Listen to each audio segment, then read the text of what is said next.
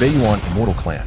An unremarkable office worker unexpectedly finds himself reincarnated in a realm of cultivation, born into a family beset by peril.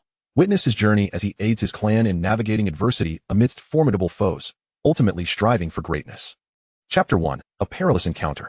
In the realm of cultivation known as Beiyuan, within the Zhao kingdom, lies Qingli County. At the edge of a tranquil stream stands a modest village, isolated in the wilderness, with no signs of life for miles.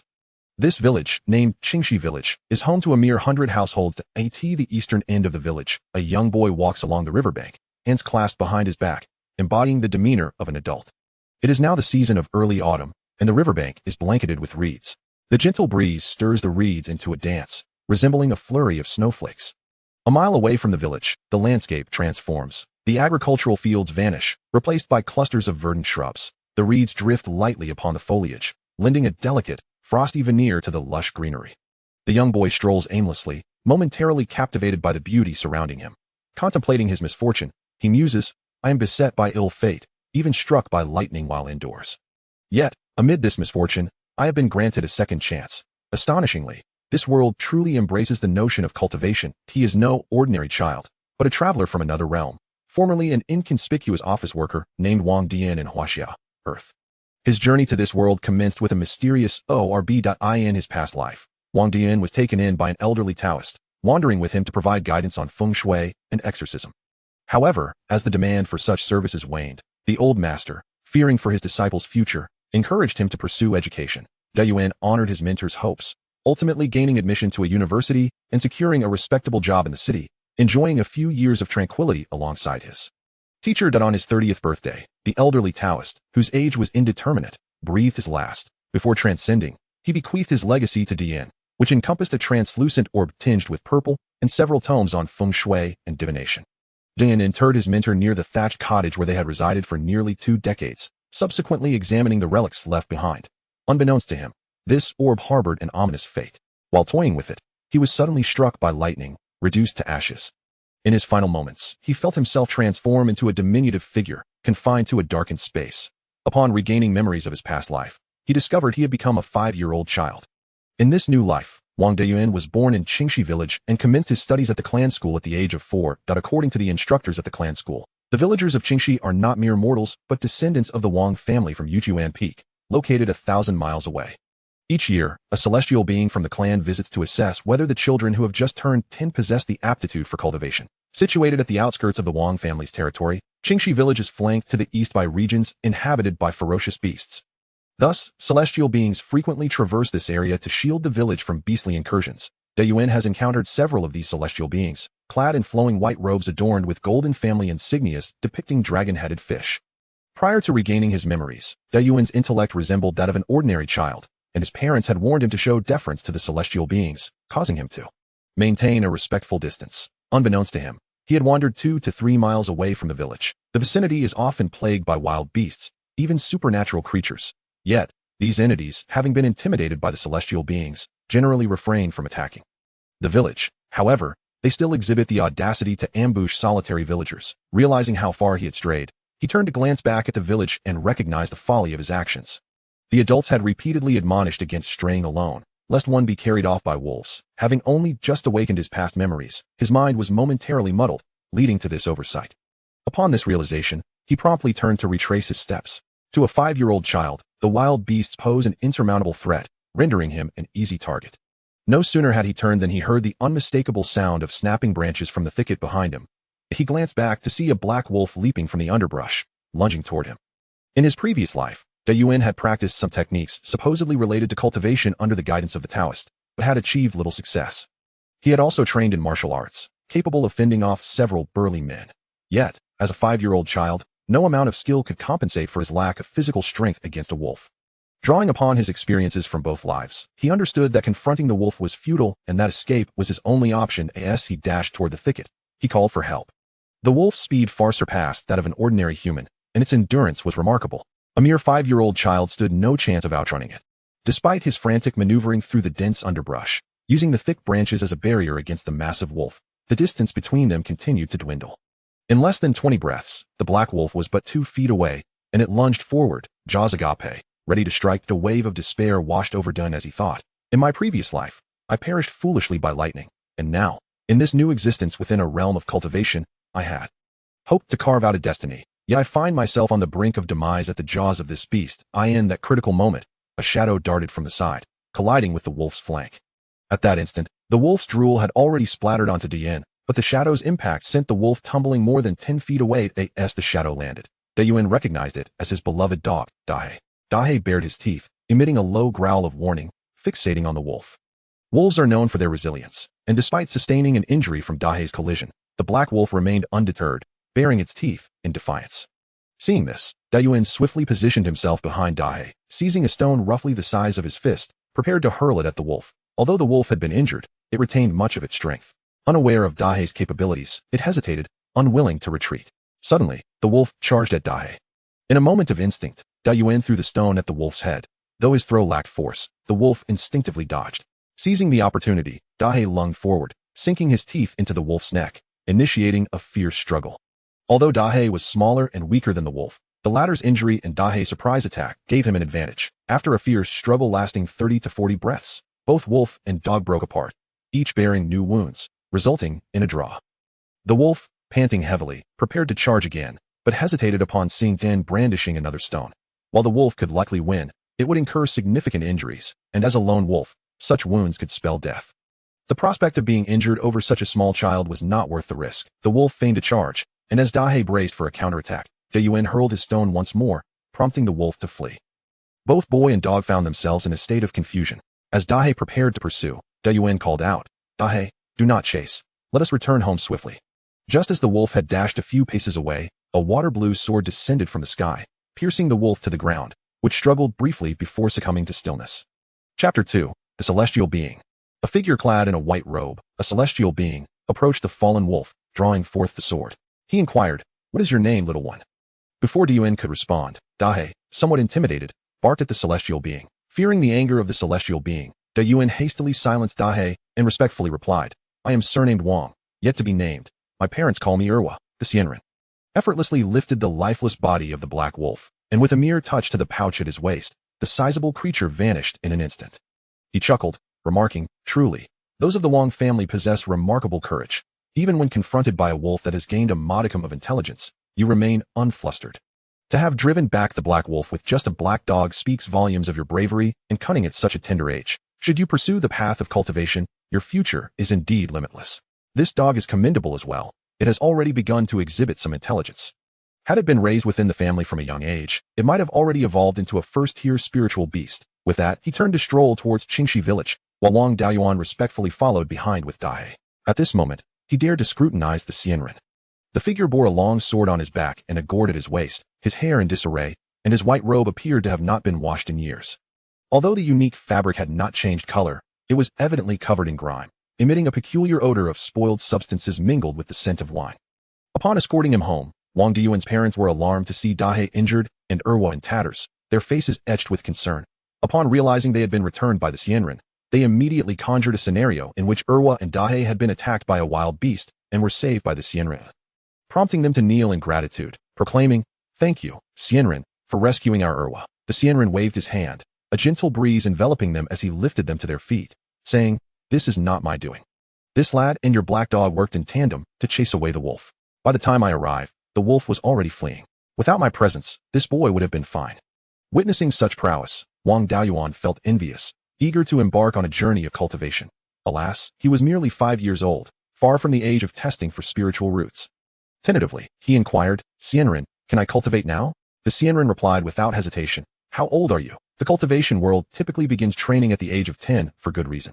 Firstly, children under 10 lack the intellectual capacity to fully grasp the knowledge of cultivation. Secondly, their bodies are too frail to endure the force of spiritual energy. However, observing your composed demeanor while engaging with that black wolf, your intellect seems adequate. Physically, you appear reasonably fit, but you may not meet the requirements, as you seem to be around 5 or 6 years of age. Wild beasts frequently roamed near Qingxi village, and demonic creatures occasionally appeared. Today, he had narrowly escaped being devoured by a beast with some intelligence. Who could predict what might transpire in 5 years? There was no certainty he would even reach the age of 10 that he hastily declared, "This lad is determined to cultivate. I hope the Xianren will grant me this opportunity." The Xianren placed his hand upon Wang Diyuan's lower abdomen, and he felt a cool sensation gradually permeating his belly, quickly radiating throughout his body. Your physique is extraordinary. At such a young age, you can endure spiritual energy without feeling discomfort. Thus, I shall grant you a chance, the Xianren remarked with surprise, producing a book. This is the Kai Mai Ju, the foundational technique of cultivation designed to open the 8 extraordinary meridians that if you can cultivate a sense of qi, it will indicate that you possess spiritual roots suitable for cultivation. Should you fail to cultivate a sense of qi, it suggests you lack spiritual roots and are merely an ordinary mortal. I must caution you, although your physique is stronger than your peers, able to withstand some spiritual energy, the energy I impart will be under my control, preventing any severe harm. Should you cultivate spiritual power on your own, you may lose control, injuring your body and hindering future cultivation. Are you still willing to attempt it? Wang Daoyuan resolutely replied, I am willing. The characters of this world resembled those of his past life, albeit simpler. Even before awakening memories of his previous life, he found learning to be a delight. Within a few months at the clan school, he had mastered the commonly used characters. Thus, when he began to study the Kai Mai Ju, he felt little pressure. Under the guidance of the Xianren, Wang Daoyuan commenced his practice of the Kai Mai Ju. An hour later, he sensed a faint warmth in his abdomen and informed the Xianren. The Xianren belched, saying, stop joking. To cultivate a sense of qi within an hour? Either I misheard due to my inebriation, or you've soiled your pants. Where would such warmth come from? Despite his words, the Xianren meticulously examined Wang Daoyuan's body and was astounded to discover that he had indeed cultivated a trace of spiritual energy, leaving him momentarily speechless. After a prolonged silence, the Xianren regained his composure and inquired, do you feel any discomfort?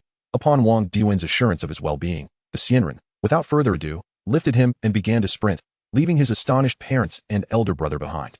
Fortunately, Wang Daoyuan's parents had been educated in the clan school about cultivation matters during their youth, realizing their son had caught the attention of the clan's Xianren and could embark on the path of cultivation, thus alleviating their worries. After a day's journey, the Xianren brought Wang Daoyuan back to Yuchuan Peak to report to the elders.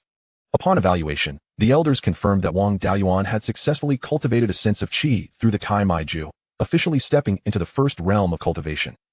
The Kai Mai realm that a 5-year-old cultivator had never been seen or even heard of in the Wang family's 600-year history. Wang Daoyuan was formally integrated into the Wang clan, whose generational motto was Chengzu Jiji, Shou Dao Mingda, perfectly aligning with his generational title of Dao. Under his insistence, the family named him Wang Daoyuan. The elders bestowed upon him special privileges, ensuring his needs were met. He did not disappoint, achieving the opening of all 8 extraordinary meridians by the age of 8, reaching the 8th layer of the Kai Mai realm. By 9, he had connected the 8 meridians to his dantian, achieving completion of the Kai Mai realm, and by 10, he drew spiritual energy into his dantian, officially entering the qi refinement realm. The clan elders, concerned for his frail constitution, limited his daily cultivation to just 15 minutes, while children over 10 typically trained for 1 to 2 hours, far exceeding his practice time. Had it not been for his physical limitations, he could have reached the qi refinement realm in under a year at this point. While his peers were just beginning to understand the concept of cultivation, Wang Daoyuan had already entered the qi refinement realm, a blatant head start. However, this fortunate scenario did not last long. By the age of 10, with ample vitality and a stable spiritual root, Wang Daoyuan was ready for the testing of his spiritual roots. Secretly taken by the elders for assessment, the testing vessel revealed 5 luminous columns of red, yellow, white, black, and green, each measuring 2 inches in height. The testing vessel is a special artifact used to reveal the spiritual roots of the subject. The spiritual roots manifest as ethereal shadows on the vessel, with red, black, white, yellow, and green representing 5 elemental attributes. The cumulative height of all spiritual root shadows rarely exceeds 1 foot, with most individuals reaching just over 9 inches, and only a few achieving a full foot. The elders were nearly driven to despair by the test results. They had meticulously nurtured this prodigious talent for 5 years, only to discover that he bore 5 spiritual roots, and worse yet, a balanced set of 5 roots with no distinguishing traits, representing the slowest cultivation aptitude. Cultivators with 5 spiritual roots face significant challenges in establishing a foundation, and no faction is willing to support them. His earlier rapid cultivation was attributed to his innate energy, which had accelerated his progress. Wang Daoyuan appeared to possess an unusually abundant amount of innate energy, resulting in an initial cultivation speed comparable to that of those with heavenly spiritual roots. The source of this surplus energy remained a mystery to the clan leader and the elders. Heavenly spiritual roots are characterized by a single root, with a spectral height not less than 9 inches. As one ages, innate energy dissipates, and cultivation speed gradually declines. By the age of 12, the innate energy completely vanishes, along with its benefits to cultivation speed. Having transitioned from genius to a 5 spiritual root individual, Wang Diyuan's standing within the clan plummeted. Fortunately, this was a cultivation family rather than a sect. What is paramount in a cultivation family? The lineage. Within the clan, any member possessing spiritual roots is considered a valuable asset. As long as one has spiritual roots, no matter how poor, the likelihood of producing offspring with spiritual roots when paired with an ordinary person is approximately 20%. If both parents have spiritual roots, the probability of their offspring possessing them is around 50%. In contrast, when both parents are ordinary, the chance of their child having spiritual roots typically stands at 1 in 10,000. However, if both parents are ordinary yet have direct ancestors with spiritual roots, as is the case with Wang Diyuan's parents, the probability of their offspring possessing spiritual roots ranges from 1% to 1 in 1,000, decreasing with each generation. The offspring of 5 spiritual root and heavenly spiritual root individuals demonstrate no significant difference in aptitude. Thus, upon being identified as possessing the 5 spiritual roots, Wang Diyuan faced no censure and continued his cultivation within the cave dwelling on Yuchuan Peak, albeit without the previous abundant resources. Chapter 3. Divine consciousness. Time swiftly passes, and in the blink of an eye, 6 years have elapsed. Within a cave nestled by a stream on the slopes of Yuchuan Peak, a valiant young man sits cross-legged, his eyes tightly shut, his breath long and steady. Wisps of azure energy flow from his mouth, nostrils, and skin, gradually converging into the 12 primary meridians, then coursing through the extraordinary 8 channels, ultimately entering the Guanyuan acupoint. Located 3 inches beneath the navel, the Guanyuan acupoint, also known as the Dantian, is the foundation for any practitioner. After a quarter of an hour, a surge of energy erupts from him, radiating outward.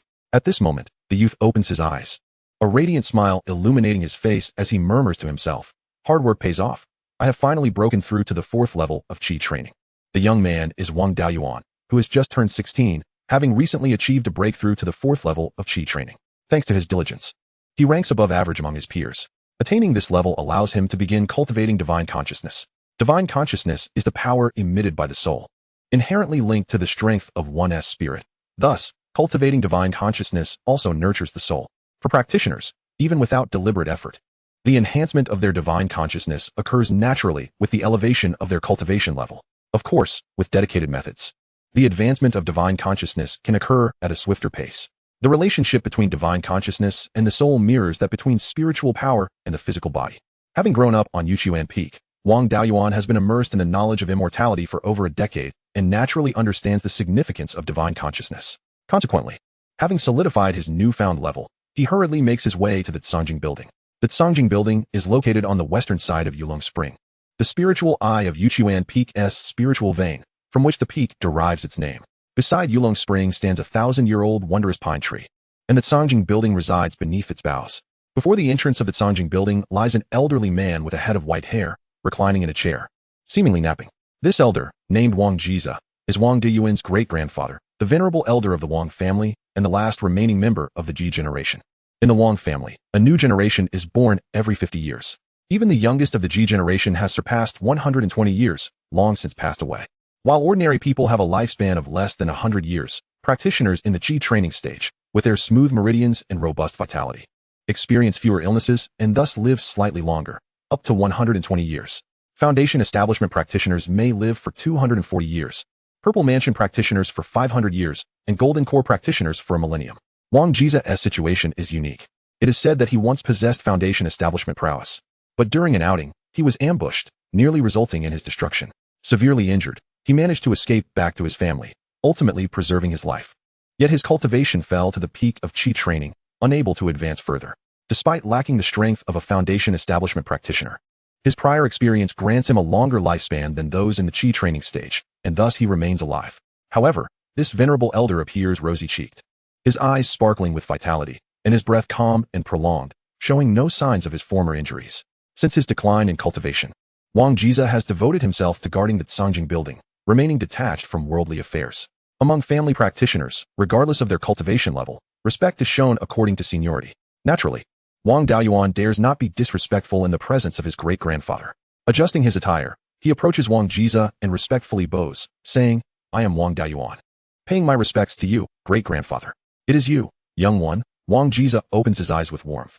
"Indeed, you have broken through to the 4th level of Qi training. Your energy is just stabilized, yet there is no hint of superficiality. Your foundation is solid. It seems you have exerted considerable effort in the path of cultivation. Having good talent merely makes the journey easier. How far one can go ultimately depends on perseverance and opportunity. Though your aptitude may not be exceptional, your diligence may still yield significant accomplishments. Wang Daoyuan bows again, expressing his gratitude. Thank you for your guidance, great-grandfather. Wang Jiza gestures dismissively. No need for such formality. You have just achieved the 4th level of Qi training. You seek the methods for cultivating divine consciousness, I presume? Our Wang family is modest and lacks formidable techniques. Indeed, we possess only one method for cultivating divine consciousness, which I shall share with you. Take note of it and practice diligently, but remember, it must not be disclosed to outsiders. To learn this method, one requires 100 family contribution points, though minors are exempt from this requirement. With that, he produces a jade slip and hands it to Wang Daoyuan. Family contribution points serve as currency within the Wang clan, distributed based on the contributions made by family members. They can also be exchanged for spirit stones, with 1 spirit stone equating to 1 contribution point. Wang Daoyuan places the jade slip against his forehead, and after a moment, a text appears in his mind, titled Forging the Soul Technique. He cradles the jade slip and returns it to Wang Jiza. Bowing once more, I have committed it to memory. Wang Jiza puts away the jade slip and remarks, you are studying the art of talismans, and for you, divine consciousness is even more crucial. The strength of your divine consciousness directly affects the success rate of talisman crafting. Return and practice earnestly. If you have any questions, feel free to seek me here. After turning 14, the descendants of the Wang family must learn the 100 arts of immortality, provided it does not hinder their cultivation. Those of Wang Daoyuan's caliber, who have little hope of reaching foundation establishment, typically focus their energy on these arts to gather resources for the next generation. Wang Daoyuan is no exception. At the age of 14, he began learning the 100 arts of immortality from the clan elders. Through experimentation with various skills, Wang Daoyuan discovered he had a talent for alchemy, talisman crafting, and planting. However, given the limited nature of human energy, mastering multiple arts is impractical. After careful consideration, he ultimately chose to focus on talisman crafting. Although the rewards from talisman crafting are not as great as those from alchemy, the ability to directly enhance his combat strength through talismans is invaluable. He understands that with his innate talent, the only way to have a chance at foundation establishment is to exert himself to the utmost to improve his cultivation, leaving little time for spell practice, which would limit his combat prowess. Thus, he must compensate through external means. Talismans are the sole method that can enhance combat strength without relying on one's cultivation level. Using a talisman merely requires a modicum of divine consciousness or spiritual power, allowing even a Qi training practitioner to wield a second-tier talisman with power comparable to that of a foundation establishment practitioner. Moreover, compared to alchemy and weapon crafting, the costs of talisman crafting are significantly lower, making it suitable for someone like Wang Daoyuan, who lacks resources. Having made his choice, Wang Daoyuan studied talisman crafting under his uncle, Wang Jida, an elder skilled in this art. Over the course of 2 years, he learned to create talisman paper using various spiritual herbs, to make spiritual ink from the blood of magical beasts or cinnabar, to recognize common first-tier runes, and to practice drawing talismans. Naturally, practicing drawing talismans involved using mundane tools. Talisman paper and spiritual ink, which could be sold for a profit, were not resources to be squandered by apprentices. Wang Daoyuan was not the obedient child he seemed. After a year of study, having learned to create talisman paper and spiritual ink and having grasped common first-tier runes, he enlisted the help of a family member on an outing to purchase a subpar talisman brush, thus officially embarking on his talisman crafting journey. Perhaps due to his previous experience learning from an old Taoist in his past life, Wang Daoyuan's talent for talisman crafting exceeded his expectations. In just 3 days, he successfully crafted a low-grade first-tier talisman. Upon returning to his cave, he immediately began to comprehend the Forging the Soul technique, as it significantly impacts how far he can progress in the art of talismans and must not be neglected. The jade slip contained limited content, consisting of just over 5,000 characters. The first 1,000 characters outlined basic knowledge and techniques of divine consciousness, followed by another 1,000 detailing specific methods for cultivating the soul. The remaining 3,000 characters presented insights from the clan's elders. This reflects the family's heritage. Possessing such insights helps practitioners avoid many pitfalls. After perusing the material, Wang Daoyuan focused his mind and proceeded to the first step of divine consciousness cultivation, introspection. The soul resides within the area known as the Mud Pill Palace, also referred to as the Sea of Consciousness. Therefore, before cultivating divine consciousness, one must first introspect into the Sea of Consciousness to locate their training ground. Following the method laid out in the Forging the Soul technique, he concentrated his mind and directed his awareness to the Mud Pill Palace. In a brief moment, Wang Daoyuan beheld a gray, misty realm stretching infinitely in all directions. This was the fabled Sea of Consciousness. Gazing upward, he was astonished to discover that the ancestral bead from his previous life was present within his Sea of Consciousness. As the divine consciousness probed the orb, It unexpectedly penetrated into its interior, revealing a self-contained space. This was a hemispherical expanse, approximately 10 acres in size, within which there existed a faint aura of spiritual energy. Beyond this space, a dense fog enveloped everything in a grayish haze. Chapter 4. Lingzhu's space in his past life, during his childhood.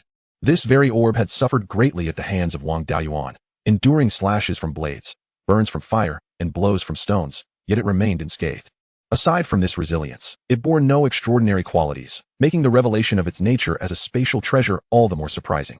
Since this space resided within the orb, Wang Daoyuan mused to himself, it shall henceforth be known as Lingzhu Space. At the periphery of Lingzhu Space stood a modest thatched cottage, unremarkable in appearance. Yet it evoked a profound sense of familiarity in Wang Daoyuan. Upon entering the cottage with his divine consciousness, he was taken aback by the furnishings, for they were unmistakably those of the home he had shared with the old Taoist for many years in his previous life. It was within this very cottage that he had been struck by lightning while sorting through the old Taoist's belongings, leading to his transference into this realm. In the center of the cottage lay an ancient 8 Immortals table, and against the rear wall stood an altar adorned with a tablet inscribed with the name of his esteemed master, Wang Gong, whose spirit resided there. Everything remained unchanged, save for the fact that the old Taoist had long since transcended, and Wang Daoyuan had undergone reincarnation into a different world. Upon the 8 Immortals table rested the relics left behind by the old Taoist, including several volumes of ancient texts bound with thread. With a mere thought, Wang Daoyuan summoned one of the texts, causing it to vanish from the space and reappear in his hand. Moments later, it disappeared again, returning to its place atop the 8 Immortals table. It was evident that Lingzhu Space possessed the ability to store and retrieve items.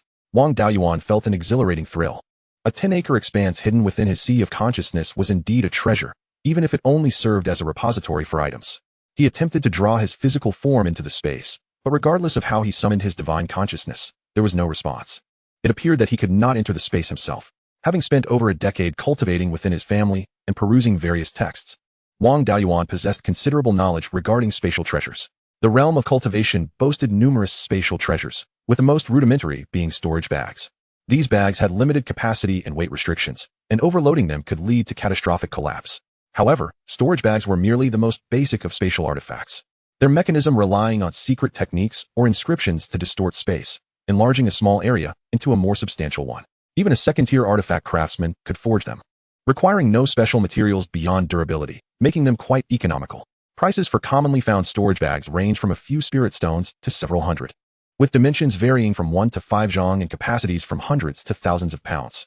For larger spaces and heavier items, the requirements for crafting materials escalated, diminishing the cost-effectiveness compared to simply carrying multiple smaller storage bags. More advanced artifacts were classified as high-level spatial treasures, such as Qian rings and bracelets, which had no weight limitations and typically encompassed internal spaces exceeding 5 zhong. Crafting such items demanded materials with spatial properties, like Kongming stones and hollow willows. Additionally, the craftsmanship required for advanced spatial treasures was of a high caliber, with only a few artisans capable of producing them, making such treasures exceedingly rare, with most Zifu cultivators unable to obtain them. The highest tier comprised top-tier spatial treasures, whose internal spaces constituted entire miniature worlds, capable of sustaining life. However, these treasures existed only in legend, said to be fashioned by transcendent beings from natural small worlds. As for the methods of crafting them, they were unknown to all. In addition, there existed a unique category of spatial treasure known as spirit beast bags. While these bags could also accommodate living beings, they were of a different nature compared to top-tier spatial treasures. Spirit beast bags merely ensured the survival of creatures without providing any space for movement, let alone reproduction. Typically, spirit beast bags were considered low-level spatial treasures, akin to storage bags, but with greater carrying capacity and higher costs, with some being classified as advanced spatial treasures. Lingzhu Space surpassed a standard Qian ring in size. Unlike the latter, which was typically shrouded in darkness, Lingzhu Space featured visible soil and a faint aura of spiritual energy. Although it lacked celestial bodies, it was not devoid of light, radiating brightness akin to a dim day during overcast weather. Wang Daoyuan speculated that Lingzhu Space was undoubtedly superior to an ordinary Qian ring and might even be a top-tier spatial treasure rumored to contain a miniature world. To validate this conjecture, he ventured outside his cave dwelling, casually capturing a few insects and placing them within Lingzhu Space. He also retrieved several grains of spiritual rice from the storage bag provided by his family and sowed them in the soil of the space. After observing for several hours, he noted that the insects remained lively, indicating that creatures could survive within the space, while the spiritual rice showed no signs of growth.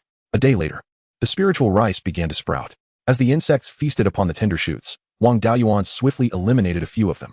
The ability to cultivate spiritual rice and raise spiritual insects within the space epitomized the characteristics of a top-tier spatial treasure. Wang Daoyuan reveled in the thought that Lingzhou space boasted 10 acres of fertile land, albeit with sparse spiritual energy, suitable only for cultivating low-tier spiritual plants like spiritual rice. Nevertheless, it was not to be underestimated. Typically, an acre of spiritual rice yielded around 200 pounds, with 10 pounds fetching 1 spirit stone. Thus, 10 acres would produce 2,000 pounds of spiritual rice in a single season, netting 200 spirit stones, with a harvest every 3 months. That amounted to 800 spirit stones annually, a sum few cultivators below the foundation establishment stage could ever hope to earn. With a sense of discretion, he thought to himself, cough, modesty is key. With a plethora of resources at his disposal, the previously bleak path of cultivation now appeared illuminated with hope. Reflecting on this, Wang Daoyuan inadvertently hummed a familiar tune from his past life. Today is a splendid day. After indulging in a moment of elation, he could not help but feel sorrow for the old Taoist from his previous life. With his current understanding of cultivation, he recognized that the old Taoist did possess some degree of skill, yet he was likely only at the 2nd or 3rd layer of qi refinement, and his cultivation methods were merely basic techniques. Had the old Taoist managed to reach the 4th layer of qi refinement and cultivated his divine consciousness, he would have uncovered the secret of the Lingzhou. The old Taoist had managed to reach the qi refinement realm in a world where spiritual energy was nearly non-existent, relying solely on his own efforts. With the abundant resources provided by the Lingzhou, achieving foundation establishment would pose no challenge, and opening a Zifu would be within reach. As he lamented the old Taoist's fate, he recalled the nurturing and teachings he had received, causing his eyes to mist over. Memories flooded back. The old Taoist had imparted his wisdom generously since Wang Daoyuan's earliest recollections, teaching him to draw talismans at the age of 5, laying a solid foundation for his future as a talisman master. At 6, he instructed him in martial arts, and at 7, he taught him the ways of the world, instilling principles such as kindness to others and the importance of discretion in wealth. Contemplating the latter, Wang Daoyuan's thoughts wandered to the adage about the dangers of flaunting wealth, causing him to break into a cold sweat, feeling as though he were being scrutinized. The Wang family was merely an ordinary foundation establishment clan, with only the clan leader, Wang Jian, achieving that stage of cultivation. In the realm of cultivation, they were considered a lower-tier power, only marginally superior to rogue cultivators and qi refinement families. Such meager strength, yet they possessed a legendary top-tier spatial treasure. The mere existence of a standard Qian Kuan ring, if revealed, could lead to the annihilation of the Wang family. To survive, it was imperative that not a whisper of this secret be disclosed. Thus, Wang Daoyuan's dreams of profiting from the sale of spiritual rice were dashed. Given the low price of spiritual rice, which was essential for low-tier cultivators, most factions consumed their own production with minimal sales to outsiders. Should Wang Daoyuan's thousands of pounds of spiritual rice enter the surrounding market of the Wang family, it would undoubtedly stir significant attention, potentially alerting those with ulterior motives, leading them back to discover the source of the anomaly. At that point, his life would be at risk, and his family could very well suffer the consequences. To ensure the safety of himself and his family, it was crucial to maintain a low profile and avoid drawing external scrutiny. Holding a treasure, yet unable to utilize it, stirred a profound sense of melancholy within him, akin to a multitude of eunuchs entering a brothel, laden with unfulfilled desires. Chapter 5. Wang Shui. Wang Daoyuan, being a time traveler endowed with the memories of a previous life, contemplated the sagacious adage from his past: one should never place all their eggs in a single basket. Since it was imprudent to sell a copious amount of Lingzhou, he resolved to cultivate a variety of other spiritual herbs, as the repercussions of selling diverse medicinal plants would be considerably less than those of solely selling Lingzhou. The Wang family possessed 50 acres of spiritual fields, dispersed across various locations on Yuchuan Peak. However, the variety of spiritual herbs cultivated was rather limited, with only a handful of first-tier herbs, including Lingzhou, Huangyuankou, and Qishuashen. Among others, Huangyuankou served as a primary ingredient for crafting first-tier talismans, while the remaining herbs were essential for concocting commonly used elixirs such as Qingling Dan, Juling Dan, and Huichun Dan for qi refinement practitioners. As a member of the Wang clan with remarkable talent in talisman crafting, it was highly probable that Wang Daoyuan could evolve into one of the economic pillars of the family. Acquiring first-tier herb seeds should pose no significant challenge. Having devised a strategy, Wang Daoyuan's heart, previously akin to a group of eunuchs entering a brothel, ignited with fervor once more. Unable to contain his excitement, he dashed out of his cave dwelling, heading straight for the residence of the elder responsible for managing the spiritual fields. The elder in charge of the spiritual fields was named Wang Shui, the 12th in the lineage of the Shou character generation, the youngest and most gifted elder of the family, yet still under 40. He had broken through to the 9th level of qi refinement at the tender age of 25 and reached the pinnacle of qi refinement by 28. poised for a breakthrough into the foundation establishment realm. However, the Wang family lacked a stable method to acquire foundation establishment pills. Without these pills, the risks associated with a forced breakthrough were exceedingly high, and failure could result in a near-fatal outcome. Firstly, being still young. As long as he could break through before the age of 70, when his vitality began to wane, his success rate would remain unaffected. Secondly, the qi refinement stage was foundational. The more one accumulated, the more solid their base, thus increasing the likelihood of a successful breakthrough and paving a broader path for their future. Consequently, Wang Shui had refrained from hastily forcing a breakthrough. To accommodate this elder, who had the highest potential for achieving foundation establishment within the clan, the family assigned him the most leisurely position, the Grand Overseer of the spiritual fields. His primary task was to annually inspect the yield of the spiritual fields. As long as the output remained within reasonable bounds, he had little else to concern himself with. As various managers handled the mundane tasks, the reputation of this Grand Overseer was formidable within the clan, yet Wang Daoyuan had never encountered him. For Wang Shui was known for his free-spirited nature, often indulging in leisure outside the confines of the family, returning only for significant clan matters. As the year drew to a close, the family was set to evaluate the annual income and expenditures, necessitating the presence of the Grand Overseer. Thus it was likely that Wang Shui was currently at the mountain. Upon arriving at Wang Shui's cave dwelling, just as Wang Daoyuan was about to knock, he heard a languid, yet somewhat familiar voice beckoning him to enter. Upon stepping inside, Wang Daoyuan beheld a stone bed, surrounded solely by jars and vessels of wine. A man clad in white lay upon the stone platform, one leg crossed over the other, holding a wine gourd, pouring the contents into his mouth. Recognizing the man's features, Wang Daoyuan felt a pang of disappointment. It was indeed the Immortal who had once guided him up the mountain. To his astonishment, the illustrious elder he had heard so much about was none other than his carefree mentor. Wang Daoyuan promptly bowed in respect, introducing himself. "I am Wang Daoyuan. Greetings to you, 12th uncle." Wang Shui remained seated, nonchalantly waving his hand, sending a wine gourd from the wall flying towards Wang Daoyuan. "You young lad, spare me the formalities. Let us drink first before discussing any matters." Though Wang Daoyuan had never partaken of alcohol, he felt it inappropriate to refuse when seeking assistance. Accepting the gourd, he took a hearty swig, the fiery liquid igniting a blaze in his throat. As the burning sensation subsided, it transformed into a warm flow that coursed through his dantian. Remarkably, he felt a slight enhancement in his cultivation, realizing that this single sip was equivalent to a day of meditative practice. Encouraged by the effect, he tilted the gourd and drained its contents. Feeling as though he had plunged into a furnace, yet surprisingly, he experienced no intoxication. "Ha, what a fine lad. Such a capacity for drink. Truly worthy of my attention. Your future is boundless." Wang Daoyuan could only sigh in resignation, realizing that the basis upon which his elder assessed the potential of cultivators was their alcohol tolerance. Wang Shui finally sat up and inquired, "What brings you here, young lad?"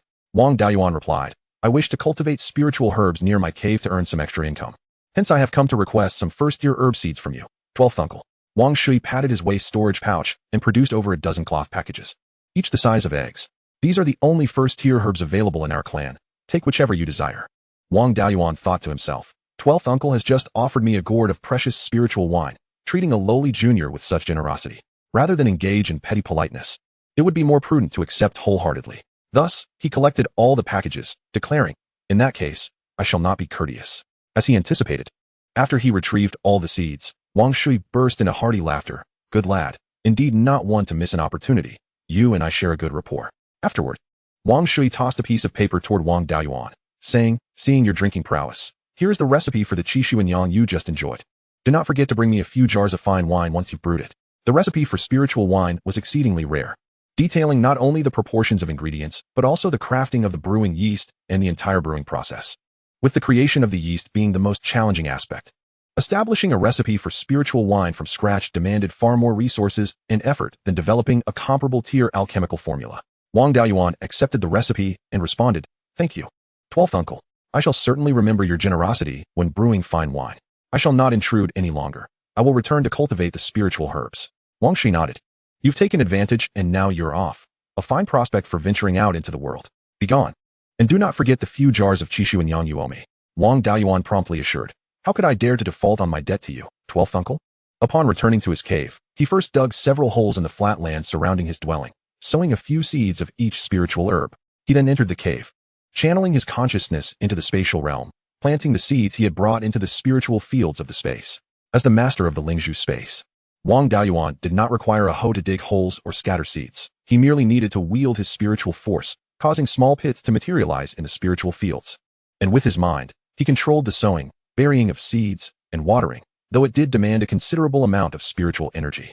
In the 10 acres of spiritual fields, he planted 4 acres of Linggu, 2 acres of Huangyuankou, and 1 acre of Qishuashen, while the remaining 3 acres were allocated for the spiritual herbs needed for Juling Dan, Qingling Dan, and Huichun Dan, each occupying an acre.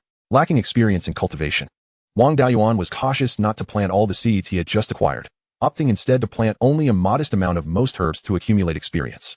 Having learned about Huangyuankou through his studies in talisman crafting, he planted a larger quantity of it. Furthermore, as he possessed the ability to craft talisman paper, he could produce and sell it, thus increasing his income without directly selling Huangyuankou, thereby minimizing the risk of attracting unwanted attention, a dual advantage.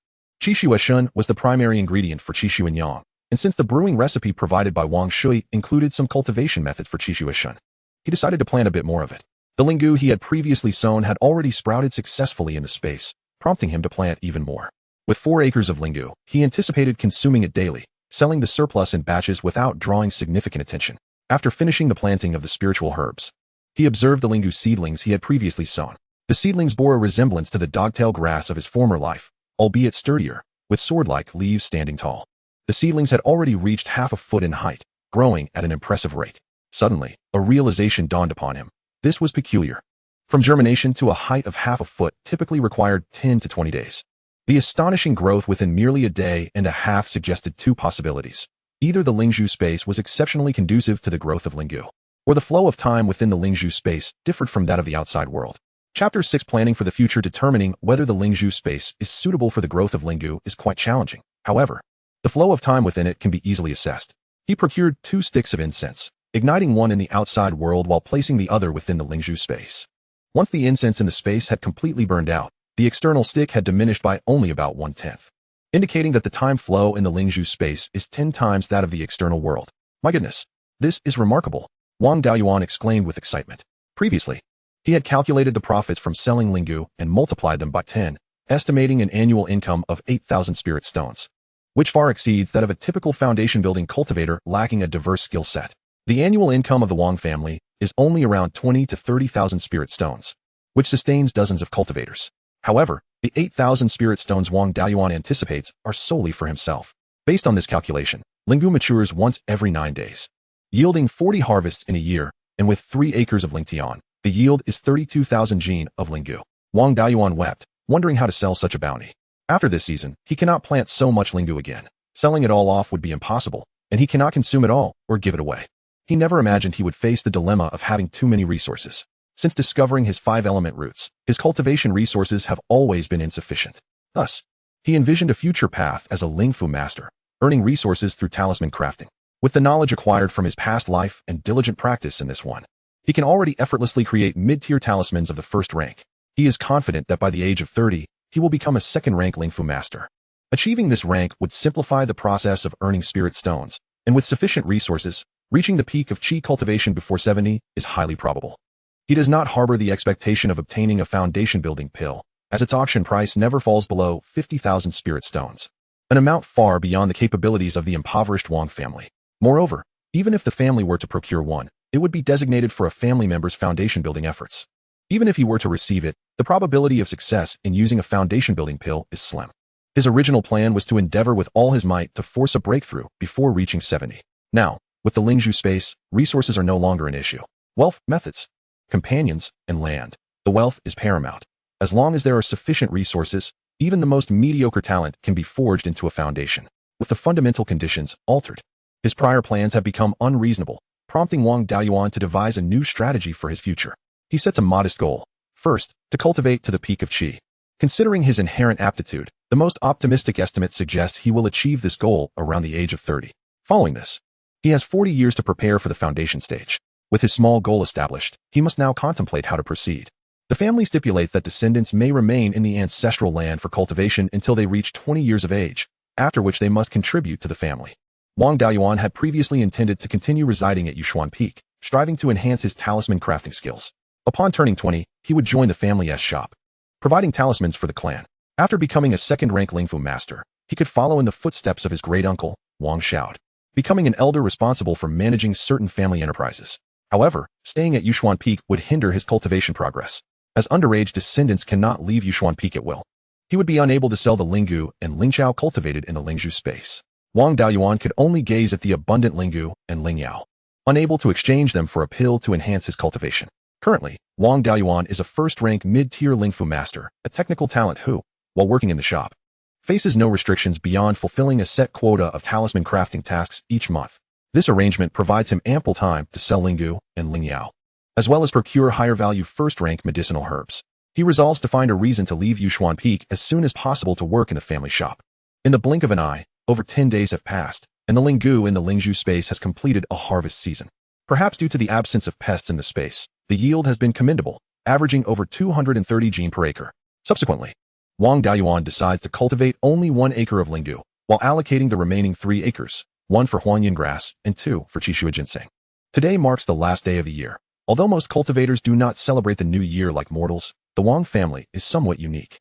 Retaining the customs of ordinary people, the Wang family's founding ancestor, Wang Qingzu, was originally a second-generation heir from a wealthy family in the mortal realm, and he was the sole heir of a vast estate, lavished with affection from his elders.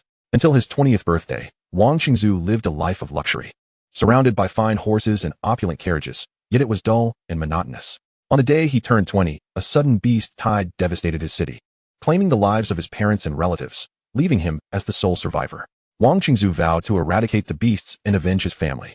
Later, he fortuitously acquired the legacy of a wandering cultivator and embarked on the path of cultivation. Though he started late, Wang Qingzu possessed dual spirit roots, with his water spirit root reaching an extraordinary length of 8 inches and 9/10, nearly rivaling a heavenly spirit root. His cultivation speed was astonishing. Having begun cultivating in his 20s, he successfully established his foundation by 40 and opened his purple mansion by the age of 80. Following this, he hunted beasts throughout the northern regions of Zhao, earning a formidable reputation. The most powerful cultivation family in Zhao, the royal Zhao family, sought to recruit him. Wang Qingzu's ancestors had once served as ministers in the Zhao kingdom, and his father named him Qingzu, hoping he would follow in their footsteps. To honor his father's wishes and seek a powerful ally, Wang Qingzu accepted the invitation and became a guest elder of the Zhao family. Later, when the beasts invaded the territory north of Huiyan Mountain, Wang Qingzu distinguished himself in the war against them, achieving remarkable feats. After repelling the beasts, the Zhao family rewarded him with abundant cultivation resources and bestowed Yushuan Peak upon him. Wang Qingzu married and had children, establishing the Wang family. Due to his influence, the Wang family has preserved many customs of ordinary families since its inception. After Wang Qingzu's passing, these customs gradually faded. Yet certain traditions such as year-end account audits and ancestor worship have endured. Today marks the occasion for the family elders to audit accounts, reflecting on the past and looking forward to the future. In the afternoon, the available clan members at Yushuan Peak gathered before the ancestral hall to listen to the elders' year-end summary and the announcement of plans for the coming year. Followed by ancestor worship, Wang Daoyuan stood before the ancestral hall, listening to Elder Wang Jiren deliver a speech from the high platform. It felt reminiscent of his previous life, attending a leader's discourse, which failed to pique his interest, prompting him to ponder how to leave Yushuan Peak early to commence his work. Uncertain of how much time had passed, Wang Daoyuan felt a twinge of fatigue in his legs as Elder Wang Jiren finally concluded his address. Next, clan leader Wang Jian stepped forward to say a few words. Wang Daoyuan, who had been drifting into a daydream, perked up at the clan leader's words. The clan leader announced that this year the family had secured a new shop in Qinglifang City, requiring 5 to 6 individuals to assist, prioritizing those with specialized skills. He encouraged any family members interested in joining to register with the elder. Upon hearing this news, Wang Daoyuan, who had been preparing to drift away mentally, instantly felt invigorated.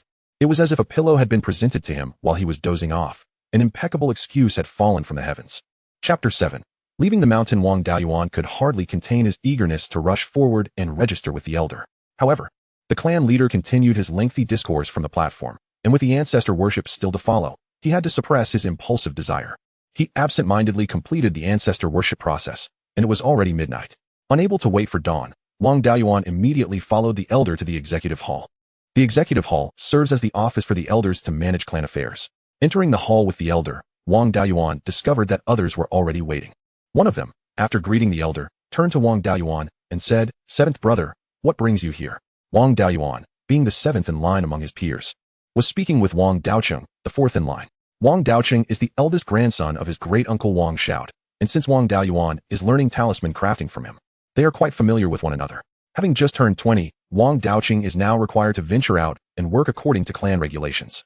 Nonetheless, despite having a second-tier Lingfu master as a grandfather, He himself lacks the aptitude for talisman crafting and possesses no knowledge of the myriad arts of cultivation. His progress in cultivation is rather mediocre, currently at the 5th level of Qi refinement, and he shows no exceptional talent in combat. His only notable skill lies in his adeptness at handling affairs with tact and his familiarity with human relationships, making him a promising candidate for a shopkeeper. However, the position of a shopkeeper is a lucrative one, typically reserved for those with experience and accomplishments. It is utterly impossible for a mere young lad to aspire to such a role. To become a shopkeeper, one must first gain experience in an established shop. But the intricate relationships within old shops favor those who are close to the current shopkeeper, making it difficult for him to stand out. Newly opened shops, on the other hand, have fewer connections, and being a blank slate allows for greater potential to shine. Therefore, he arrived early at the Changwu Hall to register. Upon seeing fourth brother there, Wang Daoyuan was not surprised. The new shop was a shortcut to prominence, and those with aspirations would not wish to miss the opportunity. Wang Daoyuan replied, "Fourth brother, you are aware of my circumstances. Staying at Yuchuan Peak would only be a waste of time. It would be far better to venture out early, earn some spirit stones, and prepare for the next generation." The Grand Elder took his seat and registered the two of them. When Wang Daoyuan announced himself as a first-tier low-grade Lingfu master, both the Grand Elder and Wang Daocheng were taken aback. The Grand Elder inquired, "What is your success rate for crafting first-tier low-grade talismans?" To avoid drawing attention, Wang Daoyuan slightly downplayed his abilities, responding, "Just around 40%. The Grand Elder stroked his beard and chuckled, "Not bad at all. At such a young age, you exhibit considerable talent in talisman crafting. However, you have just turned 16, which is still early according to family regulations. Although the family has not explicitly forbidden those under 20 from working outside, there is no precedent for it. Your decision to venture out early is voluntary, correct?" Wang Daoyuan replied, "Indeed, I am genuinely willing to work early." The Grand Elder responded, "That is acceptable, since you are volunteering. And there are no explicit prohibitions in the family regulations. Coupled with the family's shortage of manpower, you may proceed. You are still under 20, so you will continue to receive the monthly allowance of 2 spirit stones for minors. Return and make your preparations. You will accompany ninth brother to Qingli Fengshe in 3 days." Wang Daoyuan sighed in relief. He had successfully completed the first step towards his small goal and no longer had to worry about the Linggu being left to waste.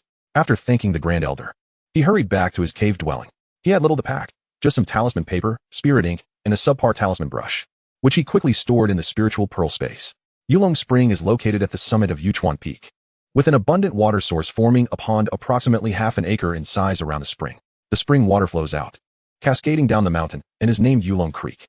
The creek's waters are rich in spiritual energy, making it ideal for irrigating spiritual fields. Thus, over 80% of the Wang family's spiritual fields are situated along the banks of Yulong Creek, with the family members' cave dwellings located in areas unsuitable for cultivating spiritual fields along the creek. As the creek flows down to the foot of the mountain, it merges with several incoming streams to form a pond shaped like a bow, hence named Miangong Pond.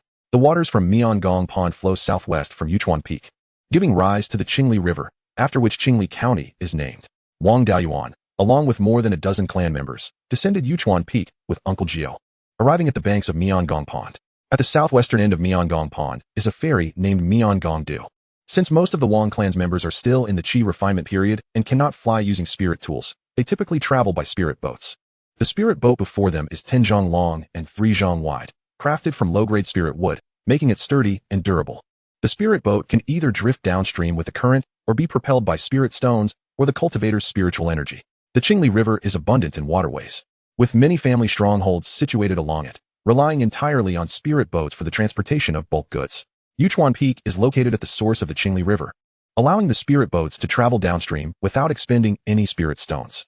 Wang Qingzu, the ancestral patriarch of the Wang family, spent his life either battling demonic beasts or en route to confront them, achieving unparalleled prowess in combat.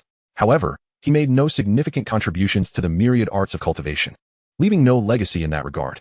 The Wang family's standing in the various arts of cultivation is rather modest in the Qingli River area.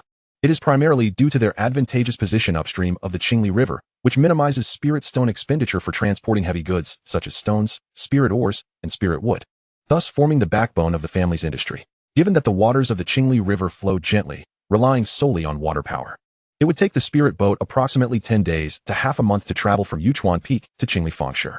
However, as Wang Daoyuan's party was focused on the shop's opening, they could not afford to waste time on the journey. They took turns using their spiritual energy to propel the spirit boat, reaching Qingli Fengshe in just a day and a half. Qingli Fengshe was established entirely by Wang Qingzu, who, after achieving remarkable feats during a demonic beast invasion, obtained substantial resources to establish the family at Yuchuan Peak. Having broken through to the golden core stage by the age of 200, he became the only golden core cultivator in Qingli County. However, the Wang family's population was not particularly large, and Wang Qingzu had little desire to expand. This lack of growth does not refer to a scarcity of descendants. Before reaching 200 years of age, Wang Qingzu fathered over 20 sons and more than 10 daughters, yet none became cultivators. It was not until he reached over 300 years of age that his first cultivator son, Wang Zuxing, was born. Subsequently, the Wang family's fortune surged as several cultivator children followed, and many of the descendants of their mortal children also became cultivators. Within a few decades, the Wang family rapidly grew into a cultivation family boasting 50 to 60 cultivators. Furthermore, owing to the mortal children born in Wang Qingzu's early years, the number of mortals in the Wang family also swelled to nearly 10,000. With an increase in family size, it became necessary to acquire more assets to support the entire household. Thus, the Wang family began to expand rapidly, and Wang Qingzu spearheaded the establishment of Qingli Fengshe at the confluence of Qingxi and Qingli River. Since this area was under the Wang family's jurisdiction, 50% of the shops belonged to the Wang family. Qingli Fengshe brought substantial spirit stones to the Wang family, which used the market as a base to expand downstream along the Qingli River. Over the course of several decades, various factions in the Qingli River basin either allied with the Wang family or directly became vassals. The Wang family entered an era of prosperity, with Qingli County almost becoming their fiefdom, referred to as the Wang family of Qingli. Unfortunately, this golden age was short-lived. Over 300 years ago, a demonic beast uprising occurred in the Tiantanshan Mountains, with the Zhao royal family making a concerted effort to resist the invasion. Although the situation was ultimately quelled, the Zhao royal family suffered heavy losses. At this juncture, the three major sects seized the opportunity to create chaos, overthrowing the Zhao royal family. Wang Qingzu, as a guest elder of the Zhao family, was also drawn into the conflict and ultimately perished. In this battle, Wang Qingzu exhibited tremendous might, commanding his spiritual beast, which is now the family emblem of the Wang clan, the Longyu, and slaying 5 golden core cultivators from the Qinyang Palace. Following this battle, the Qinyang Palace, once the strongest of the 3 major sects, fell to the bottom of the ranks. After the war, the Zhao family was annihilated, and some of its members fled the Zhao kingdom, while the 3 major sects dominated the region, ruthlessly slaughtering the Zhao family's vassals, with the Wang family caught in the crossfire. Fortunately, the 3 major sects, one of which was the Yuming sect, took control of the Zhao kingdom, and due to their long-standing animosity with the Qinyang Palace, they looked favorably upon the Wang family, especially since Wang Qingzu was merely a guest elder without familial ties. After the war, the Wang family sought intercession and avoided extermination. Moreover, the Yuming sect obstructed the Qinyang Palace from seeking revenge against the Wang family. However, the Wang family suffered significant losses, with over half of its cultivators perishing and sacrificing numerous mines, forests, and most of the shops in Qingli Fengshe, retaining only 5. The Wang family subsequently became a subordinate force of the Yuming sect. Chapter 8. The opening controversy. Although the Wang family became a subsidiary of the Yuming sect, they were not a direct lineage and had suffered considerable oppression from the Yuming sect's direct descendants over the past 3 centuries. Their territory was gradually encroached upon by the Liang family, established by Elder Liang of the Yuming sect, leaving the Wang family with only one shop, the Yuchuan General Store, in Qingli Fengshe. It was only in the last 30 years, amidst infighting among the 3 major sects, that the Yuming sect, preoccupied with territorial disputes, had the main force of the Liang family reassigned to the front lines, alleviating some of the pressure on the Wang family, allowing their business to show signs of recovery. Now, the Wang family has over 60 cultivators and more than 100,000 mortals, and they have recently acquired a new shop. The Yuchuan General Store is ideally situated at the upper reaches of the Sancha River estuary, flanked by the Qingli River on the left and the Qingxi River on the right, with a confluence of 2 waters behind it and a broad thoroughfare stretching in front. To facilitate the transportation of goods, the Wang family has constructed a small dock adjacent to the store on the left side. Spirit boats glide into Qingli Feng Market, docking at the small wharf where passengers disembark. Wang Zhida proudly states, "This is the only store owned by our family. Among the thousands of shops in Qingli Feng Market, none surpasses Yuchuan General Store in size or location." Upon hearing this, Wang Beiyuan surveys the surroundings and observes that the entire Qingli Feng Market is divided into 3 sections by the rivers. The section housing Yuchuan General Store is the oldest and most prosperous, boasting over 600 shops, referred to as the Old Market. Downstream of the Sancha River estuary lies the left market on the left and the right market on the right, each hosting around 200 shops. The left and right markets were established by the Yoming sect after the decline of the Wang family, with all stores owned by the sect. The Old Market contains more than 300 shops seized by the Yoming sect during their purge of the Zhao family's affiliated powers, leaving only a little over 300 shops not under the sect's ownership. Overall, the Yoming sect controls 70% of Qingli Feng Market, with the remaining forces accounting for 30%. Wang Jida continues. The Wang family has recently acquired a store adjacent to the general store. In the future, the family will transfer the business of spirit talismans, elixirs, and spiritual herbs from Yuchuan General Store to the new establishment, while Yuchuan will specialize in stone, ore, and spiritual wood trades. For now, Wang Jia will serve as the storekeeper, and you all must heed his arrangements. The group agrees, and Wang Jida leads them to the new store. Upon arrival, they find the doors, windows, and beams freshly painted, with a red cloth-draped plaque hanging above. A figure emerges from within to greet Wang Beiyuan and his companions. This individual is Wang Jia, the 10th in line among his peers, possessing a cultivation level of Qi refinement, 7th layer. True to his name, he is amiable to all. Wang Jia is methodical in his duties, whether managing the transport of goods or attending to customers in the store, with no oversight. Yet he has made no remarkable contributions. After enduring for 50 or 60 years, he finally ascended to the position of storekeeper. He appears to be in his 40s, though his actual age exceeds 80. The group respectfully addresses him as Shishu, or 10th uncle, as they pay their respects. After entering the store's courtyard, they find it spacious compared to the relatively cramped storefront, covering approximately 10 acres. After exchanging pleasantries, Wang Jida bids farewell. Subsequently, Wang Jia assigns tasks and accommodations to the group. As a talisman master, Wang Beiyuan enjoys a higher status and resides in a spirit-rich cave dwelling, which backs onto the Qingxi River, an excellent spot for fishing. At the entrance of his cave is a 1-acre spiritual field, which, compared to the one in his spirit pearl space, possesses slightly denser spiritual energy. To maintain discretion, he plants Huangyun grass and Qishua ginseng in the spiritual field, ensuring that when he produces talismans or brews Qishua, it does not appear too conspicuous. Wang Deyuan's task is to provide spirit talismans, with the family supplying 300 sheets of talisman paper and ample spiritual ink each month. He must deliver 120 low-grade first-tier talismans to fulfill this obligation. This task is relatively light. An ordinary low-grade first-tier talisman master can produce 10 or so talismans daily without pressure, especially for Wang Deyuan, a mid-grade talisman master, who finds 30 a day quite manageable. Completing his monthly task earns him 5 spirit stones as remuneration. Any excess beyond 120 talismans is purchased back by the family at the rate of 6 talismans for 1 spirit stone. While failing to meet the task results in deductions from his pay, this buyback price is quite favorable. Early-stage Qi refinement cultivators often spend their spirit stones on advancing their cultivation, making few willing to invest in talismans.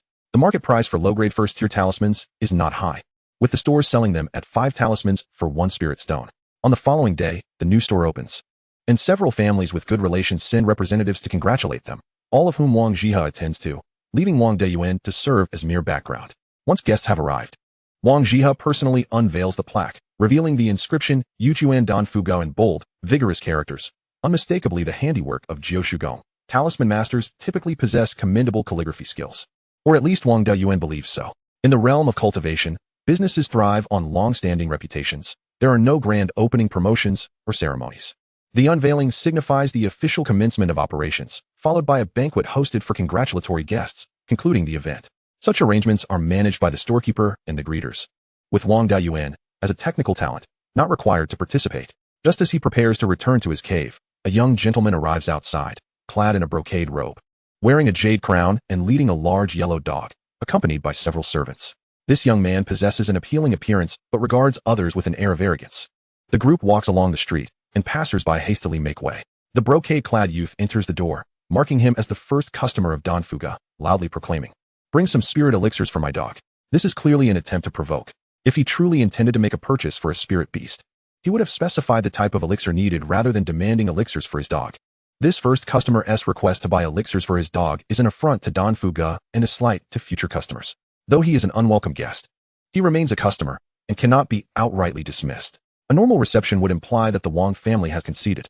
The brocade-clad young master is merely 18 or 19 years old, while the Wang family members present in Don Fuga, aside from Wang Dian and Wang Daoqing, are all from the older generation, making it appear as though the young are bullying the old should they intervene. Wang Daoqing, as the greeter, is in a suitable position to manage the situation, yet he lacks experience, making it challenging to strike the right balance. A weak retort would embarrass the Wang family, while an overly vigorous response would portray them as intolerant. Wang Daoqing aspires to become the storekeeper, and should anything go awry at this moment, his future prospects would be severely hindered, leaving him in a state of panic. Naturally, Wang Jida, as Wang Daoqing's grandfather, cannot remain indifferent. He discreetly communicates with Wang Daoyuan, saying, "Daoyuan, that youth is Liang Zilong, the son of the Liang family head, a notorious wastrel. He has come here to create trouble for us. Your fourth brother, as the greeter, should handle this, but it is a delicate matter, Both leniency and severity can lead to complications. His future path lies in becoming a storekeeper, and he needs to cultivate goodwill and a positive reputation. If he mishandles this, his prospects will be ruined. You are still underage, and regardless of whether you suffer losses or gain advantages, it can be dismissed as youthful folly, whereas our elder involvement would appear as bullying. You have always been astute. Step in to resolve this matter for your fourth brother, and I shall permit you to exchange for 2 low-grade second-tier talismans. Chapter 9. Resolution. Initially, Wang Beiyuan had no intention of intervening, not because he was indifferent to the family's interests, but because it was not his role, and stepping forward would undermine his fourth brother. However, since Jiu Shugong has now urged him to act, he sees no issue with doing so, given Wang Beiyuan's talents. Without the family, he would likely still be an ordinary person, never to realize his possession of the spirit pearl space. In his previous life, he had no family, only a master. In this life, having parents and a large family, Wang Beiyuan feels a deeper connection to his clan than most. Nevertheless, he intends to seize the opportunity for personal gain. After some contemplation, he communicates with Jiu Shugong, stating, "It is only natural to resolve family troubles. However, this situation is quite challenging. I require 3 low-grade second-tier offensive talismans, 1 low-grade second-tier defensive talisman, and 1 mid-grade second-tier escape talisman, which can be exchanged using family contributions or spirit stones. As long as you agree, I assure you this matter will be settled." Wang Jida ponders for a moment before acquiescing. As a low-grade second-tier talisman master, he can produce such talismans himself, while mid-grade second-tier talismans need to be retrieved from the family's treasury. As an elder, approving a talisman is not a trivial matter for him. These items are insignificant compared to his grandson's future. Furthermore, these talismans are not given freely. He incurs no personal loss, nor does it harm the family. Wang Beiyuan harbored his own considerations. Stepping into the limelight posed little risk to him. At worst, he would incur the animosity of the Liang family's prodigal son. However, as long as he remained within the Wang clan, the Liang family would bear a grudge against him, and he did not mind accumulating a bit more enmity. With minimal investment, he could acquire several second-tier spirit talismans, which were invaluable assets for practitioners of chi cultivation, serving as potent trump cards. Observing second-tier talismans would significantly enhance his own talisman crafting skills. These second-tier talismans were not commonplace. Even obtaining second-tier talisman paper was a challenge. Moreover, Wang Jida's success rate in crafting inferior second-tier spirit talismans was rather low, merely 30%, barely meeting the minimum standard for an inferior second-tier talisman master. The few inferior second-tier talismans he produced were mostly retained in the family treasury for the clan's descendants to exchange, and not just anyone could redeem them.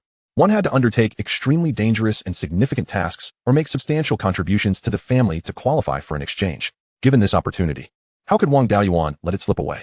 He approached the prodigal son, clasping his hands in greeting and bowing slightly. "Esteemed guest, what may I serve you? Our establishment has just opened, and you are our first patron. Allow me to extend a 10% discount to you." The prodigal son shouted. "Are your ears stuffed with donkey hair? Did you not hear me request some spirit pills for my dog?" Wang Beiyuan continued. "I am but a simpleton and did not fully comprehend your words. Are you requesting spirit pills for a human or for a dog?" The prodigal son scoffed. "Is this the level of service at your Danfu pavilion? You cannot even understand a customer's request. Of course, it is for the dog." Laughter erupted throughout the room. Even the prodigal's attendants could not contain themselves. The prodigal son, not being a fool, realized he was being insulted, and as he was the one hurling insults, he felt the urge to retaliate. Yet, recalling that he had come to provoke the Wang family, not to engage in a brawl, he begrudgingly restrained his anger. Seeing that he was still unwilling to relent, Wang Beiyuan continued, "Esteemed guest, I beg your pardon. Since the request is for spirit pills for a dog, let this esteemed canine enter our Danfu pavilion first. It shall be our first customer, and naturally, I must conduct business with this esteemed canine before attending to you." The prodigal son furiously replied, "Are you mocking me? What business can a dog partake in? My needs are the dog's needs. Quickly bring the spirit pills." Wang Beiyuan noticed his barely contained rage and replied with a smile, "I am just a simple fool. How could your needs be equated with a dog's? Does the esteemed guest share some connection with this dog?" Laughter once again filled the air. The prodigal son, now completely unhinged, drew a magical sword and prepared to attack Wang Beiyuan. Wang Jida could not stand idly by. He unleashed the aura of a peak chi practitioner. The prodigal son, merely at the second level of chi cultivation, was no match for Wang Jida's imposing presence. The prodigal's attack was interrupted, leaving him unsteady and nearly falling, fortunately supported by an attendant. Wang Jida admonished, "If the esteemed guest has come to purchase goods, our establishment shall treat you with utmost hospitality. However, should you resort to violence here, the law enforcement team of the Yuming sect is not to be trifled with." Though the patriarch of the Liang family was an elder of the Yuming sect, he barely held a prominent position, and within the sect, many disregarded him. The Qinglifang market was a crucial source of revenue for the Yuming sect. If this prodigal dared to openly disrupt the market's prohibition against violence, It would be difficult for even the Liang patriarch to protect him. Moreover, as a mere prodigal, the Liang family would not expend any resources on his behalf. Realizing that acting out could jeopardize his life, the prodigal's face turned pale, and cold sweat began to bead on his brow. Wang Daoyuan continued, "Our humble establishment caters to the esteemed canine with only spirit-feeding pills. How many would the esteemed guest require?" The prodigal, too frightened to respond, had his attendant answer. 20 will suffice. Wang Daoyuan retrieved 20 spirit-feeding pills, stating, "Each spirit-feeding pill costs 2 spirit stones, totaling 40 spirit stones. With the discount, it will be 32 spirit stones." The attendant paid the required amount, assisting the prodigal and leading the dog away in haste. Wang Daoyuan added, "Do visit us again, esteemed guest." The departing group quickened their pace. Turning to Wang Jida and Wang Jia, Wang Daoyuan clasped his hands and said, "Uncle Jio, Uncle Sure, I must take my leave." With that, he turned and made his way to the back courtyard's cave dwelling. Wang Jia sighed. It is a pity that Daoyuan lacks the aptitude, otherwise he could become a pillar of the family. Wang Jida echoed the sentiment. Indeed, it is a loss. This child possesses a talent for talisman crafting far superior to mine and holds deep affection for the family.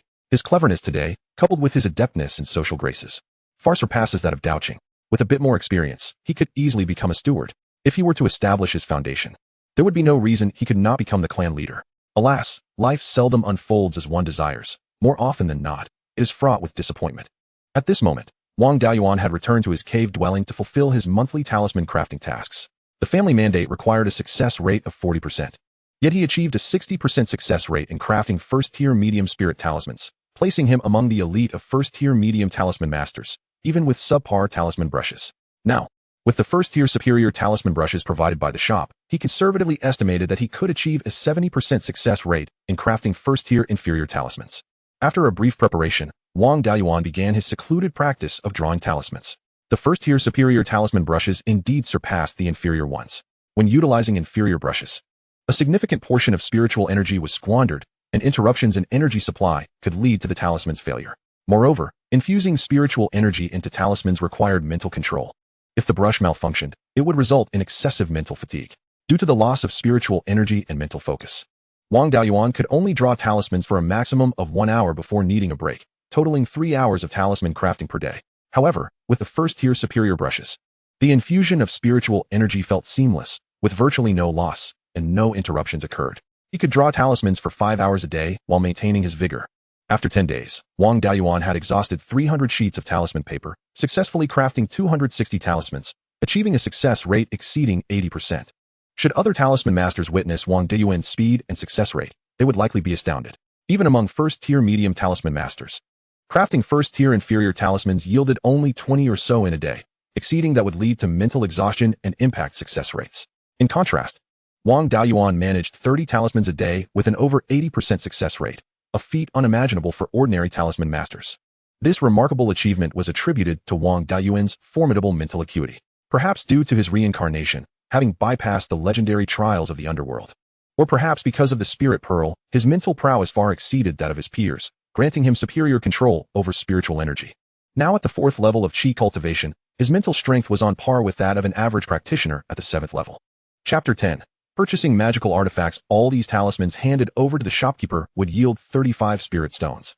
However, Wang Daoyuan's life plan was to amass wealth discreetly, avoiding drawing attention to himself to prevent exposing the secret of the spirit pearl space. Ultimately, he only handed over 180 talismans, acquiring 15 spirit stones. And with the 20 spirit stones he had accumulated over the years, he finally had a modest savings. With the month's tasks completed, he was free to indulge in leisure. With nothing pressing on his agenda, Wang Daoyuan set out with his entire fortune of 35 spirit stones, strolling leisurely along the market's main thoroughfare. Of course, he was not meandering aimlessly. Upon encountering shops selling magical artifacts, he would invariably enter to inspect the wares and inquire about prices. The Wang family lacked magical artifacts, as Wang Qingzu had not bequeathed the complete inheritance of cultivation skills. The family had endured significant hardships, ultimately sacrificing everything to secure legacies in alchemy and talisman crafting. As for artifact forging, it was an interdisciplinary skill encompassing formations, forging, fire control, and various other techniques. The learning curve was steep, requiring substantial resources, and it was challenging to find reliable inheritance in artifact forging. What was available often comprised only rudimentary knowledge and a few methods for crafting first-tier artifacts, which, even if learned, would not yield practical benefits. Even if a second-tier artifact master were cultivated, without breaking through to the foundation establishment stage or advancing to third-tier mastery, recovering costs would be nearly impossible. With an abundance of refining materials at hand, it would be far more prudent to exchange them for spiritual herbs, thereby fostering the training of additional alchemists and talisman masters. As for formation masters, they cannot be cultivated by a mere foundational family. In comparison to the demand for pills, weapons, and talismans, cultivators exhibit a significantly lesser need for formations. Only a select few families or sects, which establish protective mountain formations, would seek out a formation master. Yet, when any power requires such expertise, they invariably seek out renowned formation masters, leaving low-tier practitioners with no space for survival. Thus, only a handful of cultivators engage in this as a leisurely hobby, merely hoping to avoid confusion when confronted with formations, indifferent to their ability to actually set one up. The Wang family lacks a lineage in weapon refining and has not attempted it thus far. Coupled with the previous oppression faced by the family, their supply of spiritual stones has been consistently inadequate. Consequently, the Wang family is rather lacking in magical tools, with most of the underage members, including Wang Daoyuan, without any magical artifacts.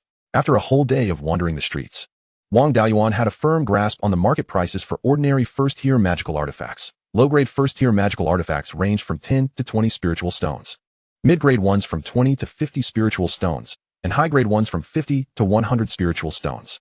With his assets, Wang Daoyuan could afford a mid-grade first-tier magical artifact. After comparing prices at various shops, Wang Daoyuan set his sights on the Xianyang sword from the Divine Weapon Pavilion, priced at 30 spiritual stones. This sword measures 3 feet and 3 inches in length, with a width of 3 inches and 3/10, its body a deep crimson hue that imparts a sense of weightiness. The crafting technique of this sword is quite standard, lacking any notable flaws or extraordinary features. What truly captivated Wang Daoyuan was the material of the Xianyang sword. Its primary component is Xian iron, a commonly used material for first-tier magical artifacts, while the secondary material is Xianyang stone, a first-tier, attribute less refining material known for its hardness and resistance to corrosion. Thus, the Xianyang sword is significantly sturdier than an average mid-grade first-tier magical artifact. Even high-grade ones would find it difficult to destroy, and it remains impervious to corrosive substances. Although Wang Daoyuan is not well-versed in weapon refining, he possesses some understanding of refining materials. The cost of the raw materials for the Xianyang sword alone exceeds 15 spiritual stones. And considering the consumption of spiritual carbon and labor during the refining process, 30 spiritual stones is indeed a fair price.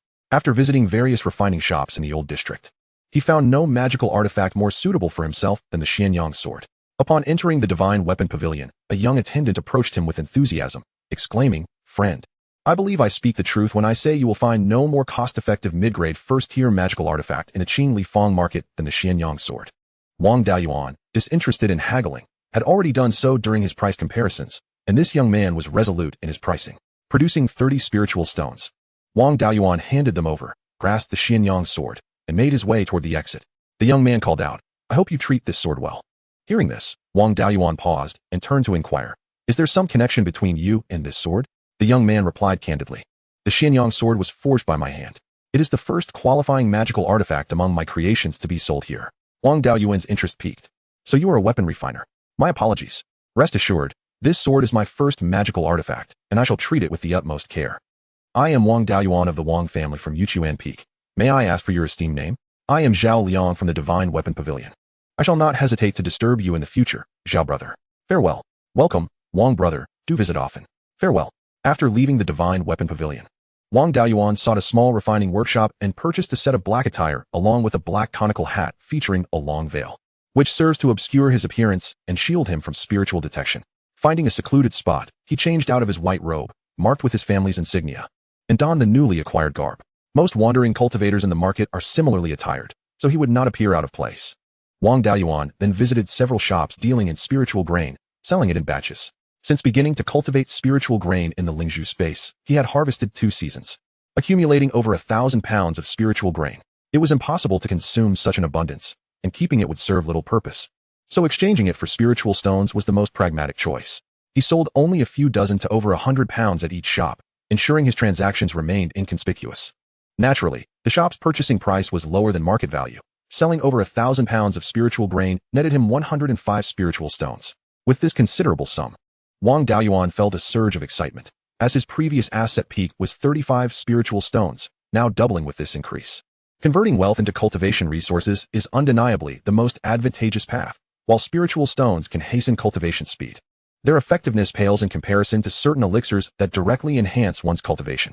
Relying solely on spiritual stones for elevation is not an ideal choice.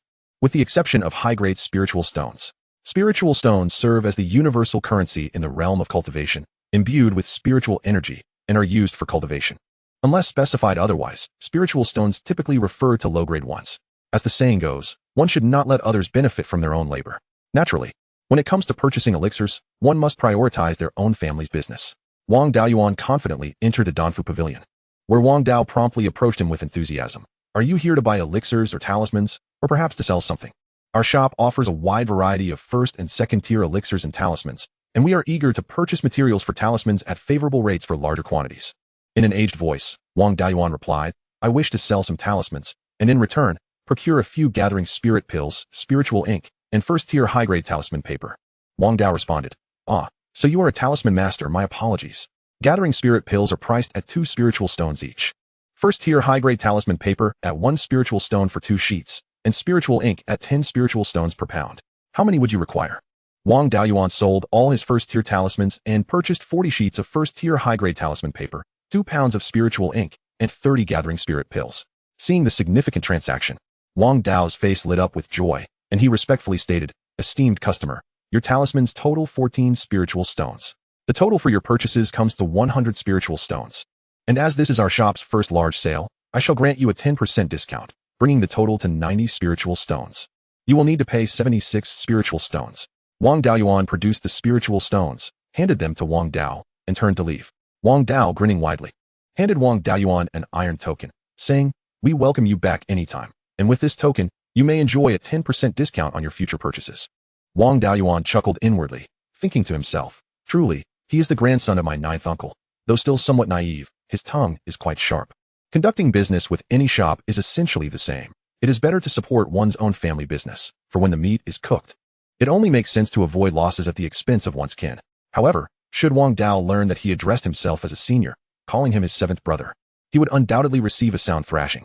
Upon returning to his dwelling within the Danfu Pavilion, Wang Daoyuan meticulously examined the Xianyang sword, performing a blood oath to acknowledge it as his own, and practiced a set of sword techniques from the mundane world. At the Qi refining stage, cultivators possess weak spiritual awareness and energy, rendering them incapable of wielding a sword to slay enemies. Thus, they resort to the age-old manner of combat. Engaging in physical confrontations with weapons, Wang Daoyuan murmured, It seems my suspicions were not unfounded. The Xianyang sword harbors secrets. It is, in fact, a failed high-grade first-tier magical artifact, reforged after its initial failure.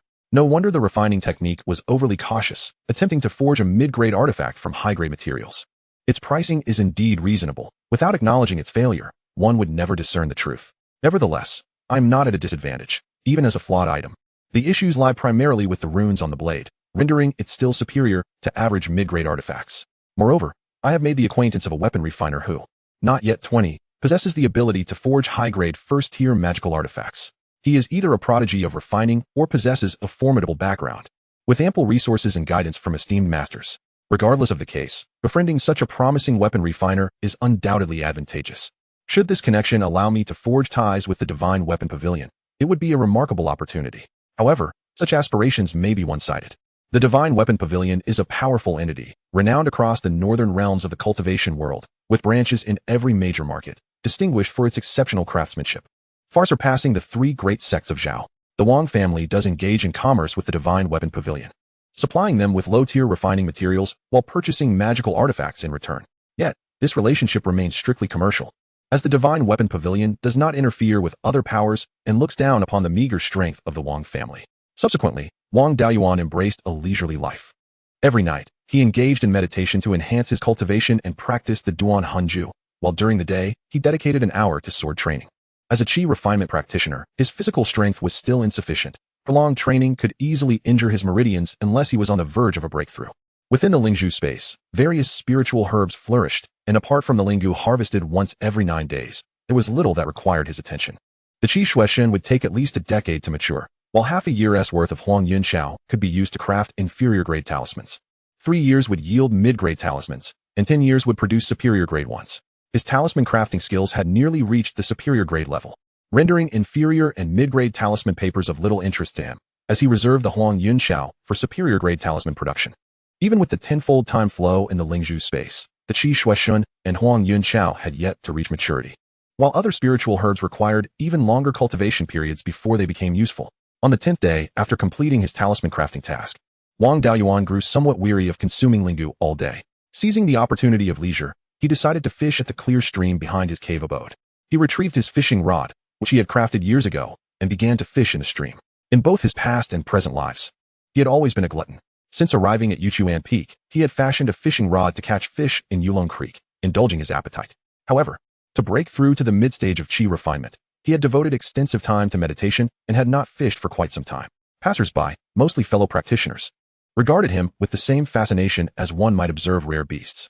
Most cultivators were preoccupied, either tirelessly gathering resources or engrossed in secluded cultivation.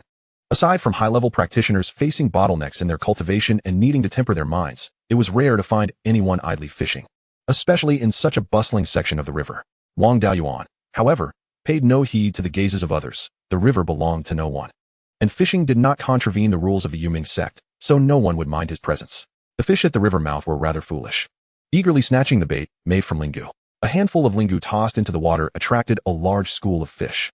His situation reflected the adage of the well-fed being oblivious to the hunger of the starving. Most cultivators could go days without a meal of lingu. Few, even among family practitioners, indulged in lingu daily, let alone the fish in the river. Moreover, the allure of the spiritual items from the Lingzhu space greatly attracted spiritual beasts. The river fish, having lived in a sheltered environment, were inexperienced. Within just over an hour, he had caught a dozen fish. Fortunately, his basket was ample, or he would have struggled to contain them. These fish were ordinary, yet had developed a semblance of spirituality from living in a densely spiritual environment, earning them the title of pseudo-spiritual fish, comparable to the cultivation level of a human in the meridian opening realm. While not true spiritual fish, consuming such pseudo-spiritual fish did not lead to the accumulation of impurities within a cultivator's body, as ordinary food might. Furthermore, the taste of pseudo-spiritual fish was quite pleasant, which was of utmost importance to a gourmand like Wang Daoyuan. Just as he was preparing to reel in his line to make fish soup, the float in the water began to shake violently. He hurriedly lifted the rod, but found it unyielding. The fishing gear he had crafted on the mountain was of modest quality, suitable for small fish, but unreliable for larger catches. The fish thrashed wildly in the water, splashing everywhere. Its tail occasionally broke the surface, slapping the water fiercely. With such commotion, the fish could not be small.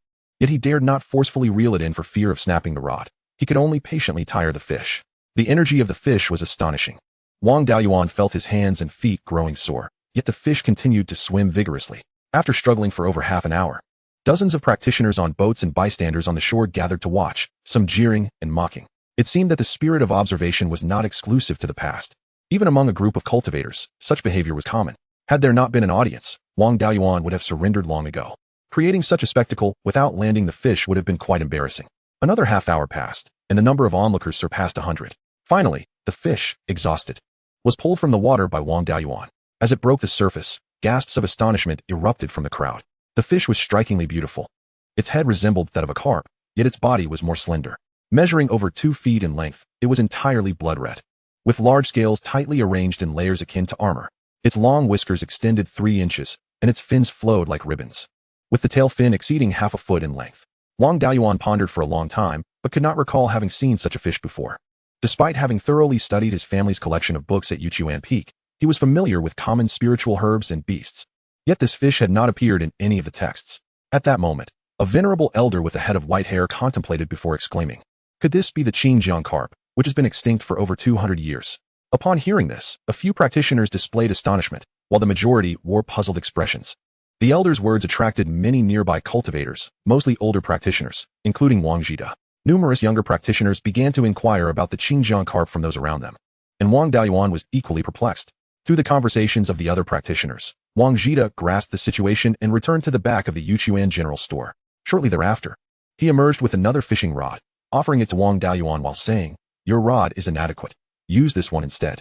Wang Daoyuan placed the Qingjiang carp into his basket, accepted the rod handed to him by his uncle, attached some lingu, and resumed fishing. Listening to the exchanges among the elder practitioners, he began to understand more about the Qingjiang carp. The Qingjiang carp was a specialty of the Qingli River, found only in the upper reaches of the main stream and a few tributaries such as the Qingxi. The Qingli River was named for its 2 notable products, the Qingjiang carp from the upper reaches and the Liuli sand from the middle and lower reaches. During the reign of the Zhao Kingdom, when the royal family was in power, strict regulations controlled the extraction of Liuli sand and the capture of Qingjiang carp. ensuring a stable output of these two specialties. After the three major sects took over, the lack of restraint led to a drastic reduction in Liuli sand production, and the Qingjiang carp became extinct over 2 centuries ago. Chapter 12. Preparation. The fish in the river were akin to a swarm of starving ghosts. After swapping fishing rods, it wasn't long before another fish bit the bait. The rod in Wang Beiyuan's hand was crafted from spiritual wood, with the line made of spiritual silkworm silk and the hook forged from a type of spiritual iron, though it had not been refined by a tool master. The inherent strength of the materials was already substantial, alleviating concerns about breakage. Upon hooking the fish, Wang Beiyuan lifted the rod effortlessly. He felt a sudden weight in his hands as another Qingjiang carp was flung from the water. He was somewhat surprised. Such a precious spiritual fish could not resist a few grains of lingu. Seeing this unfold, the spectators could no longer contain their excitement. With many crafting makeshift fishing rods and hooks on the spot, after catching 2 more, Wang Beiyuan waited another half hour, landing several pseudo-spiritual fish but no additional Qingjiang carps. He then reeled in his line and returned to his cave, leaving behind numerous practitioners still fishing by the shore. Upon returning to his cave, Wang Beiyuan entered the Lingzhu space with his consciousness. In the Linggu field of the Lingzhu space, he excavated a pit measuring roughly 2 zhang square, employing a rain transformation talisman to quickly fill the pit with water. He placed the caught Qingjiang carp and pseudo-spiritual fish into the water-filled pit before withdrawing his consciousness from the Lingzhu space. Shortly after, Uncle Wang Zhida arrived at his cave. Given the compact size of Wang Beiyuan's dwelling, it was easy to survey the entire space. Not seeing the Qingjiang carp, he inquired, "Is the Qingjiang carp well?" Wang Beiyuan replied, "It's fine. I placed it in." Before he could finish, he was interrupted by Wang Zhida. "Do not disclose its location. It's best if no one else knows. Just ensure the fish remains alive." Wang Zhida was assured that the Qingjiang carp was absolutely safe and would not perish, to which Wang Beiyuan confidently guaranteed. Wang Zhida sighed, saying, "Our Wang family is still too weak. We may not be able to retain the Qingjiang carp this time. So prepare yourself mentally. When the time comes to hand it over, do not become attached, or the entire family will suffer the consequences." Wang Beiyuan was somewhat perplexed. Since it pertained to the interests of the family, I naturally would not hesitate to act, but I fail to understand why the Qingjiang carp holds such significance. Our family is apparently unable to partake in it. Wang Zhida sighed with a bitter smile and explained that if this were 300 years ago, one could merely stew these 2 Qingjiang carps without much consequence. However, the Qingjiang carp has not been seen for over 200 years, and these 2 may be the last remaining specimens. The intrinsic value of the Qingjiang carp is not particularly high. It merely enhances physical constitution, nourishes the body, and heals hidden injuries, and is only beneficial to cultivators at the foundation establishment stage and below. Its worth lies not in its practical value, but in its exquisite flavor. When it comes to delicacies, not only in Qingli County but throughout the entire Zhao Kingdom, few dishes can rival the allure of the Qingjiang carp. The 3 major sects are not renowned orthodox sects. After replacing the Zhao family, they indulge in extravagance, often spending lavishly on seemingly worthless items, and the Qingjiang carp, already famous for its exquisite taste, is no exception. Furthermore, as the 3 major sects seek to recruit loose cultivators to bolster their strength, they flaunt their wealth to attract these individuals. Consequently, the price of the Qingjiang carp has been driven to exorbitant heights. It is said that over 200 years ago, the last Qingjiang carp was auctioned off by several golden core cultivators for a staggering price of 100,000 spirit stones. With the reappearance of these 2 fish after more than 2 centuries, how could their price be lower? Not to mention, even if one fish were to fetch 100,000, the total for both would surely exceed that amount. Such a substantial sum of spirit stones is beyond the means of our modest Wang family. I have already sent a message to the clan leader. How to proceed next will depend on the family's decision. Our task is to prevent anyone from seizing the Qingjiang carp. Wealth can stir the hearts of men, and with a value exceeding 100,000 spirit stones, it is enough to drive most individuals to madness. After listening to the words of his great uncle, Wang Beiyuan fell into a prolonged silence and asked, "Great uncle, do you have a spirit beast pouch? It need not be of high quality. Just one sufficient to hold 2 fish." Wang Zhida, puzzled, inquired, "What do you need a spirit beast pouch for?" Wang Beiyuan replied with a mysterious smile, "When the false appears real, the real may also be false. When the real appears false, the false may also be real." Wang Zhida's expression cleared as he unfastened a pouch from his waist, which appeared no different from an ordinary storage pouch, and said, "This is a low-grade spirit beast pouch. Take it and use it. Just be cautious. If you cannot secure the Qingjiang carp, it is but a stroke of luck. Losing it would mean we never caught it at all. Life is one's own, and once lost, it cannot be regained." Wang Zhida then produced another storage pouch, saying, "Here are the few spirit talismans I promised you last time. 3 second-grade inferior golden blade talismans, 1 second-grade inferior earth armor talisman, and 1 second-grade medium-grade Godspeed talisman. Remember to return my spirit stones and contribution points. Use them wisely. If you do not encounter any Foundation establishment cultivators, you should be able to preserve your life. There are also a few first-grade superior talismans inside. Keep them for self-defense. You should come to my cave. It has defensive formations and is safer. Wang Daoyuan shook his head and replied, that won't do. Given the high price of the Qingjiang carp, it is certain that many Foundation establishment cultivators will come to seize it. The formations of shops and caves are like mere paper in the eyes of Foundation establishment cultivators. Neither of us can withstand them. Whether we can fend off attackers depends on how well I can deceive them. Wang Ji sighed and turned to leave. Wang Daoyuan took the talismans, noting that these second-grade talismans differed from the first-grade ones in that they were made of purple talisman paper. The purple paper possesses a significantly stronger capacity for spiritual energy. Otherwise, it could not withstand the power of second-grade talismans. The power of second-grade talismans is said to be comparable to a strike from a Foundation establishment cultivator. With such a wealth of spiritual energy infused into the talisman paper, if its strength were inadequate, it would simply collapse. The runes on second-grade talismans are also more intricate, yet they share many similarities with first-grade runes, with the latter appearing as a simplified version of the former. He carefully placed these second-grade talisman papers into the thatched hut within the Lingzhu space, ensuring they could be accessed at any moment. It was still morning, and with daylight remaining, it was unlikely anyone would attempt to seize the Qingjiang carp in broad daylight. Moreover, numerous cultivators were fishing along the banks of Qingxi and Qingli rivers, and it remained uncertain whether they could catch any Qingjiang carps. Thus, there was no need to take the risk of robbing the Wang family shop. Seizing the opportunity while no one was attempting to rob them, it was prudent to make additional preparations. Although possessing second-grade talismans as a trump card was advantageous, having more preparations would only be beneficial. The Qingjiang carp, valued at over 100,000 spirit stones, could attract countless desperate individuals. Wang Daoyuan retrieved talisman paper and spiritual ink, beginning to attempt the crafting of first-grade superior talismans. Crafting first-grade medium and inferior talismans requires little in the way of spiritual consciousness, but they can only be triggered using spiritual energy.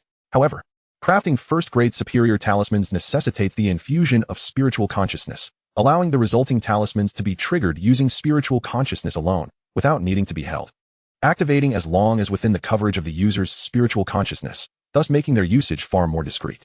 Generally, a talisman master achieves a success rate of 60% when crafting first-grade medium talismans before attempting first-grade superior ones. Wang Daoyuan, utilizing an inferior talisman brush, could reach this level and was entirely capable of attempting to craft first-grade superior talismans. He concentrated and prepared for the formal talisman crafting process. He intended to craft a first-grade superior Huan Yun talisman, a water attribute talisman capable of releasing a cloud of mist that lasts for half an hour, ensnaring any cultivator who enters into an illusion. Those daring enough to attempt robbery would at least need to be late-stage Qi refinement cultivators. Facing them head-on would leave Wang Daoyuan with no chance of victory. It was far more reliable to utilize the illusion to delay the enemy, and while they were ensnared, he could use attack talismans to eliminate them. The difficulty of crafting first-grade superior talismans is significantly higher, requiring the simultaneous infusion of both spiritual energy and spiritual consciousness into the talisman brush, ensuring that the power is evenly infused while preventing conflict between the two forces.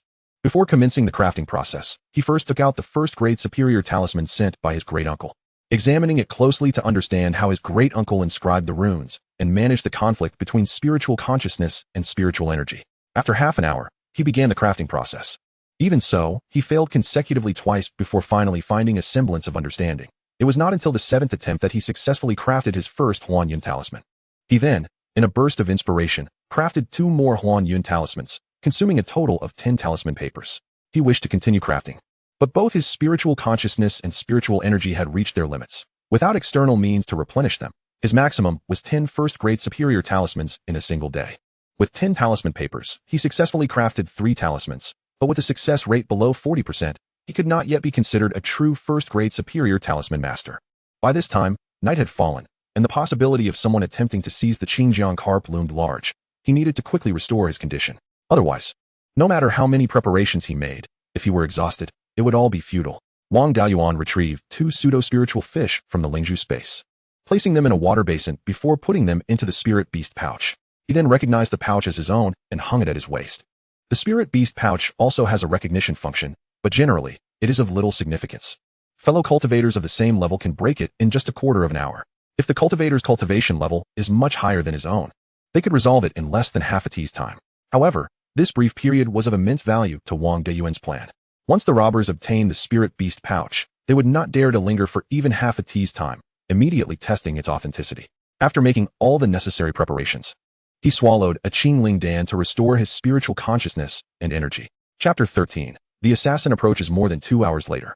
Both Wang Dayuan's spiritual consciousness and energy were fully restored. Upon exiting the cave, he discovered it was already deep into the night, and the shop's defensive formations were fully activated, enveloping the entire establishment in a protective barrier. Just as he was about to turn back into the cave, a shadow sprang from the corner, and before he could react, he was kicked into the cave. Wang Dayuan let out a cry of anguish, but no sound escaped the cave. At that moment, the cave was enveloped by a soundproof formation. Wang Dayuan inwardly cursed, realizing that beneath that kick, he was already gravely injured. Faced with an assassin far stronger than himself, he stood no chance of victory. He was unaware that a soundproofing formation encircled the cave, and his only hope for survival lay in stalling the assassin until his uncle Jiao could come to his aid. The assassin closed the cave door and approached Wang Dayuan, lifting him effortlessly with one hand while brandishing a black dagger menacingly against his throat. Hand over the Qing Jiangli, and I shall spare your life. Otherwise, you will come to know the meaning of being unable to live or die. This assassin was clearly a professional. With a mere kick, Wang Dayuan felt his entire body crumble, rendering him unable to move, though his ability to speak remained intact. The dagger glimmered not at all in the dim light of the cave, and without the faint illumination, it would have been nearly invisible.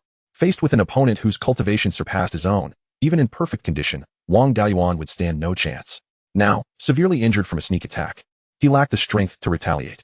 As he pondered his next move, he hesitantly asked, "If I surrender the Qing Jiangli, can you guarantee my life?" The assassin scoffed. "Do you really believe you have the luxury to negotiate?" With that, the assassin pressed the dagger hard against Wang Dayuan's neck, piercing the skin. Wang Dayuan's mind raced as he contemplated his strategy, recalling how he had previously used the rain transformation talisman in the Lingzhu space. If the rain transformation talisman could be employed there, then the illusion cloud talisman should work as well. With no time for further deliberation, he decided to take a risk. He detonated 2 first-tier superior illusion cloud talismans in the Lingzhu space, directing the emerging mist outward with his spiritual consciousness before it could fully materialize. Dividing his focus, Wang Dayuan attempted to distract the assassin, fearfully exclaiming, "Don't kill me. I can tell you where the Qing Jiangli is." Just as the assassin leaned in closer to hear Wang Dayuan's revelation, a thick fog suddenly enveloped him. Wang Dayuan had anticipated this, having triggered the talisman himself. He was able to redirect its effects and remained unharmed. The assassin, whose cultivation level was undoubtedly higher than Wang Dayuan's, exuded an oppressive aura reminiscent of Uncle Jiao, leading him to deduce that the assassin was at least at the 9th level of Qi training. The duration for which the illusion cloud talisman could trap the assassin in a delusion remained uncertain, and he could awaken at any moment. Ignoring his own injuries, he retrieved a 2nd-tier inferior gold knife talisman from the Lingzhu space. This offensive talisman was too risky to release in the Lingzhu space and then redirect, as failure would surely cost him his life. Originally intending to use a 1st-tier superior gold sword talisman, he reconsidered, understanding that if he failed to incapacitate the assassin, his fate would be sealed. For the sake of his own life, he reluctantly opted for the 2nd-tier talisman. Upon detonating the talisman, a 3-inch golden knife shot forth, aimed directly at the assassin's brow. Having lived a life on the edge, the assassin was exceptionally alert. The moment the gold knife talisman was triggered, he sensed the looming threat of death and awoke from the illusion. Under normal circumstances, Wang Dayuan's chances of success with such a surprise attack would have been minimal. However, the assassin was within arm's reach and had just emerged from the illusion, leaving him no time to react as the golden knife pierced through his forehead. With disbelief etched on his face, the assassin collapsed, unable to muster any strength in resistance. Wang Dayuan, still held aloft by the assassin, fell to the ground as well. Struggling, he retrieved a rejuvenation pill and swallowed it. After approximately 15 minutes, he regained a semblance of mobility. He stored the assassin's body within the Lingzhu space, cleaned up the scene, and emerged from the cave, finally realizing the soundproofing formation enveloped him. Now utterly depleted of spiritual power, he could only use his spiritual consciousness to detonate a 1st-tier superior gold sword talisman to break the formation. The defenses of the soundproofing formation were lackluster, failing to withstand the might of the gold sword for even a breath. Once the formation was shattered, Wang Dayuan lacked the strength to seek help and could only shout, "Uncle Jiao, save me." The rear courtyard of the Danfu Pavilion, where Wang Dayuan's cave was located, was mere steps away from a general store. Upon hearing Wang Dayuan's cry for help, Wang Jida rushed over. Supporting Wang Dayuan, he inquired, "Dayuan, how are you faring?" Wang Dayuan replied, "I was ambushed by an assassin. I cannot harness my spiritual power, but I am otherwise unharmed." After checking Wang Dayuan's pulse and confirming his condition, Wang Jida appeared relieved and asked in astonishment, "How could this be?" The protective formation showed no signs of disturbance. How did the assassin infiltrate? Where is he now? It's possible he entered beforehand, well prepared, and set up the soundproofing formation around my cave, Wang Dayuan panted. I managed to repel the assassin with a talisman, and during our confrontation, the soundproofing formation was breached. After I cried out for help, he fled. Wang Jida's gaze inadvertently fell upon the spirit beast pouch at Wang Daoyuan's waist as he asked, "Is the item still there?" Wang Daoyuan instinctively touched the pouch and answered, "It is still intact." After the assassin wounded me and attempted to force me to reveal the item's location, I used a talisman to repel him. He fled in panic after I called for help and had no chance to seize it. Wang Jida nodded and prepared to escort Wang Daoyuan to his own cave, as Wang Daoyuan's cave lacked specialized defensive formations, making it unsafe. Suddenly, the defensive barrier of the shop shook violently, indicating that someone was attacking the formation, and their strength was formidable. The shop's protective array was not trivial when fully operational. It would only cause ripples against a Qi training practitioner. Such a significant disturbance likely indicated the involvement of a Foundation establishment practitioner. Wang Daoyuan immediately activated all the first-tier superior defensive talismans given to him by Uncle Jiao, enveloping himself in 2 layers of golden armor and 1 layer of earthen armor. The effects of the gold armor talisman and earth armor talisman. After expending the talismans, he hurried toward Uncle Jiao's cave. At that moment, a second attack struck the shop's defensive formation, causing the barrier to tremble before a breach opened. A shadow, stepping on a flying sword, soared through the gap. Wang Daoyuan cursed under his breath, realizing the gravity of the situation. It was indeed a Foundation establishment practitioner. With their combined strength, he and Uncle Jiao need not worry about practitioners below the Foundation establishment level. But the disparity between them and those at the Foundation establishment level was as vast as the heavens and the earth. A Foundation establishment practitioner could wield sword techniques, control flying swords to strike at enemies from 100 paces away, and even fly on their swords. An adept practitioner of sword techniques could easily annihilate a Qi training practitioner, leaving them no chance for retaliation. A beam of silvery sword light erupted from the shadow, aimed directly at Wang Daoyuan and Wang Jida, instantly shattering their protective spells and sending Wang Daoyuan flying 2 yards away. The shadow rushed toward Wang Daoyuan, and before he could land, it had already closed the distance. As the shadow reached out to seize him, Uncle Jiao threw a gold knife talisman. A golden knife sliced through the air toward the shadow. This gold knife talisman was even more potent, likely a second-tier middle-grade talisman, and the shadow, sensing the threat, hurriedly dodged. As a result, it failed to capture Wang Daoyuan, but it did snatch the spirit beast pouch from his waist. Chapter 14. Diverting calamity. Wang Daoyuan, already injured, coughed up several mouthfuls of blood, barely maintaining consciousness. The performance required a complete act. He was just a line short of the final cue and could not falter now. Summoning all his strength, he shouted, "Uncle Jiao, the item has been stolen." As soon as the words left his lips, he lost consciousness. Wang Jida, being at the peak of Qi training and protected by his defensive spells, was also wounded, bleeding from his mouth after having his defenses breached. However, his condition was far more manageable, and he retained some fighting spirit. Hearing Wang Daoyuan's words, he bellowed, "Thief, do not escape. Return what you have taken." He then unleashed 2 second-tier inferior gold knife talismans, sending the golden knives in pursuit of the shadow. The shadow's derisive laughter echoed as it casually waved a hand, sending forth a beam of sword light that collided with the golden knives, obliterating them. The sword light continued its trajectory toward Wang Jida. In response, Wang Jida summoned a second-tier inferior gold armor talisman, and as the sword light approached, it collided with the golden armor, both forces vanishing into nothingness. Wang Jida collapsed to the ground, spitting out a mouthful of fresh blood. The second-tier low-grade talismans, reputed to possess power comparable to a strike from a foundational stage cultivator, proved utterly ineffective against a seasoned foundational stage master. Even 3 such talismans failed to fully negate a casual blow from a foundational cultivator. Wang Jida summoned his kin working in the shop, instructing them to carry Wang Daoyuan away for treatment and to deactivate the shop's defensive formation. The shadow that had soared into the sky swiftly fled beyond the marketplace, while an impressive display of sword light surged upward around the 2 Wang family shops. Pursuing the shadow with great spectacle, Wang Jida let out a quiet sigh of relief, fortunate that they had all departed. Otherwise, with that group of foundational stage cultivators, it would not have taken long for the Wang family to face annihilation. While the foundational stage cultivators had left, several Qi refining cultivators remained unwilling to depart. Before long, one could no longer contain their impatience. An elderly cultivator entered the grocery store and, bowing to the pale-faced Wang Jida, inquired whether Wang Daoyu had any intention of selling the Qingjiangli. The elder claimed modest wealth and expressed a desire to purchase the fish, asking for Wang Daoyuan's thoughts on the matter. Before he could finish, Wang Jida erupted in anger. "Zhao Baohua, do you take me for a fool? I, Wang Jida, may acknowledge my inadequacy against a foundational elder, but I am not so easily bullied by a mere 8th-layer Qi refining cultivator. Even in my wounded state, I could still annihilate you." The elderly cultivator's face shifted between shades of blue and white. He hesitated to retaliate and could only huff coldly, saying, "Such arrogance. Do you not regard the rules of the Yuming sect?" Wang Jida roared, "Get out." Overcome by fury, he spat another mouthful of blood.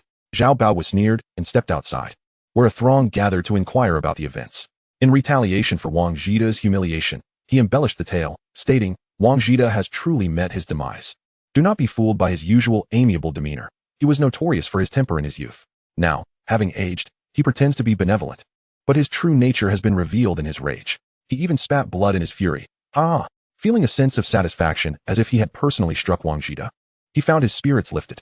A middle-aged cultivator questioned, so, the Qinjiang Li was indeed taken by that foundational elder? Zhao Bao replied with pride, of course. Did we not all witness it? Just look at Wang Zhida's wretched state. A dog cannot hide 2 ounces of oil in its belly. If the fish had not been taken, would he be so angry? Moreover, the Wang family even withdrew their defensive formation. If the Qinjiang Li remained, would Wang Zhida have dared to do so? Most believed his words, and the cultivators lurking around the Wang family shop gradually dispersed, leaving only a few unwilling to leave.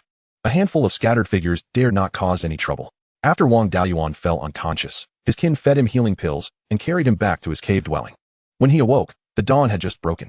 Though his body ached as if it were falling apart, he could manage to move. Remembering that the Qinjiang Li was still in his possession, he felt a nagging anxiety. Although many believed it had been seized by a foundational cultivator, he knew it had passed through his hands and would inevitably face scrutiny. If the Yuming sect failed to obtain the Qinjiang Li, and with the Liang family stoking the flames, it would ultimately be the Wang family who suffered. Even if the Wang family managed to keep the Qinjiang Li, they would not dare to sell it. Keeping it would serve little purpose. Rather than risk everything, it seemed wiser to surrender the Qinjiang Li. Though the Yuming sect was no benevolent force, they would not demand a tribute from a subordinate faction without some form of acknowledgement.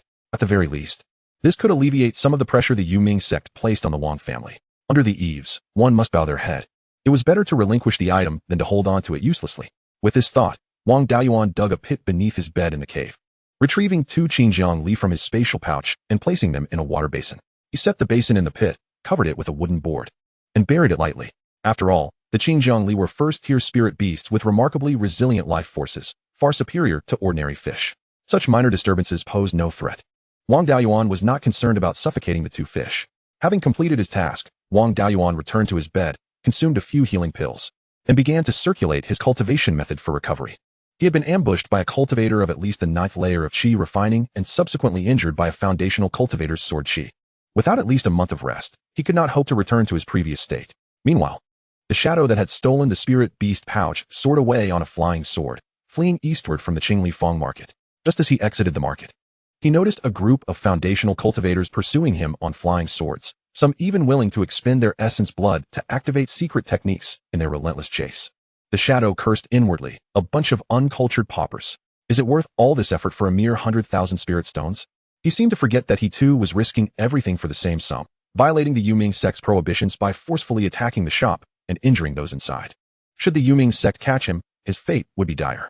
Desire for wealth leads to peril, and the temptation of spirit stones, which could sustain a foundational cultivator for decades, loomed large. The average foundational late-stage cultivator, without mastery in various arts, could earn only 2,000 to 3,000 spirit stones in a year. As for qi refining cultivators, most would not earn enough in their lifetimes to afford a foundational pill, which itself cost about 50,000 spirit stones. As the pursuers closed in, the shadow had no choice but to employ his escape techniques. After being chased for over 2 hours, he finally stopped. Continuing to flee would leave him devoid of any strength to resist. It was better to strike down a pursuer and intimidate the others, creating a chance to escape. Gradually reducing his speed, the pursuers assumed he was fatigued. A few impulsive ones rushed forward, eager to seize the Qinjiang Li. As they approached, the shadow infused his flying sword with spiritual energy. The sword gleamed with a cold light, and a phantom blade shot forth, targeting a pursuer who was merely at the foundational initial stage. The pursuing group instinctively scattered at the sight of the shadow's counterattack, but the foundational initial stage cultivator was caught off guard, having no time to evade. He could only summon his sword to meet the attack. With a resounding clash, the foundational initial stage cultivator's sword shattered, and he sustained significant injury. His broken flying sword made it arduous to continue flying, let alone pursue further. Moreover, with his injury, if he did not escape quickly, he risked becoming an easy target for others. Having gained nothing and losing his artifact, he reluctantly withdrew from the pursuit, cursing under his breath. The long-awaited blow from the shadow, however, failed to take the opponent's life, thus failing to instill fear. Instead, the delay allowed the pursuers to catch up, making escape impossible. A battle was inevitable before he could seek another chance to flee. Seeing that the shadow no longer fled, the pursuers were not eager to advance.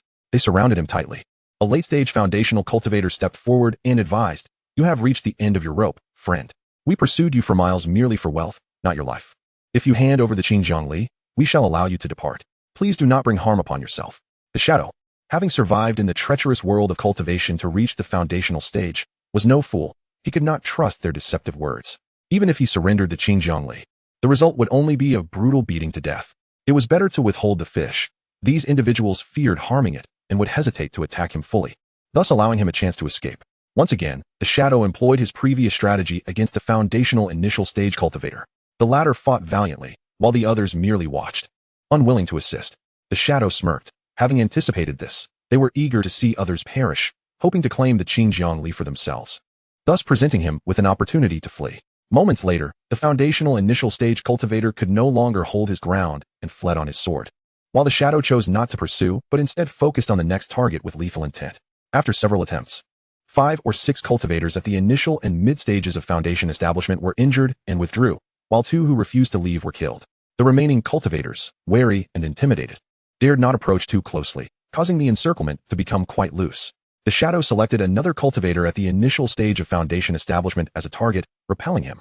But instead of choosing a subsequent opponent, it dove downwards with all its strength. This unexpected maneuver left the assailants momentarily bewildered.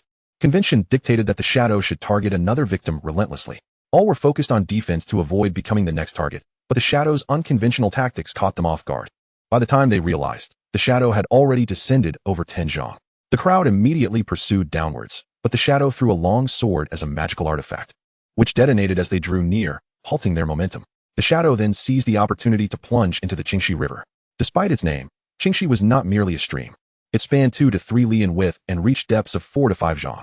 Such a substantial body of water made it nearly impossible for a cultivator at the foundation establishment stage to conceal themselves from others of the same rank. Most of the pursuers, in a fit of anger, cast several spells towards the river, but upon seeing their ineffectiveness, they sighed heavily and departed on their swords. A few, unwilling to concede defeat, continued to search in the water, but their efforts were in vain. Unless a Zifu cultivator was present, it was unlikely to locate the shadow, who had not fled far. As the sun rose and the dawn painted the sky, a cultivator flew towards Laofeng on his sword, landing in the backyard of the Yuqian grocery store. The visitor was none other than Wang Jian, the head of the Wang family. Upon receiving news from Wang Jida about Wang Daoyuan catching the Qingjiang carp, Wang Jian immediately convened the family elders to discuss how to handle the situation. The elders voiced a myriad of opinions, engaging in prolonged debate without reaching a conclusion. Time was of the essence, and the patriarch could not allow the elders to squander it, decisively deciding to offer the Qingjiang carp to the Yuming sect. After making this decision, Wang Jian sent a message to Yang Yong, the elder of the Yang family, to convey their intention to present the Qingjiang carp to the Yuming sect.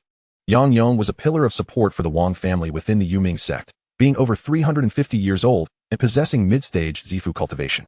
For 300 years, the Wang family had endured oppression from the direct lineage of the Yuming sect, yet they stood resilient, largely thanks to Yang Yong's significant contributions.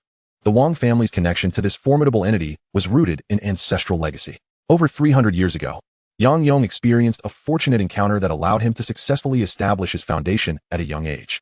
During that time, most rogue cultivators idolized Wang Qingzu, and Yang Yong was no exception.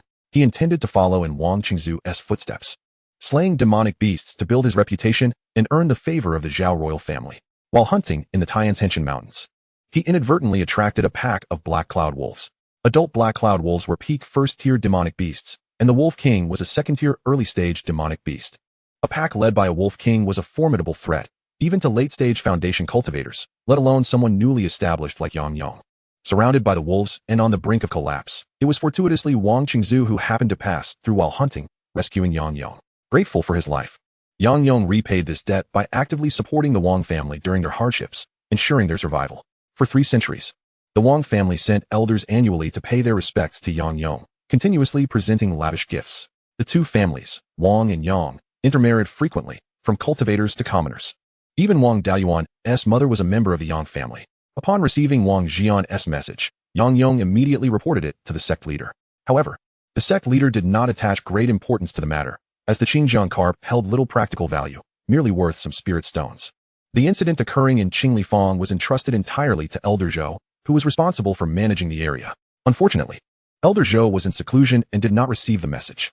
Wang Jian arrived early at Qinglifang to visit Elder Zhou, but was met with a closed door. It was not until Yang Yong arrived and called Elder Zhou from his seclusion that Wang Jian finally met him. By the time they negotiated the offering of the Qingjiang carp, it was already the following morning. Wang Jian, upon learning of the events from Wang Jida, was taken aback. Had the Qingjiang carp truly been stolen, the wrath of the Yuming sect would spell disaster for the Wang family. Fortunately, Wang Daoyuan and Wang Jida had cleverly diverted the attention of the treasure-hunting cultivators. Otherwise, both the Yuqian grocery store and the Danfu pavilion would have faced ruin.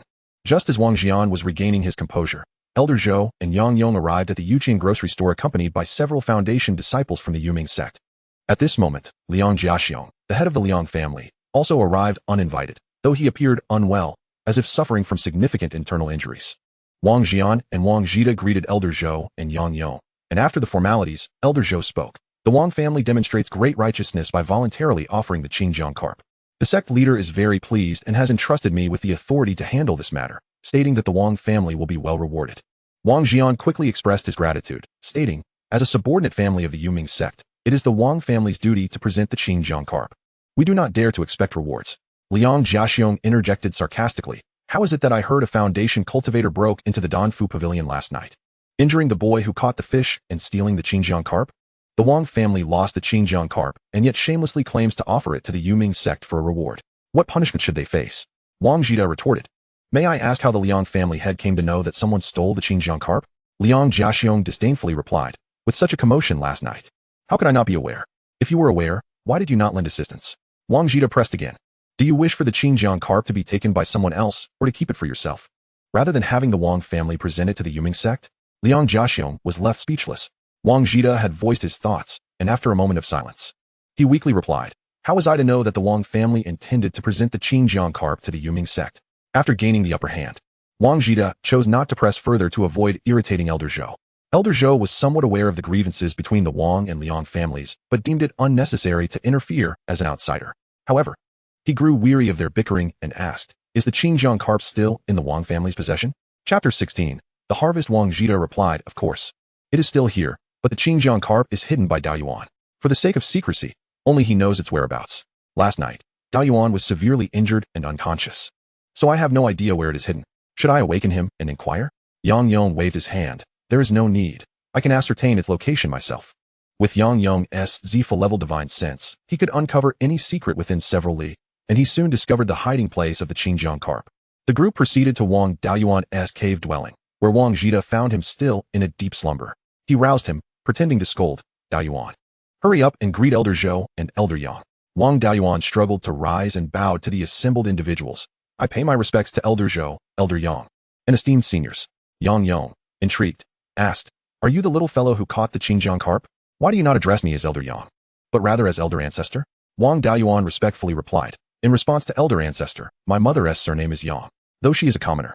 She is also a descendant of Elder Ancestor, hence I address you as such. Yang Yong was pleasantly surprised. I did not expect this little fellow to be my descendant. He chuckled heartily, producing a jade pendant. Since you call me Elder Ancestor, I must offer something in return. This is a defensive magical artifact that can withstand the full strength of a cultivator at the initial stage of Foundation establishment and can be reused. It is a gift for meeting a descendant for the first time. This was a second-tier low-grade defensive artifact, and Wang Daoyuan expressed his gratitude profusely as he accepted the pendant.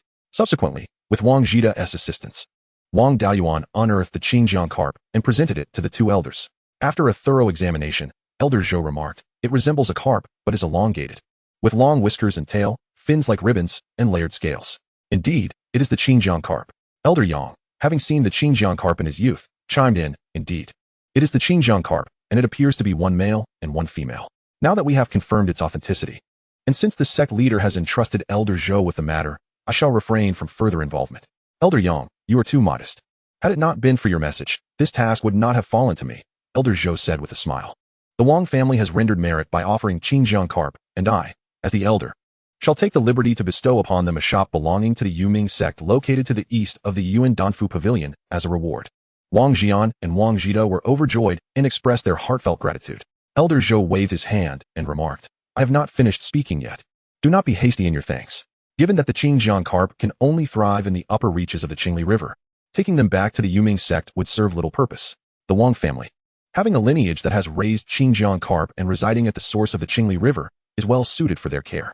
I have decided that the Wang family shall rear the Qingjiang carp on behalf of the Yuming sect, under the direct jurisdiction of the elder stationed at the Qingli Fangshi. In the future, as these two Qingjiang carps multiply, the Yuming sect shall claim 80% of the yield. I wonder if the Wang family would be agreeable to this arrangement? Wang Jian was ecstatic. Although the Wang family would only receive a meager profit from rearing the Qingjiang carp, which would largely benefit the Yuming sect, securing a position within the sect marked their entrance into its ranks. Henceforth, any Wang family member who establishes their foundation would be regarded as part of the Yuming sect's direct lineage.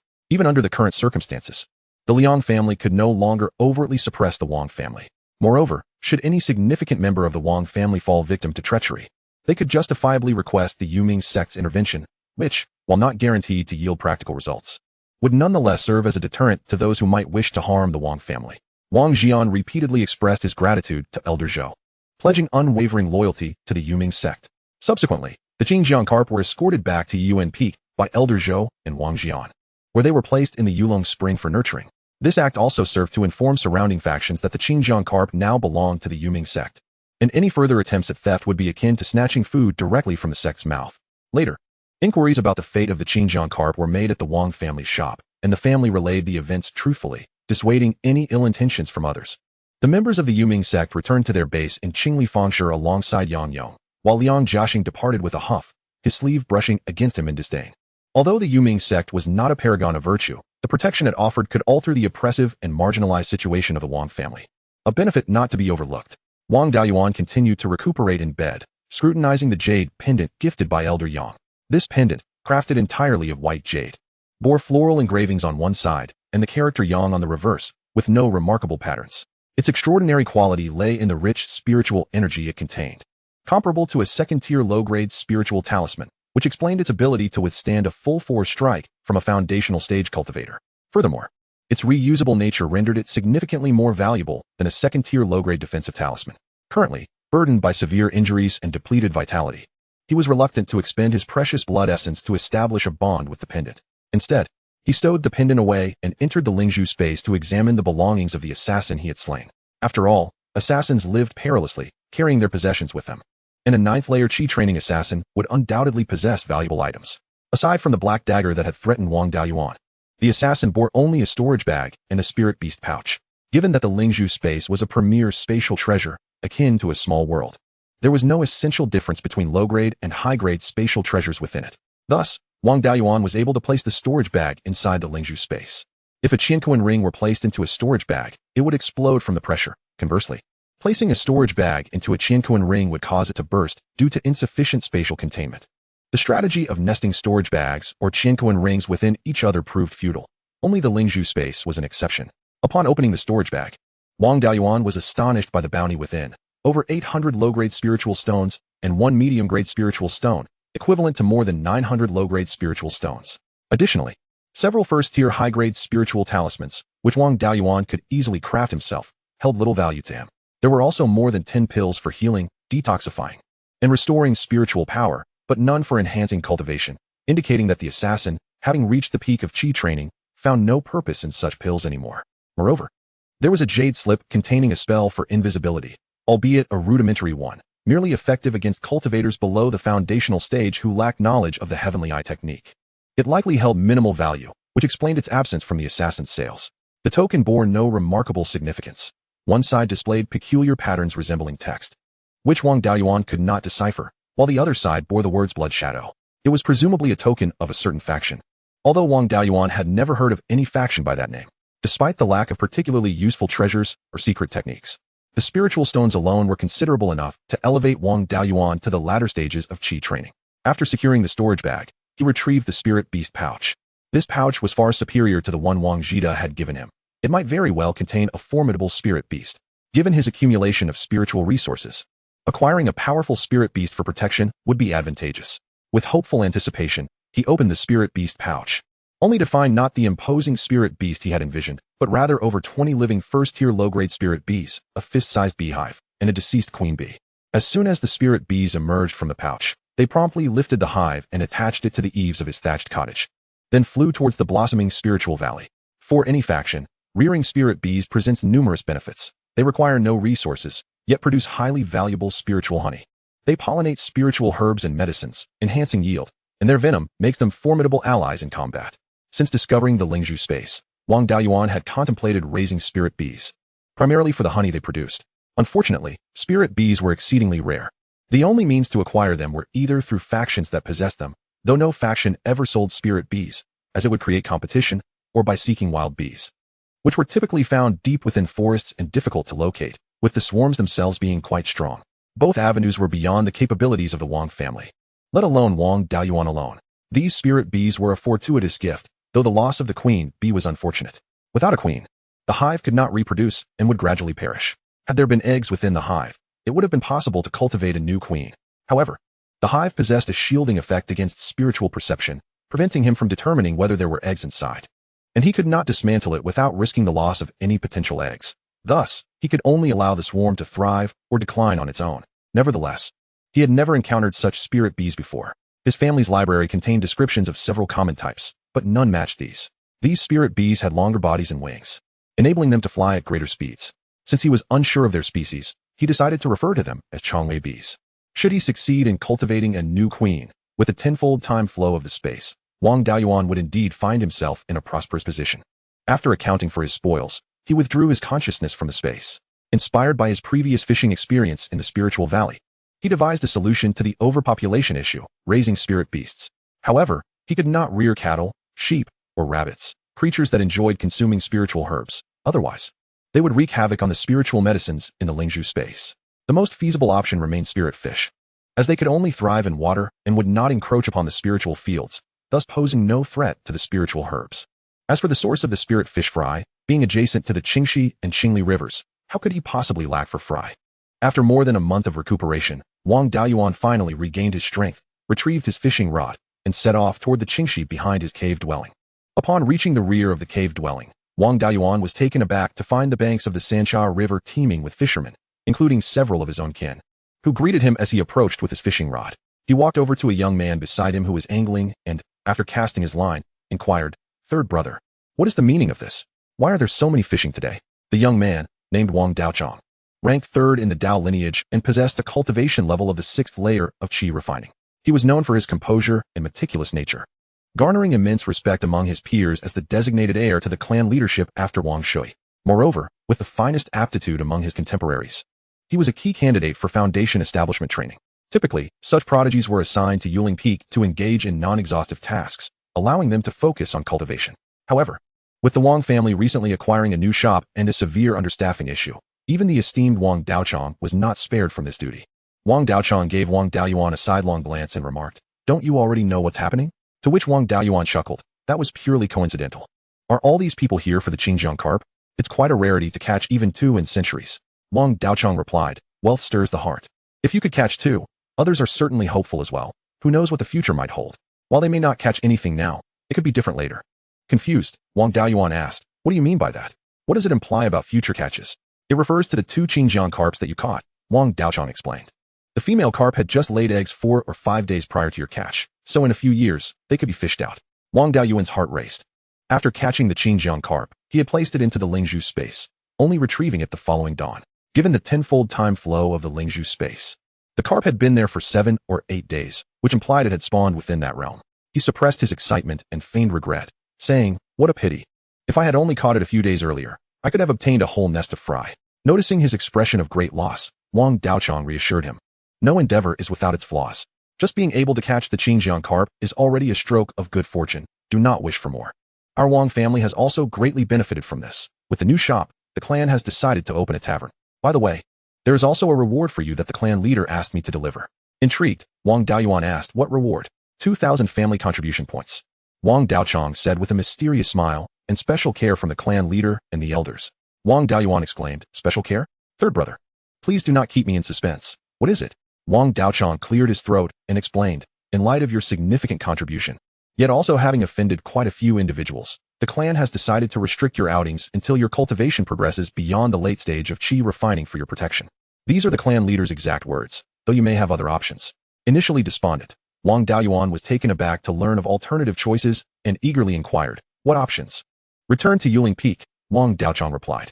Wang Daoyuan's face darkened. It seemed worse than confinement. Escaping would be simpler, allowing him to secretly sell spirit grains for some elixirs. However, returning to Yuling Peak, under the watchful eye of the clan leader, made any escape impossible. Disregarding the conversation, he turned back towards the cave dwelling with a scowl. Wang Daochong, witnessing his younger brother's misfortune, burst into laughter. Upon returning to the cave dwelling, Wang Daoyuan immediately focused his mind into the Lingzhu space, meticulously searching the fish pond. It had been over a month since he caught the Qingjiang carp, and within the space, a year had passed. Even if the incubation period for spirit fish eggs was lengthy, the fry should have emerged by now. After a thorough search, he discovered 10 fry, each about the length of a sewing needle, struggling to nibble on several grains of spirit grain. The Qingjiang carp, worth 100,000 spirit stones each, now appeared in such a pitiful state. Should anyone learn of Wang Daoyuan possessing 10 Qingjiang carps, they would surely bury him alive. If they discovered that he nearly starved the fry, they would undoubtedly seek to beat him severely. Unsure of what the Qingjiang carps prefer to eat, he resolved to feed them spirit grain since they were already nibbling at it. Wang Daoyuan ground the spirit grain into powder and scattered it into the water. The fry swam from the bottom to the surface, taking a bite before hastily retreating back down. The 10 fry had quite the appetite, consuming a couple of spirit grain powder before ceasing their feeding. He then dug a large pit in the spirit grain field, tossing in several rain-creating talismans, filling the pit with water, and relocating the satiated fry. This was to prevent the ordinary fish in the pond, which only had a hint of spiritual energy, from competing for food or, worse, preying on the fry. Chapter 18. The escape. Although Wang Daoyuan suffered severe injuries from catching the Qingjiang carp, he also gained significant benefits, securing a shop for the family and elevating their status within the Yuming sect. He also acquired nearly 1,000 spirit stones and 10 fry. Despite possessing ample spirit stones, he remained frugal, opting not to directly use them for cultivation but rather to purchase gathering elixirs, which proved more cost-effective. In addition to gathering elixirs, he needed to buy some talisman paper and spiritual ink. Wang Daoyuan was now capable of crafting first-tier high-quality talismans and required extensive practice to officially become a first-tier high-quality talisman master. Though the Danfu Pavilion provided some spiritual ink, it was rationed, and the meager savings were insufficient. Wang Daoyuan's primary objective in Qingli Fangshi was to gather some medicinal herb seeds. Unfortunately, the Qingli Fangshi was a large marketplace where shops belonged to various factions, making it nearly impossible to procure valuable medicinal herb seeds, as no faction would willingly sell them.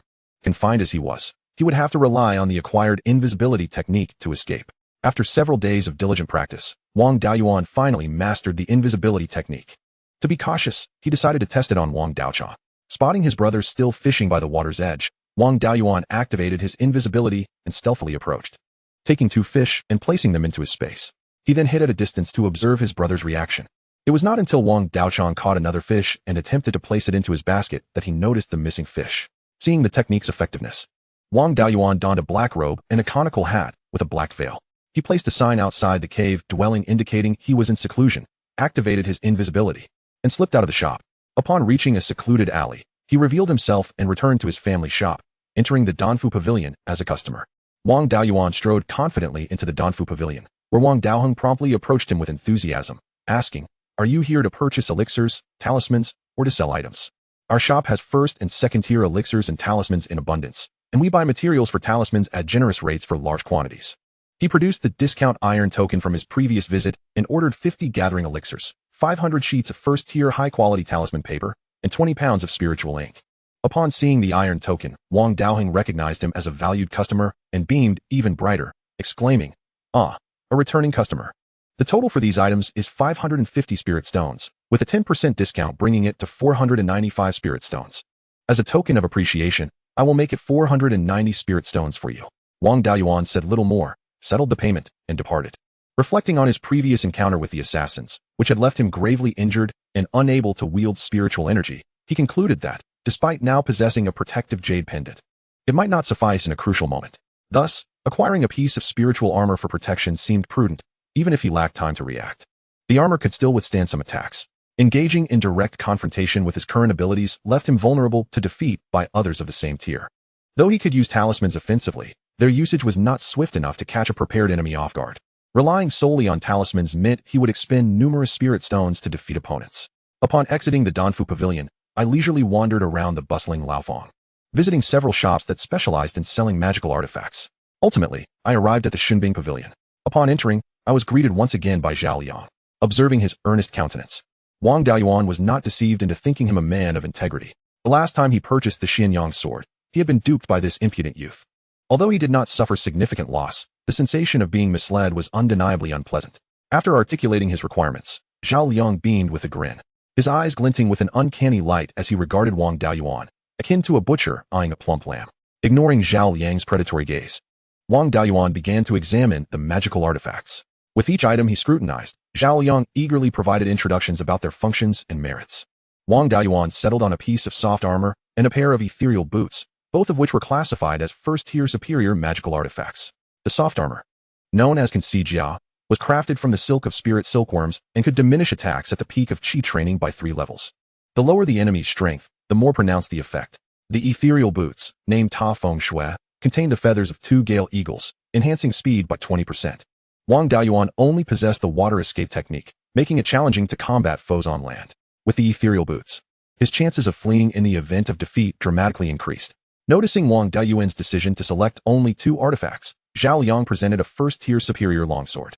A cursory glance revealed that the crafting technique mirrored that of the Xianyang sword, indicating it was yet another of Zhao Liang's creations being marketed. It seemed he had indeed mastered the art of forging first-tier, superior magical artifacts. The price of defensive artifacts was considerably higher than other types. The soft armor alone cost 120 spirit stones, while the ethereal boots were priced at 80. After settling the payment, Wang Daoyuan declined Zhao Liang's further sales pitches and exited the Shunbing Pavilion. Having acquired what he needed, it was time to satiate his culinary desires. Despite traversing this world for over a decade, he had yet to dine in a restaurant.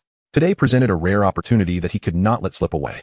Adhering to the principle of keeping resources within the family, he naturally opted to dine at the restaurant owned by his clan. Following the acquisition of the family business, the Wang family opened a restaurant named Zui Xian Lu, which had recently commenced operations after a month of preparation. The establishment's signature offering was spirit wine, developed through the diligent research of Wang Shui, a dedicated connoisseur, ensuring that the Wang family's spirit wine held a commendable reputation, though the cuisine remained rather commonplace. The Wang family lacked a legacy of spiritual chefs, and the head chef Zui Xian Lu had been hired from outside, with skills that were merely adequate.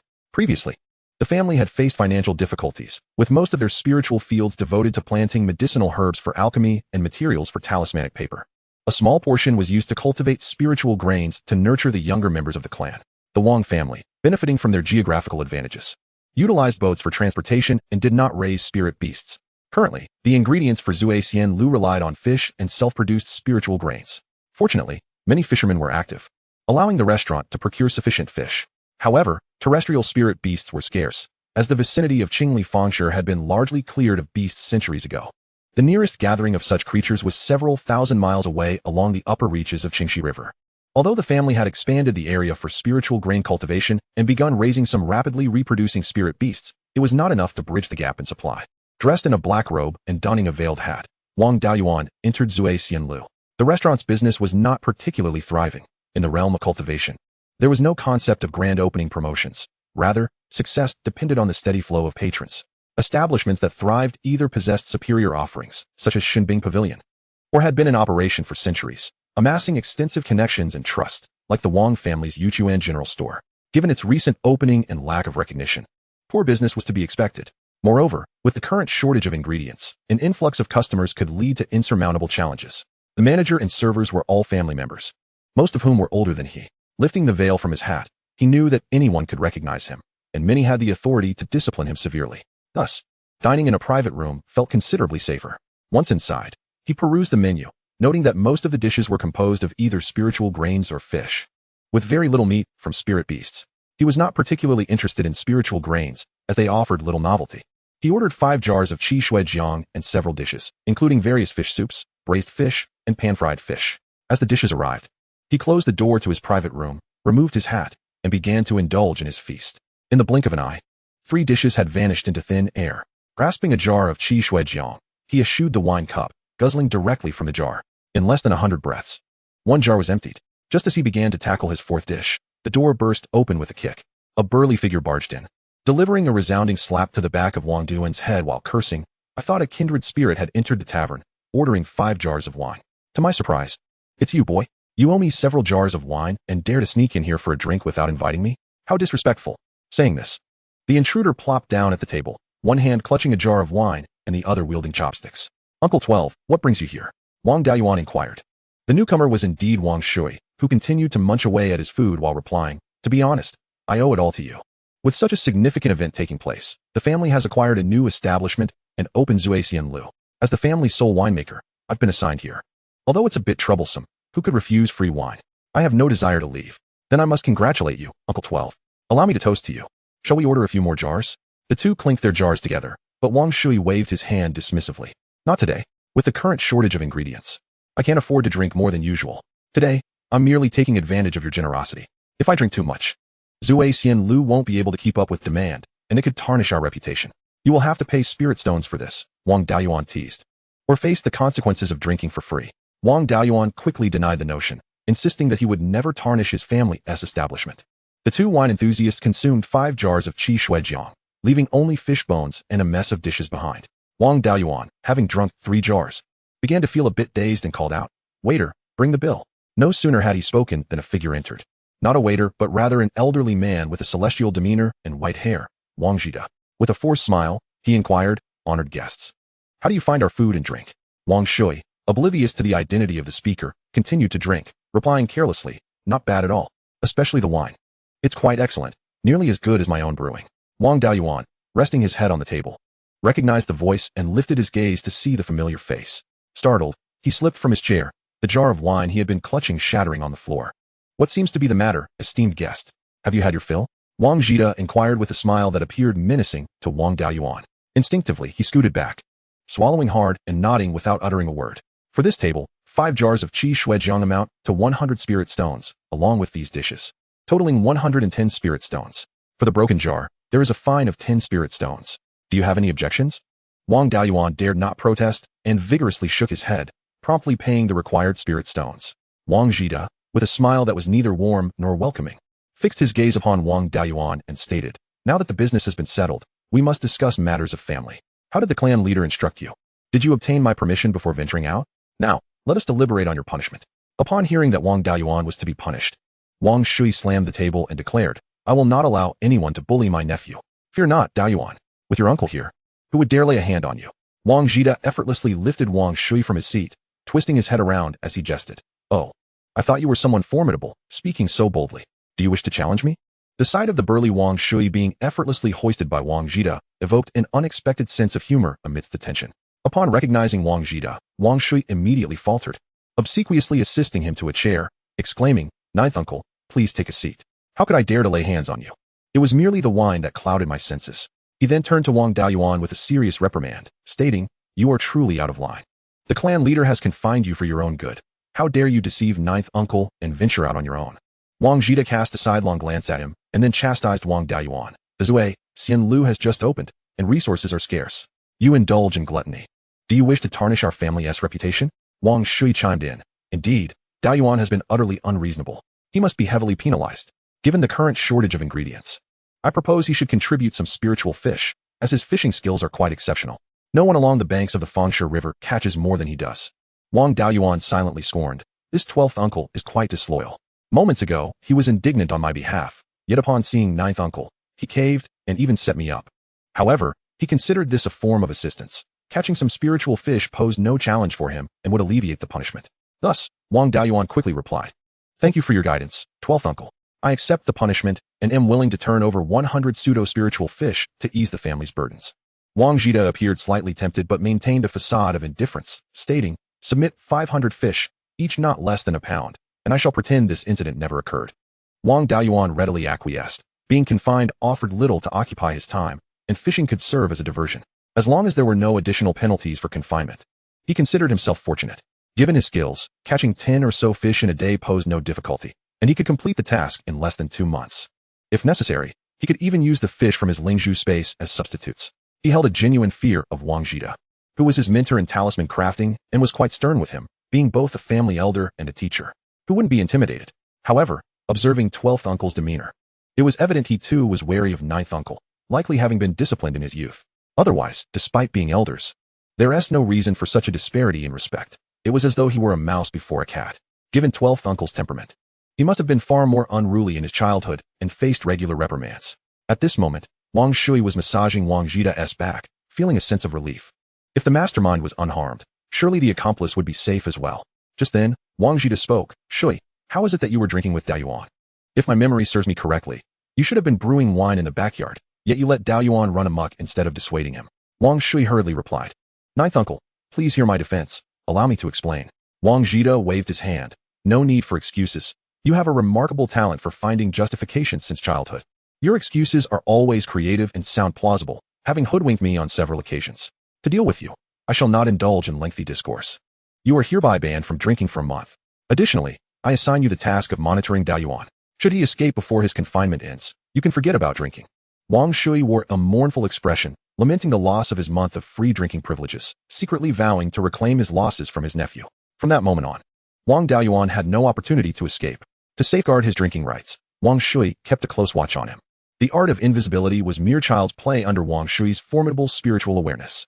Chapter 20. Consolidating cultivation. 4 years passed swiftly, and Wang Daoyuan had not once succeeded in slipping away. After all, he was under the watchful eye of Wang Shui, a master of stealth. All the methods he could conceive had already been exhausted by Wang Shui. His numerous attempts to escape were promptly thwarted. Confined, he could not clandestinely sell lingu or medicinal herbs, relying instead on 12th uncle to assist in procuring cultivation resources, each time at the cost of a jar of wine. He believed that his inability to escape was due to Wang Daoyuan, viewing these as compensations to earn spiritual stones for cultivation resources. He had to admit he could refine first-tier high-grade spiritual talismans. After all, the average price of a first-tier high-grade spiritual talisman was 5 spiritual stones, while those exceeding the family's stipulated quota sold for 4 spiritual stones each. With ample resources at his disposal, Wang Daoyuan reached the pinnacle of the 6th layer of qi refinement. The 7th layer of qi refinement marked the late stage of this phase. Breaking through to this level would lift the confinement. However, the threshold for late-stage qi refinement represented the second major bottleneck of this phase, with the difficulty of breakthrough far exceeding that of the 4th layer. Over 4 years, his cultivation advanced from newly entering the 4th layer to now reaching the peak of the 6th layer, a remarkable increase of nearly 3 layers. This rate of growth was exceedingly rapid for most cultivators. Nevertheless, Wang Daoyuan's progress was not solely reliant on medicinal pills. His own diligent practice contributed significantly, supplemented by a solid foundation. Although his cultivation speed over the past 4 years was rapid, it was not superficial, nor was it entirely stable. The foundation established during the qi refinement period determines future achievements.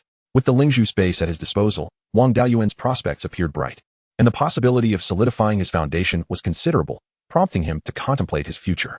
Inadequate foundational strength could lead to severe consequences if one relied excessively on medicinal pills to forcibly break through bottlenecks. Such a practice could result in an unstable foundation and slow future cultivation advancements. Encountering subsequent bottlenecks would significantly increase the difficulty of breakthroughs. Moreover, rectifying such situations could be exceedingly troublesome. There were only 2 solutions. One could consume rare and expensive medicinal herbs that rectify foundational instability, or one could slow down the pace of cultivation, avoiding hasty breakthroughs to accumulate steadily. However, the time required for accumulation was often unacceptable for ordinary cultivators. While various auxiliary secret techniques exist to address foundational instability, they require substantially more time, energy, and resources compared to honest cultivation and breaking through once sufficient accumulation has been achieved. For the sake of his future, it was prudent to accumulate thoroughly before attempting a breakthrough. Absent secret techniques and spiritual items, the best method for consolidating cultivation was through combat. Wang Daoyuan, confined and unable to leave the Danfu Pavilion, found his only opponent to be Wang Shui, who was tasked with overseeing him. Carrying 2 jars of qi xuanyang, he exited his cave dwelling. There was no other choice. Enlisting Wang Shui's assistance without offering wine was simply impossible. He had procured these wines through Wang Shui, who took a share of the profits. For every 10 jars bought, 1 belonged to him. However, these jars were not wasted, as Wang Daoyuan used them to store his own brewed wine. The qi xueshan in his space had been suitable for brewing wine for 3 years, yet he could not disclose the source of the wine, so he could only indulge in a modest amount himself without sharing. The earliest batch of qi xuanyang had been maturing for 3 years, and according to the time frame within the Lingzhu space, it had aged for 30 years. Wang Shui was napping in the back courtyard of the Danfu Pavilion when Wang Daoyuan, carrying 2 jars of wine, emerged from his cave dwelling, stirring him awake. He chuckled. "You young rascal only rise early when there's profit involved. What is the occasion for this wine? Let me make it clear, do not even think about escaping." Wang Daoyuan ingratiated himself, saying, "What do you mean? Is it not fitting to honor 12th uncle without a reason? I am now at the pinnacle of the 6th layer of qi refinement, so close to breaking through to the late stage. Escaping now would be akin to wetting the bed at dawn." Enough of the useless chatter, Wang Shui interrupted. "If there is something to discuss, just say it." Wang Daoyuan grinned. "Ah, 12th uncle truly knows me well. I am on the verge of a breakthrough, yet my foundation is insufficient. Forcing a breakthrough into the late stage may lead to instability. Therefore, I sought your company for practice to solidify my cultivation. I knew you could not be so benevolent as to bring me wine for no reason. Since it's for the purpose of hastening your breakthrough, as your elder, I shall assist you. You have made significant progress, and I no longer need to keep a constant watch over you. These 4 years have been quite stifling for me, so I intend to vent my frustrations with a good thrashing," Wang Shui remarked without a moment's hesitation. Wang Daoyuan unsheathed the Xianyang sword and performed a salute with it. Wang Shui, with a carefree attitude, dismissed the formalities, urging to engage directly in combat, stating that as an inexperienced novice, he could easily manage without a weapon. Although Wang Daoyuan had previously slain an assassin at the peak of Qi training, that victory was achieved through cunning and the power of talismans, hardly qualifying as true combat experience. Thus, labeling him a novice was not inaccurate. His only gain from those encounters was the cultivation of courage, allowing him to act decisively when the moment called for it. Unlike a genuine novice who would cower in fear, upon hearing Wang Shui's words, Wang Daoyuan did not hold back, fully activating his wind-treading boots and lunged forward with his sword. Wang Shui, holding a wine gourd in his left hand and pointing his sword with his right, lightly tapped the sword's body, causing it to veer aside. Wang Daoyuan withdrew the Xianyang sword and executed a horizontal slash. Wang Shui deftly flicked his sword, lifting the Xianyang sword high above him.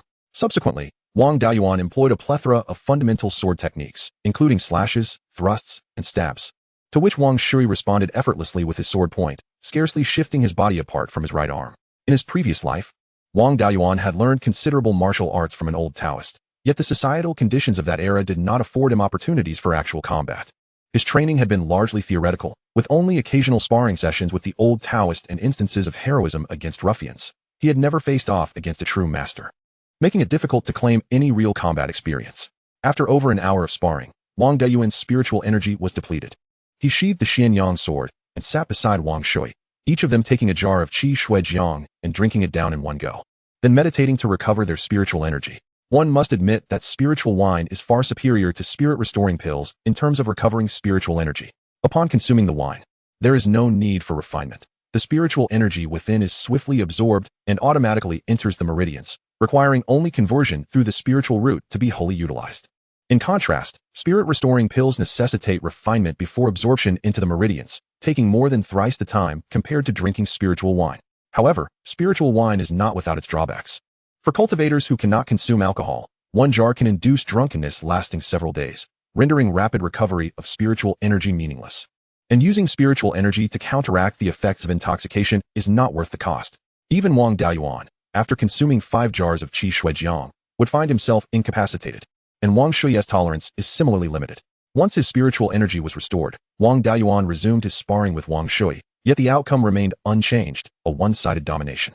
After an entire day of combat, during which his spiritual energy was exhausted 4 or 5 times, Wang Daoyuan found himself utterly fatigued, while Wang Shui had not broken a sweat and could easily continue for several more hours. Chapter 21. Breakthrough. Wang Daoyuan engaged in daily sparring with Wang Shui, depleting his spiritual energy 2 or 3 times before replenishing it, which resulted in a sensation of growing potency. As his cultivation gradually solidified, his combat prowess improved as well. Wang Shui progressed from remaining motionless to evading blows, and eventually to standing and sparring with Wang Daoyuan. After being thoroughly bested for 3 months, he finally managed to remain undefeated against Wang Shui while the latter fought barehanded. Of course, this was under the condition that Wang Shui refrained from employing spells and only utilized his cultivation at the 6th layer of Qi training. At this juncture, Wang Daoyuan's foundation had become exceedingly stable, and even a swift advancement to the 9th layer of Qi training would not lead to instability. However, for the sake of his future, it was prudent to proceed cautiously. Having achieved his objective of solidifying his foundation, it was now time to break through to the 7th layer of Qi training. After expressing gratitude to Wang Shui, Wang Daoyuan returned to his cave dwelling to commence his secluded breakthrough. Seated upon the stone bed in his cave, he retrieved 5 jars of 30-year-age Qi Shuijiang from the spirit pearl space, contemplating that with a solid foundation and ample spiritual energy, combined with these spiritual wines, the breakthrough should be assured. He first consumed a jar of Qi Shuijiang, and without the need for refinement, the spiritual energy swiftly coursed into his meridians. Wang Daoyuan activated his cultivation technique to guide the spiritual energy into his dantian. The dantian was already filled to capacity with spiritual energy. Thus, for the external spiritual energy to enter, it had to continually compress the energy within the dantian, making it denser. After expending half an hour, he finally managed to funnel all the spiritual energy from 1 jar of Qi Shuijiang into his dantian, reaching the limit of spiritual energy contained within.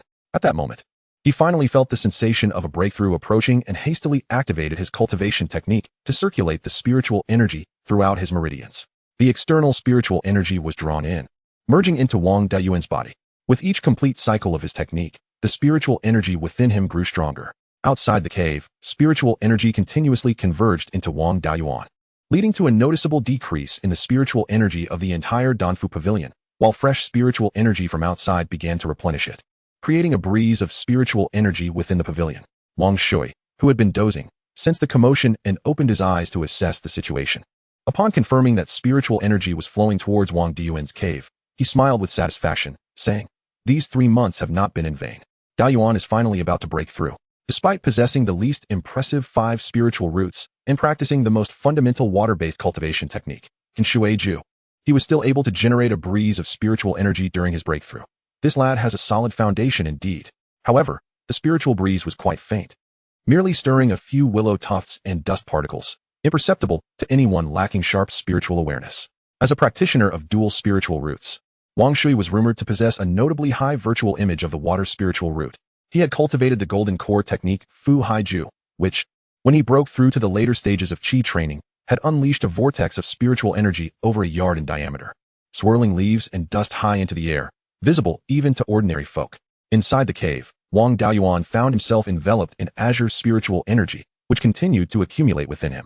Once his meridians and dantian were filled to capacity, leaving no room for additional spiritual energy, he heard a cracking sound as both the dantian and meridians expanded slightly, causing the spiritual energy within to become even denser.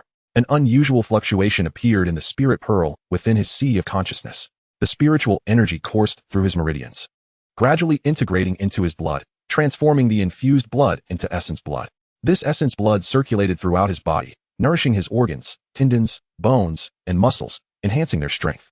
Once the essence blood ceased to increase, the fortification of his body reached a halt, signifying the completion of his cultivation at the 7th layer of Qi training.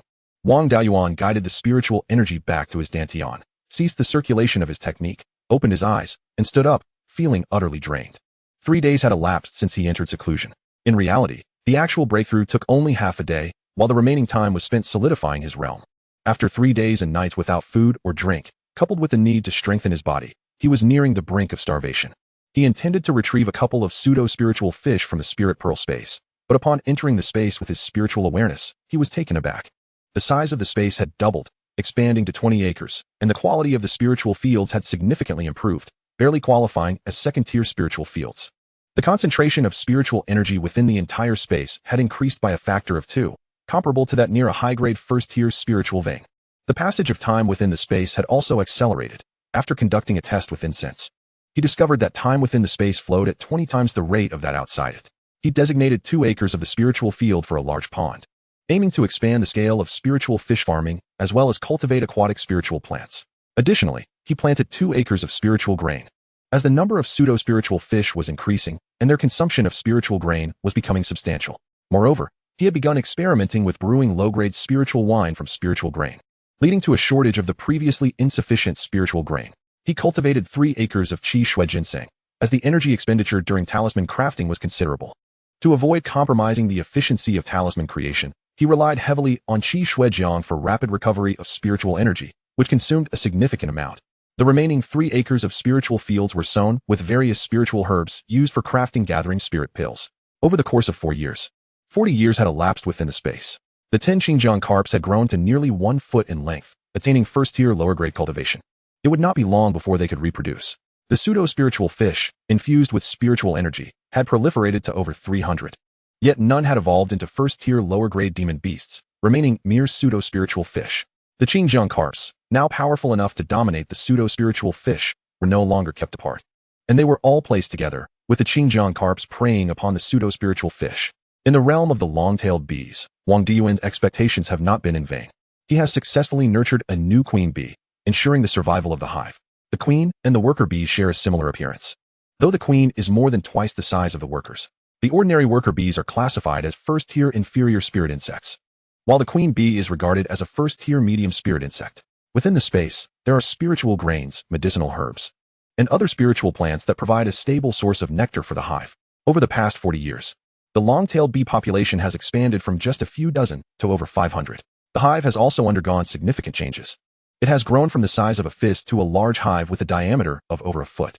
The number of spirit bees has only increased by around 500, not due to the slow reproduction of the queen, but because the nectar sources within the space can only sustain slightly over 500 spirit bees. Since a year ago, Wang Daiyuan has been able to harvest some honey, albeit in small quantities. Based on the time outside the spiritual pearl space, he can only collect 1 pound of honey each month. The primary nectar source within this space is the spiritual grains, as other spiritual plants have long growth cycles and relatively short flowering periods. Recently, he has expanded his spiritual fields by 2 acres to cultivate spiritual grains, staggering the planting times to ensure that there are always flowers blooming within the space. The nectar source is now more than 3 times its original amount, and in the future, the number of spirit bees is expected to exceed 1,500.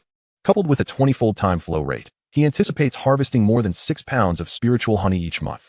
Combining spiritual pills and honey can reduce the absorption of pill toxicity. He has been consuming spiritual pills, and with the accelerated cultivation from the spiritual honey, he only requires about half a pound of honey each month, leaving at least 5.5 pounds available for sale. Furthermore, as the hive expands, it will produce more royal jelly, which is significantly more potent than spiritual honey. Unfortunately, the royal jelly produced previously was only sufficient for the queen's consumption, with no surplus remaining. The changes within the spiritual pearl space since his breakthrough from the mid to late stage of qi refinement have been tremendous, and Wang Daiyuan is eager to immediately advance to the foundation establishment stage. However, he can only dream of it. Even with such abundant resources, reaching the pinnacle of qi refinement will still require 7 to 8 years. Additionally, the accumulation needed before breaking through and the search for foundation establishment pills could take 20 years or even longer. Upon entering the spiritual pearl space, he feels no hunger. But once he exits, his body is on the brink of exhaustion from hunger. He retrieves cooking utensils from his cave and uses a fire attribute spiritual talisman to prepare a meal within the spiritual pearl space. After a satisfying feast, Wang Daiyuan strides out of the cave with 2 jars of wine. Wang Shui, seeing his smug demeanor, mocks him, saying, "Is it just a small breakthrough? Look at how proud you are. You might forget your own surname." Wang Daiyuan laughs and replies, "Not at all. I came to express my gratitude to you, Uncle 12. Without your guidance over the past 3 months, would I have been able to break through so early?" He hands Wang Shui a jar of wine, and they share a knowing smile before drinking heartily. Wang Shui exclaims, "You finally broke through, and I no longer have to stay in the shabby courtyard. These past 4 years have been torturous for me. I couldn't go out and had to keep an eye on you. This little clever one. Was it easy for me?" No sooner had he finished speaking than Wang Shui dashed out of the Danfu Pavilion to experience life in the bustling world. Chapter 22. Selling spiritual honey. As Wang Daiyuan was contemplating where to indulge himself, Wang Jita came to visit. Wang Daiyuan stepped forward to pay his respects, saying, "Greetings, Uncle 9.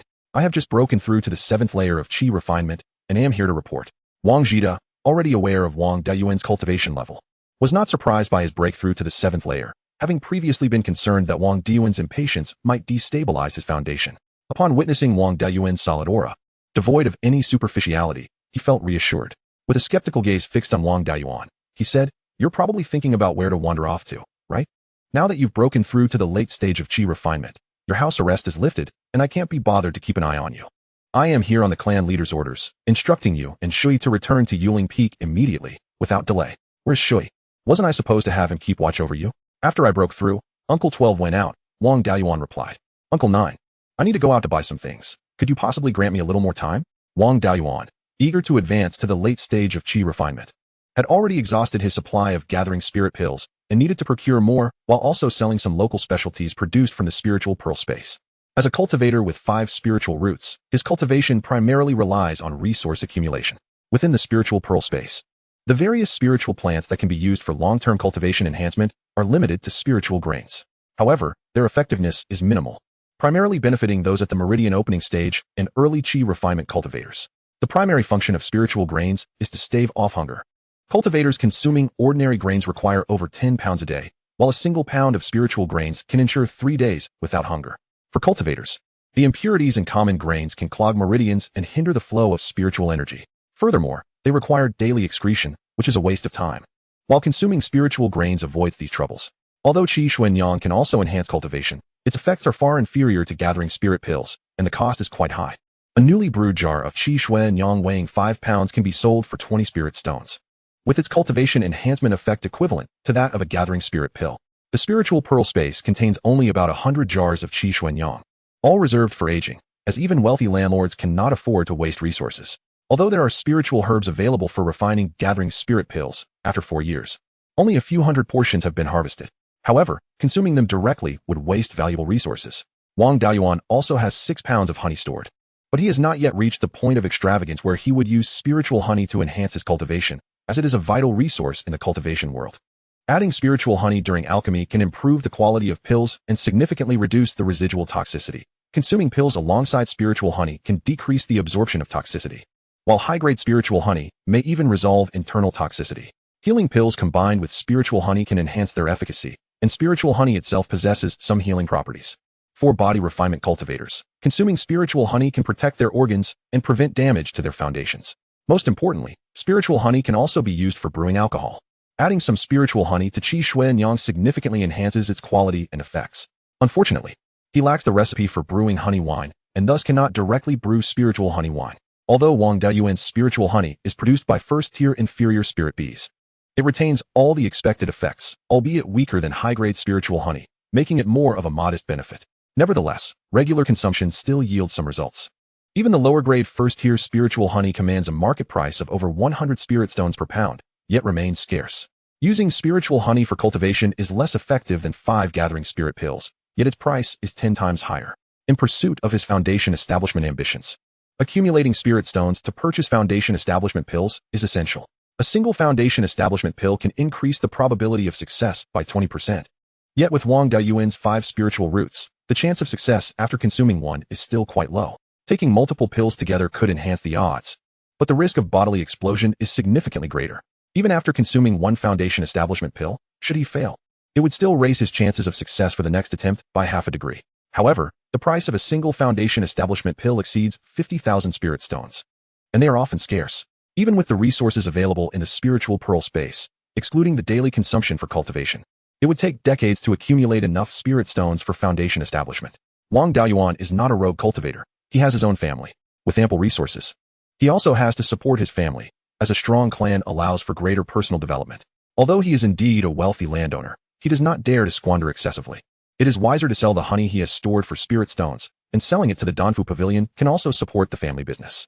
Wang Zhida nodded, saying, "Very well, I will grant you 3 hours. After 3 hours, you must set off back to Yuling Peak." After leaving the Danfu Pavilion, Wang Daoyuan found a secluded spot, donned a black robe, and obscured himself with a veil and hat. He took a detour and returned to the Danfu Pavilion. As he entered the shop, he was greeted once again by Wang Daoqing. It seems Wang Daoqing has garnered considerable trust from Uncle 10, indicating that Uncle 9 has invested significantly in him. With a smile on his face, Wang Daoqing approached, asking, "What does this esteemed friend desire?" In this establishment, Wang Daoyuan presented a discount iron plate, 100 Juling Dan, 200 first-grade superior talisman papers, and 50 pounds of spirit ink. Within the Lingzhu space, the 10-year-old Huangyun grass had already been harvested several times. Talisman papers were in abundant supply, yet the spirit ink remained elusive. His primary objective was the spirit ink, while the talisman papers served merely as a facade. Over the past 4 years, he had not been idle, producing talisman papers and refining talismans, accumulating 600 to 700 first-grade superior talismans. Wang Daoyuan whispered, "I have some items to sell, but they are not suitable to be revealed in this public setting." Wang Daocheng, being astute, immediately understood that a significant business opportunity had presented itself and led Wang Daoyuan to a private room on the 2nd floor. Upon entering the room, they found Wang Zhihua seated inside. Wang Daoqing turned to leave the room, casually closing the door behind him. As soon as Wang Daoqing departed, Wang Zhihua spoke. "Might I inquire what you wish to sell? Since it is just the two of us here, could you possibly show me?" Wang Daoyuan took out a wine jar and adopted an aged voice, stating, "All that I intend to sell is contained within this jar. The shopkeeper will know upon inspection." Wang Zhihua opened the wine jar, and a wave of sweet fragrance wafted forth. He took a deep sniff and peered into the jar before sealing it again, maintaining a composed demeanor. "This is first-grade inferior lingmi, sourced from Lingu flowers. It weighs 6 pounds and is of excellent quality, devoid of any impurities. This jar of lingmi is priced at 600 ling stones. What say you?" Wang Daoyuan inwardly admired Wang Zhihua's expertise, with just a sniff and a glance. He could discern the quality and source of a lingmi. Indeed, not everyone could attain such a level of experience, which required decades of accumulation. Wang Daoyuan feigned anger, exclaiming, "You truly are a shrewd businessman. Where else could one find such a deal for 600 ling stones for 6 pounds of lingmi of this quality? I demand 700 ling stones, a firm price." It was not that Wang Daoyuan was reluctant to allow his family to profit. The price was simply too low and would raise suspicion. The true value of 6 pounds of lingmi was well over 700 ling stones, and selling to someone in urgent need could easily fetch 1,000 ling stones. Upon hearing Wang Daoyuan's words, Wang Zhihua did not take offense but smiled instead, having anticipated the counteroffer. Acquiring 6 pounds of high-quality lingmi for 700 ling stones was indeed a substantial profit. The Wang family had alchemists and brewers. Using 6 pounds of lingmi for alchemy and brewing would yield income far exceeding 1,000 ling stones. You are indeed a man of straightforwardness. So I shall not be too unreasonable. 700 ling stones it is.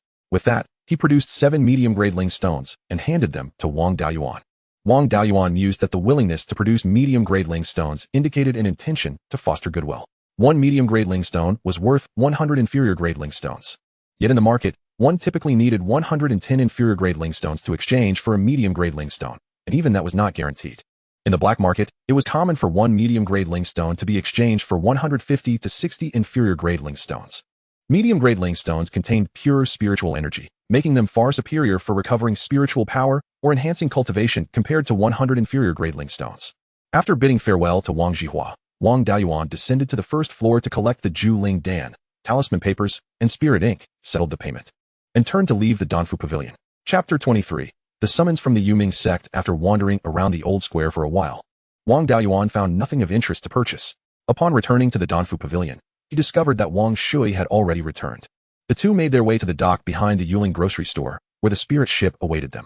The spirit ship was the same type used for transporting goods when they departed, but this time they would be traveling upstream, necessitating the use of ling stones or the spiritual power of cultivators to propel it. The ship was not laden with heavy cargo and was nearly empty. With several family disciples taking turns to motivate it, the speed surpassed that of their initial journey. In less than a day, Yuqing Peak was already within sight. Standing aboard the ship, they gazed into the distance at Yuqing Peak, shrouded in mist, with Yulong Creek winding through the mountains, resembling a jade dragon concealed within the clouds. At the summit, pavilions and towers appeared ethereal, truly embodying the essence of a celestial mountain paradise. The spirit ship sliced through the waves, gliding swiftly across the river, reaching the foot of Yuqing Peak in no time. The family patriarch had issued a stern directive for their immediate return, indicating an urgent matter at hand. Naturally, the two dared not delay. They headed straight to the discussion hall, without even returning to their respective caves. The core family structures were located near Yulong Spring. With the ancestral hall situated on a large rock to the north of the spring, the discussion hall to the east, the executive hall to the southeast, and the scripture repository to the west. The discussion hall served as the venue for the patriarch and the elders to deliberate family matters. The southern bank of Yulong Spring had a lower elevation, with the spring's water flowing into Yulong Creek. Yulong Spring was a spiritual spring, also known as the spiritual eye of the Ling vein of Yuqing Peak. The so-called spiritual eye is the area within a spiritual vein where the spiritual energy is most concentrated. The spring's water, rich in spiritual energy, was excellent for irrigating spiritual fields, which were distributed along both banks of Yulong Creek. As Wang Daoyuan and his companion arrived outside the discussion hall, they overheard Patriarch Wang Jian proclaim, "The Yuming sect has issued a summons, calling upon the disciples of affiliated families to journey to Guiyin Mountain and cleanse the demon beasts that threaten the commercial pathways of Guiyin Valley. Our Wang family is to send 1 foundation-building cultivator and 10 chi-refining cultivators. The demon beasts threatening the trade routes are primarily second grade, with the rest being first grade. The cleansing task poses minimal danger. Thus, I propose to dispatch several capable disciples for their training. I will personally lead the team, and my 12th brother, Jiming, who excels in alchemy and healing, will accompany us to ensure timely treatment for any injured family disciples. Moreover, Shui has reached the pinnacle of chi refining, and further seclusion will yield little benefit. He should engage in more practical experience as well. Additionally, Daoxing has also attained the 8th level of chi refining and should venture out to face real combat. Lastly, Daoyuan, regarding the incident with Qingjiang Li, we owe you gratitude for your cleverness in outmaneuvering the foundation-building cultivators. Otherwise, our Wang family's losses would have been substantial. Bringing you along this time should yield considerable rewards. Do any of the elders wish to add anything?" Wang Daoxing, ranked second among his peers, possessed dual spiritual roots, with gold as his primary root, making him a likely candidate for foundation building, just behind the third brother Wang Daochong in terms of talent. The elders raised no objections. The patriarch continued, "If that is the case, we shall proceed as planned." Wang Daoyuan and Wang Shui entered the discussion hall, where Wang Jian remarked upon seeing them, just in time. "You both have heard the announcement. Prepare yourselves and depart promptly." He cast a glance at Wang Daoyuan and added, "At 20 years old, you have reached the 7th level of chi refining, matching the pace of your second and third brothers. However, remember that cultivation requires steadiness. Haste can lead to instability. If you pursue speed without a solid foundation, the consequences could be dire. Your aura is robust, so I trust you understand the importance of balance. I need not elaborate further. Additionally, common elixirs may contain elixir poison. Overly relying on them can result in the accumulation of poison within your body. Once it erupts, it may cause harm to your foundation or, in severe cases, jeopardize your life. Wang Daoyuan continuously acknowledged with agreement, but internally dismissed the concern. He possessed ample resources of Lingmi, while first-grade Lingmi could not eliminate the existing elixir poison in his body. Consuming elixirs alongside Lingmi would significantly reduce the absorption of such poison and suppress it within. Thus, despite frequently taking elixirs, Wang Daoyuan had not accumulated much elixir poison. Given his physical condition, continuously consuming elixirs with Lingmi would pose no risk of an elixir poison outbreak, even over several decades. A day later, Wang Shui departed from Yuqing Peak with Wang Daoyuan and Tinshi refining cultivators, heading towards Jinyan City, located over 5,000 miles northwest. Jinyan City, situated at the southern end of Guiyan Valley, is a city of immortals, predominantly inhabited by cultivators, with a few mortals being descendants of these practitioners. Originally, Jinyan City served as a fortress. Guiyan Mountain, towering into the clouds, separated the north and south. After millennia of conflict, humanity had completely occupied the southern side of Guiyan Mountain. Through repeated purges, the demon clans residing in the eastern part of Guiyan Mountain had lost their foothold, with most demon beasts fleeing to the western part of Guiyan Mountain, where human presence was sparse and it remained their territory. Thus, Guiyan Mountain became the dividing line between humans and demons, with the southern side belonging to humanity and the northern side being a mixed domain of humans and demons. The majestic Huitian Mountain exhibits a gradual descent from west to east, with its main ridge disappearing beyond the distant Jinyan City. By the time one reaches the vicinity of Jinyan City, the once continuous mountain ranges have largely given way to isolated peaks, which connect sporadically to the outer fringes of the Tianzhan Mountain range to the east.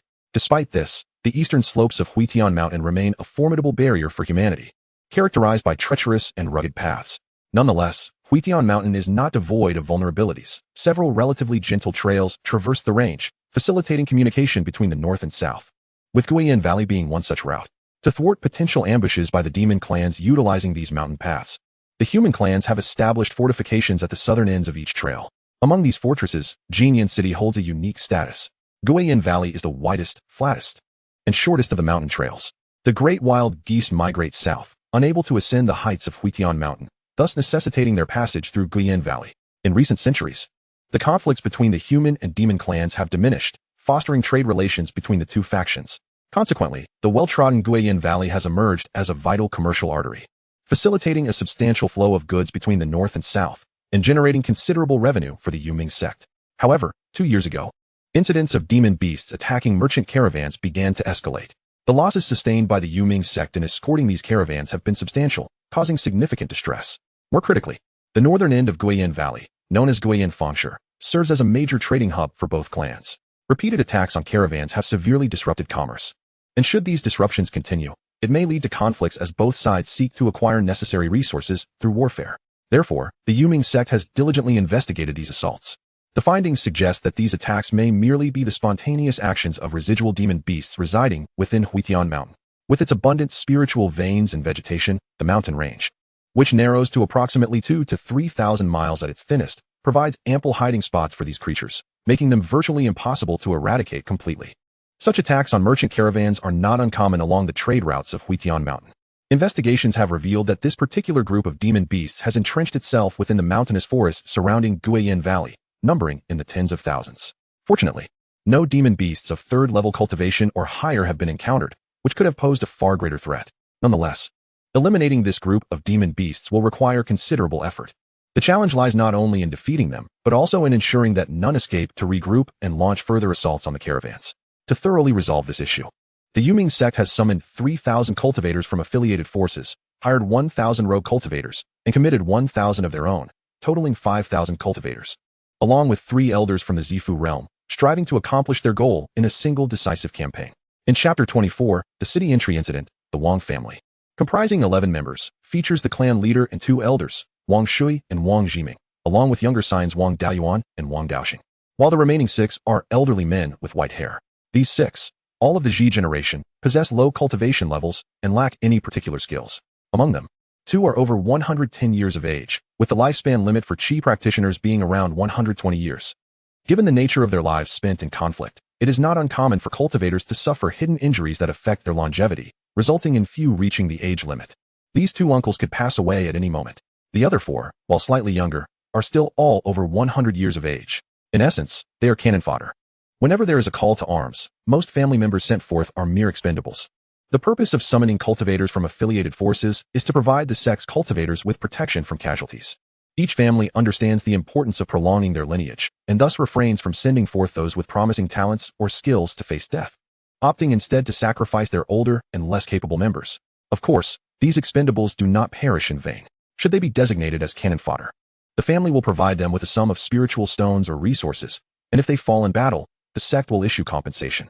With few years left to live, they willingly sacrifice themselves for the benefit of future generations, hoping to secure more resources for them to advance further along the path of cultivation. Wang Jian, a Foundation establishment cultivator, is capable of flying on a sword, while Jinyan City lies over 5,000 miles from Yushuan Peak, allowing for a round trip in half a day's time. However, Wang Daoyuan and the other 10 are Qi practitioners, and unless they possess flying artifacts or spirit beasts, they must rely on their own legs for travel. With 10 Qi practitioners to care for, Wang Jian cannot fly and must walk alongside them. Nevertheless, as a Foundation establishment cultivator, Wang Jian, even while on foot, outpaces the Qi practitioners. The 10 Qi practitioners can only activate a movement talisman, pushing themselves to their limits to barely keep up with Wang Jian. Thus, the group proceeds on foot, taking care to accommodate the 6 elderly uncles, covering only 700 to 800 miles a day, until they finally arrive at Jinyan City on the 7th day. The city, with a circumference of over 10 miles, is not particularly large by mortal standards. Its walls are constructed from rocks quarried from Huidian Mountain, intricately engraved with array patterns that give it an impenetrable aura. Towering 10 zhang, the city walls are equipped with massive crossbows, their arrow tips glinting ominously. Unfortunately, Wang Daoyuan has no knowledge of artifact crafting and cannot discern their grade. Upon reaching the city gate, they encounter a large crowd already queuing. The crowd is divided into 2 groups. One consists of groups of 10 to several dozen individuals dressed in identical attire, all affiliated with the Yuming sect, while the other group is a motley collection of individuals, some standing alone and others in small clusters, who are scattered and appear to be struggling to form a proper line, comprising rogue cultivators recruited by the Yuming sect. The Wang family is clad in plain white robes, adorned solely with a dragonfish embroidered in gold thread at the sleeves, and they are a small number, standing at the end of the line for the affiliated forces, attracting little attention. The rogue cultivators face considerable difficulties entering the city, needing to register their names, cultivation levels, and other information. In contrast, the group of family cultivators can enter swiftly by presenting their summons, verifying their identities, and receiving a pass. Nevertheless, with each family comprising at least 10 individuals, and some even numbering in the dozens, the registration process is time-consuming. The Wang family waits in line for over 2 hours, and finally, only one family remains ahead of them. At that moment, a sharp cry of an eagle pierces the air. Looking up, they see a bird in the western sky, its outline indistinct. As it approaches, it reveals itself to be a colossal golden eagle, exuding the pressure of a Zifu realm cultivator. The Qi practitioners in line turn pale, straining to channel their spiritual power in resistance. Upon the eagle's descent, over 30 individuals disembark from its back, all clad in golden robes, arrogantly striding past the waiting crowd to the forefront to obtain their passes. The members of the Wang family, save for Wang Daoyuan and Wang Daoxing, are seasoned veterans and remain unfazed, while Wang Daoyuan, with his experiences from 2 lifetimes, does not allow himself to be provoked. However, Wang Daoxing, known for his short temper, is about to erupt when Wang Shui and Wang Daoyuan restrain him. The Wang family does not make any overt response, and the families behind them show no interest in the scene. Yet, the Li family, positioned at the front, is displeased, with intentions to train their younger members. They brought along many youths. The blatant disregard shown towards their family ignites indignation among the younger members. Unable to contain his anger, a young disciple from the Li family steps forward and reproaches, "You all claim to be from a cultivation family, yet you fail to understand the basic principles of queuing. You bring shame upon our sect." The leader of the golden robe group appears to be in his 40s, characterized by a distinctive appearance reminiscent of a basketball resting atop half a soccer ball. Adorned in a golden robe, he would resemble a 3-legged golden toad, perfect for attracting wealth, should he hold a coin in his mouth. Upon hearing accusations, Jin Chan turned to see a mere young man in the mid-stage of Qi refining. He could not help but feel a surge of anger. "You little brat, still in your infancy, daring to shout here without understanding the hierarchy of age and respect. Allow me to teach you a lesson on behalf of your elders." With that, he struck out with his palm. A beam of golden light surged forth, aimed directly at the young man from the Li family who had spoken out. Leading the Li family was the patriarch, a cultivator of the Foundation establishment stage, who swiftly intervened to block the golden light, stating, "Friend, you possess quite the temper. Even if my Li family's disciple has erred, it is not your place to admonish him, especially considering that his words were not entirely unfounded." Jin Chan found himself momentarily at a loss for words. His face flushed with indignation. 3 Foundation establishment cultivators from his clan stepped forward, intending to exert their dominance. The Li family possessed only 2 foundation establishment cultivators and approximately 20 qi refining disciples, many of whom were young and in the mid-stage of their training. With 1 less foundation establishment cultivator, they were at a significant disadvantage. Should a conflict arise, the Li family would undoubtedly face defeat. The patriarch of the Li family, caught in a dilemma, realized the precariousness of the situation. Engaging in combat would lead to overwhelming losses for his clan, while capitulating would result in humiliation and possible extortion. Just as he was torn between choices, a foundation establishment cultivator clad in a white robe, carrying a long sword, stepped forward to mediate. It is wise to resolve enmities rather than create them. We are all here to eradicate the beast horde. Why must we let a trivial matter disrupt our purpose? Let us not engage in internal strife that may hinder our greater mission.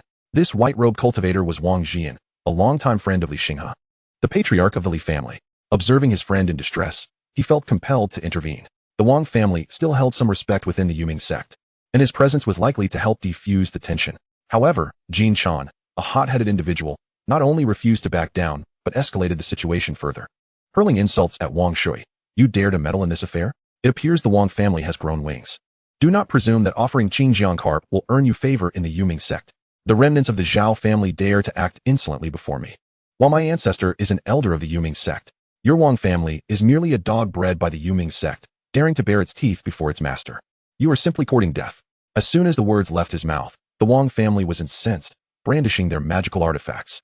Wang Beiyuan also drew his Xianyang sword, ready to strike at a moment's notice upon the patriarch's command. Previously, Jin Chan had displayed contempt for all families, but now he had explicitly insulted the Wang family. If they were to endure this, the Wang family would lose face henceforth. Jin Chan's remarks ignited fury not only among the Wang family disciples, but also among most of the cultivators present. Chapter 25. Escalation. The 3 major sects had governed the Zhao kingdom for merely 3 centuries, and the families established by their disciples were few, most still in the early stages of growth. The majority of the Yuming sect's affiliated families were remnants of the Zhao clan. These families had participated in the war against the 3 major sects either by coercion or willingly, and the blood feud between them remained vivid. To maintain stability and rapidly consolidate their gains, the Yuming sect employed a strategy of divide and conquer against the Zhao remnants. They arranged marriages with them. While families that had caused significant casualties to the Yuming sect were annihilated, those families with little connection to the Zhao clan were treated with a policy of appeasement, albeit not without punishment. The disciples of the Yuming sect established families, seizing territories and resources from many older families, resulting in mutual disdain. The Yuming sect, being powerful, strictly prohibited internal conflicts among its affiliated families. Though new and old families secretly clashed, they maintained a facade of cordiality in public. Jin Chan's words, however, brought the hidden discord to the forefront. While ostensibly criticizing the Wang family, he was, in fact, denouncing all the older families. Both the Li and Wang families were considered old families, representative of those aligning with the Yuming sect. Li Xinghe's younger brother, Li Xinghai, possessed exceptional talent and had entered the Yuming sect under the tutelage of an elder from the Purple Mansion, currently at the mid-stage of foundation establishment. With him, the Li family could be regarded as a quasi-direct lineage of the Yuming sect. Although the Wang family lacked any foundation establishment disciples within the Yuming sect, they were known for their obedience among the older families, always following the sect's directives. Furthermore, for years prior, the Wang family had been in the spotlight for voluntarily offering Qingjiang carp to the Yuming sect, securing a role in its cultivation. This position was not designated for an individual, but for the Wang family as a whole. As long as the Wang family endured, this position remained theirs. It was a rare privilege for a family to hold such a post within the Yuming sect, one that most direct lineages did not enjoy. Thus, the Wang family's standing within the Yuming sect was arguably superior to that of the Li family. The Wang and Li families epitomized the local clans integrating into the Yuming sect, representing the price of loyalty. Today, however, these 2 families, which were meant to be treated with respect, had been publicly slapped across the face. This slap resonated across all families that had sought refuge in the Yuming sect. In the eyes of the direct descendants of the Yuming sect, the older families were mere remnants, and those actively aligning with the Yuming sect were akin to dogs that could be disposed of at any moment. Realizing his misstep, Jin Chan noted the discontented expressions of the gathered cultivators, but was too proud to retract his words. Now, he found himself trapped. Engaging in combat could quickly draw the ire of the elders from the Yuming sect, which would lead to dire consequences. Retreating and recanting would result in humiliation and the loss of face, and walking away without resolution would not only bring shame, but also the accusation of instigating internal discord. In desperation, he resolved to take decisive action, even if it meant escalating the situation, intending to place the blame on the Wang and Li families. Even if they had connections within the sect, they would likely avoid a public confrontation with the family of the Purple Mansion elder, hoping to minimize the fallout. The other families and loose cultivators present were unlikely to offend the Purple Mansion elder for the sake of two lesser families and would likely remain passive observers. Wang Daoyuan remained watchful of Jin Chan, noticing his unusual demeanor and the glint of malice in his eyes. He quickly transmitted a warning to the patriarch. Patriarch, be cautious. Jin Chan intends to strike. With a wave of his hand, a flying sword shot forth from Jin Chan's sleeve, aimed directly at Wang Jian. However, Wang Jian, seasoned in battle and alerted by Wang Daoyuan, drew his long sword and effortlessly neutralized the attack. Just as Jin Chan prepared to unleash another offensive, an overwhelming pressure descended from above, causing most qi-refining cultivators to falter. Only Wang Shui managed to remain standing, while Wang Daoyuan struggled unsuccessfully and collapsed to the ground. Even the Foundation establishment cultivators had to muster their spiritual energy to resist. It turned out that the guards at the city gate, witnessing the commotion among the families, promptly alerted the elders of the Purple Mansion within the city. The elder tasked with guarding the Jinyan city, Lu Jinhui, rushed to the scene upon receiving news of the disturbance. Due to the prohibition on flying within the city and the unusually large crowd, his pace was hindered. Emerging from the city gates, he witnessed Jin Chan attacking Wang Jian. He attempted to intervene, but was too late. Wang Jian managed to counter the attack unscathed, which brought him some relief. Yet, Jin Chan was relentless, exuding a menacing aura to intimidate the gathered crowd. Once he saw that everyone was sufficiently cowed, Lu Jinhui finally inquired, Wang Jian, Li Xinghe, Jin Yugu, what is the cause of your conflict here? Jin Chan, known as Jin Yugu, was the patriarch of the Jin family, which had an elder who was a member of the Yuming sect's Purple Mansion. Jin Yugu intended to accuse others first, but Wang Jian, being keenly astute, did not grant him the opportunity to speak first. Instead, he interjected, esteemed Elder Lu, this conflict arose from a trivial matter. The members of the Jin family arrived at the city gate and, unwilling to queue, directly cut ahead of the Li family. A young friend from the Li family, unable to tolerate this, spoke out against Jin Daoyu. In a fit of anger, Jin Daoyu retaliated, leading to the Li disciples' intervention. Fearing the escalation of the situation, I stepped forward to mediate, only to be reprimanded by Jin Daoyu. The rest, as the elder has witnessed, is plain to see. Lu Jinhui inquired, what did he say? Wang Jian recounted Jin Yugu's words verbatim. Upon hearing this, Lu Jinhui inwardly lamented the situation, realizing that Jin Yuga had brought matters that should remain unspoken into the light. If this issue were mishandled, it could very well dishearten numerous venerable families. Strictly punishing Jin Yuga would undoubtedly offend the Jin family's patriarch. Conversely, opting for leniency would imply that the Yuming sect conceded to Jin Yuga's claims, complicating future endeavors for the sect to rally the old families to their cause. After a fervent internal struggle, Lu Jinhui's sense of the greater good prevailed, leading him to decide upon a punishment for Jin Yuga, seeking to placate the various families. However, in consideration of the sect's unity, he resolved that the punishment should not be excessively severe. Once he made his decision, Lu Jinhui reprimanded Jin Yuga, stating, the assembly of families in Jinyan City is for the noble cause of exterminating demon beasts. This is a significant matter for the Yuming sect. As a descendant of Elder Jin, you ought to prioritize the sect's interests rather than. Before Lu Jinhui could finish his admonition, an eerie voice interjected, Ho, Elder Lu. Why must you stoop to the level of the younger generation? Jin Yuga's momentary lapse in judgment is but a trivial matter.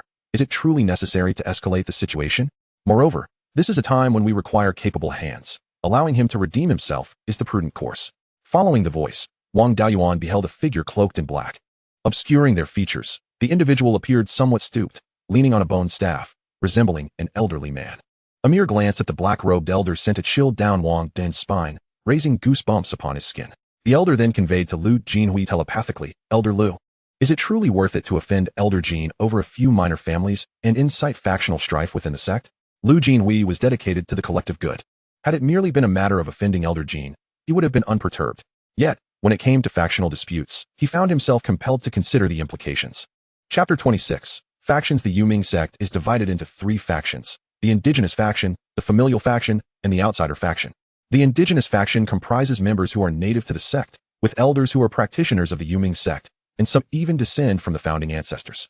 This faction holds the highest status and possesses the greatest strength within the sect. Lu Jinhui, along with Elder Zhou from Qingli Fangshi, belongs to this faction.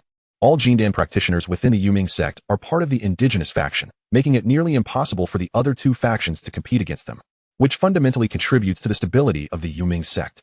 Members of the indigenous faction reside within the sect, while commoners live in proximity to the sect's gates, without establishing separate enclaves far from the sect. Consequently, there is minimal conflict between the indigenous faction and the affiliated families, and their attitude towards these families remains relatively mild. The familial and outsider factions do not originate from the Yuming sect's native influence. The outsider faction consists of minor sects that were either absorbed by the Yuming sect or voluntarily joined, along with some malevolent practitioners seeking refuge. Prior to their incorporation into the Yuming sect, these groups had established deep connections amongst themselves. After joining the Yuming sect, they banded together, forming the second largest faction. This faction, unable to compete with the indigenous faction and unwilling to remain suppressed, has established families outside the Yuming sect, actively developing their influence. For the outsider faction to grow, they must seize the interests of the old families, leading to profound conflicts between the two. Their stance towards the remnants of the Zhao family is particularly aggressive, advocating for their complete extermination. The patriarch of the Liang family and the black-robed elder are both members of the outsider faction, with Elder Jin as its foremost leader. Elder Jin has achieved the pinnacle of Zifu cultivation and, after years of refinement, could attain Jindan at any moment, holding a position of great esteem within the Yuming sect, arguably the foremost figure below the Jindan level. Furthermore, Elder Jin is known for his vindictiveness and ruthlessness, making few willing to incur his wrath. The familial faction consists of loose cultivators or members of families who have joined the Yuming sect and attained a relatively high status, yet still maintain familial ties outside the sect. Due to their origins, they are closely aligned with the old families residing within the Yuming sect's territory. The elders within the familial faction do not share particularly strong relationships and struggle to unite, rendering them the weakest among the three factions. The senior ranks are predominantly composed of idle elders, lacking formidable representatives. Yang Yong is one of the highest-ranking individuals in this faction. Due to their diminished power, their only means of strengthening lies in uniting with the old families. Should the old families fully integrate into the Yuming sect, their sole option would be to ally with the familial faction, allowing the latter to easily overpower the outsider faction and stand toe-to-toe with the indigenous faction. The stance towards the old families has become a focal point for the power struggles among the three factions of the Yuming sect. Annihilating the old families would rapidly bolster the outsider faction's strength, while merging with the old families would significantly enhance the familial faction's power. Neither scenario is favorable for the indigenous faction. Moreover, the primary strengths of the other two factions lie outside the Yuming sect. Thus, the prosperity or decline of the Yuming sect bears little impact on them. In contrast, the entirety of the indigenous faction's strength resides within the Yuming sect. Only with the sect's robust power can the indigenous faction secure greater benefits. Thus, the indigenous faction's strategy is to fragment the old families, to eliminate a portion while assimilating others, balancing the two factions to maintain the fundamental stability of the Yuming sect. Gradually dismantling the two factions and integrating their strengths into the indigenous faction would ultimately yield the most advantageous outcome for the Yuming sect.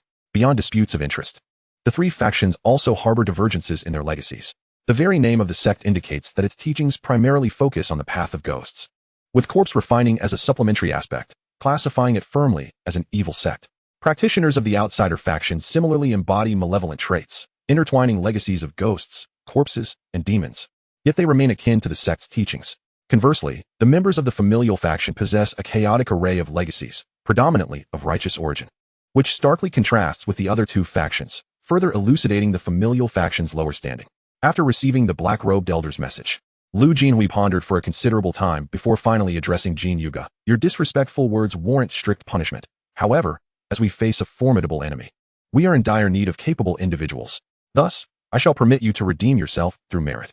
Should you fail to exert yourself in the forthcoming battle, your punishment shall be severe. Furthermore, for your insults directed at the Wang and Li families, you are obligated to offer an apology. At this juncture, the black-robed elder interjected. Given the matter pertains to Elder Jin's reputation, an apology is perhaps unnecessary. Lu Jinhui found himself at an impasse. Tearing the facade would benefit no one. He merely offered some reassurances to the Wang and Li families before departing. The black-robed elder cast a sweeping glance over the gathered crowd before following Lu Jinhui out. The various families continue to register their entries into the city, with the Jin family taking the lead. However, at this point, no one seemed to care about the order of entry. Each head of the old family pondered the necessity of integrating into the Yuming sect. Wang Beiyuan mused. This recent upheaval reveals significant divisions in the Yuming sect's stance towards the old families. Yang Yong ardently advocates for the acceptance of the old families, while the black-robed elder and Elder Jin favor their eradication. Lu Jinhui, on the other hand, has not taken a clear stance, opting instead for ambiguity. It is evident that those supporting the acceptance of the old families do not hold the advantage. It seems prudent to discuss this matter with the clan leader post-event. The Wang family's strategy of wholeheartedly integrating into the Yuming sect may require re-evaluation.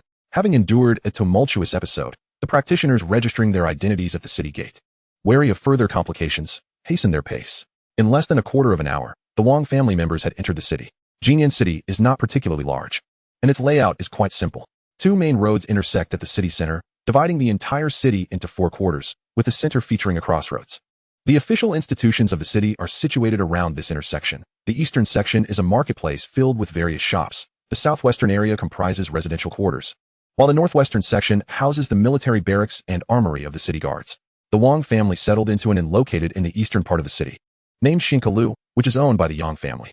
After checking into the inn, the 6 elderly members of the Wang family retreated to their rooms to rest, while the others convened in the clan leader's quarters to deliberate. Before long, someone came to visit. The newcomer donned a blue robe emblazoned with the Yang family's tree emblem, bearing a resemblance to Yang Yong, suggesting he was a direct descendant of Yang Yong. Upon seeing the visitor, Wang Jian promptly rose and clasped his hands, inquiring, "Brother Ziyuan, what brings you here?"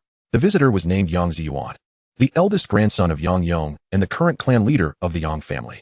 Wang Daoyuan hastily procured a chair, inviting, "Please, esteemed elder, take a seat." Yang Ziyuan did not decline and sat down, saying, "Brother Jian, I am already aware of the events outside the city gate today. Elder Jin and Liang Liang are aligned in their belief that the old families should be thoroughly eradicated. However, the majority within the Yuming sect disagree with this approach. This group has resorted to suppressing the old families and seizing their resources. Elder Jin holds significant power within the Yuming sect, to the extent that even my grandfather dares not provoke him. In the future, it would be wise for the Wang family to avoid the Jin family as much as possible to prevent unnecessary troubles." Wang Jian, though displeased, understood that the Wang family could not afford to provoke the Jin family, no matter how cordial the relationship between the Wang and Yang families. It was unrealistic to expect the Yang family to risk their lives for them. Lacking strength, they could only swallow their pride. Wang Jian sighed and said, "Rest assured, Brother Ziyuan, I am aware of the gravity of the situation. The members of my Wang family will steer clear of the Jin family." Yang Ziyuan nodded. "That puts my mind at ease. When the time for action comes, the Wang family will act alongside my Yang family. No matter how overbearing the Jin family may be, they will not dare to create trouble in front of the Yang family." Chapter 27. Pre-battle arrangements. Upon hearing Yang Ziyuan's plans, Wang Jian felt relieved. At least during the extermination of the demon beasts, the Jin family would not seek trouble. As for afterwards, the two families were separated by tens of thousands of miles and had no business dealings.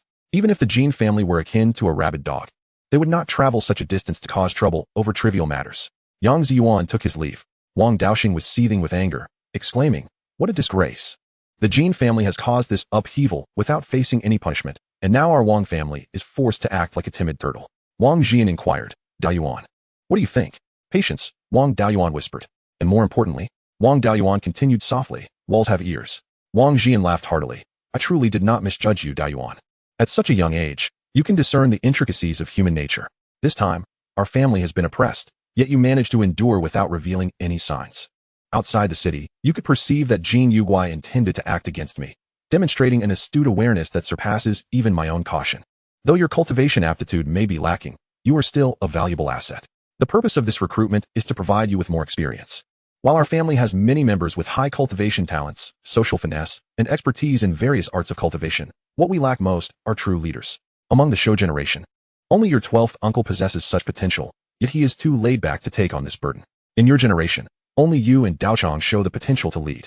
Daochang possesses the highest cultivation aptitude, but he is currently too focused on his training and remains immature in this regard. You, on the other hand, are remarkably shrewd at such a young age.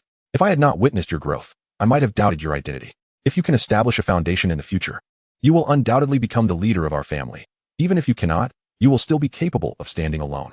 Upon hearing Wang Jian's words, Wang Daoyuan felt a wave of apprehension.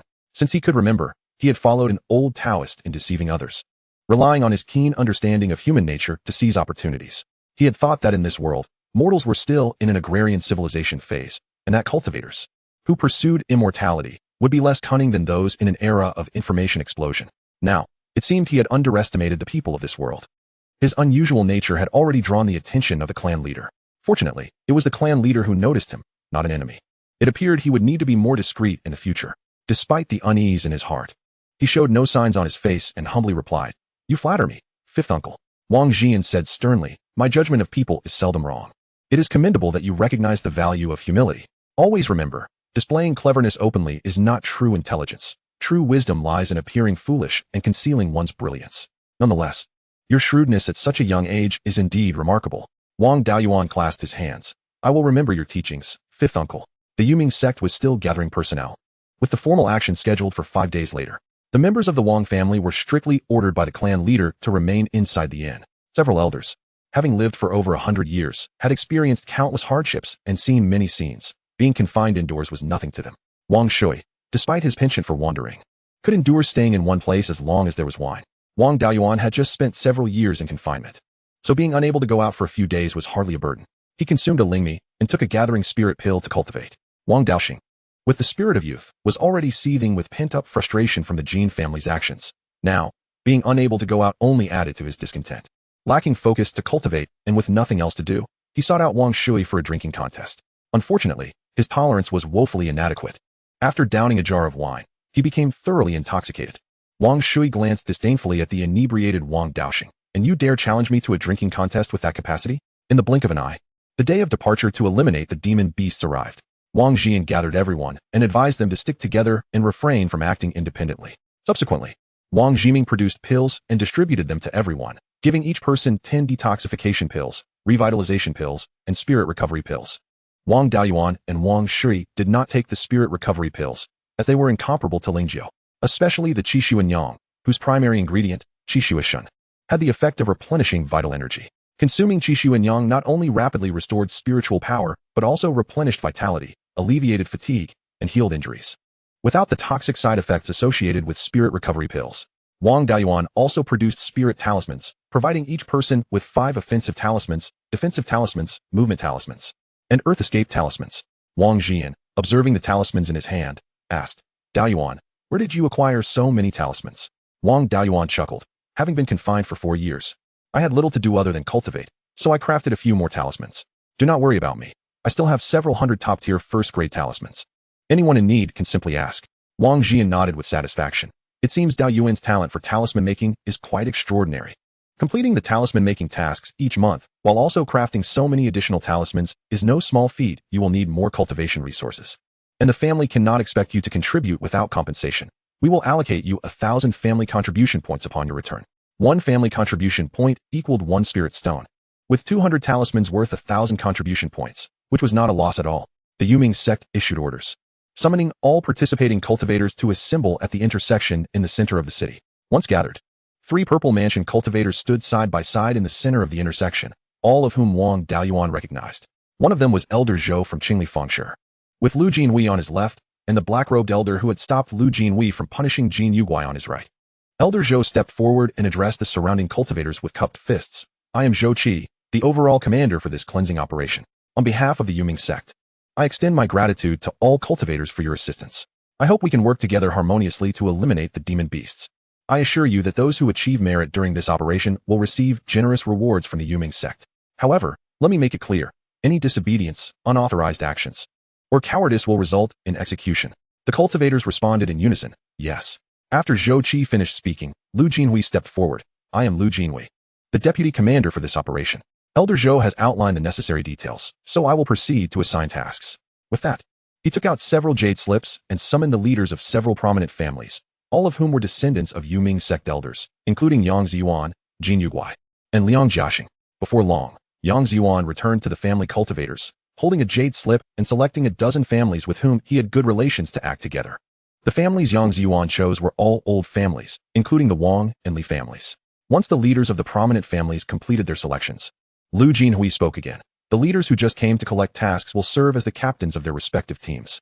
Any family selected by a team leader will fall under their command. The orders of the team leaders are our orders. Any defiance will result in immediate execution. Each team will act separately according to their assigned tasks. Chapter 28. Ambush. Wang Jiazhong and several other families accompanied Yang Ziyuan to a small hill beneath Guiyin Valley. The valley stretches predominantly from north to south, yet the winding paths are rarely direct, and Guiyin Valley is no exception. While it may not possess the notorious twists and turns, there are still several perilous spots, with the Chixiang Gorge being the most treacherous among them. Approximately 3 miles long, the gorge is aptly named as it is only as wide as a single wagon. The hill where everyone lay in ambush is situated 3 miles east of the Chixiang Gorge.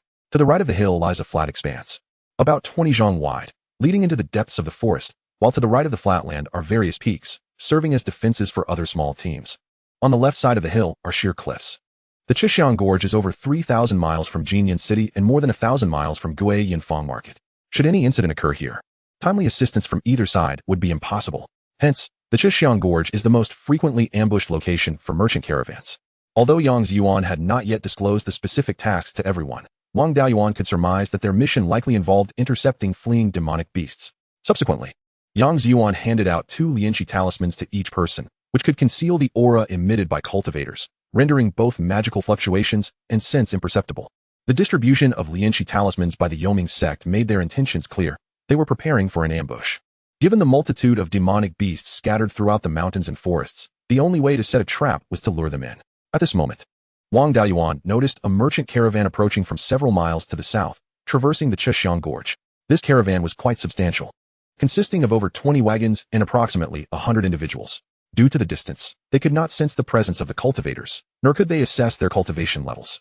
The cargo wagons on the trade route of Guiyin Valley were uniquely designed to adapt to the terrain, measuring between 2 to 5 zhang in length and less than 5 feet in width, appearing particularly elongated. This caravan was no exception, with wagons around 3 zhang long, drawn by 2 demonic beasts resembling horses. These beasts, known as Chuan Linjiu, are not particularly swift but excel at navigating through forests and possess immense strength, making them common transport beasts. As the caravan advanced, it soon reached the middle of the Zhejiang Gorge, the narrowest point of the gorge, where an ambush would leave the caravan in a precarious position. The demonic beasts were likely to launch their attack here, and tension filled the air as everyone braced themselves. Even Yang Ziyuan communicated telepathically, instructing, "No one shall act recklessly without my command. Those who disobey will be executed." As time passed, anxiety mounted among the group, with Wang Daoyuan able to hear the heartbeat of those nearby.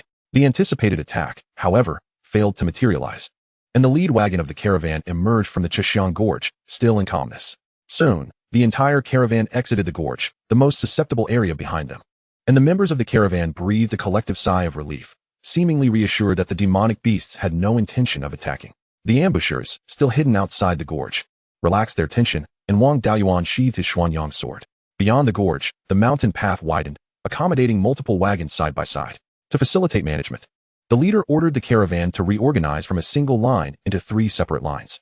The leader, possessing considerable authority, promptly commanded the rearrangement, and the entire caravan complied with a harmonious and natural fluidity.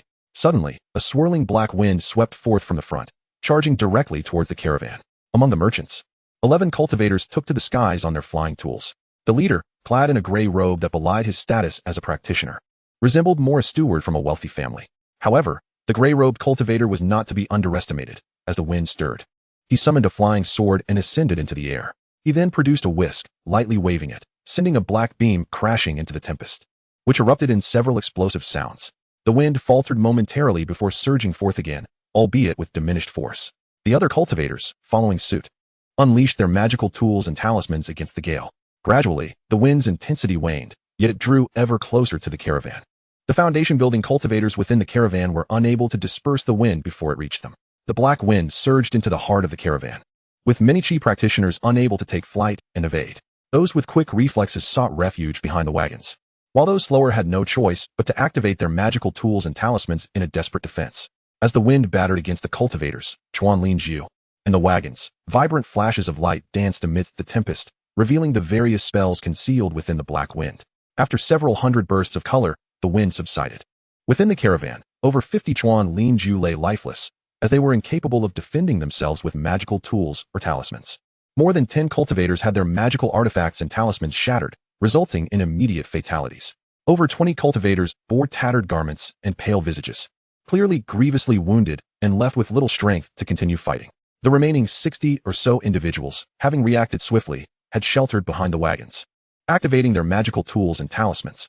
Most of the assaults were thwarted by the wagons, and the few that breached the defenses were deflected by protective artifacts and talismans, merely depleting some spiritual energy without inflicting injuries and preserving their combat effectiveness. Observing the condition of the 20 or so wagons, it was evident they were specially crafted. Their quality was commendable. Although struck by spells, only shallow imprints remained. Ahead in the valley, where the wind had surged, a multitude of demonic beasts revealed themselves. Among them stood a colossal striped tiger, a bear the size of a small mountain, a massive black wolf comparable to a bull, and above, a black eagle with a wingspan exceeding 3 zhang, adorned with golden feathers. These 4 demonic beasts led the charge, akin to generals commanding legions. Behind the tiger, bear, and wolf were over 2,000 assorted beasts, while trailing the eagle were more than 1,000 avian demonic creatures. Upon witnessing this scene, the gray-robed cultivator decisively commanded, all able to stand, listen, form a circular formation with the wagons, and prepare to defend yourselves. Responding to the order, the surviving Qi practitioners sprang into action. With the Chuan Linju fallen, they could only rely on manpower to pull the wagons. For the sake of their lives, they were remarkably proactive, with some even invoking divine power talismans. In less than a few moments, the 20 or so wagons formed a protective circle, encircling the Qi practitioners within. Subsequently, they produced spirit crossbows and loaded them with spirit stones. Having narrowly escaped death, the previously frantic Qi practitioners were now transformed into an armed elite. To Wang Daoyuan, it appeared that these Qi practitioners, sheltered by the circular formation of wagons, bore a resemblance to entrenched troops from a bygone era.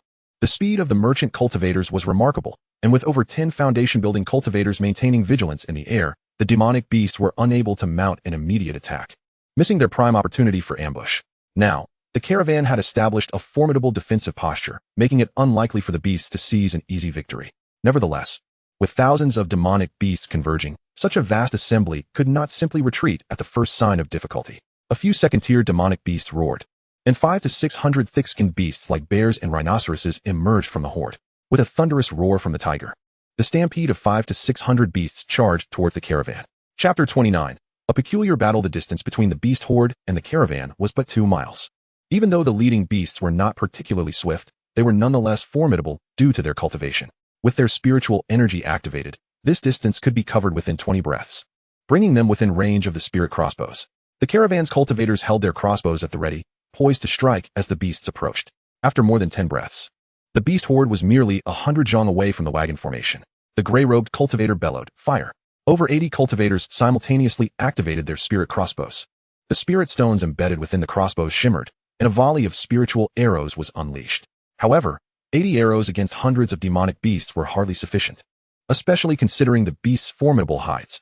The first wave of arrows managed to fell only 5 or 6 beasts, all merely injured, with no fatalities among the demonic horde. Yet, these spirit crossbows were capable of rapid fire.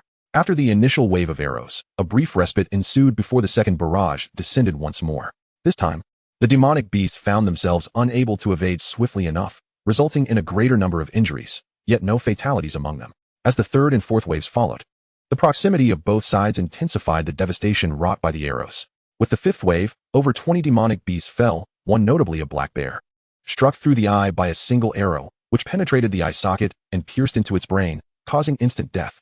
The sixth wave witnessed the demise of over 30 beasts. At this juncture, some of the beasts that had grasped innate spells began to retaliate, but their spells merely produced sounds upon striking the caravan formation, proving utterly ineffective. Utilizing magic slowed their charge, rendering it a poor trade-off. Thus, the beasts ceased their magical onslaught and pressed forward relentlessly. After another 3 waves of arrows, more than 100 demonic beasts succumbed on the battlefield, with over 30 perishing. The remaining 300 beasts, still able to charge, were all injured. The lead group of demonic beasts, now weary of the fight, began to scatter in panic. The 10th wave of arrows fell, but due to the chaotic retreat of the beasts, only about 50 were felled. Following the 10th wave, the spirit stones in the spirit crossbows were depleted, necessitating a replacement. This process required 3 breaths to replace the stones and reactivate the crossbows. The demonic beasts took full advantage of this brief interlude, retreating at a speed surpassing their initial charge and even rescuing some of their fallen kin. Once the merchant group had replaced their spirit stones, they resumed firing, targeting the critically injured beasts. After 3 more waves of arrows, all severely wounded beasts were dealt with. Of the 500 to 600 demonic beasts, fewer than half managed to retreat.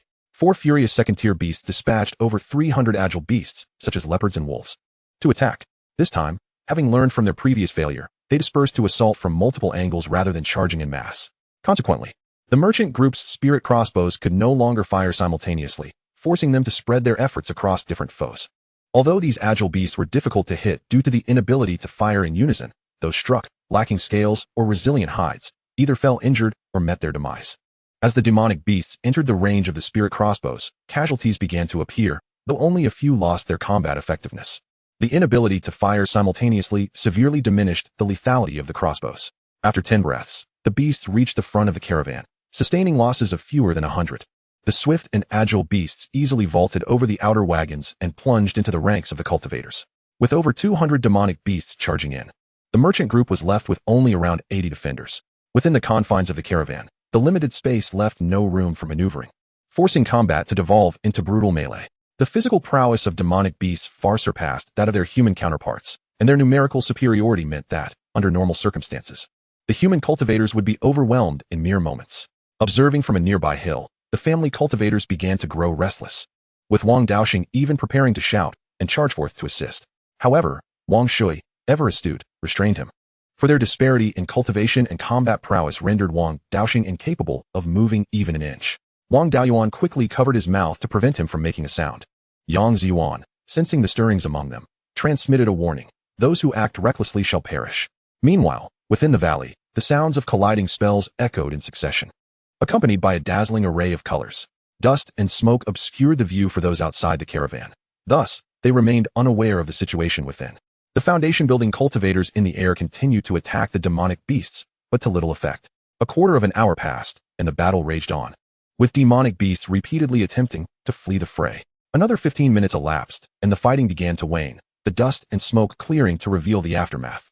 Within the small caravan, the ground was littered with the bodies of demonic beasts, easily exceeding 100. The merchant group, however, did not fare much better. Of the 80 cultivators, 30 had perished, 20 were wounded, 10 of whom were severely injured and no longer combat capable. Neither the demonic beasts nor the ambushers surrounding the area had anticipated such an outcome. Wang Daoyuan began to piece together the scenario, observing the ground around the caravan scattered with torn scraps of paper. With his trained eye, he identified them as fragments of talismans. Some cultivators were adorned with golden armor talismans, their bodies surrounded by ethereal golden figures. It was conservatively estimated that the recent conflict had consumed over 5,000 talismans. On average, each cultivator had utilized more than 60 talismans. For Wang Daoyuan, 60 talismans were not an excessive amount, as he was a talisman master and typically carried a significant supply. In contrast, cultivators who did not craft talismans generally possessed no more than 20. Equipped first with spirit crossbows and then with thousands of talismans, along with specially reinforced, indestructible wagons, this merchant group was extravagantly outfitted. Wang Daoyuan found the entire conflict perplexing. The caravan in the valley appeared to serve as bait, luring the demonic beasts to their doom. The purpose of bait is merely to lure fish. Once the fish are caught, the bait loses its value. Why would the Yuming sect expend such considerable resources to arm this bait? As an evil sect, they would not lavish such efforts on something that had lost all usefulness. Furthermore, the behavior of the demonic beasts was exceedingly strange. Initially, they utilized the black gale to conceal their spells and extend their range. Then they dispatched resilient beasts to test the caravan's defenses. After their initial failure, they accurately discerned the weaknesses of the spirit crossbows and adjusted their tactics to transform a siege into a chaotic melee. This series of maneuvers far exceeded the intellectual capabilities of ordinary demonic beasts, even reaching the level of an exceptional human commander. Beasts of second tier and above possessed innate spells, enhancing their bodies or allowing for ranged attacks, among other abilities. However, the sheer force and distance of this black gale, which augmented the range of their spells, was certainly beyond the capabilities of typical demonic beasts. Chapter 30. With the formation shattered. Lives Lost. Wang Daoyuan had read extensively about demonic beasts, yet he had never encountered any that possessed such extraordinary spells. The creatures present were all common varieties, with no abnormalities. It seemed as if the caravan was intent on stalling for time. Although the merchant group was vastly outnumbered, they held a decisive advantage in foundation-building cultivators. Yet, these cultivators failed to leverage their superiority, opting instead to remain passive and not alleviate the pressure on their chi-cultivating comrades. During the first probing attack by the beasts, the foundation-building cultivators did not engage.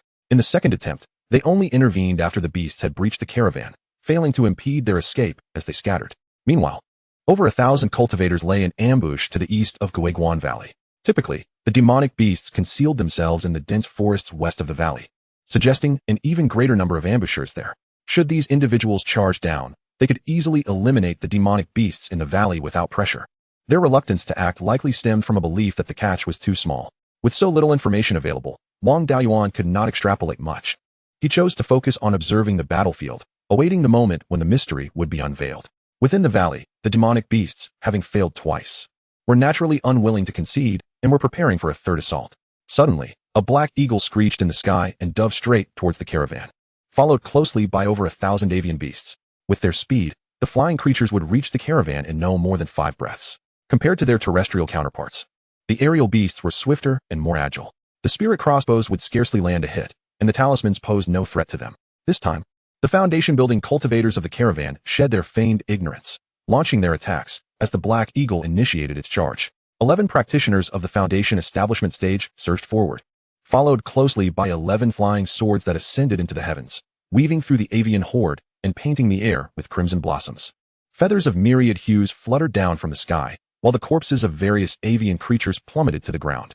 In a mere heartbeat, over 100 birds had succumbed to the blades.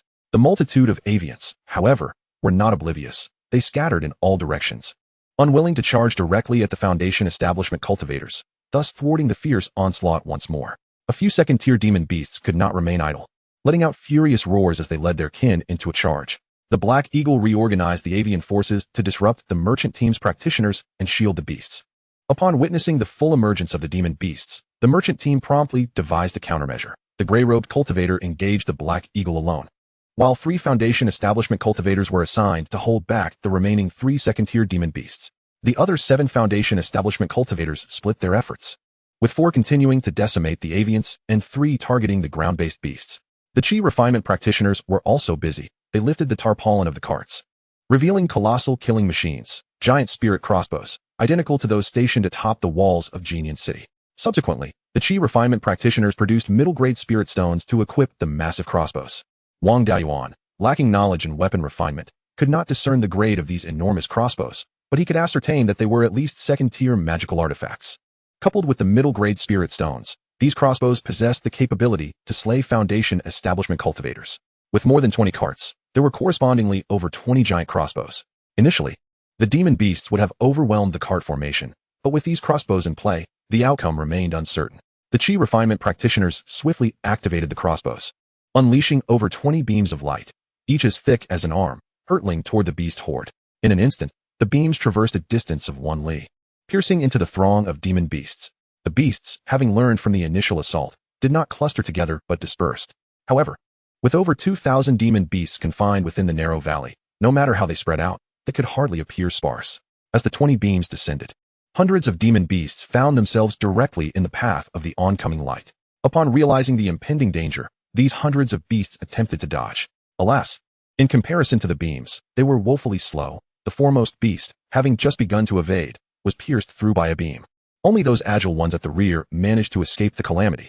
The barrage of beams carved out over 20 passageways within the beast herd, resulting in the demise of over 200 demon beasts, a loss exceeding 1/10 of their numbers.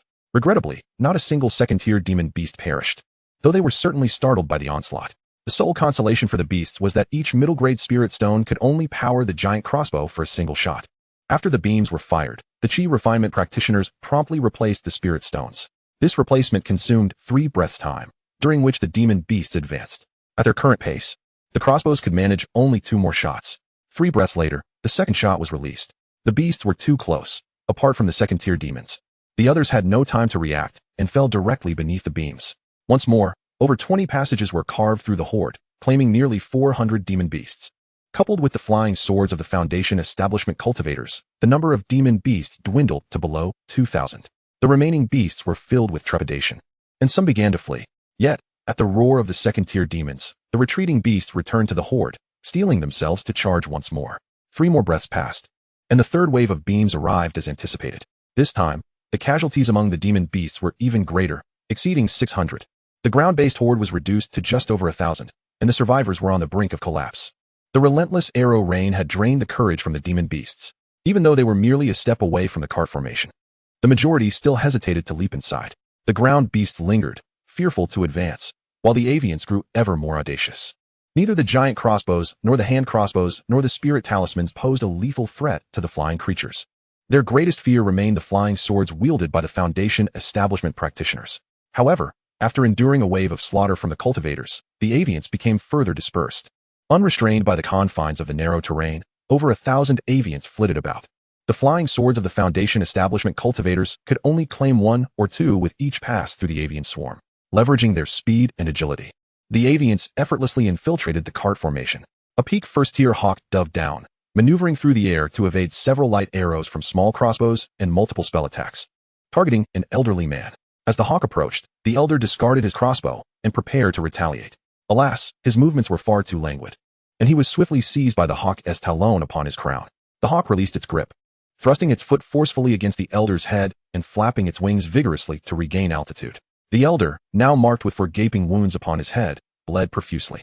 Though he seemed unwilling to yield, he struggled briefly before collapsing helplessly. Such scenes unfolded repeatedly within the cart formation. observing the avians slaughtering the merchant cultivators with ease. The ground beasts regained a modicum of courage and surged into the cart formation, joining the chaotic melee. The tide of battle had turned. The merchant team found themselves powerless to alter their fate. Under the relentless onslaught of over 2,000 demon beasts, death awaited them. Soon, fewer than 10 cultivators remained alive within the cart formation. Even those who survived were gravely wounded. 3 practitioners produced earth escape talismans, burrowing underground to escape. The others, lacking such talismans, soon met their demise at the hands of the demon beasts. Chapter 31.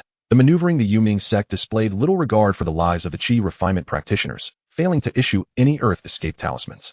The 3 who escaped had brought their own. Seeing that the battle within the cart formation had concluded, the Foundation establishment cultivators dared not linger.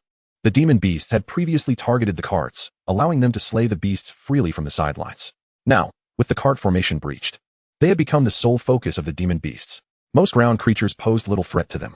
With only a few able to unleash distant innate spells against the flying Foundation establishment cultivators, though hitting their mark was a challenge. The avian demons, however, posed a significant threat to the Foundation establishment practitioners. As the cultivators flew on their artifacts, they outpaced the average first-tier avians. Yet, when it came to maneuverability in the air, no cultivator below the core formation stage could rival a typical first-tier avian. Surrounded by over 1,000 late-stage first-tier avians, including a second-tier black eagle, and faced with the ranged magical assaults of the ground beasts, the 11 Foundation establishment practitioners were entirely at risk. The 11 cultivators immediately soared towards the east of the valley, the location where Beiyuan and others lay in ambush. However, the demon beasts were not willing to let them escape. Under the Black Eagle's command, approximately 1,000 avians pursued the Foundation establishment cultivators in a relentless chase. The gray-robed practitioner led the way on his sword, followed closely by the others, striving to break through the encirclement of the avian demons. The Black Eagle did not confront him directly, but flew ahead of the gray-robed practitioner, continuously unleashing innate spells. Other first-tier avians imitated this tactic, avoiding direct confrontation and instead launching spells or ambushing from various angles. To accelerate their escape, the Foundation establishment practitioners channeled all their spiritual energy into their artifacts, refraining from wasting even a morsel elsewhere. Counterattacking would slow their flight, allowing more avians to close in. With no choice, they could only keep drawing defensive talismans, affixing them to their bodies to temporarily stave off the avian attacks. However, the sheer volume of assaults overwhelmed them. As soon as the talismans were deployed, they were swiftly dispelled. If this continued, none of the 11 would escape. The gray-robed practitioner made a decisive call, shouting, "Scatter and break through." The 11 Foundation establishment cultivators each chose a direction, fleeing for their lives. This strategy proved effective. The avians, intent on eliminating all, divided into 11 groups to encircle each of the fleeing cultivators. Each group consisted of fewer than 100 avians, with only the Black Eagle among the second-tier beasts. Without the presence of second-tier demon birds, it is exceedingly challenging to encircle a Foundation-building cultivator with merely 100 first-tier demon birds. The gray-robed cultivator, the most formidable among them, found himself besieged by the Black Eagle. Prior to the scattered breakout, the gray-robed cultivator stood at the forefront, managing to safeguard himself. Now, with fewer than 100 first-tier demon birds and 1 Black Eagle, direct confrontation was unfeasible, yet retreating unscathed remained a trivial task. He stood upon a flying sword, one hand wielding a dust whisk, the other forming a spirit talisman, enveloped by a thick golden shield. The spells of first-tier demon birds merely caused slight ripples upon the shield, while the wind arrows unleashed by the Black Eagle dimmed it slightly. To breach the shield, at least 10 wind arrows were required. Even second-tier demon beasts lacked the capability to release 10 innate spells in a short span. Without the comprehensive assault of a large flock, his speed increased significantly. Among the demon birds surrounding him, only the Black Eagle could keep pace, the others lagged behind. When the Black Eagle cast spells, he met them with his protective shield. In close combat, he used the dust whisk to fend it off. And when the trailing birds caught up, he simply tossed a few spirit talismans. It could be said that this small group of demon birds posed no threat to him. He did not hastily flee, but instead led the demon birds in a circular path. In Beiyuan's view, this was an effort to buy time for others to escape. Once he was free, the Black Eagle would undoubtedly pursue the others, who lacked the strength of the gray-robed cultivator. The gray-robed cultivator's endeavors bore fruit, rendering the other Foundation-building cultivators quite relaxed.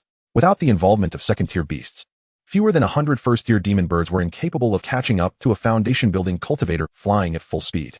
Among the demon beasts on the ground, only a few could cast ranged spells, yet they feared harming their own kind and dared not unleash their powers. The remaining Foundation-building cultivators, like the gray-robed one, did not rush to leave the battlefield, but circled with a small group of demon birds. Beiyuan couldn't help but wonder how, After such a prolonged confrontation, the cultivators, all fully utilizing their flying artifacts, still had sufficient spirit energy left. In contrast, the flying ability of the demon birds was innate and required no spirit energy. They could fly for days with ease. If the foundation-building cultivators continued to exhaust their energy, they would inevitably face demise once their spirit energy was depleted. The chase did not last long. Soon, a cacophony of bird calls and beast roars emanated from the west of Beiyuan Valley. Moments later, a swarm of demon birds soared from the distance. Among them were 4 whose flying speed rivaled that of the black eagle, indicating they were also second-tier demon birds. These 4 swiftly descended upon a foundation-building cultivator in the early stages, the weakest among the 11, who struggled even against a single second-tier demon bird.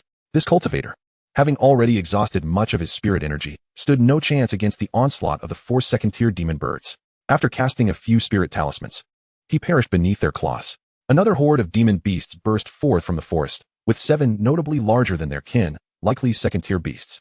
In total, the combined forces of demon beasts and birds numbered over 10,000. Witnessing this, the gray-robed cultivator smiled instead of fuming, declaring, "The mission is accomplished. Retreat." The remaining 10 foundation-building cultivators ceased their evasive maneuvers and swiftly fled eastward. The demon birds, holding an overwhelming advantage, would not relent. The subsequent 3,000 demon birds joined the earlier 1,000 demon beasts in a relentless pursuit of the foundation-building cultivators. 3 early-stage foundation-building cultivators, fatigued and low on spirit energy, fell to the relentless chase of the demon birds. The remaining 7 successfully escaped to the ambush set by Wang Beiyuan and others. Yang Ziyuan bellowed, "Attack!"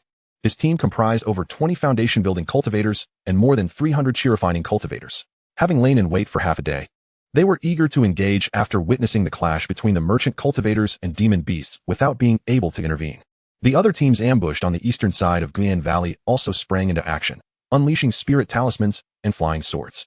The demon birds, caught off guard, suffered instant losses of 5 to 600. The demon birds immediately retreated, and the 7 foundation-building cultivators escaped the pursuit, retreating to the rear where Wang Beiyuan's ambushing cultivators awaited, consuming pills and meditating to restore their spirit energy. Observing the retreat of the demon birds, Yang Ziyuan swiftly assigned tasks. The Yang family and 7 other families were to secure the right flank of the hill. The Wang and Li families were to hold the small hill and obstruct the demon birds' escape, providing support to the right flank when possible. And 2 families with over 30 cultivators were designated to block the left cliff's escape route. The chi-refining cultivators had no means to attack the demon birds since the latter were not engaging aggressively. Thus, the task of obstructing the demon birds primarily fell to the foundation-building cultivators, with chi-refining cultivators serving as a protective measure. Chapter 32. Arrangements. The demon beasts were not foolish. Seeing over 1,000 people ambushed on the eastern side, they refrained from charging recklessly. Humans had prepared for this, and the beasts could not gain an advantage this time. Led by several second-tier demon beasts, the herd retreated westward. The meticulously devised trap of the Yuming sect had successfully lured 100 or so as bait. Having finally hooked the big fish, they could not let it escape again.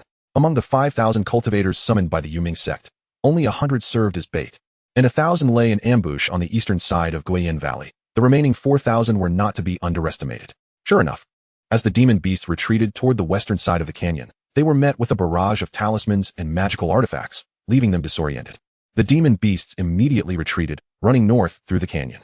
To the south lay the Chixiang Gorge, a certain death trap, which the demon beasts dared not enter. The demon birds, however, were not so fearful, and some flew southward.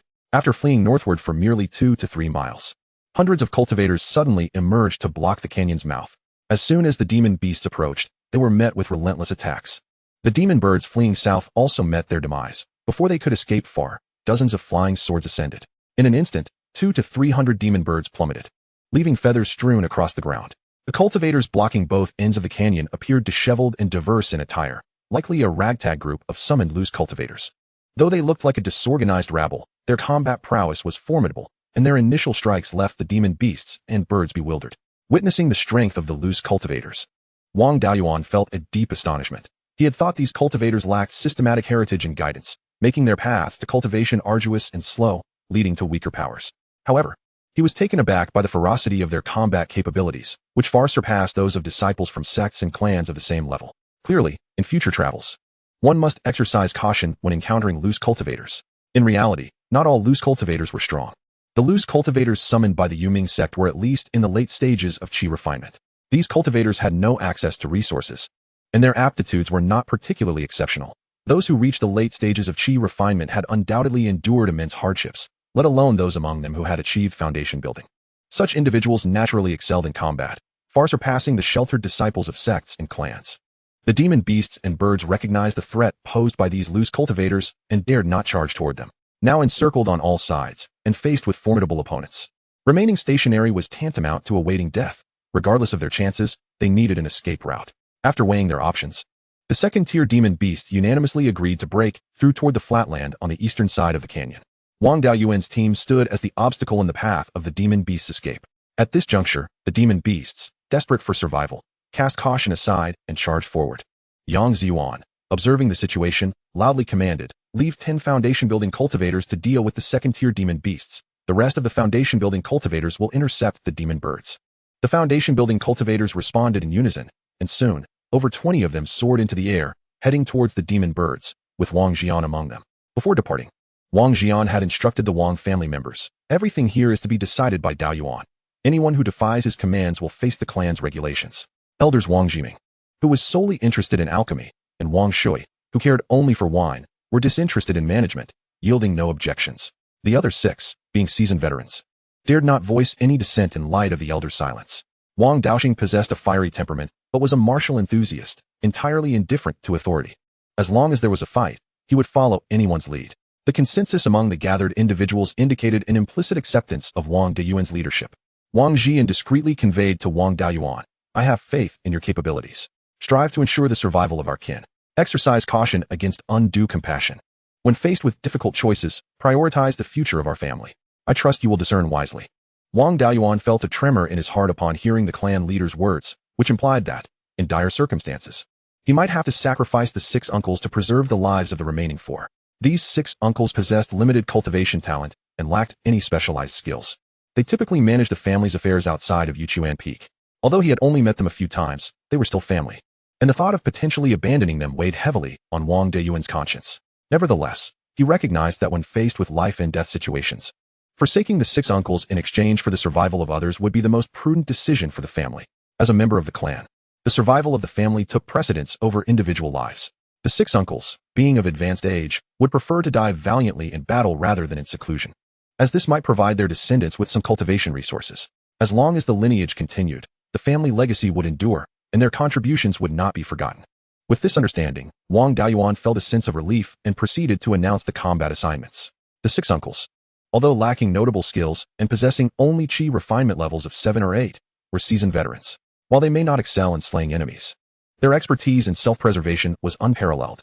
Given their extensive life experience, they had encountered numerous situations like this before, and those who had survived until now certainly had their own means of safeguarding their lives. Thus, Wang Daoyuan decided to position them at the forefront to gauge the situation. Their wealth of survival experience significantly increased the likelihood of their survival compared to novices like Wang Daoyuan and Wang Daoxing. Moreover, with Wang Daoyuan's ample supply of defensive talismans, as long as they did not engage in direct confrontation with a multitude of demonic beasts, the safety of the 6 uncles was reasonably assured. The 12th uncle, Wang Jiming, was skilled in alchemy and healing, but lacked prowess in combat. It would be more beneficial for him to remain on standby, to tend to any injured clan members rather than engage in battle with the beasts. Wang Shui and Wang Daoxing, being more adept in combat, would serve as a secondary force, selecting their opportunities to strike. Although Wang Daoyuan's combat abilities were not particularly formidable, he wielded hundreds of talismans that were not to be underestimated. With 100 or 80 talismans unleashed, even those below the foundation establishment stage would find it challenging to withstand the onslaught. Hence, he remained the primary source of output for the team. Naturally positioned at the back, the arrangement met with unanimous agreement, save for Wang Daoxing, who voiced his discontent, urging, "Seventh brother, let me take the front. Fighting demonic beasts from the rear is not as exhilarating." Before Wang Daoyuan could respond, Wang Shui interjected sternly, "Behave yourself. You possess excellent talent. While your drinking capacity may be lacking, should you establish your foundation, your future is boundless. Do not recklessly gamble with your life." Feeling somewhat embarrassed by Wang Shui's remarks about his drinking, Wang Daoxing was nonetheless reluctant to concede easily.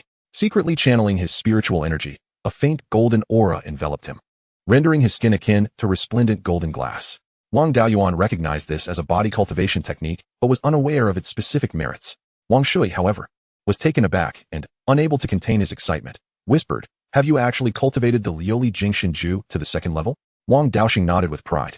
Wang Daoyuan soon grasped the situation. It turned out that Wang Daoxing had indeed cultivated the family's treasured Liuli Jingshin Ju. The Liuli Jingshinju is an advanced body cultivation technique that was fortuitously acquired by Wang Qingzu during his lifetime.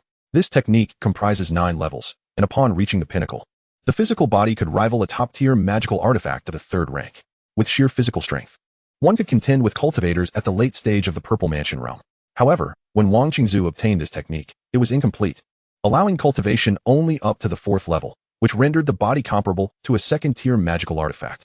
While the Liuli Jingshinju is exceedingly powerful, it imposes stringent requirements on practitioners, necessitating a gold spiritual root exceeding 8 inches or a gold attribute spiritual body to achieve any success. Wang Daoyuan had once contemplated practicing this technique, but ultimately abandoned the idea upon seeing the prerequisites. As with his 2-inch gold spiritual root, he could never hope to reach even the 2nd level. Throughout the entire family, no one had ever been known to attain the 2nd level, and Wang Daoyuan had never witnessed anyone demonstrate it. Thus, he did not recognize that what Wang Daoxing was exhibiting was indeed the Liuli Jingshinju. Only after hearing Wang Shui's words did he recall this profound technique. Cultivating the Liuli Jingshinju to the 2nd level granted one the combat prowess of a Qi refinement cultivator at levels 8 or 9, coupled with an extraordinary capacity for physical resilience. Defeating an ordinary Qi refinement cultivator at the 9th level in combat would be entirely feasible. With such formidable physicality, it would be difficult for a 1st-tier demonic beast to inflict severe injury upon him, making his position at the front quite acceptable. Chapter 33. The initial battle with demonic beasts. Seeing Wang Daoxing's insistence and recognizing his ability to protect himself, Wang Daoyuan ceased his objections. For added safety, he distributed 10 defensive talismans to each of the 7 individuals serving as meat shields. Among these was the 1st-tier superior golden armor talisman, capable of withstanding 3 full-force attacks from a Qi refinement cultivator at the 9th level. Even a peak Qi refinement cultivator's strike would not breach it. With the pre-battle arrangements concluded, the 10 individuals took their positions as the demonic beasts approached. The initial target was the open ground to the right of a small hill, where over 90% of the demonic beasts surged toward. The remaining beasts dispersed, seeking opportunities to slip away. Meanwhile, the demonic birds were entangled by more than 20 Foundation establishment cultivators. Each time they attempted to draw near to the human cultivators, they were met with a flurry of 20 flying swords. Each attempt to break through resulted in casualties. The demonic birds were thoroughly suppressed by the Foundation establishment cultivators, causing minimal disturbance to the Qi refinement cultivators, who primarily faced the demonic beasts. It must be noted that Yang Ziyuan, the clan leader of the Purple Mansion family, showcased his exceptional mastery of earth-based spells. With a few incantations of the earth wall technique, he conjured an imposing earthen barrier measuring 20 zhang in length, 3 feet in thickness, and 5 feet in height on the open ground. He then commanded the others to hold formation flags and set up several defensive arrays both inside and outside the earthen wall. Wang Daoyuan, lacking expertise in formations, could not recognize the specific arrays employed. However, merely observing the radiance emanating from them made it evident that they would be exceedingly difficult to breach for anyone below the Foundation establishment stage. Within the span of 100 breaths, a comprehensive defensive structure was erected on the open ground. Yang Ziyuan's strength far surpassed that of his own clan leader, and the Yang family's prowess was not something the Wang family could rival. The demonic beasts swiftly approached within 200 zhang of the earthen wall, as 30 Qi refinement cultivators from the Yang family readied their spiritual crossbows, loading them with spirit stones.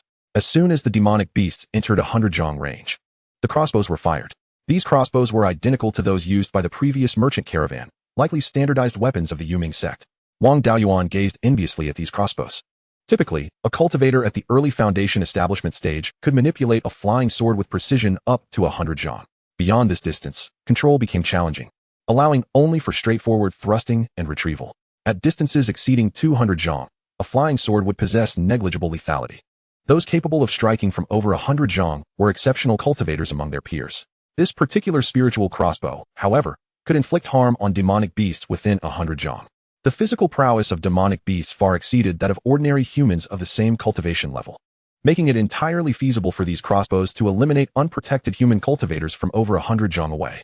Furthermore, the silent discharge of these crossbows rendered them perfect for ambushes. Yet, he could only covet them, as they belonged to the Yuming sect, and obtaining them without the sect's consent would prove exceedingly difficult. Even if he were to acquire them, using them openly would be out of the question.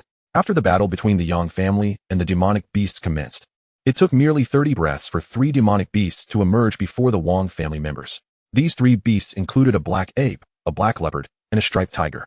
The black ape stood at 12 feet tall, its hair bristling like steel needles, its muscular physique surpassing that of any bodybuilder from the previous world. The leopard measured about 10 feet in length, its tail robust, and nearly the same length as its body. The tiger, in terms of appearance, bore a striking resemblance to an ordinary tiger, albeit somewhat larger in size. The three demon beasts exuded a formidable aura, indicative of late-stage first-tier strength. The tiger stood out as the most powerful, comparable to a peak first-tier practitioner. The black ape was slightly weaker, likely at the 9th level of chi cultivation, while the black panther was the weakest, radiating an aura akin to that of a 7th-level chi practitioner. Upon spotting the demon beasts, the members of the Wang family immediately summoned their golden armor talismans, enveloping their bodies in a protective golden light. Only Wang Daoxing, the headstrong youth, relied on his robust physique and chose not to use the talisman. Wang Daoyuan, unwilling to let him take such a risk, swiftly produced 2 golden armor talismans and affixed them to his body. The strength of the 3 demon beasts was insufficient to pose a threat to the 9 late-stage chi practitioners and 1 peak chi practitioner of the Wang family. Thus they refrained from making any rash movements, merely watching the Wang family members warily. While the demon beasts remained passive, Wang Daoyuan was not inclined to allow them to linger peacefully. With only 3 demon beasts present, he needed to act swiftly. If more were to join the fray, it could lead to trouble. Holding a talisman of the fire python, he communicated telepathically with Wang Daoxing and Wang Shui, instructing them to each restrain 1 demon beast. Once the communication was complete, he activated the fire python talisman, summoning a massive fire python, 3 zhang long and as thick as a bowl, which lunged at the weakest of the trio, the black panther. The fire python moved with remarkable speed, reaching the black panther in less than a breath's time. Caught off guard by the sudden ambush, the black panther was ensnared by the fire python. Though the fire python was composed entirely of flames and lacked the physical strength of a real python, the searing heat was enough to put the black panther in a dire situation. It is often said that an elder in the family is akin to a treasure, and the 6 elder members of the Wang family were far from ordinary. As the black panther attempted to extinguish the flames with its spiritual energy, Wang Daoyuan was about to summon another talisman, but before he could request assistance from the 6 uncles, they seized the opportunity and charged at the black panther in unison. The black ape and the tiger, witnessing this, immediately rushed to provide support. Wang Shui and Wang Daoxing, having received Wang Daoyuan's message, were well prepared. As the black ape and tiger advanced, the 2 quickly intervened to obstruct them. Wang Shui unleashed a spell, transforming a surge of water spiritual energy into a water dragon. Renowned for its water-based technique, the water dragon art. The Wang family's water dragon art was notably distinct from the one circulated in the outside world, having been modified by Wang Qingzu.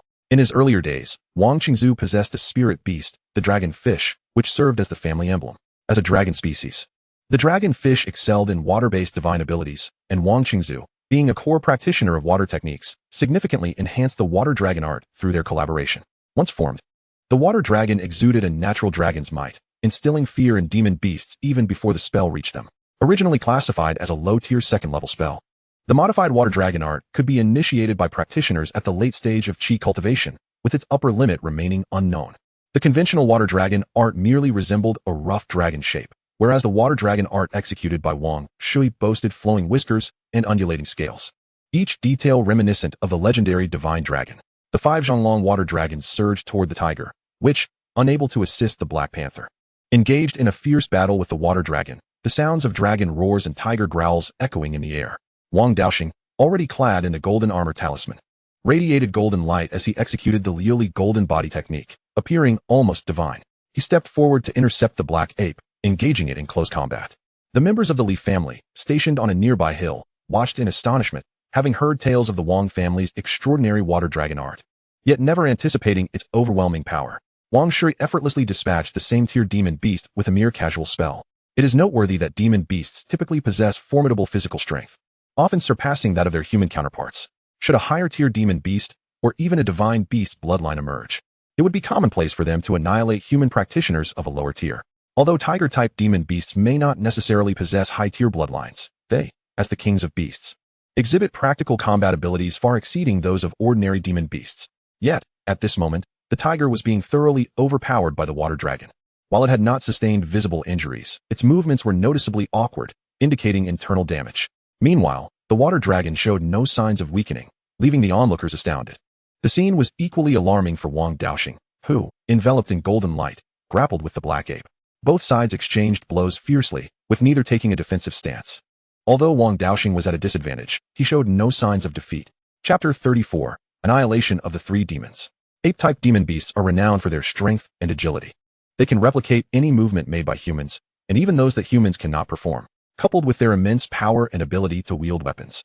Ape-type demon beasts can be considered invincible in close combat among their peers. Among practitioners, there exists a notion that many would rather engage a tiger in a brawl than face an ape demon in close quarters. Wang Daoxing, at the 8th level of Qi cultivation, was grappling with the black ape at the 9th level. Although he had the protection of the golden armor talisman, he was not sent flying by a punch. Instead, he occasionally managed to push the black ape back, demonstrating the strength of his physical form. The black ape and tiger were still engaged in combat, while the Black Panther was being thoroughly beaten by the 6 elder rogues, who, adorned with golden armor talismans, did not cast spells but wielded their swords to mercilessly attack its lower regions.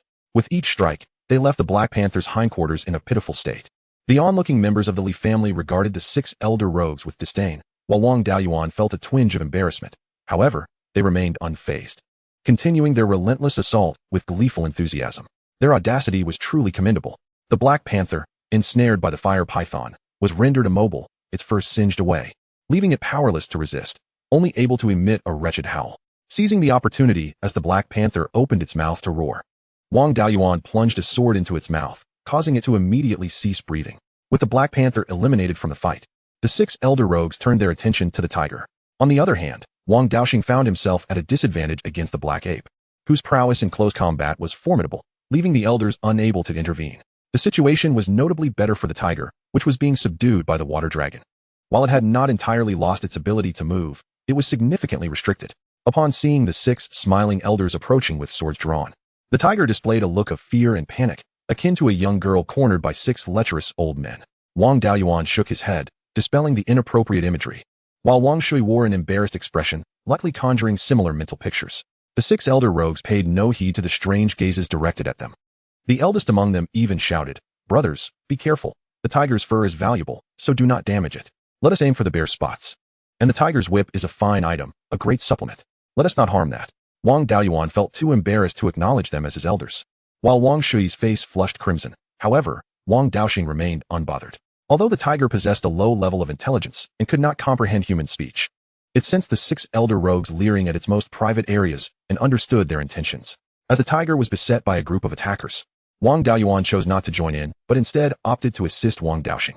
He retrieved a thick stack of talismans from a storage pouch, moistening his right hand slightly and counting them in front of the black ape as one would count money in a bygone era. The ape, possessing a relatively high level of intelligence, comparable to that of a 10-year-old child, understood the concept of quantity. Seeing the thick stack of talismans in Wang Daoyuan's hand, it feared that being thrown upon it would leave it in utter ruin. The black ape felt a surge of alarm, and in that moment of distraction, Wang Daoxing seized the opportunity to deliver several punches to its head. The black ape, humiliated and enraged, swung its fist with all its might at Wang Daoxing. Out of the corner of its eye, it caught sight of Wang Daoyuan, who had finished counting the talismans and was now holding a pristine talisman, flicking it lightly with his fingers as one would handle freshly minted currency. The black ape, bewildered by Wang Daoyuan's actions, was equally perplexed by the onlookers. Wang Daoyuan, preparing to throw the talisman, had the black ape quickly dodge. Wang Daoxing capitalized on this moment, landing 2 more punches to the black ape's abdomen. Wang Daoyuan, instead of throwing the talisman, withdrew it, pinched it, and placed it at the bottom of the stack, muttering to himself, "No, this one is too new." Wang Daoyuan did not intentionally lower his voice. Both the cultivators and the demon beasts possessed hearing far superior to that of ordinary humans, and thus they naturally heard his words. The black ape, although beaten, was not particularly enraged but was nearly driven to the brink by Wang Daoyuan's taunts, causing the onlookers from the Li family to stifle their laughter. Infuriated, the black ape yearned to rush forward and pummel the insufferable youth to death. However, obstructed by Wang Daoxing, it could only harbor such thoughts while continuing to grapple with him. Nearby, a figure wielding a stack of spirit talismans aimed to deal with the beast, preventing the black ape from fully focusing on Wang Daoxing, thus diverting part of its attention to guard against Wang Daoyuan. After exchanging a few blows, Wang Daoyuan produced another spirit talisman and hurled it at the black ape. The creature swiftly dodged, allowing Wang Daoxing to land several punches. As before, Wang Daoyuan retrieved the talisman. This back and forth transpired 5 or 6 times, during which the black ape suffered a series of solid blows. It resolutely decided to disregard the one who merely frightened it, and instead focus on subduing the daring opponent before it. Wang Daoyuan tested the waters twice more, but the black ape paid him no heed, decisively drawing forth a golden sword talisman. Gold-based spells possess sharp characteristics, suitable for penetrating defenses. The black ape, with its formidable physique, was resistant to fireball talismans and fire python talismans, which struggled to inflict significant damage. However, the golden sword talisman was different. A strike from it could certainly leave the black ape injured, if not grievously wounded. Upon invoking the golden sword talisman, a small sword, merely 3 inches long, shot forth. Wang Daoyuan aimed for the back of the black ape's right knee. If he struck true, the might of the golden sword technique would surely cripple its leg. The black ape was wholly engrossed in its struggle with Wang Daoxing, oblivious to Wang Daoyuan's movements until the golden blade was less than a yard away. Unfortunately, it was too late. Before it could evade, the sword pierced its right knee joint, unleashing the full force of the technique within. One of its tendons was severed, leaving the knee immobile and the lower leg completely uncontrollable. At that moment, Wang Daoxing launched a punch. The black ape instinctively raised both hands to defend, transferring its strength to its right leg, which was already nearly useless. Holding its body upright became a Herculean task, and it could not withstand Wang Daoxing's blow, which sent it crashing to the ground. Wang Daoxing seized the opportunity, mounting the black ape and raining down punches upon its head. In less than 20 breaths, he delivered over 100 strikes. Even the most robust physique could not endure such relentless assault, and the black ape perished. Wang Daoxing felt a tinge of dissatisfaction, as he had not solely relied on his own strength to defeat his foe. However, he understood that this was a life and death struggle, not a contest of skill. Survival equated to victory. The black ape met a tragic demise through sheer force, while the tiger faced a far more humiliating end. It had been crushed by the water dragon, sustaining significant internal injuries, and was rendered incapable of escape as 6 old rascals targeted its vulnerable spots. Before long, the tiger lay down, having endured numerous stabs to a sensitive area, blood pooling around it. Only when the tiger breathed its last did the bleeding cease. One must commend the swordsmanship of those 6 rascals. Despite their relentless attacks, they did not mar the tiger's exterior in the slightest, earning Wang Daoyuan's deep respect for their skills. However, he held disdain for their conduct. Chapter 35. The Return of the Demon Beasts. Having dealt with the 3 demon beasts, Wang Shui withdrew the water dragon and produced a gourd of spirit wine. Sipping to restore his spiritual energy, Wang Daoxing had sustained numerous external injuries. The protective barrier formed by 2 golden armor talismans had long since shattered under the black ape's assault, forcing him to rely on the Liuli golden body technique for endurance. Thanks to his formidable physique and the Liuli golden body technique, he emerged with only minor injuries, though his spiritual energy was significantly depleted. He consumed 2 recovery elixirs and meditated to regain his strength. Wang Daoyuan collected the remains of the 3 demon beasts, having expended only 2 talismans and no spiritual energy. The 6 uncles merely engaged in sneak attacks and did not confront the enemy directly, rendering their energy consumption negligible. Li Xinghe, the patriarch of the Li family, did not partake in the hunt for the demon beasts but instead stood guard on a small hill against foundational-level demon beasts. He observed the Wang family's battle from start to finish, maintaining an outward calm while internally stirred by tumultuous waves. The performance of the Wang family astonished him greatly. Wang Shui's water dragon technique was executed with such finesse that it was said he possessed exceptional talent, akin to Wang Qingzu, both specializing in water-based cultivation and potentially reaching the heights of the latter. Wang Daoxing, despite being 1 cultivation level lower, engaged in close combat with the black ape without falling, and if he successfully established his foundation, he would undoubtedly be a rare challenger among his peers. Wang Daoyuan's efficient use of merely 2 offensive spirit talismans showcased his adeptness at controlling the situation and utilizing resources. His decisive strike against the black ape was a testament to his keen timing and ferocity. The 6 old fellows displayed a similar ruthlessness, unconcerned about their methods. Such individuals in the Wang family were evidently not uncommon. Currently, the Wang family boasted a population of 100,000 mortals and 50 to 60 cultivators, with notable achievements in talisman crafting and alchemy, establishing a solid foundation for survival as a cultivation family. Their stability surpassed that of the Wang Qingzu era. What the Wang family lacked now was a prominent pillar, and Wang Shui possessed the potential to become that. Additionally, they required an invincible fighter of the same tier and a cunning strategist. If these 3 could successfully establish their foundations, the resurgence of the Wang family was imminent. Li Xinghe resolved to foster a positive relationship with the Wang family. Firstly, he recognized the Wang family's potential, being a lineage founded by an alchemist of the Golden Core stage. Although it had experienced a decline, the family's roots remained. Not to mention, Wang Shui's recent display of the water dragon technique and Wang Daoxing's Liuli golden body technique were beyond the capabilities of the Li family as cultivators. Furthermore, the Wang family possessed the ocean covering technique, a golden core cultivation method left by Wang Qingzu, which a typical foundation cultivating family, like the Li family, could not account for. Secondly, both families shared a commendable relationship as old families, actively integrating into the Yuming sect, making them natural allies. As they fully assimilated into the sect, both families could advance and retreat together. Moreover, there was no competitive conflict between them in business. The Wang family's territory lay within the Qingli River basin, while the Li family resided 1,000 miles to the southwest of Jianian City, creating neither proximity nor conflict over territorial expansion and ensuring they would not grow estranged due to distance. In terms of industry, both families complemented each other exceptionally. The Wang family, situated at the junction of two mountain ranges, had several mines rich in low-grade refining materials such as black iron and red copper, coupled with abundant forestry. They relied on mining, stone extraction, spirit wood, and shipping as their primary industries, supplemented by alchemy and talisman crafting. Conversely, the Li family, located at Qingdi Peak, was distant from high mountains and rivers, possessing scarce spirit fields and no minerals or spirit wood, surrounded primarily by pastures teeming with various spirit beasts, including the Lin beast. The Li family specialized in refining and trading spirit beasts, thus they would not compete in business. Rather, they would complement each other's industries. The Wang family could supply substantial refining materials, while the Li family could provide urgently needed spirit artifacts. The camaraderie between Wang Jian, the patriarch of the Wang family, and Li Xinghe, the patriarch of the Li family, as well as Wang Jian's assistance to Li Xinghe in times of need, significantly advanced their business collaboration. With no conflicts of interest, the two families shared many common benefits, and the Li family welcomed the resurgence of the Wang family. Just as Li Xinghe contemplated the relationship between the two families, Wang Shui and Wang Daoxing had completed their recovery and were prepared to face the second wave of demon beasts. The Wang family defended the side of the small hill that sloped gently toward the plain, making it relatively easier for the demon beasts to ascend. Thus they faced a greater number of beasts, with another 10 approaching. The Li family, adjacent to a sheer cliff, found the treacherous terrain impassable for most first-tier demon beasts, rendering any attempt to force a breach pointless. Consequently, only 2 demon beasts ventured forth to test the waters. The Wang family was confronted by a peak first-tier Liayan, while the remaining 9 beasts were all late-stage first-tier, equivalent to 8th or 9th layer qi refining beasts. The Liayan measured approximately 3 zhang in length, resembling an ordinary lion, save for its mane, which was a vivid crimson. Not only was the Liayan physically formidable, but it also possessed a mastery over fire, capable of both ranged attacks and close-quarter combat, making it a particularly challenging adversary.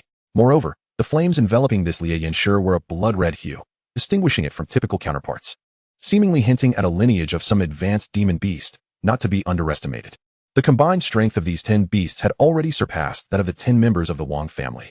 Even though they could potentially defeat this group of demon beasts using spiritual talismans, the risk of casualties among their ranks was inevitable.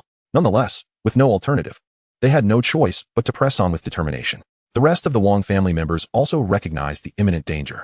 The 6 uncles set aside their playful demeanor and activated 2 golden armor talismans each. Wang Shui's expression grew serious as he affixed 2 golden armor talismans to himself and retrieved a water-blue longsword from his storage bag, a relic once wielded by their ancestor Wang Qingzu before he established his foundation. Wang Daoxing humbled his pride, applying 5 golden armor talismans to himself, fully aware that he would serve as a meat shield, absorbing the greatest number of attacks. Subsequently, he produced an exaggerated wolf-tooth club, measuring 5 feet in length. With a head thicker than a person's waist, Wang Jiming drew a long sword and a jade vial, pouring the black liquid within onto the blade. The moment the black liquid escaped the vial, a pungent odor permeated the air.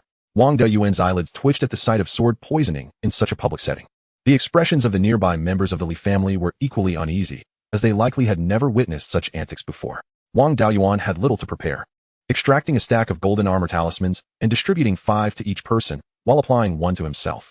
He then instructed the Wang family members. Uncle 12 will hold off the Liayan, while the 6 uncles and second brother will fend off the other demon beasts. Remember, we are at a disadvantage. Do not act recklessly. Uncle 12 and I will take care of sending the beasts on their way. The group responded in unison. He then produced a substantial stack of spiritual talismans, approximately 100 in total, all of which were offensive in nature. The Li family members were becoming somewhat desensitized. The Wang family members were proving to be quite the spectacle, with all manner of peculiarities, and now they were resorting to throwing money at the problem. In the short span of time, Wang Daoyuan had already drawn nearly 200 talismans, costing over 1,000 spiritual stones. Even a talisman master typically carried only a few dozen talismans, as keeping too many on hand was often impractical, given that they could create them at any time. Moreover, crafting talismans also incurs costs. An accumulation of talismans could lead to a shortage of spiritual stones. After all, even first-tier talisman masters are not particularly affluent. Observing Wang Deyuan's eagerness to distribute talismans, it was evident that he possessed even more. After Wang Daoyuan broke through to the late qi refining stage, his spiritual consciousness made significant strides, enabling him to craft over 20 talismans in a single day while maintaining a success rate exceeding 50%, all without resorting to spiritual wine or pills for recovery. Other first-tier advanced talisman masters might manage 10 talismans a day with a success rate of around 40%, which is still commendable. The process of crafting talismans consumes both spiritual consciousness and power, necessitating time for recovery. Additionally, daily cultivation leaves little time for talisman creation. Few possess the willingness to expend 5 spiritual stones per pound on spiritual wine for recovery, like Wang Beiyuan. His audacity in producing talismans stems not only from his innate strong spiritual consciousness, but also from the time he allocates for crafting talismans instead of recovery, like other masters. Chapter 36. Bitter Battle. In this encounter, the demon beasts held the upper hand and showed no intention of stalling. They launched an immediate assault. The Lie Yanshi led the charge. Wang Shui employed his tried-and-true technique, summoning a water dragon to confront the Lie Yanshi. The Lie Yanshi unleashed a fireball the size of a human head, which the water dragon dispersed with a swipe of its claw. The flames scattered, but the agile water dragon evaded all fiery projectiles. Moments later, the water dragon engaged the Lie Yanshi in close combat. The Lie Yanshi was enveloped in flames, and each contact with the water dragon produced a cloud of steam, with both the dragon and the beast replenishing their spiritual energy through their respective powers. The struggle between man and beast became a war of attrition, reliant upon whose spiritual energy proved more abundant. Wang Beiyuan was not inclined to merely observe. He withdrew 3 rain of fire talismans and hurled them into the fray. Above the Lie Yanshi, a patch of dark clouds materialized in the expanse of sky spanning over 20 zhang, soon unleashing a torrential downpour. Under the deluge, the water dragon technique gained a slight enhancement, though not significantly. The Lie Yanshi found itself at a disadvantage, as the rain steadily diminished the intensity of its flames, forcing it to expend more spiritual energy to maintain its fiery aura. Consequently, the once evenly matched confrontation tilted in favor of Wang Shui. The Lie Yanshi sought to escape the area shrouded in darkness, yet Wang Shui was determined not to grant it such a reprieve. The water dragon clung tightly to the Lie Yanshi, rendering it immobile. As the dragon and lion became entangled, neither could effectively cast their spells and were forced to resort to physical combat. Wang Beiyuan's strategic maneuvers left the Lie Yanshi in a precarious position, garnering admiration from those present. The patriarch of the Li family, Li Xinghe, even took the opportunity to conduct an on-site lesson for the younger members of his clan, praising Wang Beiyuan for his quick wit, adeptness at seizing opportunities, and skillful utilization of resources to maximize their efficacy, urging the Li family's youth to learn from him. The other demon beasts, however, were not idle spectators. The 9 beasts charged towards the remaining members of the Wang family. Soon, the beasts collided with the 7 meat shields, with Wang Daoxing facing a monkey. This monkey was slightly smaller than a human, lacking the exaggerated musculature of ape-like demon beasts, yet it was exceedingly nimble. Its entire body was covered in white fur, with striking golden eyes, an exceptionally rare Jinmu Lingho, possessing remarkable vision and the ability to dispel illusions. Stealth, disguise, earth evasion, and other techniques were rendered futile under the gaze of the golden eyes. These demon beasts displayed a tactical acumen, suggesting that someone or a higher-tier demon beast was orchestrating them from the shadows. The extermination of the beasts would likely encounter hurdles.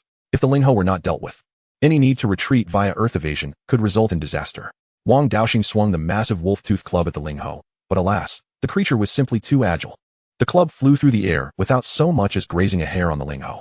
As a body cultivator, Wang Daoxing possessed strength far exceeding that of ordinary cultivators. And with the addition of the massive club, even a turtle-like spirit beast would suffer injury from a single strike. However, such formidable power came at a steep cost. Failing to land a hit on the Lingho, his stamina would soon deplete.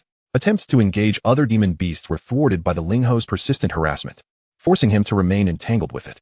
The 6 uncles, confronted with 8 beasts of superior strength, managed to hold their own thanks to the protection of the golden armor talismans, but extending assistance was unlikely. The Wang family's inherent weakness in comparison to the demon beasts meant that losing even one could spell disaster. Wang Beiyuan would not allow such a scenario to unfold. He extracted a talisman from his stack and activated its spell.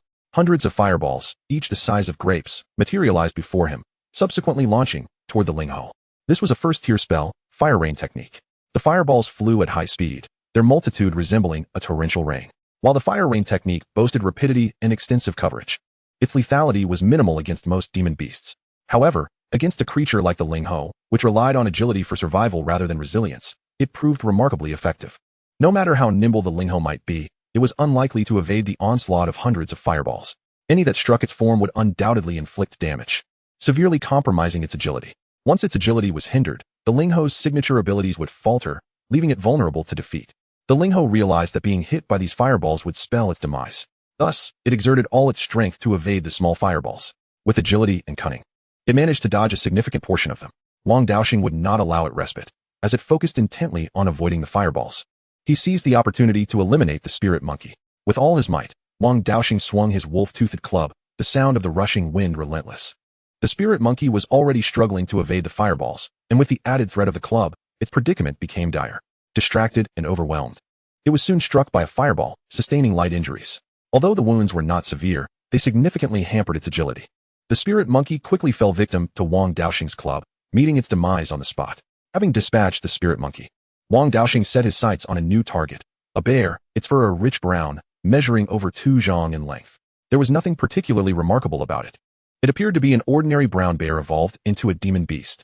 Typically, such demon beasts lacked innate spells, and, compared to their pre-evolution state, were merely stronger in physical form and greater in power. For Wang Daoxing, this opponent was akin to a living target, albeit one that could endure a fair amount of punishment before succumbing.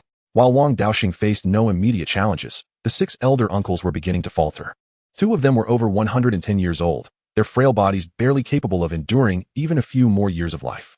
Now, they were valiantly resisting demon beasts stronger than themselves, despite the protection of their golden armor talismans. The impact of colliding with the demon beasts still bore down heavily upon their bodies. After dozens of exchanges, these 2 elders were visibly struggling, their vitality surging dangerously close to depletion. Should they fall, the remaining 4 uncles would soon crumble under the assault of 7 demon beasts, and the Wang family would face dire consequences if the demon beasts escaped, leading to inquiries from the Yuming sect. The 12th uncle, Wang Jiming, had already rushed in to share the burden, yet he too was barely holding on, teetering on the brink of collapse. Wang Daoyuan had no choice but to directly expend his talismans. Although this would significantly alleviate the pressure on the front line, it would also forfeit the chance to eliminate their adversaries.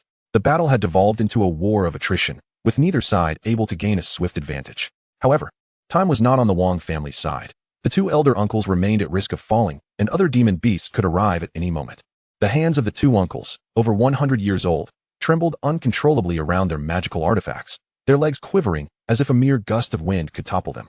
Their strength had been fully expended, and their ability to persist thus far relied solely on sheer will. Meanwhile, Wang Shui was engaged in a fierce struggle, one hand controlling the water dragon against the flaming lion, while the other gathered spiritual energy, seemingly intending to conjure another water dragon. Wang Daoyuan was prepared to deploy his most powerful second-tier talismans, unable to bear witness to the demise of his kin. As Wang Daoyuan was about to summon the second-tier talismans, he noticed 3 figures approaching from the Li family, all cultivators at the 9th layer of qi refining. One of them smiled and said, "Fellow Taoists of the Wang family, do not panic. We are here to assist." Wang Daoyuan promptly replied, "We are grateful, esteemed friends. Please help us hold off 2 of the demon beasts so that my 2 elderly uncles can rest." The Li family cultivator responded, "There is no need for formality. The 3 of us can manage 3 demon beasts. The rest is up to you." "Thank you." Wang Daoyuan bowed in gratitude. The 3 from the Li family engaged 3 of the demon beasts, while the remaining 4 uncles, all slightly over 100 years old and with several years left to live, had not yet exhibited any signs of significant vitality depletion. They needed only to contend with 4 demon beasts, fortified by the protection of the golden armor talismans and the support of the 12th uncle, Wang Jiming. Ensuring they would not be defeated, Wang Daoyuan ceased to expend talismans and instead sought opportunities to aid Wang Daoxing in swiftly dispatching his foe. The 5 uncles were not particularly skilled in combat. Even if he found opportunities for them, they lacked the ability to slay the demon beasts.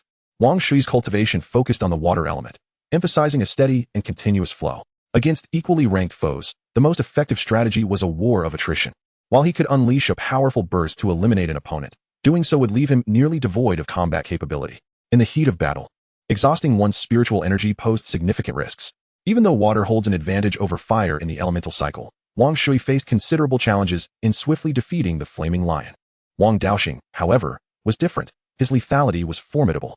The previous black ape, the recently slain golden-eyed spirit monkey, and the currently beleaguered brown bear all attested to his prowess. Assisting Wang Daoxing in swiftly resolving his opponent was the most reliable course of action. Wang Daoxing leapt high, swinging his wolf-toothed club down upon the brown bear's head.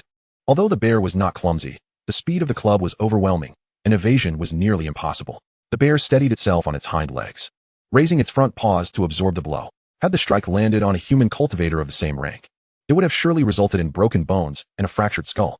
However, due to the bear's tough hide and robust bones, it merely felt pain in its paws. With the bear fully focused on the wolf-toothed club, Wang Daoyuan seized the perfect opportunity for a stealthy strike. He drew forth a golden sword talisman, calculating the precise moment the club would descend, and activated the talisman. The golden blade shot forth, piercing the bear's lumbar spine just as the club came crashing down. The bear, unaware of the impending pain at its waist, braced itself against the club's impact. However, it suddenly found its lower body unresponsive. Both humans and terrestrial demon beasts draw strength from the earth. With its lower body incapacitated, the bear could muster only half its might. And under the weighty strike from Wang Daoxing, it collapsed to the ground. Its forepaws shielded its head, sparing it from immediate injury. Wang Daoxing swung the wolf-toothed club again, delivering several more strikes. The brown bear lay on its back, completely out of the fight. Having dispatched the bear, Wang Daoxing assisted in tackling another demon beast alongside the four uncles, quickly resolving the threat with Wang Diyuan's help. Within half an hour, aside from the flaming lion, all demon beasts confronted by the Wang family were eliminated. Although the four elder uncles, while still far from passing on, were indeed elderly. After enduring a grueling battle against a horde of demon beasts, they were physically and spiritually drained and had no desire to continue provoking the flaming lion, opting instead to sit and recuperate their spiritual energy. Wang Daoxing, brandishing his wolf-toothed club, approached the battlefield where the flaming lion and water dragon clashed. At that moment, the effects of Wang Dayuan's rain-conjuring talismans had just expired. The flaming lion seized the opportunity to counterattack against the water dragon, unleashing its flames with full force in an attempt to break free. Wang Daoyuan would not allow this. He summoned 3 more rain-conjuring talismans, casting them into the sky above the flaming lion. The flames that had begun to rise on the lion's body were once again doused by the downpour, reduced to a mere flicker, as it was once more restrained by the water dragon. Witnessing this, Wang Daoxing raised his wolf-toothed club, ready to strike. Wang Daoyuan immediately affixed a soil armor talisman to him, enveloping him in a layer of earthy, protective armor. The golden armor he had worn previously had lost its luster and could not withstand a casual blow from a peak first-tier demon beast. Moreover, the flaming lion, being a fire element demon beast, rendered the golden armor talisman's protective capabilities significantly diminished. The soil armor talisman, being of the earth element, was the best defense against fire. Although wood, the only element that could counteract earth, was the weakest in terms of offensive power among the 5 elements. Earth remained the premier defensive element. The soil armor talisman was slightly more expensive than the golden armor talisman, but provided comparable defensive efficacy. In the absence of fire element opponents, the golden armor talisman typically offered superior value. Therefore, Wang Daoyuan had distributed golden armor talismans as protective talismans to his kin. The flaming lion, being of the same rank as Wang Shui and possessing a unique bloodline, meant that although Wang Shui had the upper hand, he could not dominate his opponent as he had against the tiger. The flaming lion, while restricted in its movements, still possessed the capacity to retaliate. The moment Wang Daoxing drew near the flaming lion, it unleashed a fireball, and had his defensive talisman still been the golden armor, he would likely have sustained injuries. Struck by a fireball, the Tujiao flickered momentarily, dimming slightly. To shatter its illusory armor, at least 3 similarly potent attacks would be required. However, the Li Yanshi would not have this opportunity, already at a disadvantage and further suppressed by Wang Diyuan's rainfall talisman. It desperately hurled fireballs in an attempt to repel Wang Daoxing. This provided the water dragon with an opening. At this moment, the Li Yanshi was ensnared tightly by the water dragon, struggling to move even an inch. A formidable first-tier pinnacle demon beast found itself at the mercy of its adversaries.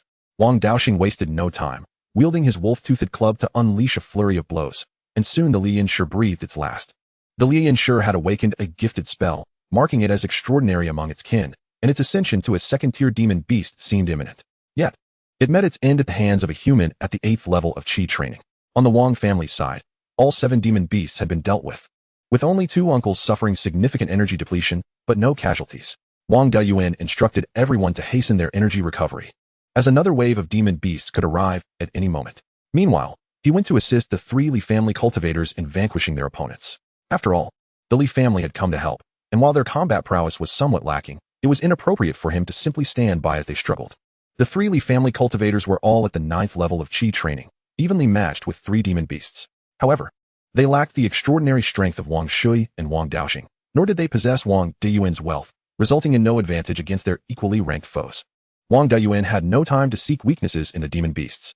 Moreover, the Li family cultivators, with their average combat abilities, found it challenging to provoke any vulnerabilities from the demon beasts. Thus, he resorted to a direct assault with talismans, unleashing over 20 various attack talismans, inflicting light to severe injuries upon the 3 demon beasts. With Wang Dayuan's assistance, the 3 Li family members finally gained the upper hand, and after a quarter of an hour, they successfully defeated all 3 demon beasts. Chapter 38. The anomaly. The allocation of the 3 demon beast corpses presented a dilemma. The 3 Li family members had contributed significantly to subduing the demon beasts, yet the Wang family had exerted even greater effort, making it awkward for either side to claim ownership. Wang Dayuan mused, the Li family is keen on fostering goodwill. Li Xinghe is a friend of the clan leader, and outside Jinyan City, the clan leader had proactively assisted the Li family. Thus, The Li family's assistance this time could be viewed as a small favor owed. It would be prudent to offer the 3 demon beast corpses to the Li family, thereby repaying the debt and conveying goodwill. He then spoke. This endeavor was greatly aided by the 3 friends. Otherwise, the Wang family would have surely faced casualties. I implore you to accept these 3 demon beast corpses. The Li family patriarch, Li Xinghe, replied, You are too humble, my young friend. These 3 juniors of the Li family are lacking and have not contributed significantly. The defeat of these demon beasts was largely due to your 20+ talismans. You should keep them. The 2 engaged in mutual insistence for a time, ultimately deciding that the Li family would take 2 of the demon beasts, while the Wang family would claim 1. The Li family's trio incurred no losses and gained 2 demon beast corpses, valued at 50 to 60 spirit stones, which brought them joy. Wang Beiyuan received 1 demon beast corpse, although its worth could not compare to the value of the 20+ talismans. He was indifferent to that minor loss. Establishing a favorable relationship with the Li family was far more valuable. After vanquishing the second wave of demon beasts, it seemed that the horde had abandoned their probing of the small hillock as no more beasts approached. Wang Beiyuan finally had the opportunity to survey the battlefield. The cliffs on the left flank of the small hillock posed a significant challenge for most demon beasts to ascend, resulting in few attempts. The guarding families were left idly waiting. Conversely, the right side of the small hillock was bustling, with thousands of demon beasts charging recklessly forward. The Yang family, alongside several allied families, took refuge behind the earthen walls, using spirit crossbows to slay the beasts.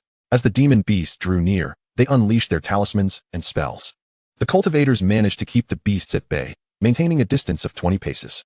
Beyond that 20-pace mark, a pile of over 1,000 demon beast corpses accumulated, reaching a height comparable to the earthen walls.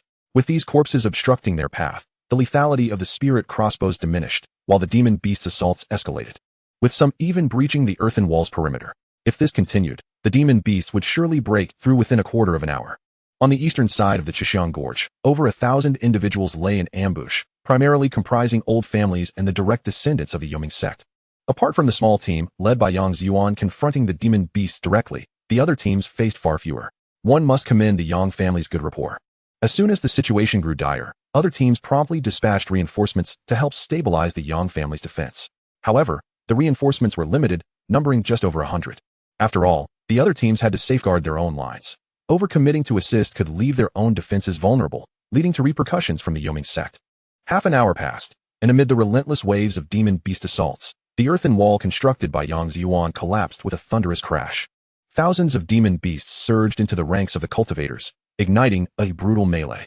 Wang Beiyuan felt perplexed by the situation. The demon beasts had been cornered. Yet the cultivators on the western side of the gorge were not seizing the opportunity to eliminate them, instead allowing the beasts to attack the weaker eastern flank. It appeared as though they were deliberately using the demon beasts to weaken the old family strength. Wang Beiyuan's suspicions were astutely founded. 10 miles from the western side of the Chixiang Gorge, 3 elders from the Zifu were engaged in hushed deliberations. Liu Jinhui expressed his concern. While the 2 elders aimed to diminish the old family strength, it is not without consequences. If the demon beasts escape, we, the Yoming sect, will suffer the greatest loss. The 2 elders should exercise restraint. If we do not intervene soon, the demon beasts will all flee. Zhouqi nodded. Elder Liu speaks truth. We should indeed exercise moderation for the greater good. The elder in the black robe was eager for the old family's demise, advocating for this insidious strategy. The 2 elders, having no ties to the old families, found it difficult to refuse his persistent arguments, especially as he invoked the name of Elder Jin. At this moment, the cultivators on the eastern side of the gorge faced severe casualties, and the escape of demon beasts was only a matter of time. Although the elder in the black robe sought the annihilation of the old families, he did not wish to jeopardize his own future. Should the demon beasts escape, all 3 Zifu elders would face dire consequences. Therefore, the elder in the black robe ceased his opposition. With a command from Zhouqi, the 3,000 ambushing cultivators on the western side of the Chixiang Gorge surged forth like hungry tigers, pouncing upon the demon beasts. Moments later, they plunged into the horde. After several rounds of attrition, only about 4,000 demon beasts remained, with the demon birds dwindling to fewer than 3,000. Over 200 foundation-building cultivators soared through the air, targeting the demon birds, while dozens more assisted the chi-training cultivators on the ground in dispatching the remaining demon beasts. At this juncture, the chaos rendered any semblance of a coordinated escape impossible. The battlefield devolved into utter disarray. Occasionally, a few cunning demon beasts attempted to flee amidst the turmoil, only to be swiftly decapitated by the watching foundation-building cultivators. Given the current state of affairs, the annihilation of the demon beasts was all but assured, though such a large-scale conflict would inevitably result in significant casualties. The Yoming sect's own cultivators, equipped with superior gear and entering the fray last, would likely suffer minimal losses. In contrast, the family cultivators faced an uncertain fate. Wang Beiyuan resolved, upon returning, the family should reassess its objectives. Previously focused on integrating into the Yoming sect, such aspirations now appeared dubious. The Yang family had a Zifu ancestor within the Yoming sect, and had also been ensnared. Even with foundation-building cultivators, the Wang family could not compare to the Yang family, and they risked becoming mere cannon fodder. To endure in silence and submit to the Yoming sect merely to serve as expendable troops was untenable. One must have multiple avenues for survival to avoid demise. The Wang family had only this singular connection to the Yoming sect, but they were not held in high regard. Given the frequent conflicts between the Yoming sect and the Sanyang Palace, it was uncertain when they might be cast as fodder on the front lines. After all, the Wang family had long since amassed a tremendous amount of enmity with the Sanyang Palace, making them an ideal bait. For the sake of the family's continuity, it was imperative to establish a fallback plan. After this battle, it was essential to counsel the clan leader to devise a more prudent strategy. The battle beneath the small hill has turned overwhelmingly in favor of one side. Within at most 2 or 3 hours, the conflict will conclude, allowing for a thorough sweep of the battlefield. The many cultivators who did not partake in the fray have relaxed their vigilance, eagerly anticipating their return home. Wang Daoxing expressed his delight, remarking on the satisfaction of the fight, albeit lamenting the imminent return home. The 6 uncles were also in high spirits. Although they had mentally prepared for the possibility of not returning, the desire to survive was universal. Wang Beiyuan, wary of their complacency and the potential for unforeseen changes, cautioned, "It is not so simple. Everyone must remain vigilant." The crowd looked on in astonishment, save for Wang Shui, who chuckled and said, "Have you noticed something amiss? Why not share your thoughts and see if our judgments align?" Wang Beiyuan produced a soundproof talisman to prevent eavesdropping and continued, "These demonic beasts exhibit strategic movement, as though someone is directing their combat. Furthermore, the dark wind that accompanied the ambush on the merchant convoy appears to enhance the lethality of their spells. I have never heard of such abilities possessed by human cultivators or demonic beasts. It could be a secret technique developed by a certain human cultivator, or perhaps a spell from a mutated demonic beast, or even a type of magical artifact. In my view, regardless of the scenario, a foundation-building cultivator could not possibly wield such power." Wang Shui interjected with a light chuckle, "At the very least, there must be a third-tier demonic beast or a Zifu cultivator concealed behind the scenes. The one in hiding has intentionally revealed their methods, which suggests a desire to attract more elders from the Yoming sect. Given that such a trap has been set at the cost of over 10,000 demonic beasts, it will not conclude easily. The aim is not merely to deal with us insignificant players. It is likely directed at the elders of the Yoming sect. The hidden individual, using so many demonic beasts as bait, must possess sufficient means to confront 3 elders. The Yoming sect likely has its own contingencies. It will come down to whose strength prevails. Unless the hidden party believes they have no chance of victory, they will not refrain from acting. Otherwise, a confrontation between Zifu cultivators is imminent. We, as mere qi refining cultivators, should hasten to devise ways to preserve our lives." Wang Daoyuan privately acknowledged. The clan leader's judgment is indeed astute. Although 12th uncle often appears carefree and indifferent, he is undoubtedly fit for leadership. His perception and judgment are certainly on par with mine.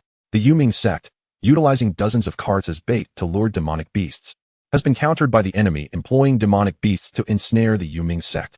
It is evident that both sides are seasoned strategists.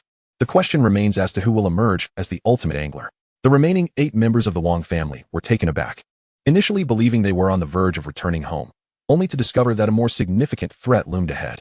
Observing the group's disarray, Wang Daoyuan decided to refrain from further discussion. "Stop overthinking. Prepare yourselves, should trouble arise. First deploy defensive talismans for your protection, and then look for an opportunity to flee. Remember, do not be the first to run, or you will undoubtedly face consequences later. Only escape once the number of fleeing individuals exceeds 50. Thereafter, the Yoming sect will have no reason to pursue us. Also, be sure to scatter when fleeing. Should the enemy strike, their power will far exceed our ability to resist, and clustering together will only draw attention. Once you escape, do not return to Jinyan City to avoid being captured by the Yoming sect as scapegoats.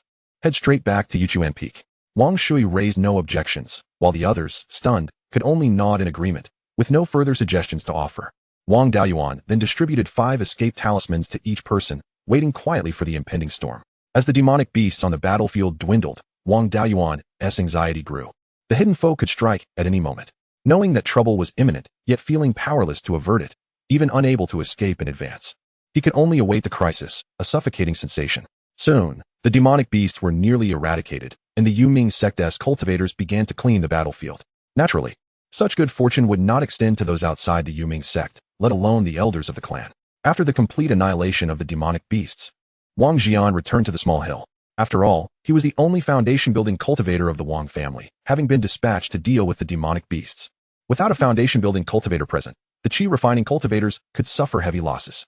Upon landing on the small hill and seeing that his kin were unharmed, he was somewhat surprised. Wang Daoyuan sent a message detailing the battle with the demonic beasts and his and Wang Shui's deductions. Before he could finish transmitting, a buzzing sound of insects flapping their wings filled the air. Moments later, the sound thundered like a storm, echoing throughout the valley. Chapter 39. Scattering in flight, various insects swarmed towards the cultivators from all directions. Wang Daoyuan felt no fear. Rather, he breathed a sigh of relief. The danger at hand was far more manageable than the unknown. He conveyed to Wang Jian, "Fifth uncle, these are the hidden trump cards of the demonic beast controllers. Aimed at the Yuming sect's cultivators. Do not expose yourself. Seize the opportunity to flee. I have distributed escape talismans to everyone. You need not concern yourself with us." Wang Jian nodded and instructed, "Everyone, deploy your defensive talismans." Upon hearing their leader's words, the Wang family members hurriedly activated their earth armor talismans. After all, the golden armor talisman was vulnerable to fire. When faced with fire-based attacks, it could easily be breached. The earth armor talisman, though more expensive, offered greater reliability, especially given the ominous buzzing sound that made them value their lives more than a talisman. The buzzing grew louder, and the enemy finally revealed itself. A vast swarm of various spirit insects. The Wang family found themselves surrounded by a horde of fire cloud bees, their bodies ablaze with crimson, resembling a billowing cloud of fire. The stingers of the fire cloud bees carried a fiery poison. Once struck, without effective countermeasures, one would feel as though trapped in an inferno, ultimately succumbing to dehydration. Though the fire cloud bees were formidable in combat, the swarm encircling them consisted solely of worker bees, devoid of a queen or brood, rendering capture futile. At this moment, the group was grateful for their choice of earth armor talismans rather than golden armor talismans. Otherwise, a swarm of fire cloud bees would swiftly dismantle their defenses, endangering their lives and rendering any possessions meaningless. However, although the fire cloud bees could not breach the earth armor talisman in the short term, their relentless assault posed an ongoing threat. If this continued, the chances of escaping would dwindle. Wang Daoyuan summoned a rainfall talisman, conjuring a cloud with a 5-zhang radius. Unleashing a torrential downpour, the fire cloud bees immediately scattered, seeking refuge beyond the cover of the cloud. The rainfall talisman did not inflict harm on the fire cloud bees. It was not an offensive spell, and the rain that fell was merely ordinary water, at most infused with some water attribute spiritual energy. Yet, spirit insects generally detest water. Particularly fire attribute spirit insects. Upon contact with water, their spells would weaken. With numerous attack targets available, they had no need to recklessly engage this group. Wang Jian stroked his long beard and smiled. "Daoyuan, you are indeed resourceful. A single rainfall talisman can yield such significant results." The other members of the Wang family exhaled in relief, at least momentarily free from danger. Others, however, found themselves in a more precarious position. Those with water spiritual roots could easily cast a rainfall spell to secure temporary safety. Those without had to rely solely on defensive talismans or expend spiritual energy to maintain protective barriers. The rainfall talisman, in truth, is somewhat of a double-edged sword. It is primarily useful for irrigating spirit fields, and typically, cultivators managing spirit fields would learn the rainfall spell, seldom choosing to use the talisman itself. On this expedition to eliminate demonic beasts, who would think to bring such an item? Wang Daoyuan possessed only a limited supply of rainfall talismans. Having used several to support Wang Shui earlier, he now held only 2. However, the Wang family did not need to endure indefinitely. They only needed to hold out until a portion of cultivators could no longer sustain themselves and fled the battlefield, allowing the Wang family to follow suit and escape. On the flat ground to the right of the small hill, the Yuming sect's cultivators cheerfully cleaned the battlefield, their spirits high in the aftermath of the recent battle, when their guard was at its lowest. From the moment the buzzing sound emerged to the attack of the spirit insects on the cultivators, merely 5 or 6 breaths had passed, leaving the members of the Yuming sect momentarily unresponsive. Many of them didn't even have time to activate their protective shields before being surrounded by the spirit insects. In contrast, the clan cultivators, who were not permitted to engage in the battlefield cleanup, had their attention focused on their surroundings. As soon as the buzzing began, they were well prepared, finding themselves in a far better situation than their counterparts from Yuming's sect. Although the spirit insects dared not assault the 3 elders of the Purple Mansion, the elders themselves were quite helpless. Given their strength, it would not be difficult for them to use a few area of effect spells to eradicate all the spirit insects. However, with the spirit insects entangled with the cultivators, unleashing such powerful spells would likely result in the death of most cultivators present. In desperation, Zhou Qi had to announce loudly, "All Qi refinement cultivators, retreat immediately. Foundation establishment cultivators, follow my command to eliminate the spirit insects." Upon hearing Zhou Qi's order, Wang Jian addressed the crowd. You all should retreat according to Beiyuan's arrangement. If I fail to return alive, let Shui succeed as clan leader. If Shui also cannot return, then let Daochang take over. After bowing in agreement to Wang Jian, Wang Daoyuan promptly summoned an earth escape talisman and burrowed into the ground. Instead of returning to Jingyan City, he headed directly east. To the east of Chixiang Gorge lay the endless peaks of the Yuying Mountains residual range.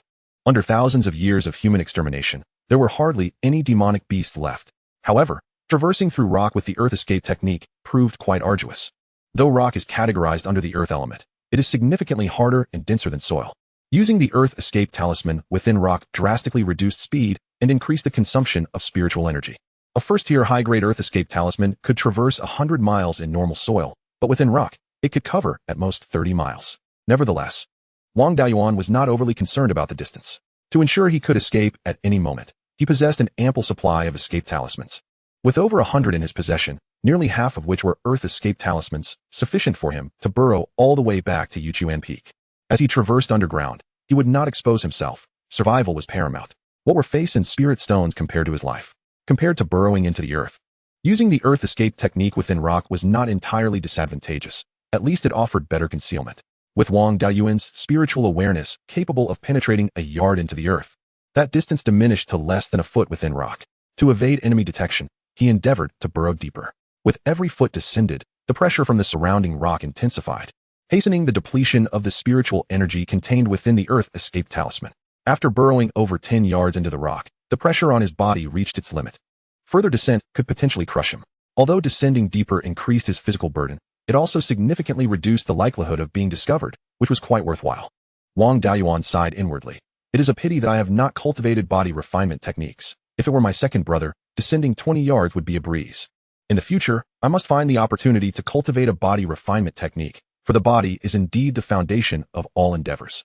Although body refinement consumes a vast amount of resources and can severely hinder cultivation progress, he was not unduly concerned. As long as he reserved a few acres in his spatial realm specifically for planting spiritual herbs for body refinement, he would reap the benefits in a few years. Resource acquisition was not an issue. Regarding cultivation, with an ample supply of gathering spirit pills, he need not worry about pill toxicity affecting his progress, allowing him to elevate his cultivation speed to that of a prodigy with a 7-inch spiritual root. Moreover, he currently had no means to acquire foundation establishment pills, so hastening to the peak of chi refinement would serve little purpose beyond enhancing his combat capabilities. Rapid cultivation could lead to unstable foundations, making body refinement a more prudent choice. The advantages of a robust physique were evident when considering Wang Daoxing's combat prowess. Additionally, by moderating his cultivation speed, he could solidify his foundation without attracting excessive attention. After all, he was widely known as a 5-element root waste, and having advanced from the 4th to the 7th layer of chi refinement in 4 years was already somewhat outrageous. If he were to rapidly ascend to the peak of chi refinement, it would be utterly inexplicable. Weighing all considerations, it was wise to temporarily decelerate his cultivation pace and focus on body refinement. Furthermore, he needed to contemplate learning alchemy. Although his alchemical talent did not match his abilities in talisman crafting, it was still essential. The spiritual herbs harvested for the gathering spirit pills had already yielded 2 bountiful crops, all stored within the spatial realm. While enlisting his 12th uncle, Wang Jiming, to assist with alchemy might suffice once or twice. Asking for help with so many spiritual herbs would undoubtedly raise suspicions. Chapter 40. Battle of Foundation Establishment. As he pondered his future path, he traversed 10 yards beneath the surface. Half an hour later, Wang Daoyuan had burrowed over 100 miles. Although the earth escape talisman provided spiritual energy, navigating 10 yards underground placed immense pressure on his body, leaving him utterly fatigued. If he did not return to the surface soon to rest, he might soon faint from exhaustion. However, he dared not emerge recklessly. After all, he was merely 100 miles from the battlefield, and the enemy excelled in controlling spirit beasts and insects. Revealing himself now would make detection all too easy. He ascended to a depth of 5 yards from the surface to alleviate the burden on his body and began searching for a suitable resting place. In mountainous regions, underground caverns, rock fissures, and caves carved out by demonic beasts were common. Thousands of years ago, the Huiyan mountain was teeming with demonic beasts, but they had been nearly exterminated by human cultivators, leaving behind numerous empty caverns. Just as he was about to search the vicinity, he spotted a rock fissure ahead. Although it was not particularly large, it could comfortably conceal a person. Upon entering the fissure, he found it spacious enough to accommodate 3 to 5 individuals. Although it was dark and twisted due to its deep underground location, for Wang Daoyuan, who felt suffocated by the weight of the rock, simply being able to catch his breath was a relief. Traversing through the rock did not consume spiritual energy, but it was especially exhausting. He had various pills for detoxification, healing, and restoring spiritual energy, but none for alleviating fatigue. Fortunately, he still had Qi Shui Jiang, which could replenish vitality and enhance physical constitution, providing some relief from fatigue. Taking out a jar of Qi Shui Jiang brewed 3 years prior, which had been stored in the spiritual pearl space, he realized it had aged for 30 years. After a sip, he felt invigorated, and the fatigue lifted significantly. Truly, the effects of a 30-year-old brew were remarkable. After drinking half the jar, Wang Daoyuan felt a surge of energy, completely shaking off his weariness. Just as he was about to take out another Earth Escape talisman and continue on his way, he suddenly sensed a powerful spiritual awareness enveloping him. The strength of this spiritual awareness far exceeded his own, indicating the presence of a foundation establishment cultivator. Just as Wang Daoyuan was about to flee, a voice boomed above him. What a fragrant wine! At least 20 years of aging to achieve such rich aroma. Come out, you creature beneath the earth. With your meager abilities, you won't escape my grasp. Come up obediently and hand over your storage bags. And perhaps I might grant you a chance to live. Wang Daoyuan could not trust his words and activated the Earth Escape talisman, only to crash headfirst into the stone wall, causing the talisman he had just activated to ignite. Bewildered, he heard the voice above burst into laughter. You seek your own demise. Come up obediently, or when I strike, you will find it impossible to live or die. With no other choice, Wang Daoyuan had to crawl out through the rock fissure. Upon reaching the surface, he found a burly man standing before him. His face a mass of rough features, exuding an aura of ferocity. The man's presence was far superior to that of his 12th uncle and 9th granduncle. He was undoubtedly a foundation establishment cultivator. The large man said, quickly hand over your storage bags, and I will spare your life. Otherwise, as a mere Qi refinement 7th layer cultivator, you will meet your end at the hands of a dignified foundation establishment cultivator. Wang Daoyuan's mind raced. This man was a foundation establishment cultivator, and his aura was significantly weaker than that of the clan leader, suggesting he was in the early stages of foundation establishment. Even so, a direct confrontation was out of the question. It would be better to toss him a storage bag first, and then seek an opportunity to ambush him with talismans. He still had several second-tier talismans in hand. Killing him was certainly a possibility. Wang Daoyuan feigned a helpless demeanor, trembling all over.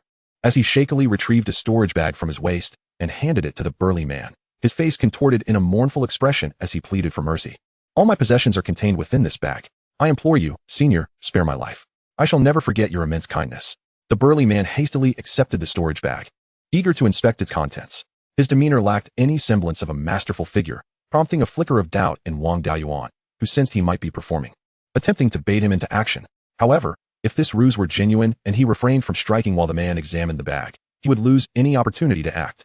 As the burly man opened the storage bag, Wang Daoyuan swiftly summoned a golden sword talisman, a small golden sword darting towards the man's throat. He opted for a high-quality first-tier talisman rather than a second-tier one. Should the man be acting and Wang Daoyuan choose to retaliate, it would appear as if he had not discerned the deception, seizing what seemed a fortuitous moment to strike. A rational individual would undoubtedly employ their strongest cards to ensure a decisive blow. Conversely, if the burly man was not feigning and truly focused on the storage bag, utterly unguarded, then this golden sword talisman might very well claim his life. Even if he were acting, the use of a first-tier talisman would signify the absence of other trump cards, concealing the true nature of his second-tier talisman. This calculation was made on the 3rd level. Let us see how far you can perceive. The moment the golden sword talisman was unleashed, a mocking expression appeared on the burly man's face, and a layer of earth-toned armor shimmered into existence around him. The golden sword struck the illusion and disintegrated upon contact, leaving the armored figure unscathed. This was the earth armor technique, renowned for its unparalleled defensive capabilities among first-tier spells. Naturally, the manifestation of the earth armor by a foundational stage cultivator would be far superior to that of a mere talisman, especially since the burly man could continuously channel spiritual energy into it. To breach the earth armor, there are but 2 methods. One is to shatter it through overwhelming force. The other is to exhaust the caster's spiritual energy until the armor collapses of its own accord. Both approaches would prove exceedingly difficult for Wang Daoyuan, given his current strength. His only second-tier talisman was a movement talisman, and even a single first-tier talisman might not suffice to breach the earth armor. With the failure of his first-tier talisman, the burly man's wariness grew, and he leapt into the air on his sword, making it arduous for Wang Daoyuan to land a strike upon him. At that point, he would be at the mercy of the man. The burly man, with a scornful expression, remarked, "A mere 7th-layer Qi cultivator dares to plot against me? Truly, you are unaware of your own mortality." With that, he drew a long, earth-toned sword and swung it toward Wang Daoyuan. Wang Daoyuan activated 5 golden armor talismans, enveloping himself in a radiant golden shield. The long sword struck the armor, managing to breach only 2 layers. The attack power of this foundational stage cultivator was surprisingly low. 4 years prior, when he had caught the Xinjiang carp, a foundational stage cultivator had easily inflicted harm on him and his uncle Jiusong with a casual strike, penetrating 3 layers of defensive talismans, leaving him severely injured. Though earth attributes excel in defense, even a first-layer foundational cultivator ought to break through 4 layers of armor with a single blow. Should the sword be wielded with sword flight technique, it would likely shatter all 5 layers, leaving Wang Daoyuan gravely wounded. After enduring that strike, Wang Daoyuan affixed 3 more golden armor talismans to himself. Yet, the burly man continued to wield his sword without resorting to sword flight, attacking like a chi cultivator. Wang Daoyuan realized he had overestimated this foundational stage cultivator. He clearly lacked proficiency in sword flight technique. This was quite intriguing, for the strongest attack of a foundational stage cultivator is the sword flight technique, which easily overwhelms chi cultivators within 100 zhang. When a master unleashes their full power with a single strike, even 7 or 8 layers of defensive talismans are insufficient. This foundational stage cultivator, lacking sword flight technique and practicing earth attribute techniques, exhibited no remarkable speed or agility in attack. His longsword was merely a high-quality first-tier artifact. If the burly man possessed no hidden cards, it would take him considerable time to subdue Wang Daoyuan, especially since he still had over 400 talismans at his disposal. With more than 200 being defensive, the man's sword could only breach 2 layers. Thus, he would require over 100 strikes to dismantle all of Wang Daoyuan's talismans. Such a level of sustained assault, repeated over 100 times, would be beyond the capabilities of even a first-layer foundational cultivator, let alone a clan leader. A 7th-layer chi cultivator rendering a foundational stage cultivator helpless would surely become a tale worth telling. 40 breaths passed, and the burly man had swung his sword more than a dozen times, exhausting over 30 defensive talismans and panting heavily. He gasped, "How many talismans do you possess? This seems never-ending. I refuse to believe I cannot slay you." With that, he continued to swing his sword at Wang Daoyuan. Wang Daoyuan, though protected by the golden armor talismans, still felt the force of the blows reverberate through his body. Though the impact was minimal, after enduring several strikes, he felt his blood surge. Wang Daoyuan was not one to remain passive while being attacked. He produced several wood spike talismans and hurled them at the burly man. Several massive wooden spikes materialized, piercing toward him. Upon colliding with the armor illusion, the spikes vanished without a trace, yet the earth armor dimmed slightly. Wang Daoyuan had not anticipated these spikes would prove significantly effective. Rather, his goal was to deplete the burly man's spiritual energy. Among the 5 elements, wood counters earth. Although wood attribute attacks are weak, their effectiveness in consuming the opponent's spiritual energy through elemental advantage surpasses that of other attributes. Thus, by exhausting their energies, with Wang Daoyuan's arsenal of over 400 first-tier talismans and a few second-tier ones, the outcome could be uncertain. Of course, this was under the assumption that the opponent had no other secret techniques. If the other party possessed offensive secret techniques, even if they were not particularly powerful, a second-tier technique could easily dispatch a 7th-layer chi cultivator, and even with defensive talismans, it would be challenging to withstand. Continuing this drawn-out battle was not a viable strategy. Neither wished to prolong the confrontation. After all, they were merely 100 miles from the battlefield, and Wang Daoyuan feared the arrival of others. If that occurred, escape would become impossible. Meanwhile, the burly man desired to claim Wang Daoyuan's possessions for himself. Should others arrive to assist, he would need to share his bounty. Wang Daoyuan, lavishly dispensing talismans, was evidently a prime target, and sharing with others would be a grave mistake. Should those arriving harbor ill intentions, they could very well eliminate him together, resulting in a significant loss. Wang Daoyuan dared not prolong the encounter any further and summoned a movement talisman, swiftly fleeing eastward. Upon witnessing Wang Daoyuan's retreat, the burly man felt not anger but exhilaration. After a lengthy confrontation, he feared an ambush, and now this young man willingly sought a new location for battle. How fortuitous. When he ultimately subdued him, he would grant him a swift end instead of prolonging his suffering. As for whether he could capture Wang Daoyuan, the burly man had never doubted his success. As a foundational stage cultivator, capturing a 7th-layer chi cultivator posed no unexpected challenges. A cooked duck would not fly away. This fledgling chi cultivator was doomed. Even the Golden Core ancestor could not save him. However, the youth's speed in fleeing was indeed remarkable. The burly man, who practiced earth attribute techniques and thus lacked swiftness, found it difficult to keep pace with Wang Daoyuan, who had activated a movement talisman. The burly man pursued fervently, gradually closing the distance. Once within range of Wang Daoyuan's talismans, he would be forced to defend against a few offensive talismans. Consequently, the burly man had to slow his pace, even coming to a halt, as the distance between them widened once more. The two engaged in a relentless game of chase and escape for 5 or 6 hours, traversing over 1,000 miles. At this distance, it was unlikely anyone would extend their surveillance range that far. Furthermore, Countless mountains separated this location from the Chixiang Gorge battlefield. Wang Daoyuan arrived at a serene valley. A picturesque setting indeed, and here he deemed it fitting to eliminate this buffoon. Having been pursued for over 1,000 miles, Wang Daoyuan had gathered a fair understanding of the imposing figure behind him.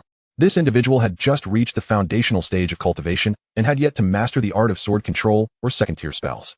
When compared to peak chi refinement practitioners, his strength merely lay in a greater reservoir of spiritual energy. His first-tier spells, while more potent, did not offer a qualitative enhancement in combat techniques. He could only bully those beneath the pinnacle of chi refinement. As for dealing with other foundational practitioners, or even peak chi refinement experts, it would require considerable effort on his part. The elite among peak chi refinement practitioners, such as Shu Shi, could even turn the tide against him. Wang Daoyuan analyzed the character of this man. He exhibited a dire lack of experience in the martial world, failing to adequately assess the strengths and weaknesses of both foes and allies. His simplistic mindset made him relentless in pursuit, driven mad by the prospect of Wang's wealth. With such severe depletion of spiritual energy and an ignorance of second-tier spells, his current combat capability was merely on par with that of a peak chi refinement practitioner, albeit not one of significant strength. While his physical form was indeed superior to that of a peak chi refinement practitioner, without any training in body refinement techniques, he was as vulnerable as a mere talisman. At this moment, he seemed blissfully unaware of the possibility of a counterattack. Likely a disciple of some powerful sect, he had lived under the protection of his elders and had never faced hardship, making this his first venture into the outside world. Within his sector family, his status was likely not high. After a prolonged struggle, he had remained merely that earthy yellow sword, lacking spiritual talismans or formidable magical artifacts, and certainly, if he had any powerful elders, he wouldn't be in such a dire state. If Zhang Deshang could hear Wang Daoyuan's thoughts, he would undoubtedly be in tears. Who would exert such effort to chase a mere chi refinement junior unless driven to madness by poverty? His name was Zhang Deshang, a disciple of the Wanling sect, the strongest of the 3 sects in the Zhao kingdom. Both of his parents were commoners, and he had entered the Wanling sect without connections, merely as an ordinary disciple. After toiling for decades within the sect, he finally accumulated enough contribution points to exchange for a foundational pill and successfully reached the foundational stage. However, his assets were wiped out overnight. Apart from this one high-grade first-tier magical artifact, he possessed nothing of value. He lacked the contribution points to learn the sword control technique, and second-tier artifacts were far beyond his reach. This time, the Wanling sect schemed against the Yuming sect, believing there was an opportunity to acquire spirit stones, and he had volunteered to earn some extra money. Before making his move, he had been lying in wait from a distance and had noticed Wang Daoyuan. Wang's lavish display of spiritual talismans led him to conclude that he was a plump target. Without a doubt, the large stack of talismans he had brought forth was worth 1,000 or 2 spirit stones. Moreover, Wang Daoyuan's indifference towards those talismans only reinforced Zhang's conviction that this target was exceedingly rich. Should he manage to subdue this lucrative prey, he would be able to exchange for the sword control technique and perhaps even purchase a second-tier artifact. The allure of wealth drove him to pursue Wang Daoyuan without hesitation. As Wang Daoyuan burrowed 10 zhang deep underground, even his spiritual sense could not trace him. However, the Wanling sect was renowned for its expertise in controlling insects and beasts. Naturally, Zhang Deshang was no exception, keeping a burrowing mouse as his companion. Upon reaching adulthood, this burrowing mouse possessed peak first-tier strength, with ample resources to potentially break through to the second tier. Though the burrowing mouse was not particularly strong in combat, its unique ability to tunnel underground was unrivaled. Zhang Deshang's burrowing mouse, being peak first tier, could effortlessly navigate beneath the ground within 100 zhang, moving at a speed that surpassed the earth escape techniques of same-tier practitioners. While Wang Daoyuan traversed the underground with his earth escape talisman, the burrowing mouse was hot on his heels, effectively ensuring that Wang could never escape Zhang's watchful gaze. As Zhang Deshang had suspected, he indeed had not ventured out for training. He had entered the sect at a young age. The contribution points he accumulated were earned through tasks within the sect, making this his first experience outside the mountain gates. In Chapter 42, The Shame of Foundation, Wang Daoyuan paused within the valley. His relentless sprint was primarily facilitated by various escape talismans, resulting in minimal depletion of his own spiritual energy and physical strength. To mislead his pursuer, he feigned exhaustion and weakness. Zhang Deshang, panting like a dog in June, was relieved to see Wang Daoyuan come to a halt, feeling much better himself. Otherwise, he would have suspected that the youth before him was merely a foundational practitioner in disguise. Channeling his spiritual energy, Zhang attempted to appear nonchalant, striving to maintain the image of a confident victor. Such trivial ruse, however, could not deceive Wang Daoyuan. In a similar effort to mislead, Wang Daoyuan summoned beads of sweat with his spiritual energy, his complexion pale and devoid of color, breathless as he spoke. I am not adept at running. I can run no longer. Whether you wish to kill or maim, I shall comply. Zhang Deshang, suppressing the tumult of his own energy and chaotic breaths, placed his hands behind his back, exuding an air of seniority as he replied, "Had I known it would come to this, why did we start? I had no intention of killing you. If you surrender all your possessions, I shall grant you a chance at life. Regrettably, you have proven ungrateful and attempted to ambush me. One cannot refuse a toast, and instead is punished with a drink. I cannot let you go this time. Hand over your storage bag, and I shall end your troubles swiftly." Wang Daoyuan wore a face of resigned despair. "I am aware I have offended you, esteemed one, and do not dare to hope for survival. I am willing to surrender all my possessions, provided you leave my corpse intact, so that my family may find me and inter me in our ancestral grave." Zhang Deshang feigned deep contemplation, then declared, "In light of your sudden epiphany, surrender your storage bag, and I shall grant you a full corpse." Wang Daoyuan tremulously presented a storage bag, cautiously retreating step by step.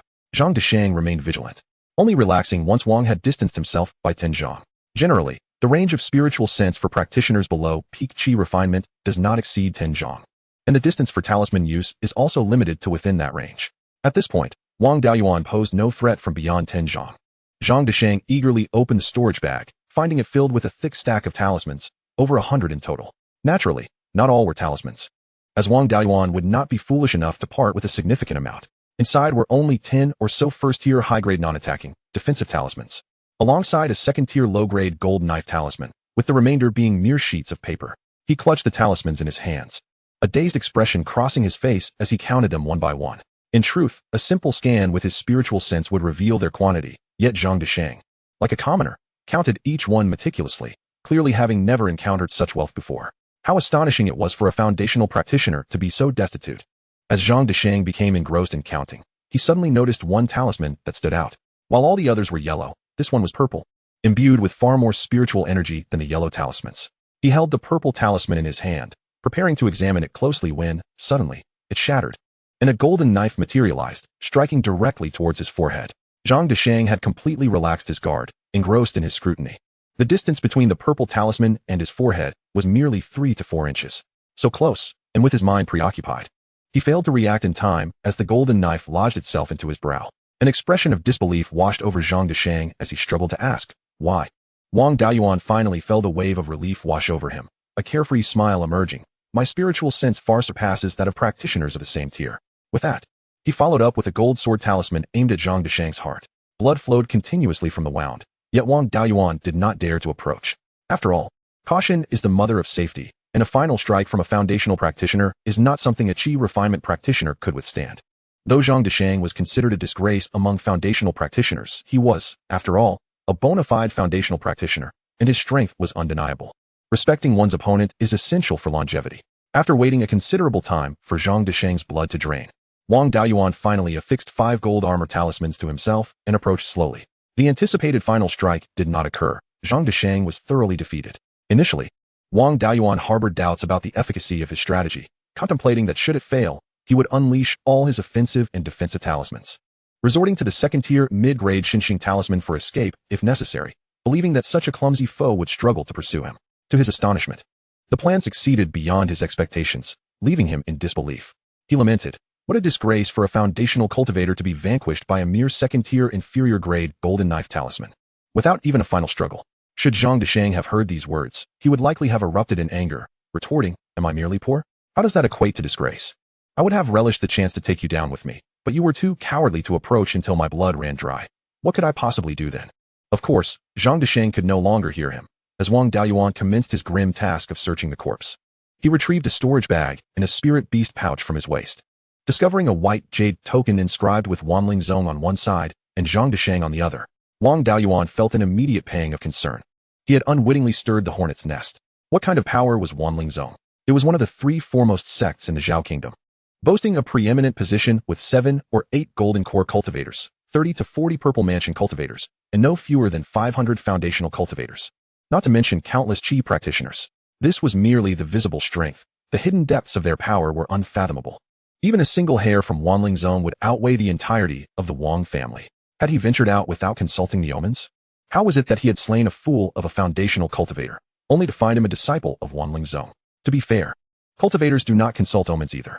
Wang Daoyuan, however, remained unperturbed, as Zhang Deshang was merely a destitute individual and surely lacked any significant backing. Within Wanling Zong, he was merely an ordinary foundational cultivator, likely among the lowest ranks. It was not uncommon for foundational cultivators from large sects like Wanling to vanish during their travels. Unless they were descendants or disciples of golden core cultivators, there would be no grand search. At most, a few acquaintances might inquire.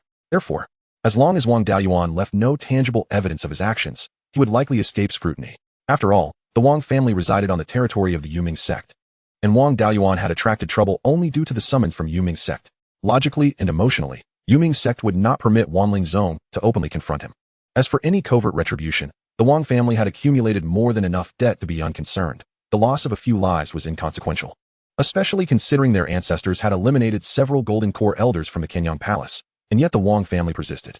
Nonetheless, Wang Daoyuan understood the necessity of proper cleanup. He placed Zhang Desheng's corpse into an empty storage bag, which he then stored within the spirit bead space. He discarded Zhang Desheng's storage bag, spirit beast pouch, token, and a foot of soil from the incident site into the space, ensuring no traces remained. After thoroughly inspecting the surroundings for any lingering evidence, he cast a rain talisman, unleashing a torrential downpour that washed away all remnants of his actions.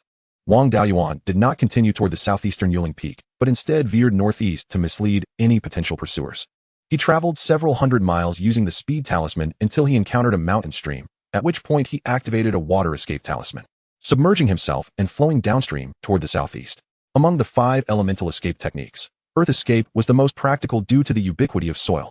Fire escape was the quickest but also the most conspicuous, as anyone could see a fireball racing by. Water escape was the hardest to track, as it continuously flowed, and the traces left behind would soon be lost in the current.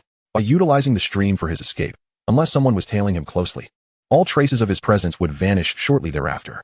3 days later, after much travel, Wang Daoyuan finally returned to Yuling Peak. He did not return to his own cave dwelling, but made his way directly to the administrative hall by the Yulong Spring to report the situation to the Grand Elder Wang Zhiren. Previously, a few scattered cultivators who had participated in the extermination of the demon beasts had returned, sharing unfavorable news of the battles. The Wang family patriarch and the designated successor had yet to return, and the elders who remained were anxious. Upon seeing Wang Daoyuan's return, Wang Zhiren was overjoyed and immediately convened a meeting with the family elders to reassure everyone. After all, with both the family patriarch and the chosen heir among those who had gone, any misfortune could lead to a struggle for power within the family. Shortly thereafter, the elders present at Yuling Peak gathered in the council hall. The Wang family had 10 elders, 2 of whom were unaccounted for, while the 9th uncle Wang Shaod was stationed at Qingli Fangshi, leaving 7 elders at Yuling Peak to manage daily affairs. As the elders arrived, they surrounded Wang Daoyuan with questions. Once everyone was assembled, Wang Zhiren called for silence, stating, "Let us first hear from Daoyuan about what transpired." Wang Daoyuan recounted the conflict outside Jinyan City and the subsequent escape of the Qi practitioners, solemnly declaring, "The elder of Yuming sect ordered the Qi practitioners to retreat while the foundational cultivators defended against the spirit insects. Before we evacuated, the patriarch specified that if he did not return, then the 12th uncle Wang Shui would succeed him, and if the 12th uncle also failed to return, then 3rd brother Wang Daochong would inherit the position." Upon hearing Wang Daoyuan's account, the elders felt no suspicion, as Wang Shui was the designated heir and Wang Daochong had been praised by the patriarch for his steady character, making them reasonable choices without any apparent doubts. However, belief in one's heart and verbal affirmation are 2 different matters. Although Wang Daoyuan's words lacked ambiguity, they were ultimately unsubstantiated claims without witnesses or evidence. At this moment, a middle-aged elder interjected, "Does Daoyuan have any proof to support his claims?" This elder, Wang Shoufeng, ranked 6th among the Shou family line, possessed excellent aptitude, and was second only to Wang Shui among his peers, being 20 years older. Before Wang Shui began his cultivation, he had been a key focus of the family's training and was expected to become a foundational cultivator and inherit the patriarch's role. However, with Wang Shui's emergence, whose talent was the finest since the family's ancestor, he overshadowed Wang Shoufeng. Subsequently, Wang Shui rapidly advanced, even reaching the pinnacle of Qi cultivation before Wang Shoufeng. Moreover, Wang Shui was open-minded and selfless, earning him high esteem within the family, while Wang Shoufeng was overly self-serving and lacked integrity, making him an unsuitable heir. After Wang Shui reached the pinnacle of Qi cultivation, he was designated as the successor. Naturally, any substantial resources dedicated to obtaining foundational pills would be entrusted to him. Wang Shoufeng, harboring resentment toward Wang Shui for having usurped what he believed was rightfully his, saw an opportunity in Wang Shui's uncertain fate. Wang Shoufeng's inquiry, though seemingly rhetorical, was well understood by all present. Yet Wang Daoyuan had no evidence to offer. Without proof, the legitimacy of the patriarch's successor remained in question. Wang Daoyuan fell into contemplation, recognizing that the patriarch had left no tangible evidence of his statements. The sixth uncle was clearly reluctant to acknowledge the situation and sought to seize power for himself. As a mere junior without any real authority, Wang Daoyuan found himself without a voice in this matter. Reluctantly, he resorted to a delaying tactic. When the patriarch made this statement, all 10 of us were present. Since I was able to return, it is not impossible that others might also escape. If another family member returns, let them relay the patriarch's words. If their account aligns with mine, it will serve as proof of its authenticity. What do you think, esteemed elders? Wang Jiren, fearing that Wang Shoufeng might cause further trouble, interjected. Daoyuan makes a valid point. Let us wait for the next family member to return before making a decision. Apart from the Grand Elder, 3 other elders concurred, giving them a numerical advantage. Wang Shoufeng had no valid grounds for opposition and reluctantly agreed with Wang Diyuan's proposal, stating, Daoyuan speaks wisely. But a family cannot be without a leader for even a day. Until then, someone must act in the patriarch's stead. 2 other elders echoed Wang Shoufeng's sentiments. Wang Daoyuan pondered, wherever there are people, there exists a realm of conflict. Even within the family, harmony is but an illusion. This has already divided into 2 factions. And should they thrive in the future, one cannot predict the outcome. With the clan leader away, no one dared to cause trouble, but now that he was absent, the Grand Elder could not maintain order, and the 3 elders began to stir unrest. However, Wang Daoyuan found himself powerless, in terms of seniority, strength, and authority. He held no standing to voice his opinion, merely a passive observer. Suddenly, a formidable presence descended, causing everyone to struggle for breath. Then, a voice, ancient yet commanding, resonated. How about I assume the authority of the clan leader? This voice was both familiar and foreign to Wang Daoyuan, unmistakably belonging to Taigong Wang Jiza. What surprised him was the elder's tone, which had always been gentle and amiable. He had never perceived such a commanding side to the elder. Wang Jiza had long remained in the Tsungjing building, aloof from clan affairs, leading everyone to forget the presence of such a venerable elder. As the elder with white beard and hair entered the conference hall, his previously hunched back straightened, resembling a towering pine. As the Grand Elder, I will assume the authority of the clan leader. Do you have any objections? The Grand Elder and the other 3 rejoiced, promptly stating that they had no objections. Although Wang Shoufeng and the others were displeased, they dared not voice dissent. Generally, the position of Grand Elder was held by a senior relative of the clan leader, possessing sufficient cultivation and status equal to, or even surpassing that of the clan leader, albeit without direct authority. Yet, the Grand Elder wielded significant power, the ability to appoint or dismiss the clan leader. Given the current absence of the clan leader, it was both reasonable and justifiable for the Grand Elder to temporarily assume the clan leader's authority. Wang Daoyuan was not qualified to express his stance before the elders. That was the family's rule. Before the Grand Elder, the others were equally barred from dissent, as it was also a rule. Observing Wang Shoufeng and the others in dismay brought a sense of satisfaction to Wang Daoyuan. Although he was not familiar with his 6th uncle, he recognized that Wang Shoufeng's desire for power during the family's perilous moments could lead to ruin. If such a self-serving individual were to become the clan leader, the family would soon meet its end. Since you all have no objections, I shall issue my orders. From this day forth, Jiren shall handle all clan affairs. Shoufeng, during this critical time, still harbors selfish intentions. I hereby revoke your elder position and command you to reflect in seclusion, not to step outside without my or the clan leader's orders. The remaining elders shall safeguard the foundation of the clan. Prepare for the worst. I will personally visit Qingli Fengshe to retrieve Wang Daochang. If Jian and Shui do not return, let Daochang assume the position of clan leader. Anyone pursuing personal gain at the expense of the clan's survival shall face severe punishment. The assembly responded in unison. Chapter 44. Wang Daoxing returns to the mountain. Wang Jize strode out of the conference hall and directly soared southeast on his sword, clad in white. With white beard and hair, the elder ascended into the sky on his flying sword. The clan members regained their composure, no longer flustered, and resumed their duties, restoring tranquility to the clan. The elder served as a stabilizing force. With him present, the clan members felt reassured. It was rumored that Wang Jize had been ambushed outside, resulting in a decline in his cultivation, but this appeared to be a ruse to divert attention. At this moment, there was no sign of a diminished cultivation. His aura surpassed that of the clan leader.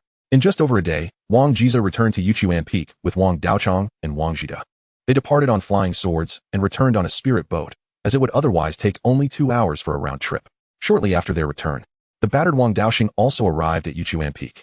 Given the gravity of the situation, the elders, along with Wang Jize, had no time to wait for him to recover. They directly inquired about the clan leader's words. Wang Daoxing's account perfectly matched that of Wang Daoyuan, prompting a collective sigh of relief from the elders.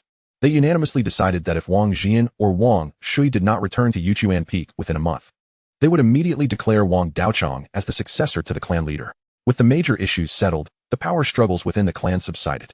Just as Wang Jida had not had a moment to catch his breath, Wang Jiza dispatched him again to Qingli Fengshe to gather detailed information about the battle at Guiyan Valley. Wang Jida had long been stationed at Qingli Fengshe and had built up a considerable network over the decades. Among the loose cultivators, he had formed some deep friendships. The ranks of loose cultivators were diverse, making them ideal for gathering intelligence. Besides Wang Jida, only Wang Jian and Wang Shui frequently traveled and had some connections among the loose cultivators, yet their fates remained uncertain. The task of mobilizing connections and gathering information was one that only Wang Jida could handle effectively. Wang Daoyuan was not allowed to remain idle either, as he and Wang Daoxing found themselves surrounded by the elders, who inquired about the details and their experiences of escape. True to form, Wang Daoxing was boisterous. While his seventh uncle, Wang Shouhong, tended to his wounds, he volunteered to recount his glorious journey back, exuding an air reminiscent of the legendary figures of yore. Wang Shouhong, a skilled alchemist at the 9th level of qi cultivation, had reached a stage where he could concoct all common first-tier elixirs. Merely a step away from becoming a second-tier alchemist, he was generally unperturbed, often silent, showing little interest outside of alchemy and medicine. Yet, even this stoic individual frowned at Wang Daoxing's exuberance, likely internally critiquing, "This nephew is truly overzealous." After a quarter of an hour, once his wounds were treated, Wang Daoxing continued to enthusiastically narrate his heroic deeds. "I had just escaped from Shishan Gorge, and following Beiyuan's advice, I didn't go to Jinyan City, but headed straight for our Yuchuan Peak. Not long after departing, I encountered someone blocking my path. The one who obstructed me was not formidable, merely at the 7th level of qi cultivation, not even enough to withstand a single blow from me. However, his spirit beast was quite troublesome. With both of them attacking me, I expended a great deal of effort to defeat them." Wang Daoyuan sensed something amiss in his narrative, prompting him to inquire, "Second brother, you didn't just run back, did you?" Wang Daoxing replied without hesitation, "Yes, what of it?" Wang Daoyuan face-bombed, "I provided you with so many escape talismans. Why did you not use them to save yourself?" Wang Daoxing slapped his forehead, smiling awkwardly yet politely. "I completely forgot about that." The elders were at a loss for words. Misfortune had befallen the family with such a dim-witted individual. Wang Jiren seemed to have an epiphany, laughing heartily. If Daoxing could charge back and scathe, then surely others will have no issues. Wang Daoyuan hesitated to dampen his spirits. Yet fearing the concealment of the truth might lead the elders to make erroneous judgments, he felt compelled to speak. "The one pursuing me was a foundation establishment cultivator." "What?" Wang Daoxing exclaimed in astonishment. "How did you make it back alive?" The others stared at Wang Daoyuan in disbelief. "I killed him, hence I returned alive." "How is that possible?" One elder gasped. "The closer one is to the foundation establishment stage. The more aware they are of the vast gulf separating it from the qi cultivation stage, a chasm that instills a sense of despair."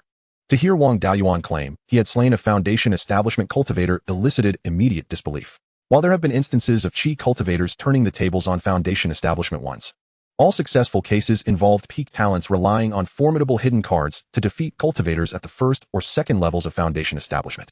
Those who succeeded were invariably scions of great powers.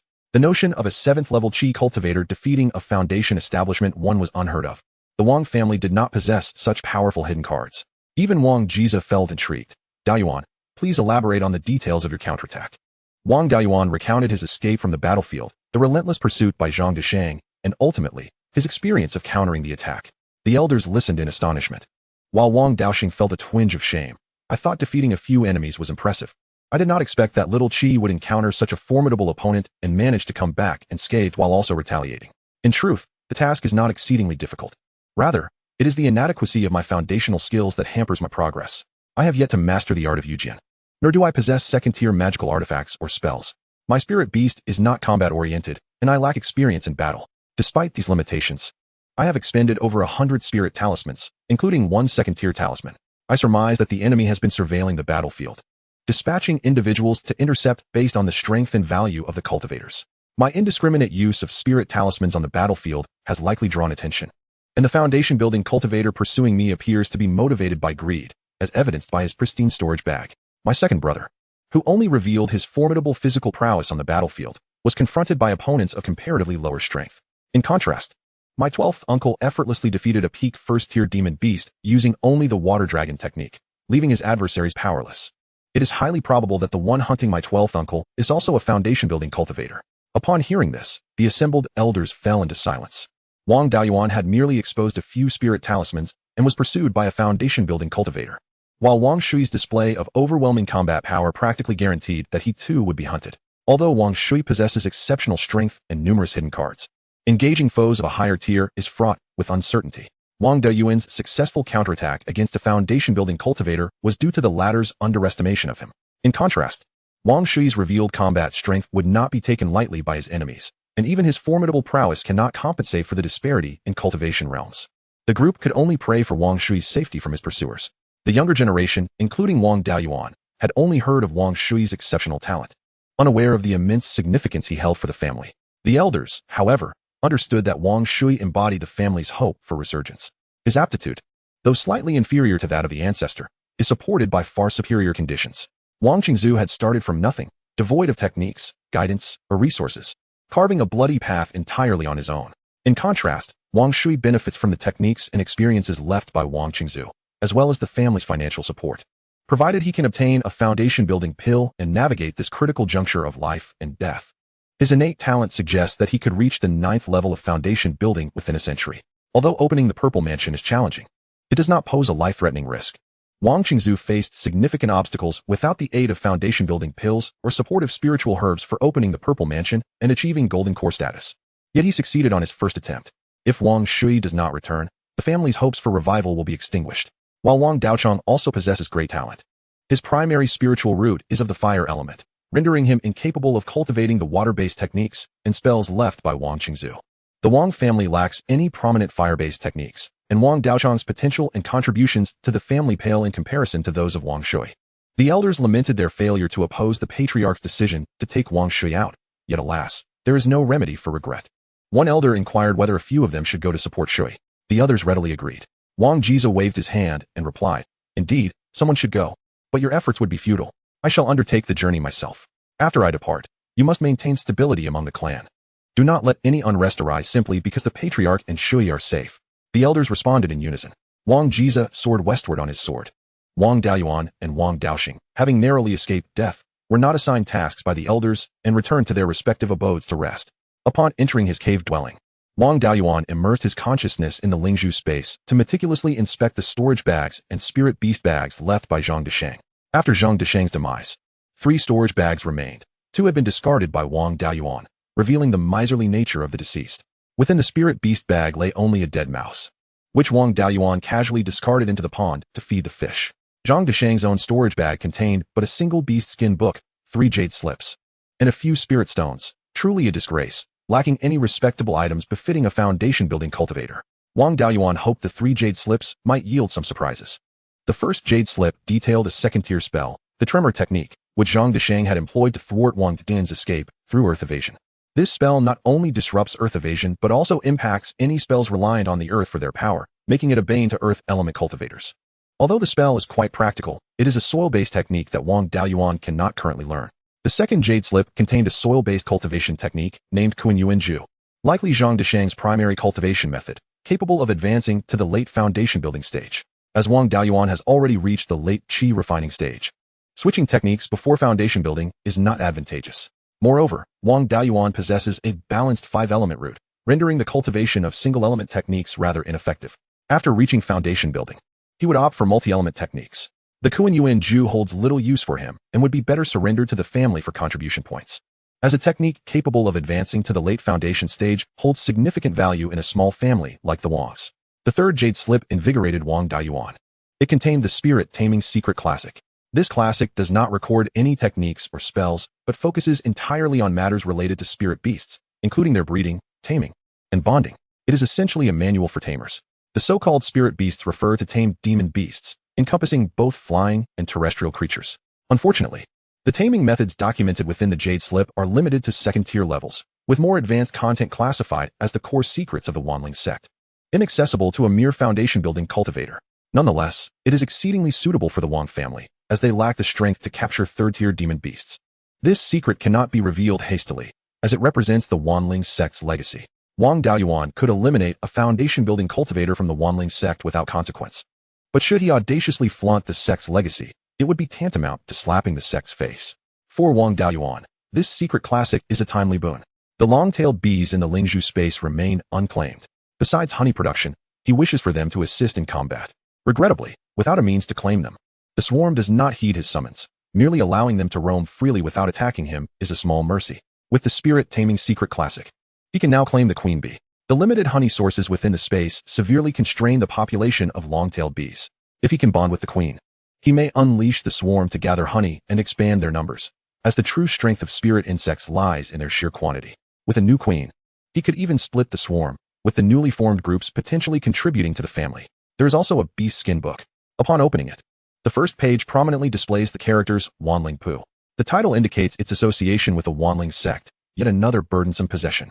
This beast skin book, though only 2 to 3 inches thick, contains a wealth of information.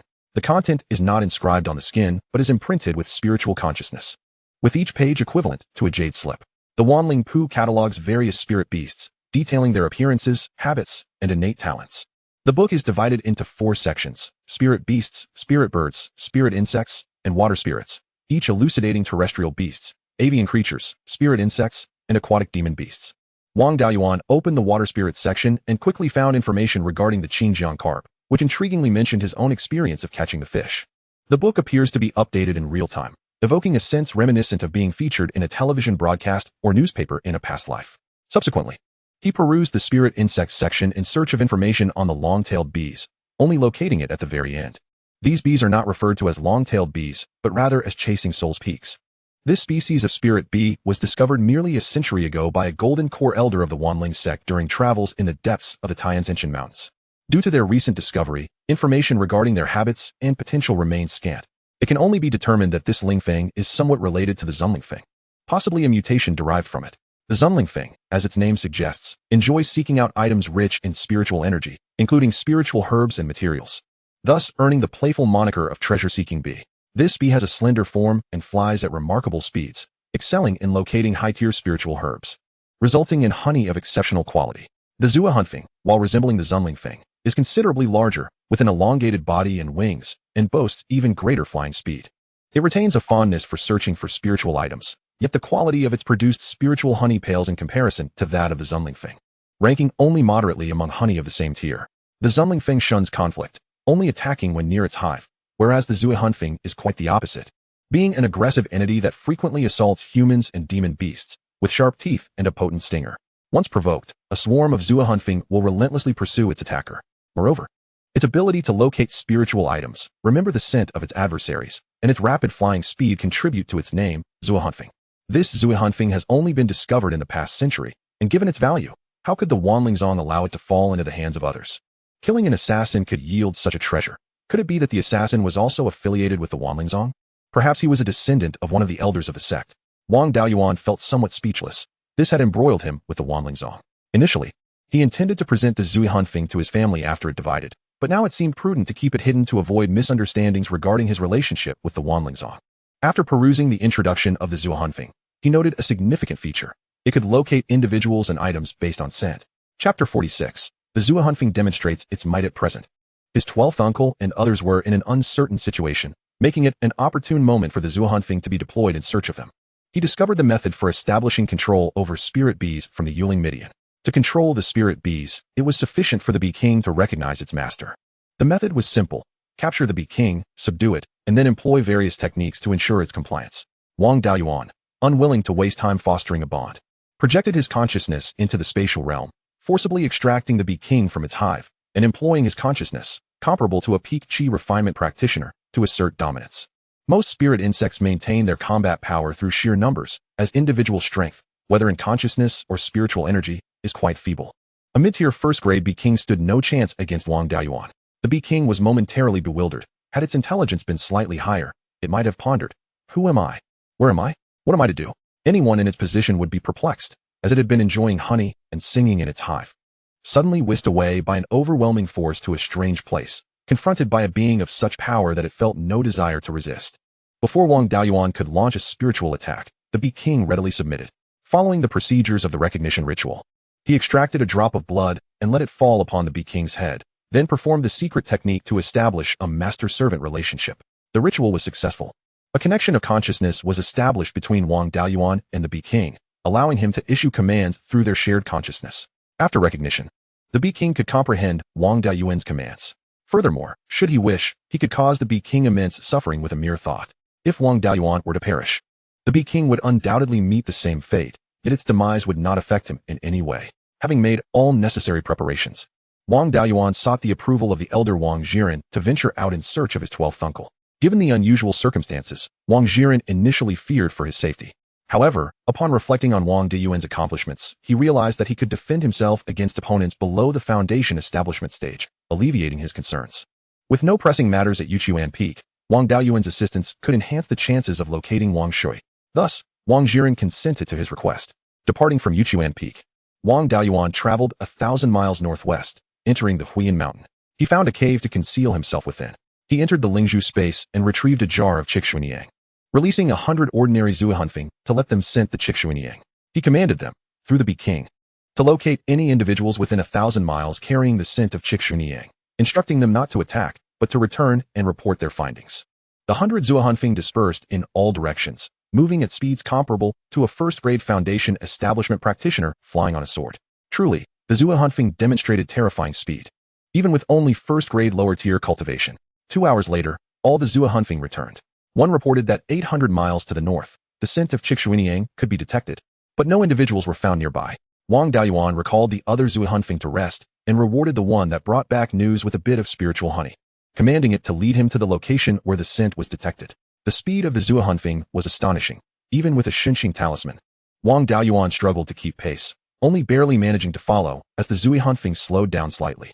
After another 2 hours, Wang Daoyuan finally arrived at the location where the scent of Chikshuiniang was detected. With his keen sense of smell, he could detect no aroma whatsoever. He released another 100 Zuihunfeng, instructing them to search within 1,000 miles for individuals bearing the scent of Chikshuiniang, centering their efforts on this location. An hour and a half later, one of the Zuihunfeng returned, reporting that 700 miles to the east, a person with the scent of Chikshuiniang was hiding in a rock crevice. Wang Daoyuan promptly inquired through the Beijing whether the individual was alive or dead. Upon receiving confirmation that the person was still alive, he was filled with joy and instructed the bee to lead the way immediately. Within 2 hours, Wang Daoyuan arrived at the rock crevice. Using his consciousness, he probed inside and discovered Wang Shui was still concealed within. He recalled the Zuihunfeng that had located Wang Shui and rewarded it with a tail of spiritual honey. The bee joyfully darted about in the space, carrying a lump of spiritual honey much larger than its own body. He called into the crevice, 12th uncle, it's Daoyuan. I've come to find you. Wang Shui, not yet relaxing his guard, responded, how can you prove you are Daoyuan?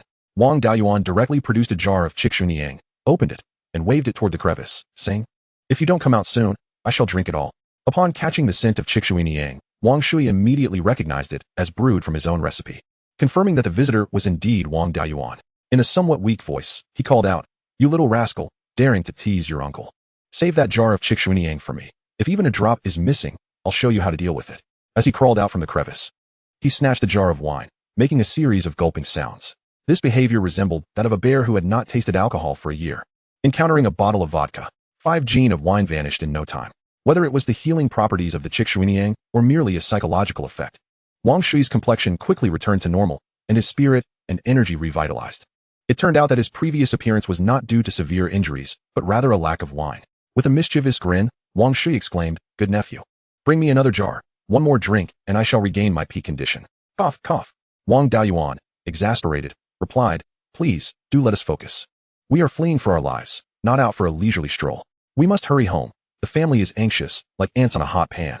If you want wine, I can bring you 10 jars of Chikshuiniang when we return. Wang Shui, recalling the urgent matter at hand, agreed, then let us return home. But do not forget those 10 jars of Chikshuiniang. Wang Daoyuan silently mused. Was my emphasis truly on the Chikshuiniang? The journey home was uneventful. Upon returning to Yuchuan Peak, Wang Jiza had already returned and, finding no trace of Wang Shui, was lamenting with the other elders. When they saw Wang Daoyuan and Wang Shui enter, everyone was momentarily taken aback. A memorial service is about to commence here, only to find the person has returned, whole and intact. As the realization dawns upon them, their tear-streaked faces swiftly transform into expressions of joy, their eyes gleaming as they gather around Wang Shui, bombarding him with questions. Wang Jiza clears his throat and inquires, Shui, do share how you managed to escape. Wang Shui, taken aback by Wang Jiza's commanding presence, exclaims, Uncle, you have recovered? After leaving the battlefield, I utilized a soil escape talisman to burrow hundreds of miles away. Only after depleting the talisman did I dare to resurface, but to my surprise, I encountered a foundation establishment cultivator who pursued me for hundreds of miles. In the end, I had to exhaust all my life-saving cards to vanquish that foe. He was merely at the first level of foundation establishment, and his sword technique could not penetrate my defenses. Had he been a seasoned foundation establishment cultivator, I would not have returned at all. After slaying that cultivator, I sustained severe injuries and hid in a crevice of rock to recuperate for 3 days before being found by Beiyuan. Truly, heaven has favored our Wang family. 2 foundation establishment cultivators were slain in retaliation, Wang Jiza remarked with relief. And who else was slain in retaliation? Wang Shui asked. I killed a fool who had just reached foundation establishment, and didn't he even know how to use sword techniques.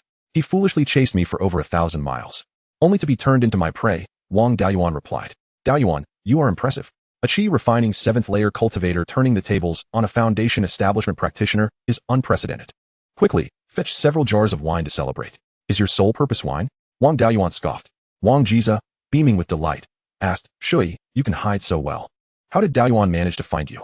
Anticipating this question, Wang Daiyuan promptly responded. After killing that foundation establishment cultivator, I obtained a secret method for locating individuals. However, this method is related to the Wanling sect, and if disclosed, it could bring calamity upon our Wang family. Therefore, I cannot present it to the family just yet. I hope the elder can understand. Additionally, I have a foundation establishment technique and a spell that are not part of the Wanling sect's core inheritance, which I can present to the family. With that, Wang Daiyuan produced the jade slips of Kuan Yuan Ju and Han Di Shu and handed them to Wang Jiza.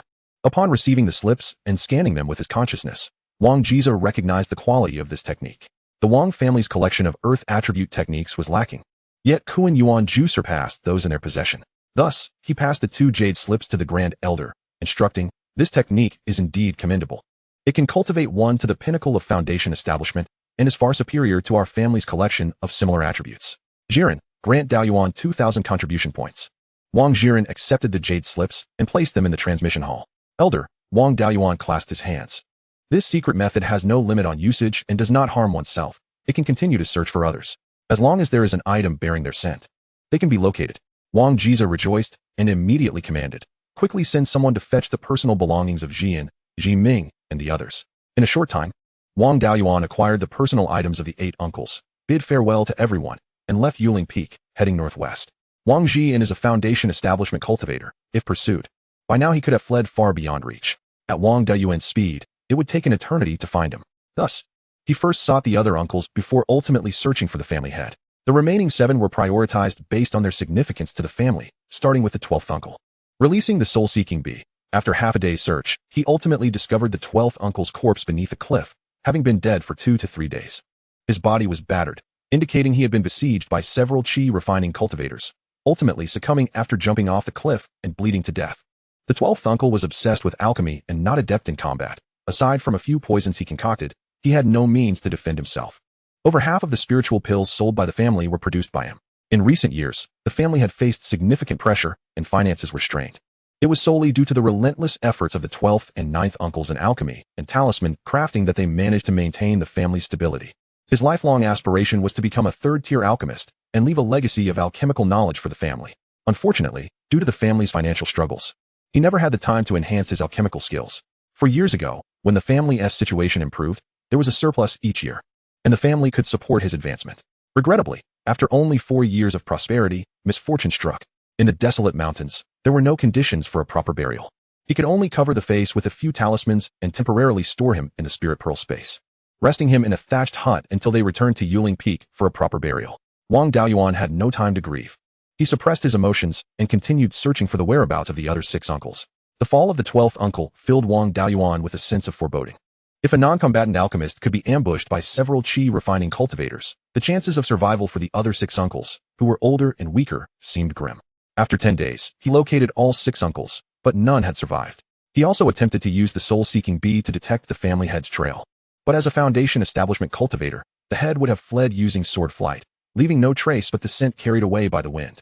Carrying the bodies of the 7 uncles, he purchased 7 coffins in Immortal town within the family's territory, temporarily placing the remains inside. This town, named Linheiji, is located along the banks of the Qingli River, just a few dozen miles from Yuling Peak. The townsfolk are largely descendants of Wang Qingzu. Upon witnessing the passing of the family as cultivators, many offered to assist in preparing the bodies, setting up a memorial hall, and paying respects to the 7 uncles. There were family cultivators stationed in the town, typically lacking exceptional talents, who were assigned to various mortal settlements to protect their kin and fend off beasts. Wang Daiyuan entrusted the stationed cultivators with guarding the remains of the 7 uncles while he hurried back to Yuling Peak to report. According to family customs, when a member dies in battle, as long as the remains can be recovered. The family head and elders personally escort them home for burial in the ancestral grave on the back mountain of Yuling Peak. Adorned in white cloth, Wang Daoyuan donned mourning attire for the 7 uncles. Upon arriving at Yuling Peak, family members approached to inquire who had passed away. Wang Daoyuan remained silent. Heading straight for the administrative hall, Wang Jize and Wang Jiren were present, and upon seeing Wang Daoyuan in mourning, Wang Jize asked, "Whose loss is it?" Unable to contain himself any longer, Wang Daoyuan broke into sobs. The family head is missing, and the remains of the other 7 uncles are in Linheiji. Wang Jiren also began to weep, while Wang Jize looked up, eyes closed, speechless, as tears streamed down his face. The 7 uncles had been raised by Wang Jize. At over 140 years of age, he had never married or had children. To him, the Ji generation were his own. To lose 7 at once. It was a case of white-haired individuals sending off the black-haired ones. Wang Jize wiped away his tears and commanded, "Notify all family members to descend the mountain and escort them home together." The descendants of the 7 uncles donned mourning attire, leading the procession. Although the 7th uncle, Wang Shouhong, was not a descendant of the 12th uncle, he had studied alchemy under him. Once a disciple, always a son, he too donned mourning attire. Wielding a mourning staff and carrying a spirit-honoring banner, Wang Jize led the elders, following closely behind the mourners. Wang Daoyuan and the younger generation carried various items, trailing at the back. In typical cultivation families, unless the deceased is a family head or elder, the entire family does not participate in mourning rituals. However, the Wang family inherited the customs left by Wang Qingzu, honoring their departed kin similarly to mortals, uniting the entire clan in mourning. This tradition has fostered a remarkable sense of cohesion within the Wang family, resulting in few betrayals over centuries. The cultivators of the Wang family arrived at Linheiji, where many mortals had come to pay their respects. Regardless of whether they were mortals or cultivators, the mourners offered their respects in turn. After a day, the number of attendees gradually diminished. Wang Jize gently touched each of the 7 coffins, softly calling out, "Children, it is time to return home." The mourners led the way, while Wang Daoyuan, along with the Dao and Shou generations of cultivators, carried the coffins back to Yuling Peak. Upon returning, they placed the 7 coffins in the ancestral hall, where they would lay in state for 7 days. The entirety of Yuchuan Peak, with its various structures and caves, mourns for 3 months. 7 days later, the clan leader or elders will incinerate the deceased's remains and enter them in the ancestral grave on the rear mountain. The reason for cremation is to prevent malevolent cultivators from stealing the bodies of the deceased, which they may use as materials for corpse refinement. These wicked practitioners, in their quest to enhance the malevolent energy of the refined corpses, may even compel the deceased to slay their own kin, resulting in unrest not only for the departed but also calamity for their clan. Chapter 48. Intelligence Analysis During the Mourning Period. Uncle Wang Jize made a special trip back to Yuchuan Peak to bid farewell to his old brothers and bring back the latest news regarding the battle. After the memorial, Wang Jize convened a family meeting, allowing Wang Daoyuan, as a witness, to attend. Wang Jize reported the intelligence he had gathered. Rumors in the market suggested that this great battle might be a trap set by Sanyang Palace in alliance with Wanling's sect against Yoming sect. Initially, Wanling's sect dispatched individuals to control scattered demonic beasts in the mountains, attacking Yoming sect's merchant caravans and luring their cultivators into an ambush. While the practitioners of Wanling's sect and Sanyang Palace encircled the cultivators of Yoming sect. According to a loose cultivator who participated in the battle, when the spiritual insects attacked, he fled westward only to encounter practitioners of Sanyang Palace who ambushed him, turning eastward. He was again intercepted by disciples of Wanling's sect. This loose cultivator, possessing exceptional strength, managed to break through the encirclement and took temporary refuge in Qinglifang City. From whom these pieces of information were obtained? What transpired in the subsequent battles? Wang Jize inquired. A foundation-building loose cultivator who escaped reported that Sanyang Palace and Wanling sect had extensively recruited loose cultivators, gathering several Jindan practitioners and 2 to 3 dozen Zifu practitioners, with no less than 300 foundation-building cultivators and an incalculable number of Qi cultivation practitioners, all aiming to thoroughly sever trade relations between Yoming sect and the demonic clan. However, Yoming sect had also received intelligence. In addition to the 3 Zifu elders visible on the surface, there were 4 hidden Jindan practitioners lying in ambush.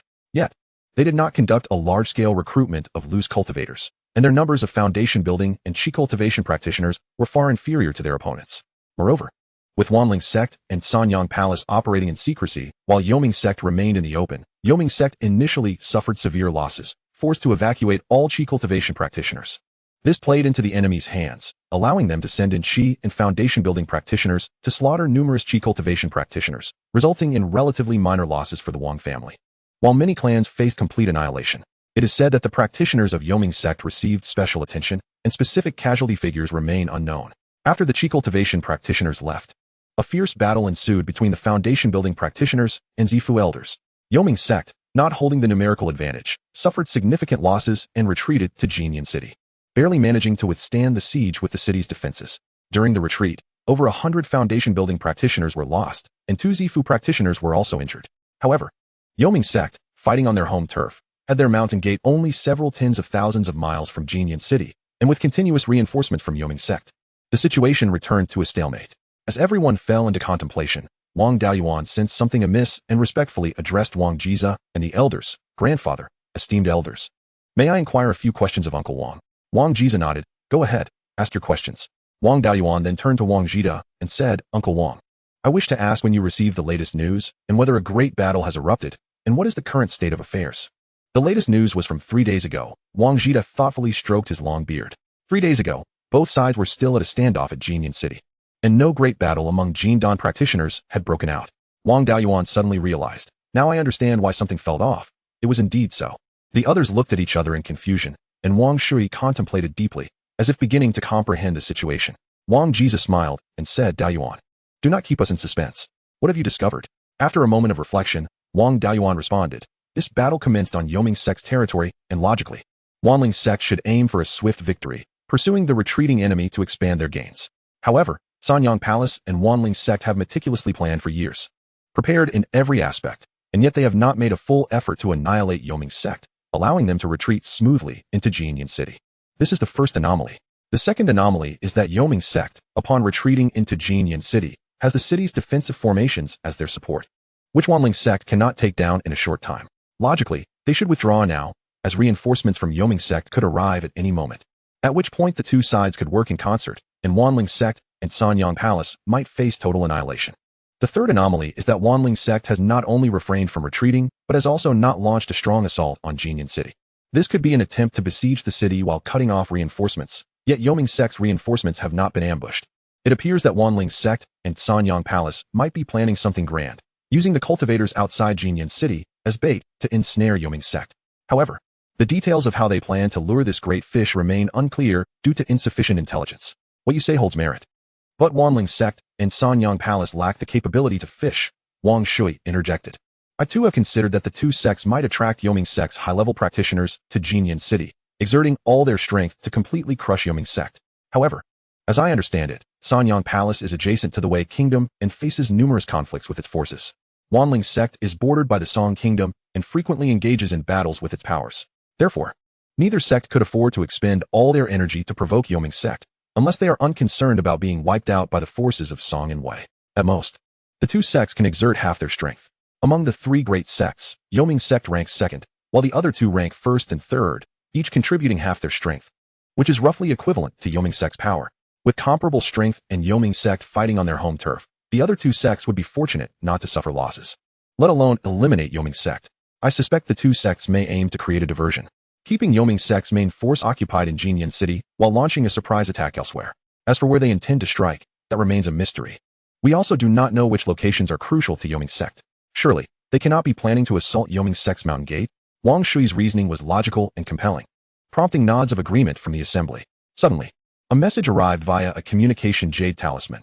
Information from 2 days prior indicated that the leaders of Wanling sect and Sanyang Palace, accompanied by 5 Jindan practitioners, 20 Zifu practitioners, and over 200 foundation-building practitioners, were attacking Yoming sect's mountain gate. The crowd exchanged peculiar glances with Wang Shui, who turned crimson and said, Daoyuan, when will you repay me the 10 jars of Qishua Briyuo? Wang Daoyuan chuckled. You are changing the subject quite abruptly, aren't you? Uncle 12, has your mouth been blessed? Whatever you say seems to come true. Wang Daoxing chimed in from the side. All right, this is merely a coincidence. Let us return to important matters. Wang Jiza intervened to ease the tension. I find it difficult to comprehend why the other two sects would assault Yoming sect's mountain gate. Yoming sect has stood for thousands of years, and its foundation is not to be underestimated. Simply considering the protective mountain formation, along with the Jindan elders stationed within, the other two sects could not swiftly conquer it even if they exerted their full strength. With not even half of their forces present, how could they possibly succeed? Surely it cannot be solely due to Uncle 12's words?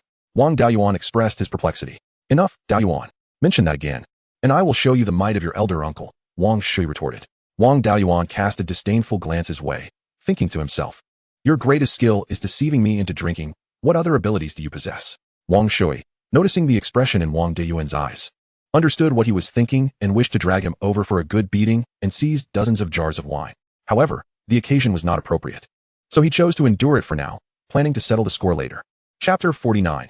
Alchemy and Talisman. Crafting. The sequence of actions by Wanling sect and Sanyang Palace left the Wang family bewildered, unable to comprehend the intentions of these individuals.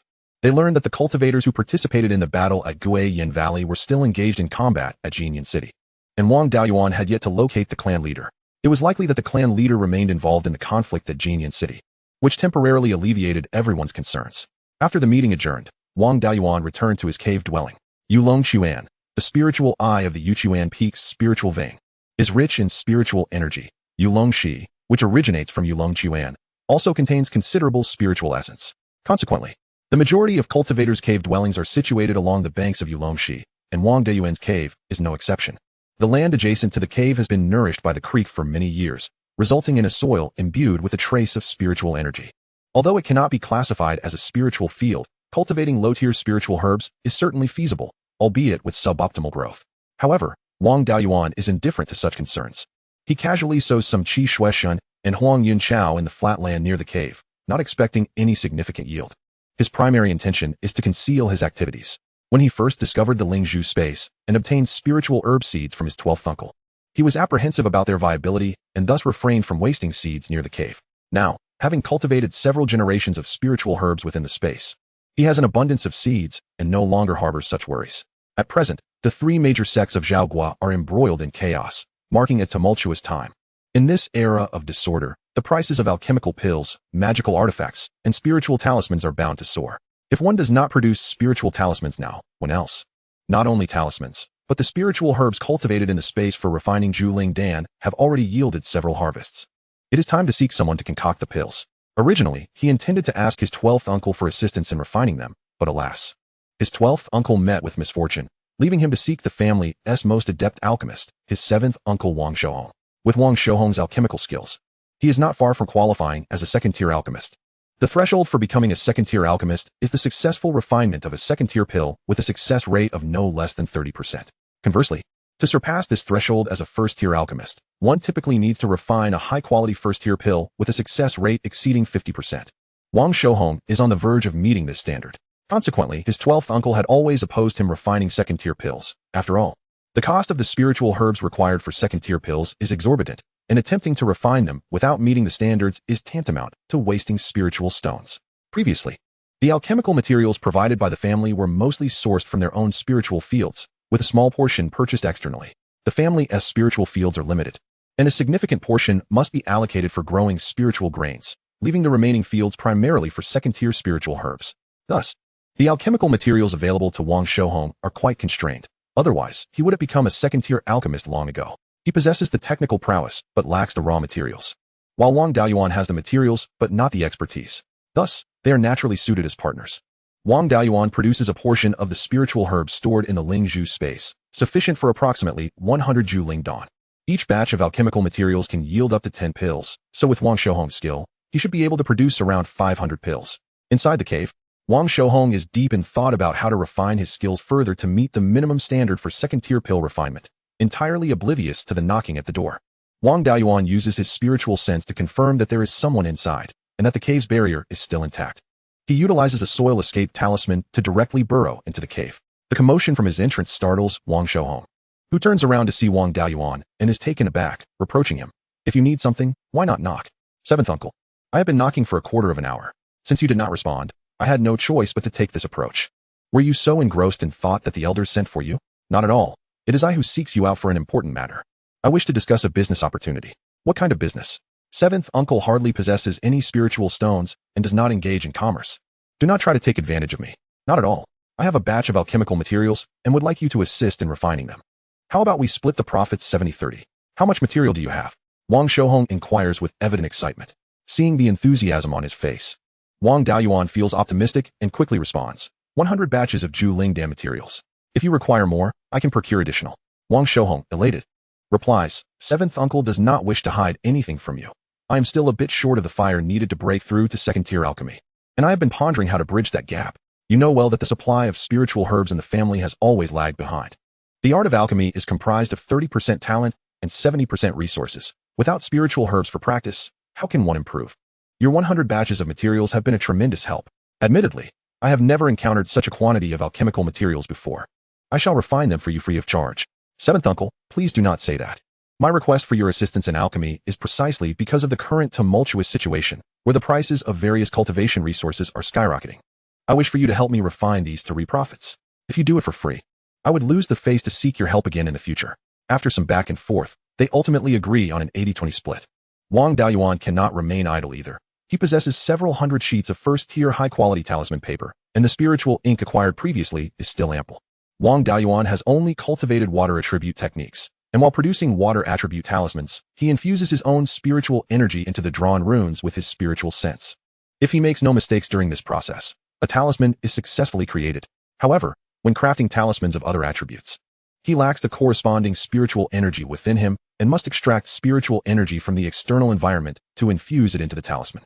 Extracting spiritual energy from the outside world is not comparable to utilizing one's own. It not only adds an extra step that prolongs the crafting time, but also increases the failure rate and depletes spiritual sense. Extracting spiritual energy from spiritual stones is far less taxing on the spiritual sense and is much quicker. But the costs are not trivial, and Wang Daoyuan is reluctant to waste resources so frivolously. He can produce high-quality water attribute talismans at a maximum rate of 25 to 26 per day, with a success rate of no less than 60%. In contrast, when crafting talismans of other attributes, he can produce a maximum of 20 per day, with a success rate of only around 50%.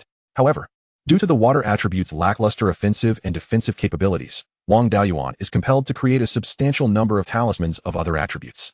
Of course, this is for personal use, so he must ensure a balance among various attributes, maintaining a stock of all types of talismans. The talismans for sale will primarily consist of water attribute talismans, supplemented by a small quantity of other attributes for efficiency. Wang Daoyuan's success rate for crafting first-tier high-quality talismans has already surpassed that of his ninth uncle Wang Zhida, and his spiritual sense is nearly on par. However, he is still unable to craft second-tier talismans. Due to limitations in his cultivation realm, his control over spiritual energy is insufficient.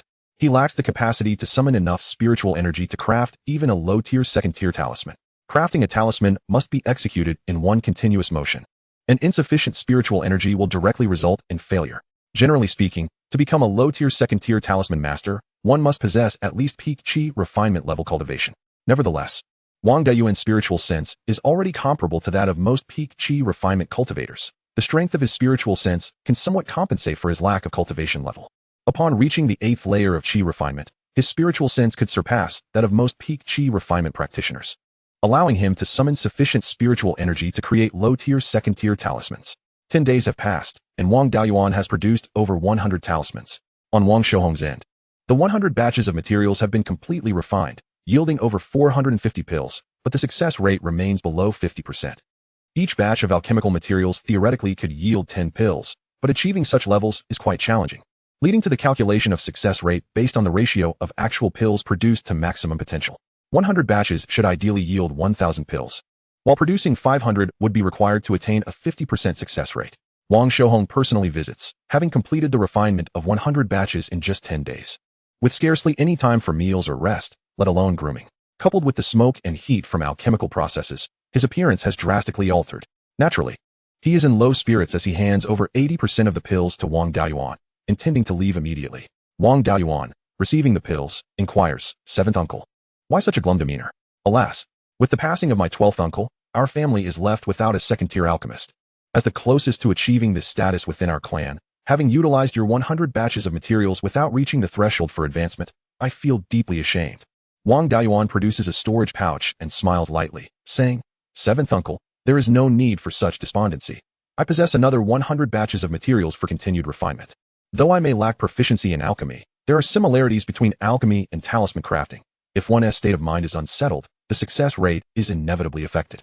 Your burdens weigh heavily on you, seventh uncle, which may hinder your progress in alchemy. These spiritual herbs are my own, and I merely ask for your help in the refinement process.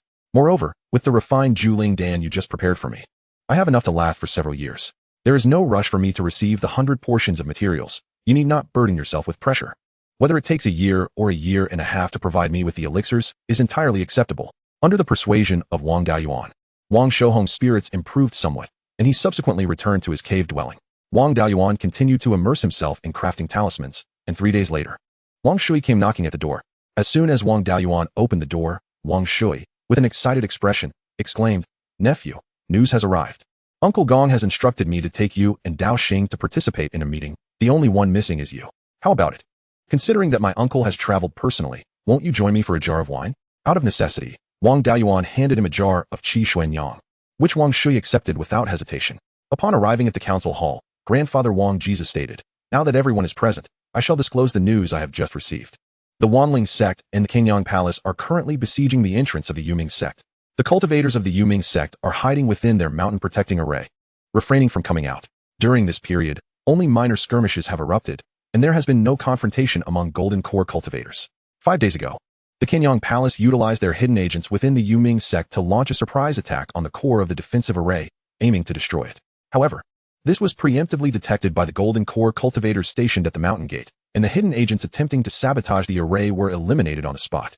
Upon realizing their plan had been exposed, the remaining infiltrators wreaked havoc within the Yuming sect. Many spiritual herbs in the Yuming sect's spirit fields were damaged. Additionally, the spirit beast garden was also affected, with some spirit beasts fleeing chaotically around the mountain gate, causing considerable destruction. Fortunately, this chaos was swiftly quelled, and all infiltrators from the two sects were ultimately exterminated, stabilizing the situation for the Yuming sect. The backup plans of the Wanling sect and the Qingyang Palace failed, as their siege on the mountain gate proved fruitless. Remaining in place would be meaningless, and they could easily fall victim to a counterattack from the Yuming sect, prompting their retreat. The cultivators from the two sects outside Jinyan City were somewhat delayed in their withdrawal and were pursued by the Yuming sect's cultivators within the city, resulting in the demise of 7 Purple Mansion cultivators, while the Yuming sect suffered the loss of 5 elders in the same realm. A battle even erupted among Golden Core cultivators, though no one fell. Several Golden Core cultivators from both sides sustained injuries, marking this confrontation as mutually damaging. As the two major sects retreated, they conveniently plundered a spirit stone mine, with the Yuming sect losing over 1 million spirit stones and the mine being destroyed. The 3 major sects divided the territory of Zhao State, with the Yuming sect and the Qingyang Palace located north of the Wanchuan River, while the Wanling sect was situated to the south. The Yuming sect must guard against beast incursions from the east and north. The Qingyang Palace faces threats from the beasts of Wei State and the Huiyan Mountain. The Wanling sect contends with beasts from Song State and the Tiantianshan Mountain Range. Each sect lacks the strength to launch a large-scale offensive against the other two. Presently, with the Yuming sect having reconciled with the beast tribes north of Huiyan Mountain, the pressure along the borders has significantly diminished, and the beast activities in the Tiantianshan Mountain have also calmed down, thus enabling the Yuming sect to contemplate offensive maneuvers against the other two major sections. The current alliance between the Wanling sect and the Qingyang Palace aims to deplete the Yuming sect's living forces while demonstrating their unity to deter any rash actions from the Yuming sect. Wang Shui pondered for a moment before stating, "With the great conflict now concluded, I presume the clan leader is soon to return?" He then inquired, "By the way, Uncle Gong, do you have any information regarding the retreat methods of the two sects, including their directions? Did they separate or withdraw together?" An intelligence report indicated that after the two sects regrouped outside Jinyan City, they retreated southwest without splitting apart. "What is the matter?" Wang Daoyuan interjected. If the two sects had split, neither side would possess the strength to match the Yuming sect. The Yuming sect might have taken the risk to pursue one of the paths. If the two sects dared to separate, they must have retained some hidden contingencies against the Yuming sect. Should the Yuming sect sustain significant losses under the pressure from both sects, their millennia-long foundation would be at risk of collapse. Now that the two sects are leaving together, the Yuming sect does not dare to act recklessly. This also indicates that neither sect has the intent to completely dismantle the Yuming sect. Their alliance merely serves to deter the Yuming sect from making any moves. Consequently, each of the 3 factions harbors reservations, preventing any major actions that could lead to turmoil, thus allowing Zhao State to maintain a balanced tripartite structure. With the situation stabilized, our Wang family can thrive. Otherwise, should the Yuming sect fall, our Wang family would likely face retribution from the Qingyang Palace.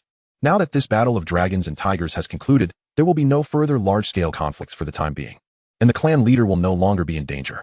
The elders were somewhat bewildered. How could so much be discerned from a single piece of intelligence? Nevertheless, there seemed to be some validity to the reasoning. Wang Shui clapped Wang Daoyuan on the shoulder and laughed heartily. What Daoyuan has articulated resonates perfectly with my own thoughts. To have a confidant in life is a treasure beyond compare. What more could one desire, especially when that confidant happens to be my nephew, who possesses quite an impressive capacity for wine? Daoyuan, let us indulge in a few jars later. Wang Daoyuan disregarded his uncle's attempts to swindle wine and stated, "Previously, I acquired some spiritual herbs and entrusted 7th uncle to assist in refining elixirs. I had intended to capitalize on the tumultuous conflict among the three major sects, anticipating a surge in demand for elixirs and talismans, thus reaping a substantial profit. Although there may be no immediate war, the damage to the Yuming sect's spirit fields will inevitably lead to soaring prices for spiritual herbs and elixirs once the news spreads. Our family should prepare to take advantage of this opportunity. However, we must exercise caution and not appear too greedy. After all, the Yuming sect has recently faced misfortune, and if we were to excessively profit from their plight, it could attract their ire, resulting in a far worse outcome for us. Wang Jize, stroking his long beard, wore a satisfied smile as he thought to himself. Our ancestors' lack of cunning led to our involvement in the war among the three major sects and the Zhao family, nearly leading to our extermination. Subsequently, as remnants of the Zhao family, the Wang clan endured significant scheming from other families. It was only when Jian became the clan leader that the entire clan adopted a more humble demeanor. And even I had to conceal my cultivation to reduce the pressure on our family. In the future, with Shui and Beiyuan, two cunning individuals, the other factions should be grateful if they can escape unscathed. Chapter 51. The clan leader returns. Just as Wang Jize was about to announce the conclusion of the meeting, he suddenly sensed someone approaching on a flying sword. As the figure drew nearer to Yuchuan Peak, Wang Jize's awareness sharpened, allowing him to discern the appearance of the visitor. It was none other than the clan leader, Wang Jian. The imposing aura that enveloped Wang Jize dissipated, reverting him to his usual amiable demeanor as he addressed the assembly. The clan leader has returned. Let us all go forth to welcome him. Upon Wang Jian's arrival at the front of the council hall, the foundation building cultivators were required to land at least a mile away from Yulong Spring and could not fly over the spring itself. However, in order to reassure the populace, the clan leader made a brief aerial circuit. As everyone exited the council hall, they collectively proclaimed, "We welcome the clan leader."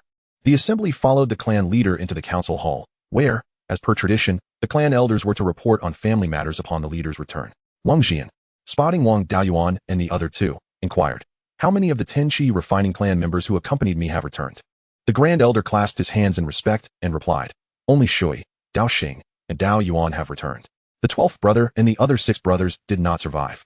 Their remains were recovered by Dao Yuan and have since been interred. This is my fault for underestimating the situation. I should not have sent the 12th brother, a mere alchemist, into the battlefield. Fortunately, Shui returned alive. Otherwise, I would have no face to meet our ancestors after my death," Wang Jian lamented. "This is not your fault. None could have foreseen such events. Thankfully, the hope of our family still endures," Wang Jize interjected. Shifting the subject, "What is the status of the battle at Jinyan City?" Wang Jian responded. At Jinyan City, 5 Purple Mansion cultivators perished, leaving the enemy with 7. The Yuming sect's foundation building cultivators suffered heavy casualties, with over 80 fatalities, leaving them severely weakened. Additionally, the affiliated families also incurred significant losses, including the Yang family, which lost a foundation building member. The Wanling sect and the Qingyang Palace also experienced hardships, while the two sects shared the burden of casualties. Their losses among the Purple Mansion cultivators were smaller than those of the Yuming sect. However, during the siege, the casualties among foundation building and Qi refining cultivators were considerable, likely exceeding those of the Yuming sect. Upon my return, I heard that the Yuming sect's mountain gate was also struck, sustaining considerable damage. Though it provided an opportunity to cleanse the sect from within, it is difficult to ascertain which side suffered greater losses in this conflict. Moreover, there is good news. The Yuming sect, in an effort to appease its affiliated families, is preparing to refine foundation establishment pills and will auction off 10 of them, granting all affiliated families the right to bid. Should a family member successfully slay an enemy at the early foundation establishment stage during the upcoming war, they may enjoy a 10% discount on the bidding price of the foundation establishment pill, with 1.5 times that for mid-stage and 20% for late stage. If any foundation establishment cultivator from the family perishes, they will receive the same treatment as those who kill enemies. I have already slain 2 mid-stage foundation establishment cultivators. Thus we can procure a foundation establishment pill at a 70% discount. Given our current family resources, acquiring one is indeed within reach. The auction will take place a year from now in Qinglifang City, providing us ample time to sell more items in exchange for spirit stones. Wang Daoyuan mused. The family's demeanor is remarkably prudent. Concealing a foundation establishment cultivator, the patriarch, who openly displays his strength at the 3rd layer of foundation establishment, yet manages to slay 2 mid-stage cultivators, is no trivial feat. Unlike my 12th uncle, who fought beyond his rank and was wounded, the patriarch appeared unscathed, his Dao robe intact without even a tear. He must have subdued the 2 mid-stage cultivators using his superior strength. The patriarch's cultivation level is at least at mid-stage foundation establishment. This time, having lost a bit of wealth, I was pursued by foundation establishment cultivators. I need to learn from the prudence of our ancestors and never reveal my true strength lightly. Wang Jize glanced at Wang Shui and Wang Daoyuan, smiling. We can acquire a foundation establishment pill at half price, as Shui and Daoyuan have each slain an early-stage foundation establishment cultivator. Is that so? Given Shui's skills, it is indeed reasonable for him to kill an early-stage cultivator. However, I did not expect Daoyuan to achieve this. It is unprecedented for a 7th-layer Qi refinement cultivator to kill a foundation establishment one. Wang Jian expressed his astonishment, stating that any cultivator capable of countering a foundation establishment with merely Qi refinement is undoubtedly a prodigy. Our ancestors achieved this once, and now two have emerged. A promising sign for the Wang family. Acquiring the foundation establishment pill at half price significantly enhances our prospects. Shui, Daoyuan, please provide me with the proof of your kills. Any remains or items that can verify their identities will suffice, and I will report to the elders of Yuming sect. Wang Daoyuan retrieved a storage bag containing Zhang Deshang's corpse and his identity token. Wang Shui also produced a corpse and a similarly shaped token. As expected, Wang Shui had slain a foundation establishment cultivator from the Wanling sect. The Wang family has offended the Qinyang Palace, and now Shui and Daoyuan have also antagonized the Wanling sect. It seems the Yuming sect has adversaries within as well. Wang Jian collected the 2 foundation establishment corpses. Seemingly struck by a thought, we can now acquire a foundation establishment pill at half price, but the family spent extensively when purchasing the Danfu Pavilion 4 years ago. We did not anticipate the auction of foundation establishment pills, and thus have not saved much spirit stones, currently possessing just over 20,000. Historically, the auction prices for foundation establishment pills range from 50 to 60,000 spirit stones. At half price, it is only 30,000, a manageable deficit. However, many foundation establishment cultivators from various families have perished in this war. Many families have only one foundation establishment cultivator, and the loss of such members can lead to disintegration. To sustain the family, there will surely be those who exhaust their resources to purchase foundation establishment pills. Moreover, with the possibility of discounts, the prices for these pills may soar beyond the usual. The family did not prepare sufficient spirit stones beforehand to ensure we secure a foundation establishment pill. Starting today until the auction, we shall suspend the monthly allowances for adult cultivators and halt the exchange of family contribution points for spirit stones. Additionally, family members skilled in various arts should strive to earn spirit stones over the next year. Furthermore, we call upon those with surplus spirit stones, materials, or herbs to exchange them for family contribution points, contributing to our efforts in obtaining a foundation establishment pill. We must do everything possible to ensure the family secures one. This could be pivotal for our revival. Regrettably, if my 12th brother were here, his ability to refine second-tier pills would have greatly benefited the family. At that moment, Wang Shouhong burst into the conference hall, excitedly announcing, I have become a second-tier alchemist. Excellent news. It brings me comfort to know that our lineage continues. Quickly, pay respects to your 12th uncle so he may depart in peace. I hope you can carry on his legacy and soon become a 3rd-tier alchemist. Wang Jian said with a smile. Wang Shouhong, with determination in his gaze, replied, I will not disappoint the patriarch and my 12th uncle. Afterward, he left the conference hall to pay homage to Wang Jiming. I have conveyed all that I wish to say. If there are no further matters, we shall disperse and attend to our respective duties, stated the patriarch. Wang Daoyuan stepped forward, bowing respectfully. Patriarch, esteemed elders, I must voice a thought. Should our family fully integrate into the development goals of the Yuming sect, should we not consider making some changes? Chapter 52. The 13 families by the sea. The patriarch was taken aback. What brings this to your mind? Wang Daoyuan replied. The recent summons and the conflict with the Jin family reveal a divergence in the Yuming sect's attitude towards us old families. The ancestors of the Liang and Jin families, along with that old man in the black robe, seem to wish for our complete annihilation. Elders Liu and Zhou display an ambiguous stance, neither pressuring nor protecting us. Although we have the protection of the Yang family as ancestor, they openly used the Yang family as cannon fodder during the Chexiangxia battle. What does that make the Wang family? Furthermore, the Yuming sect, aware of the ambush, failed to inform the affiliated factions, clearly intending to use the two sects to deplete our strength. My words are not to incite conflict with the Yuming sect, but rather to caution the patriarch and esteemed elders that even if we successfully integrate, it does not guarantee our safety. Presently, the Wanling sect and the Qinyang Palace are united against the Yuming sect. While we may not face immediate conflict, the future remains uncertain. The Yuming sect does not possess a significant advantage, and placing our trust solely in them is unwise. Those who do not consider the long term will inevitably face immediate troubles. If we fail to secure a retreat, should the Yuming sect fall in the future, where will the Wang family stand? With enmity towards the Qinyang Palace, and having slain a foundation establishment cultivator from the Wanling sect, it is likely that the Wang family will find no place in Zhao country. Upon hearing Wang Diyuan's words, the assembly fell into deep contemplation. Everyone was acutely aware of the Yuming sect's attitude towards the old families, but their weakness left them unable to resist. They had contemplated alternatives, yet viable paths were scarce. To the east of Yuchuan Peak lies the insurmountable Tianzhenshan Mountain, teeming with ferocious beasts, some said to rival the strength of Yuan cultivators.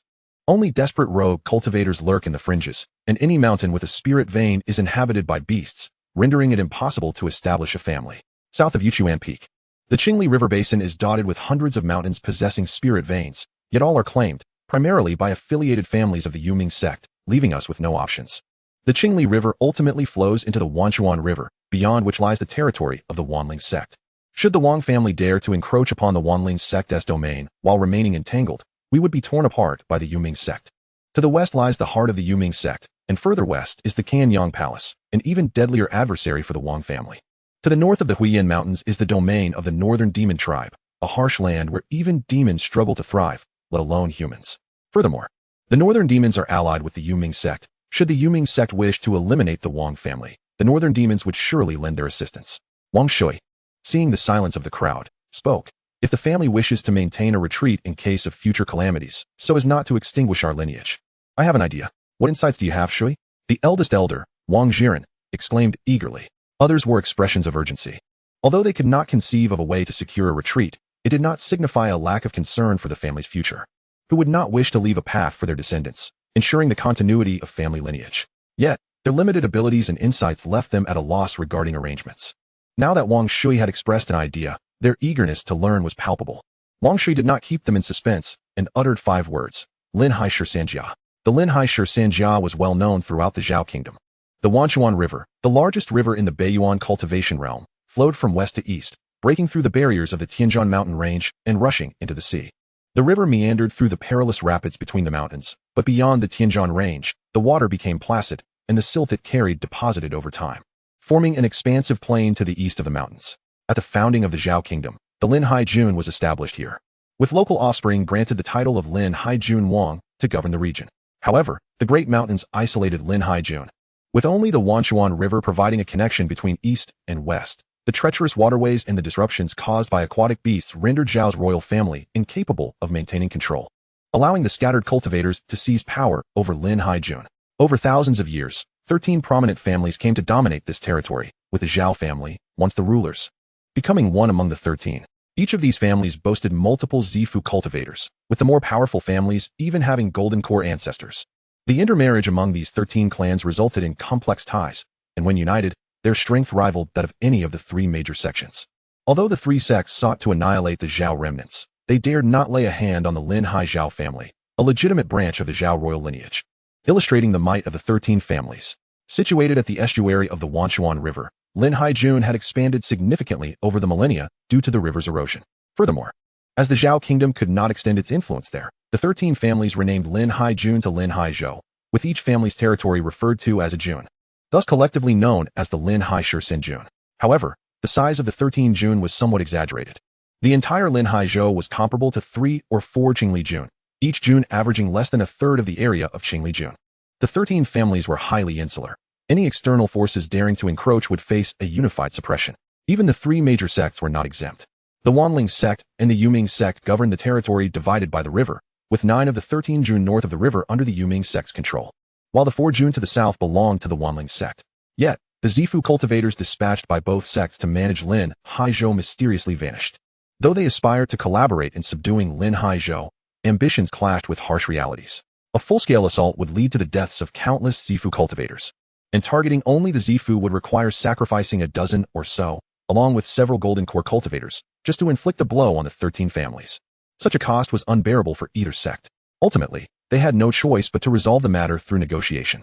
The 2 sects demanded that the Lin Hai Shi Sanjia feign submission while refraining from meddling in Lin Hai Zhou's affairs, provided they delivered regular tributes, for which the sects would bestow further rewards.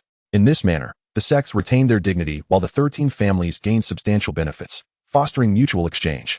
Each sect feared the 13 families' expansion into the interior, while the families feared the sect's potential for mutual destruction. Thus, a mutually beneficial agreement was successfully reached.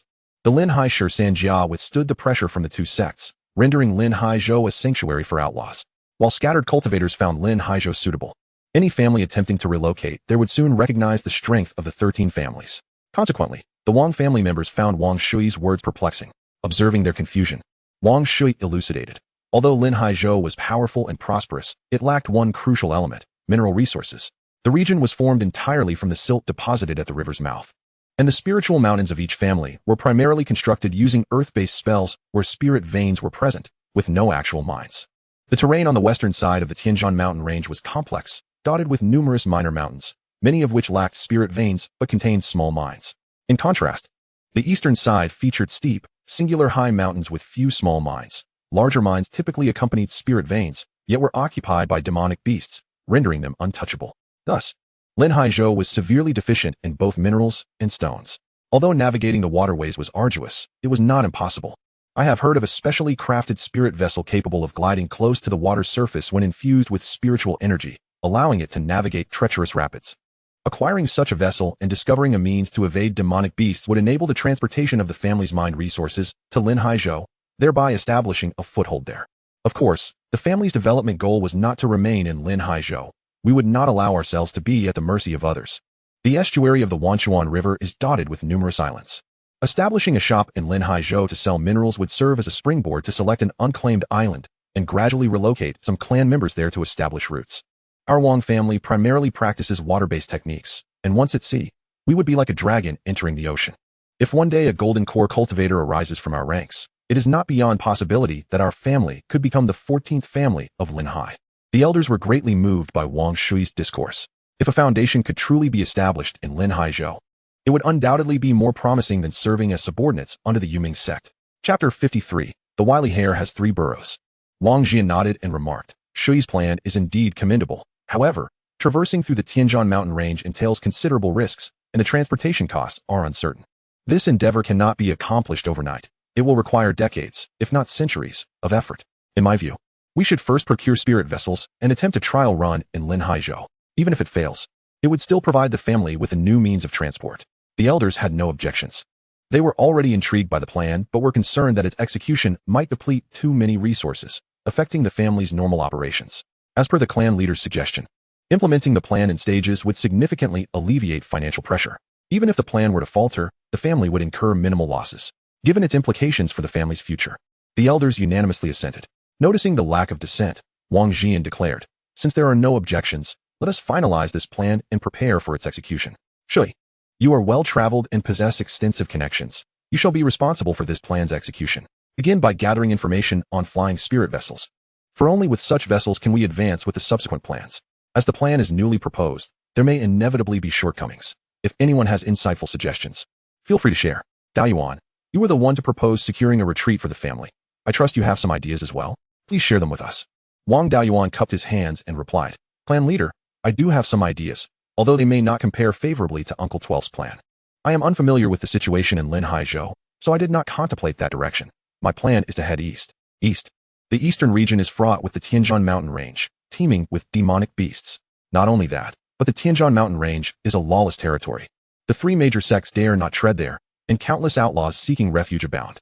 How would the clan members secure their livelihoods? The elders voiced their objections vigorously, resolutely opposing Wang Beiyuan's proposal.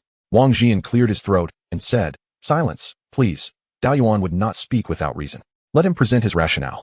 Thank you, clan leader. Wang Beiyuan bowed in gratitude to Wang Jian and continued, I have heard a saying, a wily hare has 3 burrows, merely to evade death. Currently, we possess only the Yuming sect as our refuge. Should the 3 major sects engage in a full-scale conflict and the Yuming sect be defeated, our Wang family would surely face extinction alongside it. Uncle 12's strategy for Linhaizhou, even if successful, offers merely 2 refuges. In the future, if the Yuming sect falls, and our clan members flee to Linhaizhou, should the Sunsetting Palace decide to annihilate our Wang family, the Linhaisher Sanjia, with whom we share no kinship, would merely stand by and do nothing. Thus, 2 refuges are not a foolproof strategy. I propose we head east, entering the periphery of the Tianjian mountain range, so that in the event the other 2 refuges become unstable, our clan members may find sanctuary within the Tianjian range, ensuring the continuity of our family lineage. We already possess some industries upstream of the Qingxi River. My suggestion is to build upon these existing industries, increasing our investments and gradually relocating some mortal clan members there. In the pursuit of mineral veins, the Lingshan, we gradually advance towards the Tianjian mountain range. This approach not only enhances the family's income, even if relocating the family is not feasible, but potentially yields valuable mineral resources that could significantly benefit our family's business and assist in the plans of Uncle 12. However, initial endeavors may face attacks from demonic beasts and rogue cultivators. Other opposing forces are not a concern, as the situation at Huiyin Mountain is one of scarcity, with many families seeking alternative means of revenue. Numerous factions are eyeing the Tianzhan mountain range, yet none dare to take the lead, uncertain of its depths. The Wang family shall be the first to test the waters, a move that other factions would welcome. The initial risk carries the promise of substantial rewards. After Wang Dayuan's remarks, the assembly fell into silence. All present were motivated by the family's future, yet differing opinions emerged from valid reasoning. The Grand Elder turned to Wang Dayuan and inquired, "Can we consider expanding northward?" Wang Jian sighed inwardly, reflecting on the Grand Elder's caution, an aversion to risk and a desire to remain inconspicuous, gathering strength like a tortoise, rather than boldly seizing opportunities. Before Wang Dayuan could respond, he addressed the Grand Elder. Expanding northward to exploit the many mines of Huiyin Mountain's remnants may bolster the family's power with minimal risk. However, high rewards necessitate high risks. Over 90% of the mines south of Huiyin Mountain are already claimed. Our location, being a remnant vein, is far from the main artery, with sparse spiritual energy and exceedingly rare high-value spirit mines. Even with the family's full dedication, the returns would be limited, likely leading to conflicts with other families, resulting in a net loss. Conversely, the eastern side of our family territory borders the outskirts of the Tianzhan mountain range. Only a few thousand miles from the main vein, the spiritual energy of the Tianzhan mountain range far surpasses that of Huiyin Mountain, with the periphery abundant in spiritual energy, offering greater potential than the north. Wang Dayuan sighed inwardly as the Grand Elder's increasing timidity with age became evident. He seemed reluctant to take any risks while merely hoping for benefits. Such good fortune rarely exists in this world. Naturally, these thoughts remained unspoken. At this juncture, an elder named Wang Shuyuan, fourth in the show line, suggested, "What about contacting the Wanling sect?" Wang Dayuan and Wang Shui exchanged peculiar glances, rendering him somewhat embarrassed. Wang Shuyuan awkwardly asked, "Is there something amiss?" Wang Shui, with a knowing smile, replied, "Elder brother, while your strategy may be viable, pursuing it now is tantamount to courting disaster. Should the Yuming sect be incapacitated by the two sects, our overtures to the Wanling sect indicating our willingness to submit would serve as a prudent fallback. However, the Yuming sect is merely recuperating within its ranks. There remain 6 golden core experts and numerous purple mansion cultivators, far from a state of helplessness. The Wanling sect and the Kanyang Palace are currently pressuring the Yuming sect without the intent to annihilate it. Many factions are contemplating similar strategies in light of the two sects' joint efforts against the Yuming sect. The Yuming sect's auction of foundation-building pills is a move to placate its followers. Yet, appeasement requires a balance of grace and power, having shown grace. They now await any foolish challengers to serve as examples. Elder brother, your strategy would lead us directly into the Yuming sect's line of fire. Wang Shuyuan chuckled awkwardly. I see there are so many complexities I overlooked. Wang Jian sought to smooth things over, saying, "Sheng, do not be disheartened. Each field has its own expertise. While you may not excel in cunning, your skills in planting spirit herbs and managing spirit fields surpass those of Shui and Dayuan combined." As a second-tier spirit herb cultivator, Wang Shuyuan managed the family's second-tier spirit herb cultivation, and the patriarch's acknowledgement of his strengths lightened his heart. Wang Daoxing, who had remained silent, added, "Uncle, we are straightforward individuals. Do not compare us with them. Their minds are as convoluted as a beehive, and I prefer not to overthink. Let them play their mind games. I shall simply act as instructed." The assembly lamented the family's misfortunes, as a rare talent capable of cultivating the Liuli Jinshiju had emerged. Yet he appeared to be a fool. How could he claim to be straightforward when he was simply lacking in insight? Observing the absence of vehement opposition to Wang Dayuan's plan, Wang Jian ultimately decided, "I find Dayuan's plan feasible. Let us first establish the broad direction, and we shall adjust the specifics as circumstances dictate. For now, we need an adept individual to seek out suitable mines. I believe Beiyuan is an excellent choice, possessing enough cunning to navigate this venture without incurring losses. Prior to joining the family, he was already familiar with that region, making his endeavors there more convenient." Chapter 54. Reflection. The elders expressed no dissent. Wang Dayuan would merely conduct an investigation that would not deplete resources or lead to significant casualties among the clan members, an opportunity for him to gain experience. Naturally, Wang Dayuan had no objections. His expedition to the Tianzhan mountain range would also allow him to seek out second-tier spirit herbs, enriching the variety within his Lingzhu space. After breaking through to the late stage of qi refining, his Lingzhu space could now cultivate second-tier spirit herbs. Yet he had not secured a channel for obtaining them. In the Tianzhan mountain range, with the presence of soul-chasing bees, searching for spirit herbs would be akin to child's play. This task was not a mandated assignment. It resembled an ancient envoy's inspection, lacking specific obligations. Merely a mission to investigate, claiming to be busy and traversing various perilous locales. Conversely, it also allowed for leisure, as long as a decent small mine was located. The task could be deemed complete, and there was no time constraint. He could even return home for a visit, having not returned since leaving at the age of 5. Despite possessing memories of his past life, he had reincarnated into this world, and his new parents were indeed his biological ones. Years of separation had fostered a deep longing for home. After the meeting, Beiyuan did not immediately embark on his mission but instead visited the Songjing building. The recent life and death battle, coupled with the deaths of 7 of his uncles, had profoundly impacted him. He became acutely aware of his many shortcomings and began to reflect on his cultivation journey. His greatest strength lay in resource utilization, achieving optimal results with minimal expenditure. Yet, this was also his most significant flaw, an over-reliance on resources and calculations rather than focusing on enhancing his own capabilities. Although he possessed a Lingzhu space and excelled in crafting spiritual talismans, relying on talismans to compensate for his combat deficiencies was not a sustainable solution. The creation of talismans demanded abundant resources and time.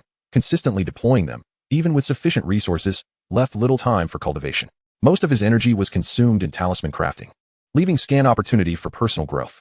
Ultimately, talismans were external tools, akin to the night he caught the Qing Jiangli. Had the assassin not sought to extract information about the fish, he would have perished despite possessing numerous talismans. Furthermore, talismans had inherent limitations. The power of spells wielded by cultivators could continuously increase. The disparity between a newly mastered spell and one perfected was significant. While the spells released by talismans were equivalent to a novice's level, often even less potent.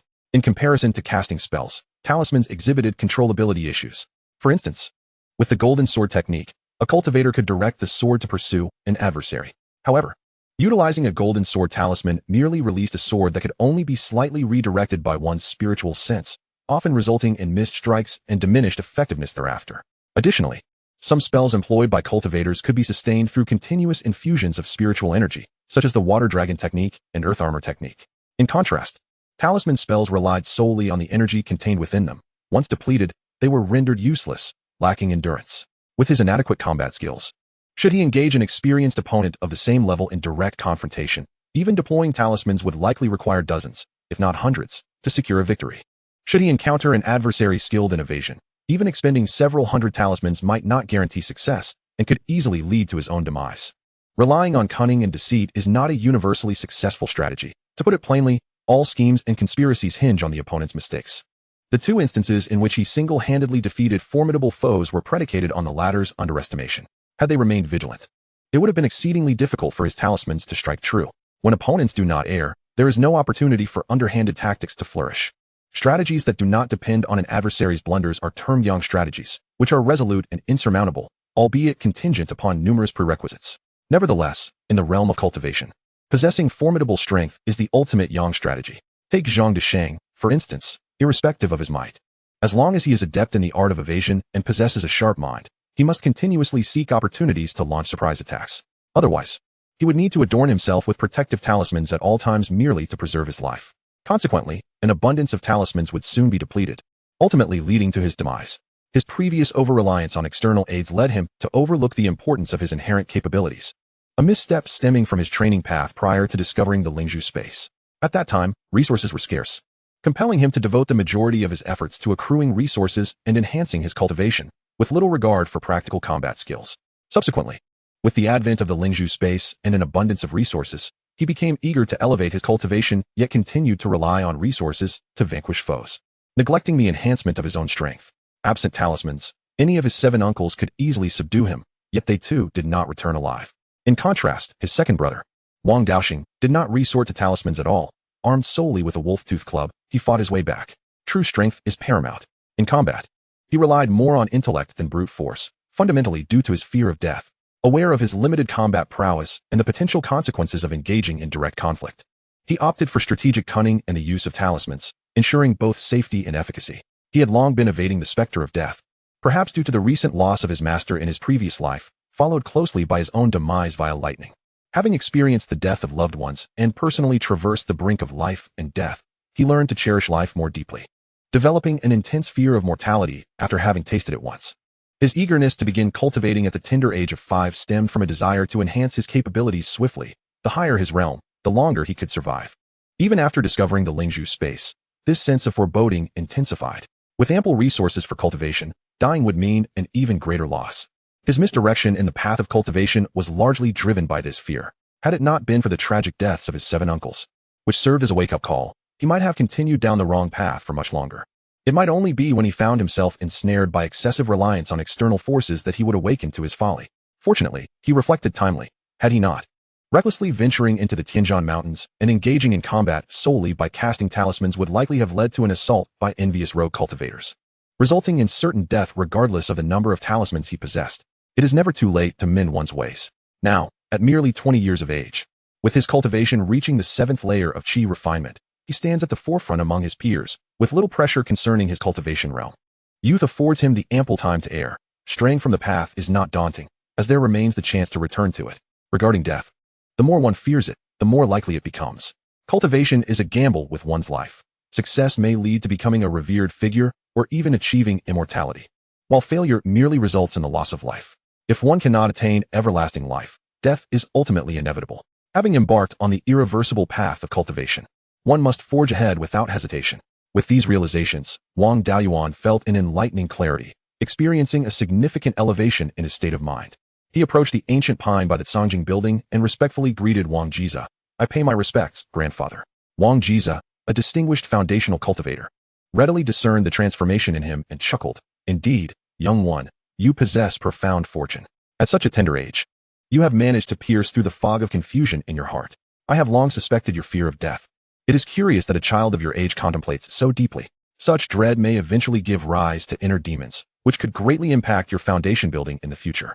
I intended to enlighten you, but the awakening induced by others pales in comparison to the clarity one achieves alone. I had planned to wait until you reached 40 to guide you. Yet, you have surprised me by uncovering the obstacles in your heart at just 20. With this experience of insight, even when you open your purple mansion, the tribulations of inner demons will not pose a significant challenge for you. Now that you have recognized your confusion, you wish to learn a few spells to enhance your strength, correct?" Wang Daoyuan was taken aback. Truly, his great-grandfather possessed discerning insight. After a considerable pause, he finally responded, "Grandfather, your vision is indeed keen. I have realized my misstep in relying excessively on talismans and wish to learn a few spells to bolster my abilities."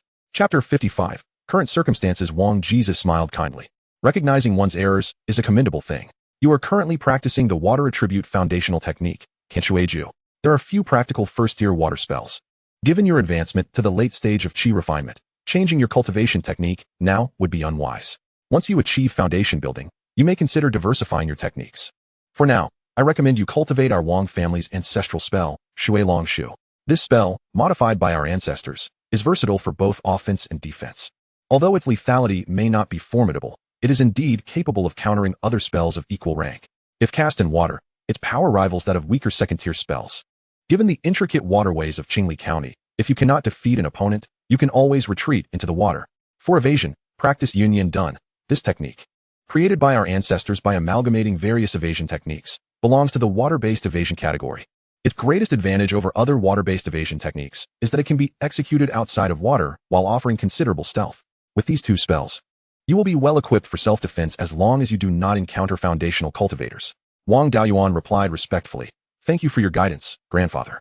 He proceeded directly to the second floor of the Cangjing building, effortlessly locating 2 jade slips.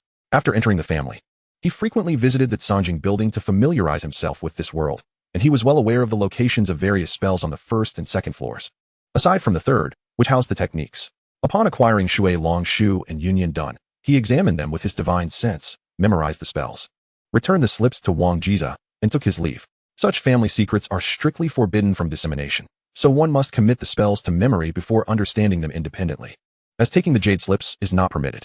After departing from the Cangjing building, Wang Daoyuan paid his respects to his 7 uncles. As it was their deaths that had led to his awakening, he wished to express his gratitude. Following this, he visited his 7th uncle, Wang Shouhong, to claim his share of medicinal pills. Although Wang Shouhong was initially reluctant to entertain his desire to learn alchemy, he ultimately succumbed to Wang Daoyuan's persistent entreaties, providing him with introductory texts on alchemy and several common first-tier pill formulas. Wang Daoyuan left contentedly, offering his 7th uncle dozens of materials for gathering spirit pills as a token of gratitude. He had plenty of these materials, with hundreds stored in his Lingzhu space. After leaving his 7th uncle, he passed by Yulong Spring to check on the 2 Qingjiang carps and their well-being. For years had elapsed, and the Qingjiang carps had spawned a brood, with the 2 large fish now accompanied by over a dozen fries swimming in the spring. It appeared that the 2 larger fish had advanced to become mid-grade first-tier spirit fish. Given the abundant spiritual energy of Yulong Spring, their advancement was unsurprising. Their caretaker, Wang Jize, although he had not seen Qingjiang carps in his youth, had learned techniques from elders who had raised them. Thus, his nurturing of the Qingjiang carps posed no issues. After informing the Grand Elder of his intention to leave the mountain, Wang Beiyuan boarded the family's spirit ship, which transported, or heading towards Qinglifangshi. Miangong serves as the pivotal hub for the Wang family, where several streams originating from the Yanshan mountain range converge. The Wang family adeptly harnesses these streams to transport ores, stones, and spiritual wood from the mines and forests within the Yanshan range back to Yuchuan Peak. After meticulous selection, any surplus materials from Yuchuan Peak are dispatched to Qinglifang for sale. Wang Beiyuan's spirit vessel, laden with red copper ore, progresses at a languid pace due to its weight, rendering the use of spirit stones or spiritual power to propel it rather uneconomical. With no pressing matters at hand, he leisurely accompanies the vessel, utilizing this time to practice his water dragon technique and cloud smoke escape. Wang Beiyuan felt quite content with his innate talent for spell cultivation. Within 3 days, he successfully conjured a water dragon. However, it paled in comparison to Wang Shui's Feizhong water dragon, as his own was merely over 2 qi in length and lacked finesse and control, falling far short of Wang Shui's effortless command and formidable power. This modest length rendered it ineffectual for entangling foes, limiting him to engaging in close combat. The cloud smoke escape, being less challenging, is a refined version of the water escape technique that requires only the presence of water attribute spiritual energy to execute. Wang Beiyuan achieved successful application of this technique in just 1 day, manipulating the surrounding water spiritual energy to form a mist cloud approximately 3 zhang in diameter, allowing for swift movement within it. However, once outside the mist's reach, this advantage dissipates. In water, the entire expanse can be transformed into a cohesive mist, enabling continuous rapid movement, surpassing even the speed achieved within the mist itself. On land, the cloud smoke escape serves better for ambush during battles, with its escape utility being secondary. When applied outside of water, its speed ranks slightly below the fire escape technique, yet its concealment capabilities far exceed it. Should it be executed in water, its speed eclipses that of the fire escape technique, indicating its derivation from a higher-tier escape method, far beyond the capabilities of ordinary first-tier techniques. After accompanying the vessel for over half a month, Wang Beiyuan finally arrived at Qinglifang. After more than a month apart, the business at general stores and taverns had noticeably declined, yet the Danfu Pavilion was exceptionally busy. This was, of course, to be expected. The recent battle had inflicted significant losses on both rogue cultivators and family disciples, leaving many uncertain about future conflicts. In such dire times, the procurement of medicinal pills and spiritual talismans for survival took precedence, leading to a diversion of spirit stones towards these essentials, leaving little inclination for dining at taverns. The downturn in general store transactions was also attributed to the Yuming sect's impending auction of Foundation establishment pills. All families, eager for these coveted pills, were willing to part with their possessions, selling everything they could to secure spirit stones, leaving little financial capacity to purchase ores or spiritual woods. Upon entering the Danfu Pavilion, Wang Beiyuan submitted 200 various spiritual talismans and 500 gathering spirit pills in exchange for some spirit stones. These talismans and pills were a boon for his uncle Wang Jia, whose business flourished, with stock nearly depleting and the risk of a shortage looming. Wang Jia beamed at the influx of spirit stones, yet his joy was tempered by the dwindling inventory of talismans. The 200 talismans and 500 pills Wang Beiyuan provided alleviated an urgent need, with Wang Jia offering a purchase price of 6 spirit stones per talisman, 2 higher than the usual rate. The gathering spirit pills were acquired at the same rate as their original price, underscoring the dramatic increase in prices for talismans and pills. Wang Beiyuan initially intended to take advantage of the situation where various factions were liquidating assets for spirit stones, seeking to buy low. However, he was promptly conscripted by his uncle, who mandated that he deliver 21st-tier high-quality talismans daily before he could venture out. Thus, after more than 10 days, the fervor for purchasing talismans and pills subsided. During this period, the revenue of the Danfu Pavilion surpassed that of an entire year in previous times, much to Wang Jia's delight, as he worried about insufficient spirit stones for the upcoming auction of the Foundation establishment pills a year later. This surge had converted long-stagnant inventory into liquid assets, replenishing funds. As the auction approached, having liquid assets was crucial. The store now boasted over 20,000 spirit stones. Nevertheless, with the fervor waning, the Danfu Pavilion would likely see little business in the year to come. Wang Beiyuan's personal stock of spirit stones had exceeded 6,000, primarily thanks to the Lingzhu space, which allowed him to produce talismans and pills at minimal cost, essentially rendering it a no-risk venture. For an ordinary person, selling these talismans and pills, after deducting material costs, would yield modest profits. In these 10 days, aside from enhancing his cultivation, he dedicated the majority of his time to crafting talismans, supplementing his own inventory in the process. The remaining hours were devoted to refining his water dragon technique and cloud smoke escape, as these would become his future mainstay skills. demanding diligent practice. Consequently, despite spending over 10 days in Qingli Fong, he had yet to peruse the market stalls. However, his efforts were not in vain. The water dragon technique he practiced had grown to over 3 qi in length, and he could now condense a mist cloud with a diameter of 5 to 6 zhang using the cloud smoke escape. What remained was merely the honing of his skills.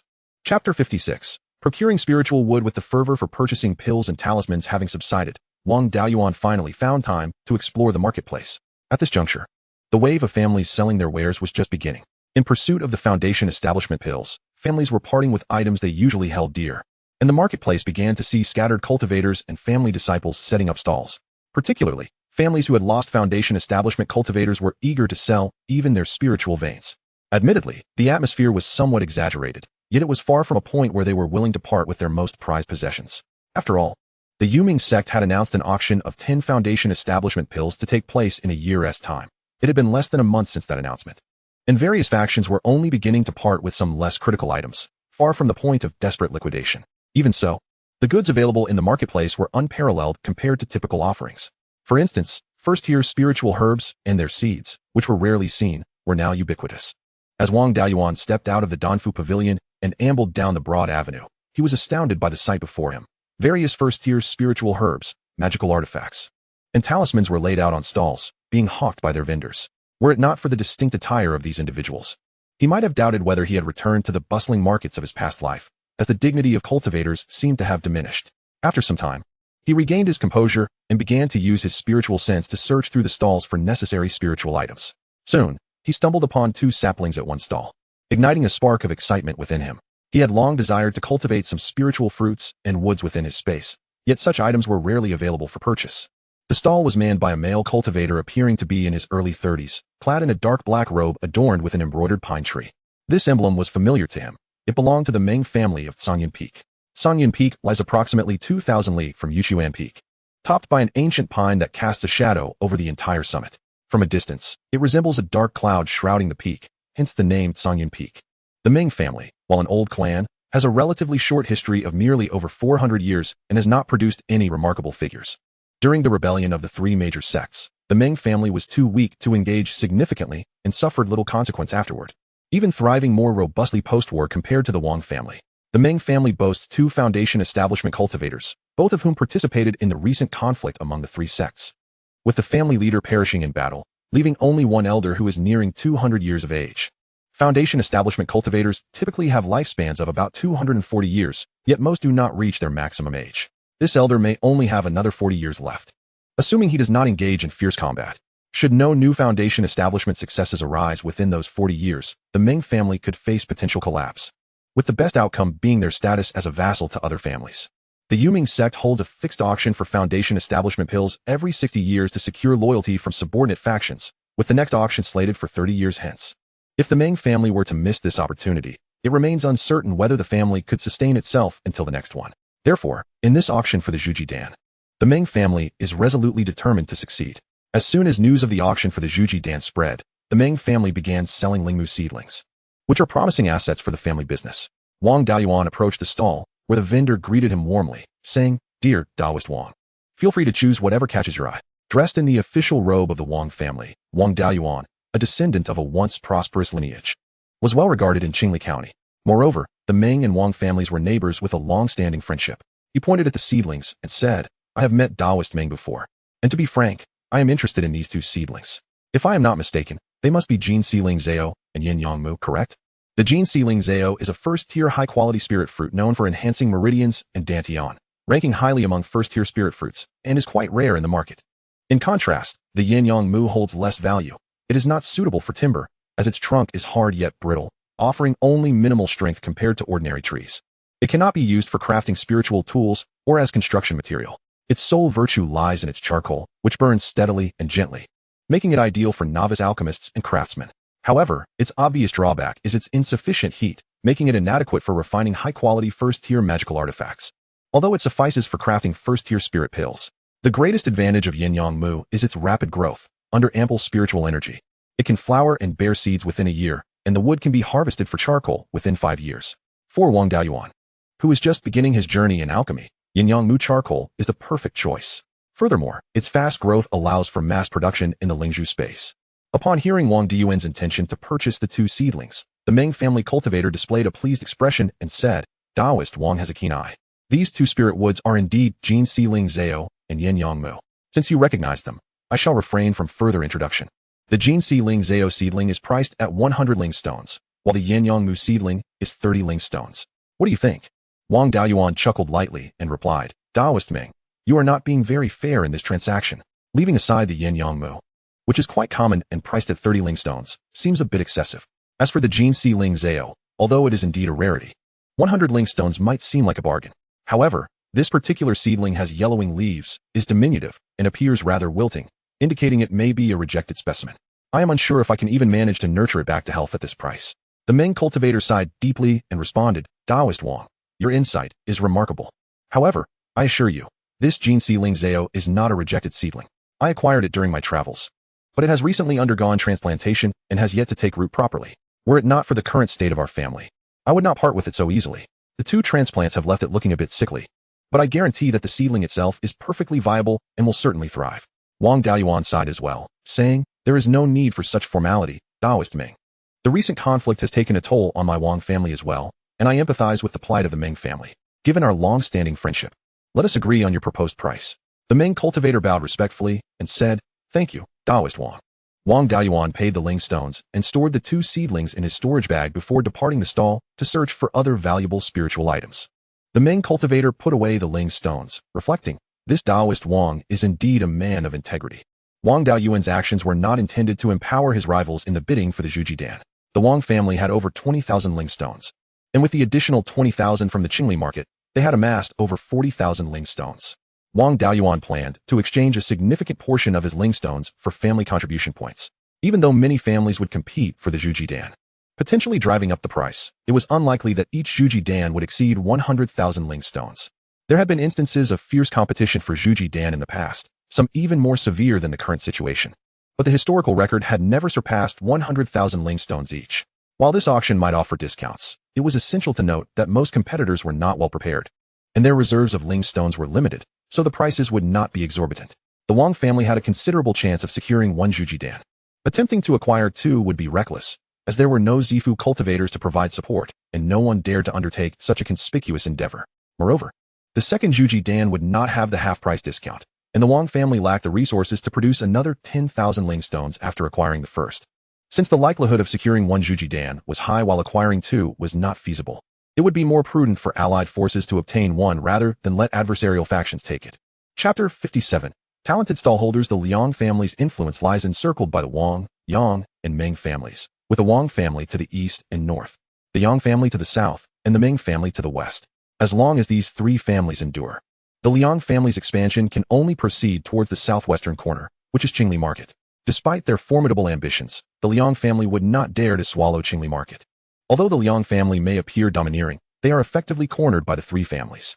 If the Ming family were to fall, the one to gain the most would undoubtedly be the neighboring Liang family, while the Wang family would benefit little. Should the Liang family acquire a vast territory, their strength would multiply, consequently increasing pressure on the Wang family.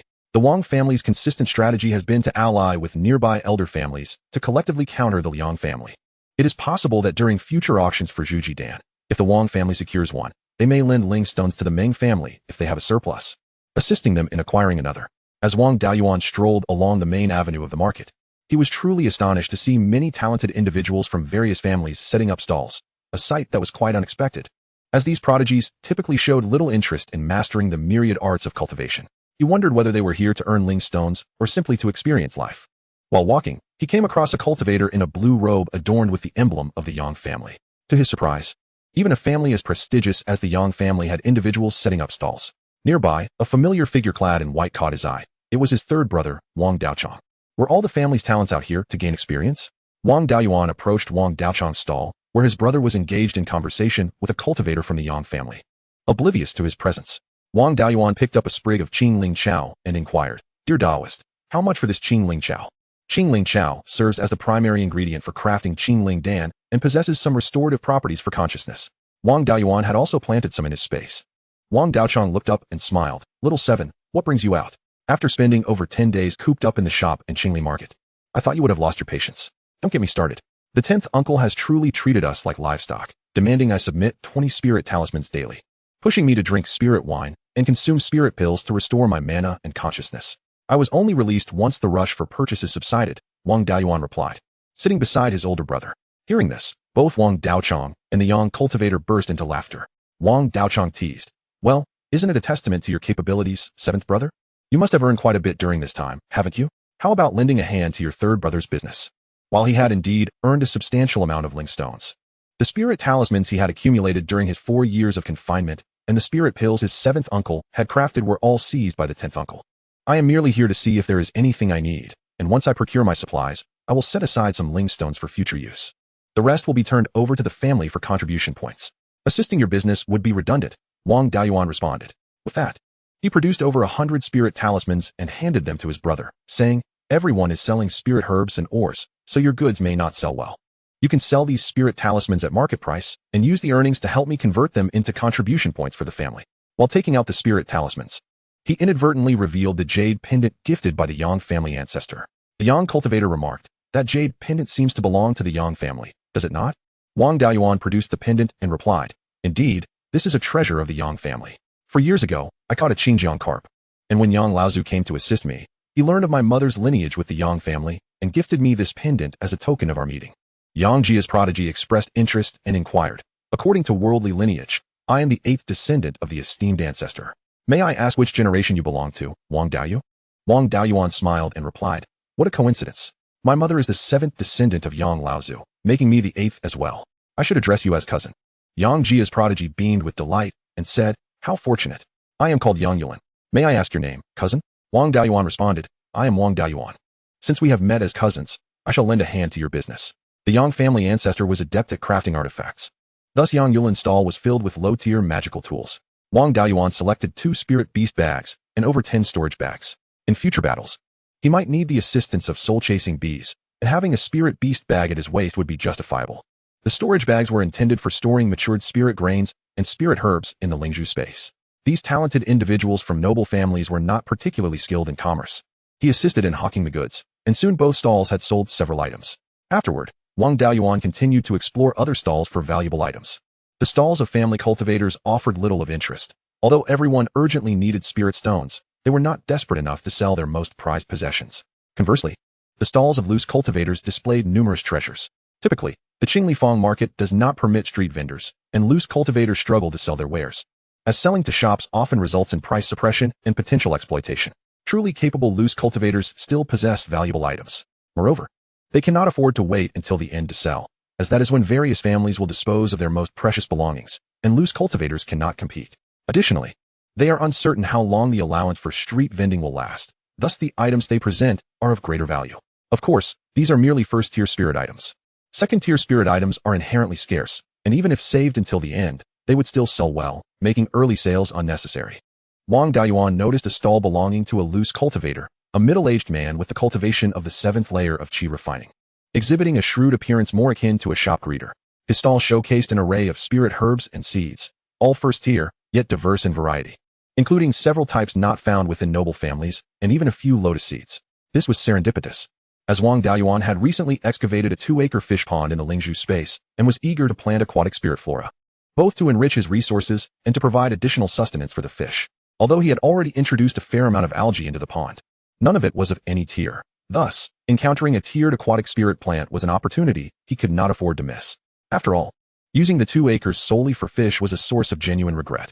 However, given the merchant's astute demeanor, acquiring the items might prove difficult.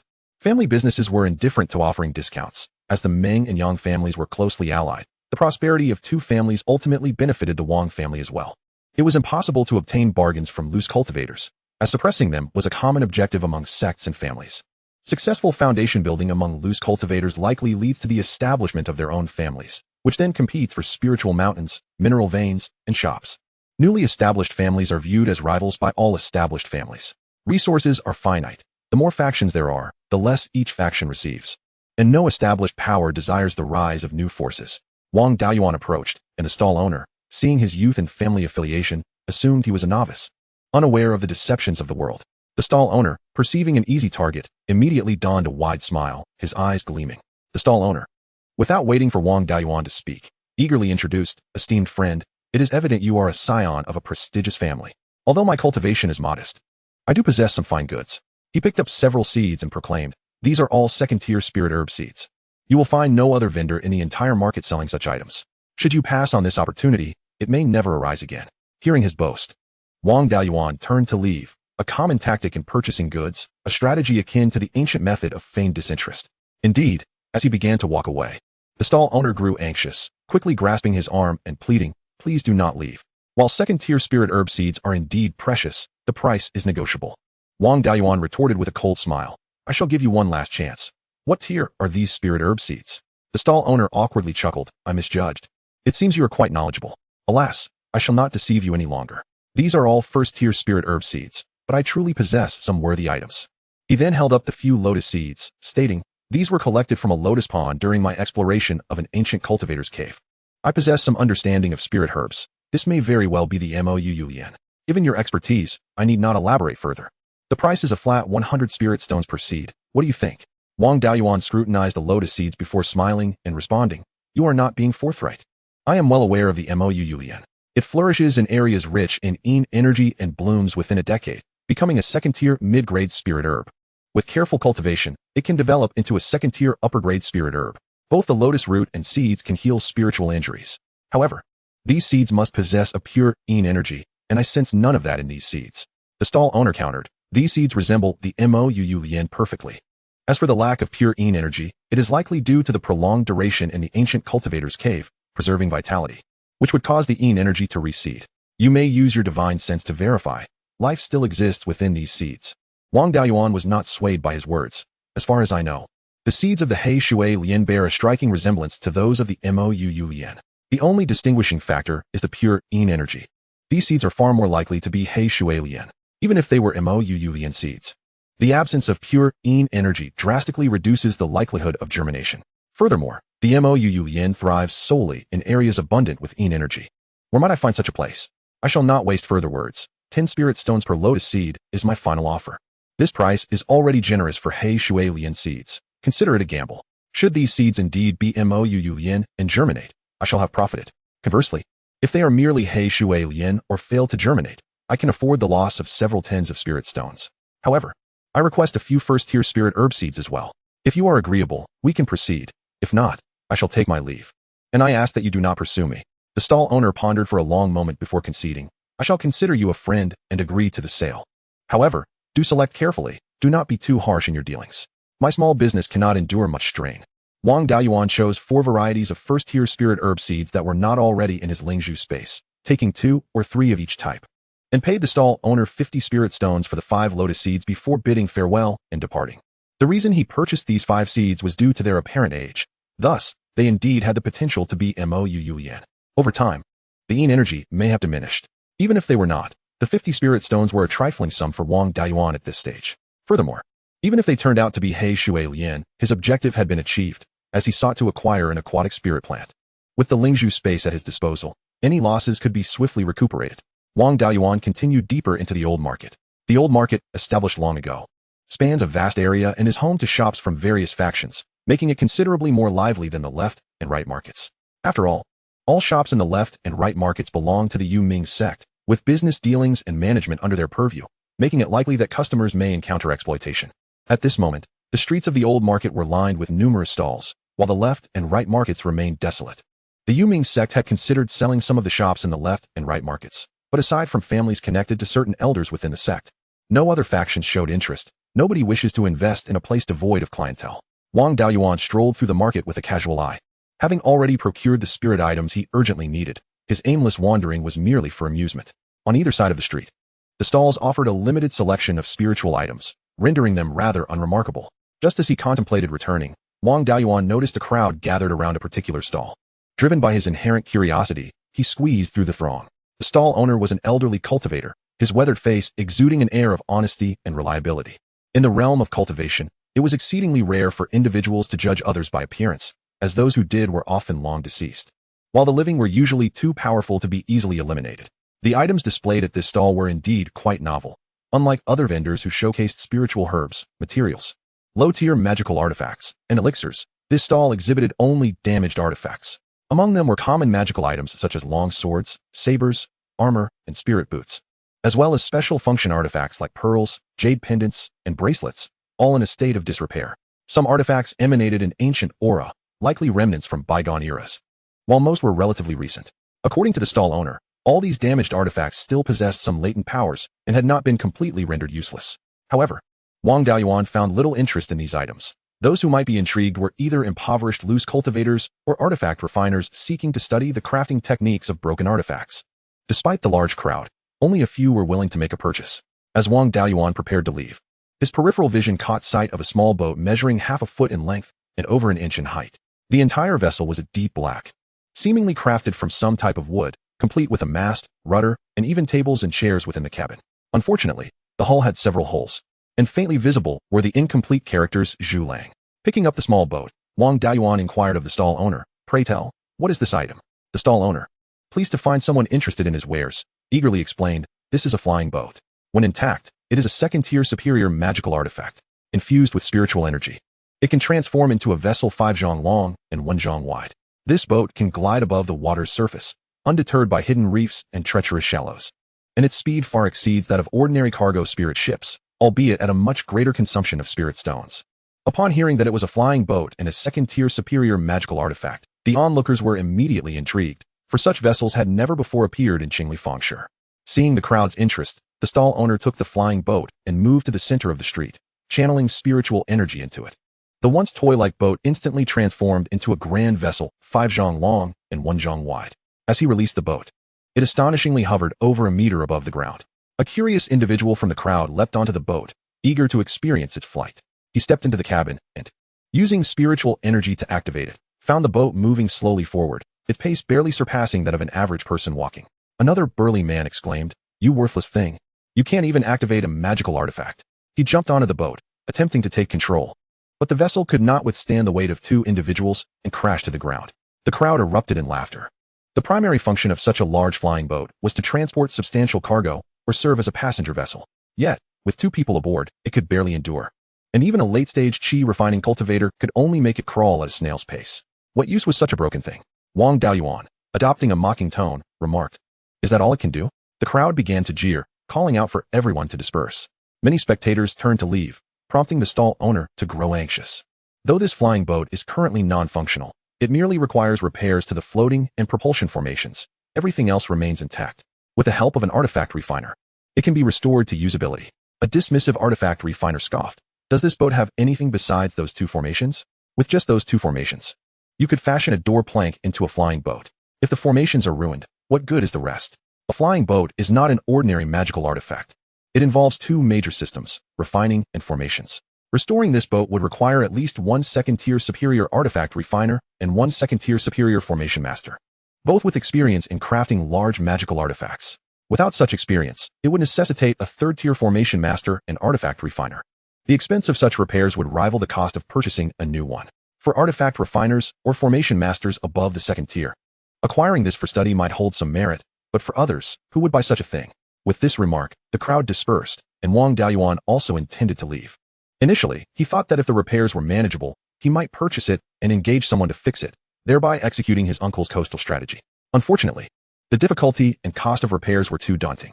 As the last to depart, Wang Daoyuan was seized by the stall owner, who exclaimed, "Dear friend, you must have an interest in this Zhu Lang flying boat. I can offer you a discount." Intrigued, Wang Daoyuan considered the possibility of acquiring it at a lower price. Even if it couldn't be repaired, the materials could be dismantled and sold. At the very least, it could serve as a reference, preventing him from being deceived in future purchases of flying boats. "How much would you be willing to part with it for?" he inquired. The stall owner, sensing his interest, joyfully replied, "Only 2,000 spirit stones. This is a 2nd-tier superior magical artifact, crafted by a renowned master. This price is quite reasonable. If it were intact, it would be worth no less than 10,000 spirit stones, with no chance of even viewing it." Wang Daoyuan let out a cold laugh. "Surely, you don't think me a fool? This flying boat is in such a state. What does it matter who crafted it? My family lacks any inheritance of artifact refiners or formation masters. Purchasing it merely to dismantle for materials? 2,000 spirit stones for a heap of broken parts? I offer 100 spirit stones, take it or leave it." The stall owner, slightly irked, retorted, "Your bargaining is rather ruthless, friend. Others might knock it down by half, but you are cutting it from the heels." He continued, This is a second-tier superior magical artifact, such a large piece. Even dismantling it for materials should fetch over 1,000 spirit stones. Do you think I am easily deceived because I lack knowledge of artifact refining? Wang Daoyuan smirked. For such large magical artifacts, only the core components are made from quality materials. The rest are composed of ordinary materials. The primary components of large flying boats, like the keel, bow, and the core sections inscribed with formations, are comprised of second-tier superior spiritual materials. The rest are first-tier spiritual materials. Yet you price them all at second-tier spiritual material rates. Your sincerity is lacking. With his ruse exposed, the stall owner did not appear embarrassed, instead smiling and saying, "You truly are astute, friend. However, even if the majority are first-tier materials, there are still quite a few second-tier materials. 100 spirit stones is simply too low. 500 spirit stones is the minimum I can accept." Wang Daoyuan raised 2 fingers, stating, 200 at most, not a single spirit stone more. The stall owner reluctantly agreed. Very well, we have a deal. Wang Daoyuan inwardly lamented his hasty decision. Observing the stall owner's elation, he realized that this individual had likely profited handsomely. He suspected he could have secured it for 100 spirit stones. It seemed his bargaining skills were still inadequate. With the price settled, it would be inappropriate to backtrack, so he resolved to consider it a lesson learned. After exchanging spirit stones for the damaged Zhu Lang flying boat, he returned to the Danfu Pavilion. After wandering for quite some time without finding anything of significant use, and having felt swindled, he lacked the enthusiasm to continue his outing. Upon returning to Danfu Pavilion, he summoned his Uncle Shi and Uncle Jiogong to showcase the Zhu Lang boat and share the conditions for its repair as indicated by the artifact refiner. Unlike Wang Daoyuan, who felt cheated, they were quite excited, for flying boats were exceedingly rare, particularly as a complete vessel had never appeared in Qinglifang Fangshi. Although this one was largely inoperative, it still provided insight into the structure and functionality of flying boats. Furthermore, repair was not entirely out of reach, albeit challenging. Wang Shui enlarged the boat, boarded it, and after infusing it with spiritual energy, piloted it for a while. Subsequently, Wang Jida also took a turn to experience it. Wang Shui remarked, while the boat's functions are nearly entirely defunct, the fact that it can still hover in the air and move slowly with spiritual energy indicates that a significant portion of the internal formations remain operational. Thus it does not require a complete overhaul. Although our Wang family lacks the necessary capabilities, the esteemed ancestor of the Yang family is a third-tier artifact refiner. Inviting him to undertake the repairs offers us a glimmer of hope.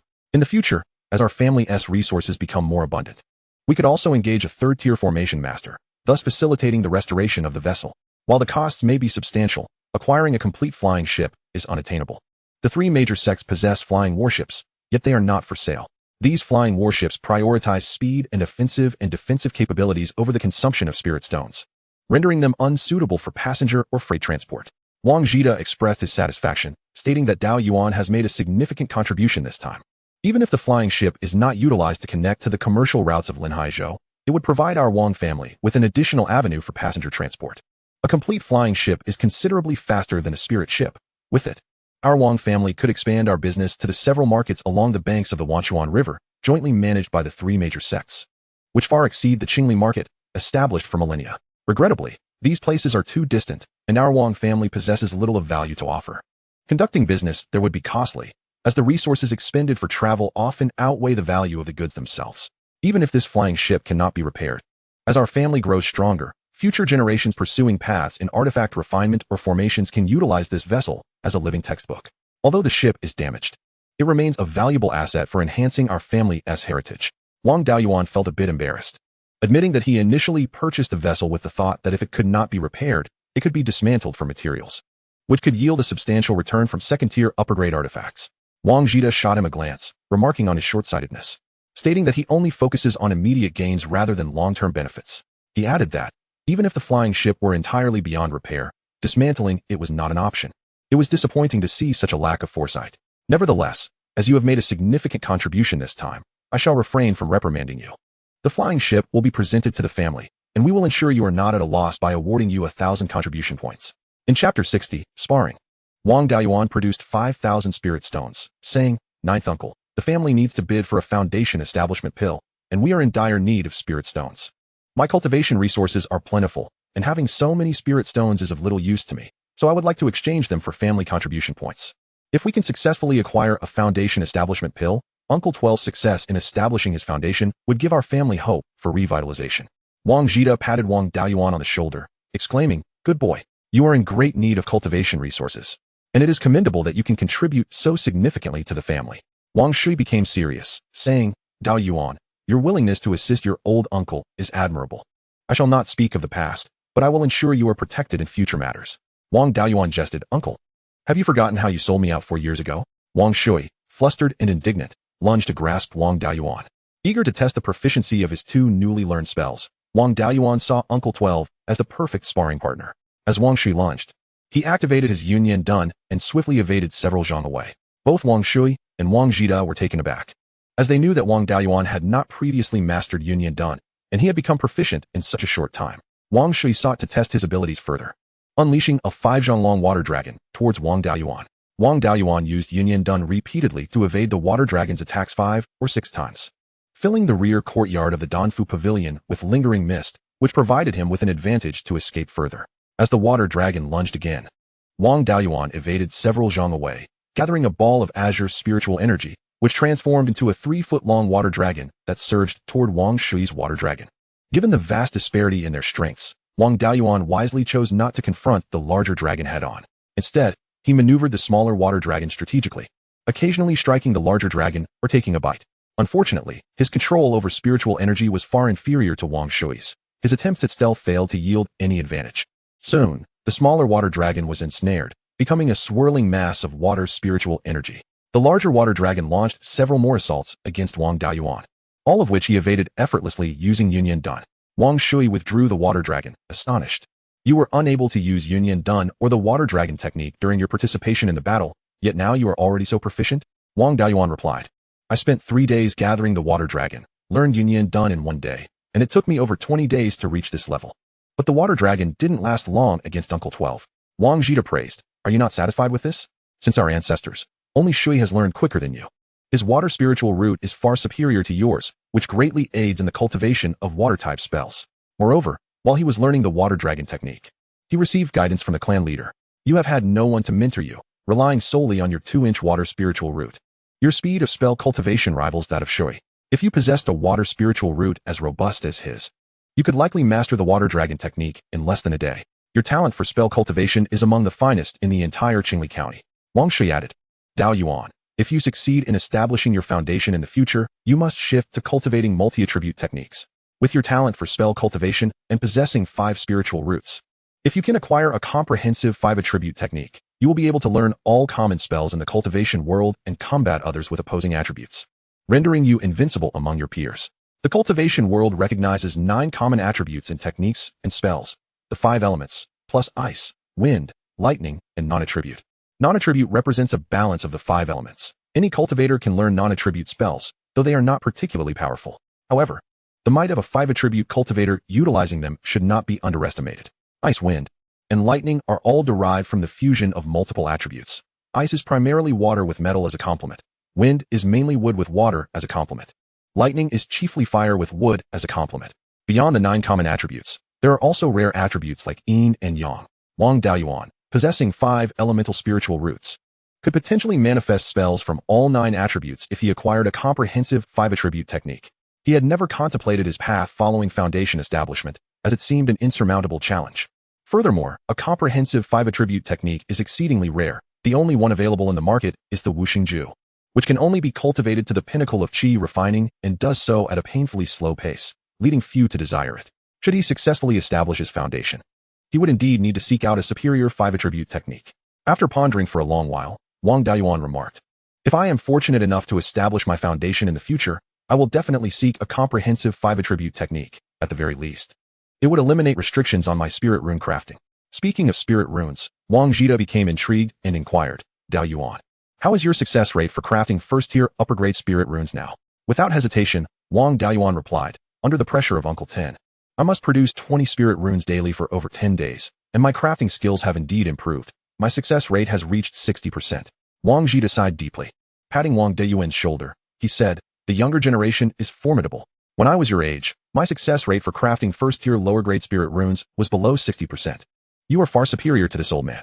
At your cultivation level of the 7th layer of qi refining, achieving a 60% success rate for first-tier upper-grade spirit runes indicates that your control over spiritual energy is commendable. In a few years, you should be able to craft second-tier lower-grade spirit runes. According to family regulations, any cultivator who reaches the 2nd tier in any of the 100 arts of cultivation can become a family elder. Not one elder under 30 years of age has emerged in our Wang family. Among the family members I have taught rune crafting, there have been over 20 youths. Yet only 5 made it past the initial stage, and only 2 became first-tier middle-grade rune masters. You and your 5th uncle, Shui. Your 5th uncle possesses greater talent than I, and is my biological son, whom I have always nurtured as my successor. With Shui around, the family's rune crafting skills can be passed down, allowing me to rest easy. I did not expect another talent to emerge from the Dao generation. Among the 100 arts of cultivation, the path of rune crafting demands the highest level of spiritual awareness. If you cannot establish your foundation, you may exhaust your entire life, yet only attain the rank of a second-tier middle-grade rune master, which is the limit for chi refining cultivators. With your remarkable talent, it would be effortless to inherit the family's art of talisman crafting. I hope you can achieve a breakthrough and become a third-order talisman master. I have lost hope for my own life, but if you can cultivate a third-order talisman master for our family, I can meet our ancestors with my head held high, knowing I have not brought shame upon them. This lifelong desire of mine rests solely upon you. Upon saying this, Wang Jida's eyes glistened with emotion. Wang Shui consoled him, stating, in the future, once I establish my foundation, I will devote the entire clan's resources to nurturing Dao Yuan. If he establishes his foundation, becoming a third-order talisman master will be within reach. A third-order talisman master holds greater value than 5 or 6 foundation-laying cultivators. Nurturing him is certainly worthwhile. Observing their serious discussion, Wang Daoyuan interjected playfully, do not be so solemn. Once I become a second-order talisman master, earning spirit stones will feel like child's play. I could even throw spirit stones around and still ascend to a foundation-laying cultivator. Wang Jida and Wang Shui both erupted into hearty laughter.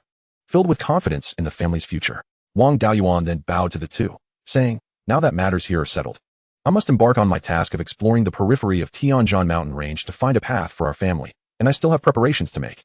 So I bid you farewell. Wang Jida expressed his concerns, saying, child, regardless of the outcome, the most important thing is to keep your life safe. Wang Shui reassured him, uncle, have no worries. Dao Yuan has been clever since childhood. He possesses numerous talismans and has recently mastered the art of cloud smoke evasion. If he truly wishes to escape, I may not even be able to capture him. As long as he does not encounter a foundation-laying cultivator, preserving his life should not be difficult. Wang Daoyuan also repeatedly assured them that he would be cautious about his life. Upon returning to his cave dwelling, he sent his consciousness into the spirit pearl space and harvested all the mature materials for the gathering spirit pill. Last time, he had asked 7th uncle to refine gathering spirit pills, yielding over 700 pills. After submitting 500, he still had more than 200 left, enough to support his cultivation for 1 or 2 years. The space still contained several hundred portions of materials. Even when he reached the peak of chi refining, he would not need so much. Planting an excess of gathering spirit pill materials would be of little significance. Wang Daoyuan planted the newly purchased golden silk spirit jujubes, yin-yang wood, and several types of spirit herb seeds gifted with the lotus seeds in the open area. As for the 5 lotus seeds, he dared not simply toss them into the fish pond, as the Qingjiang carps were voracious eaters, consuming anything they could find, and the lotus seeds would undoubtedly become their food. Thus, he dug a water pit 1 zhang square in the newly cleared area to plant the lotus seeds. He was not concerned about whether they were mou lian, as long as they sprouted, even if they were merely hishui lian. The produced lotus roots could be sold at the family's restaurant, providing an additional ingredient. After tidying up, Wang Daoyuan donned a black robe, a veil, and a conical hat, employing his invisibility technique to exit the Danfu Pavilion and reveal himself in a secluded spot.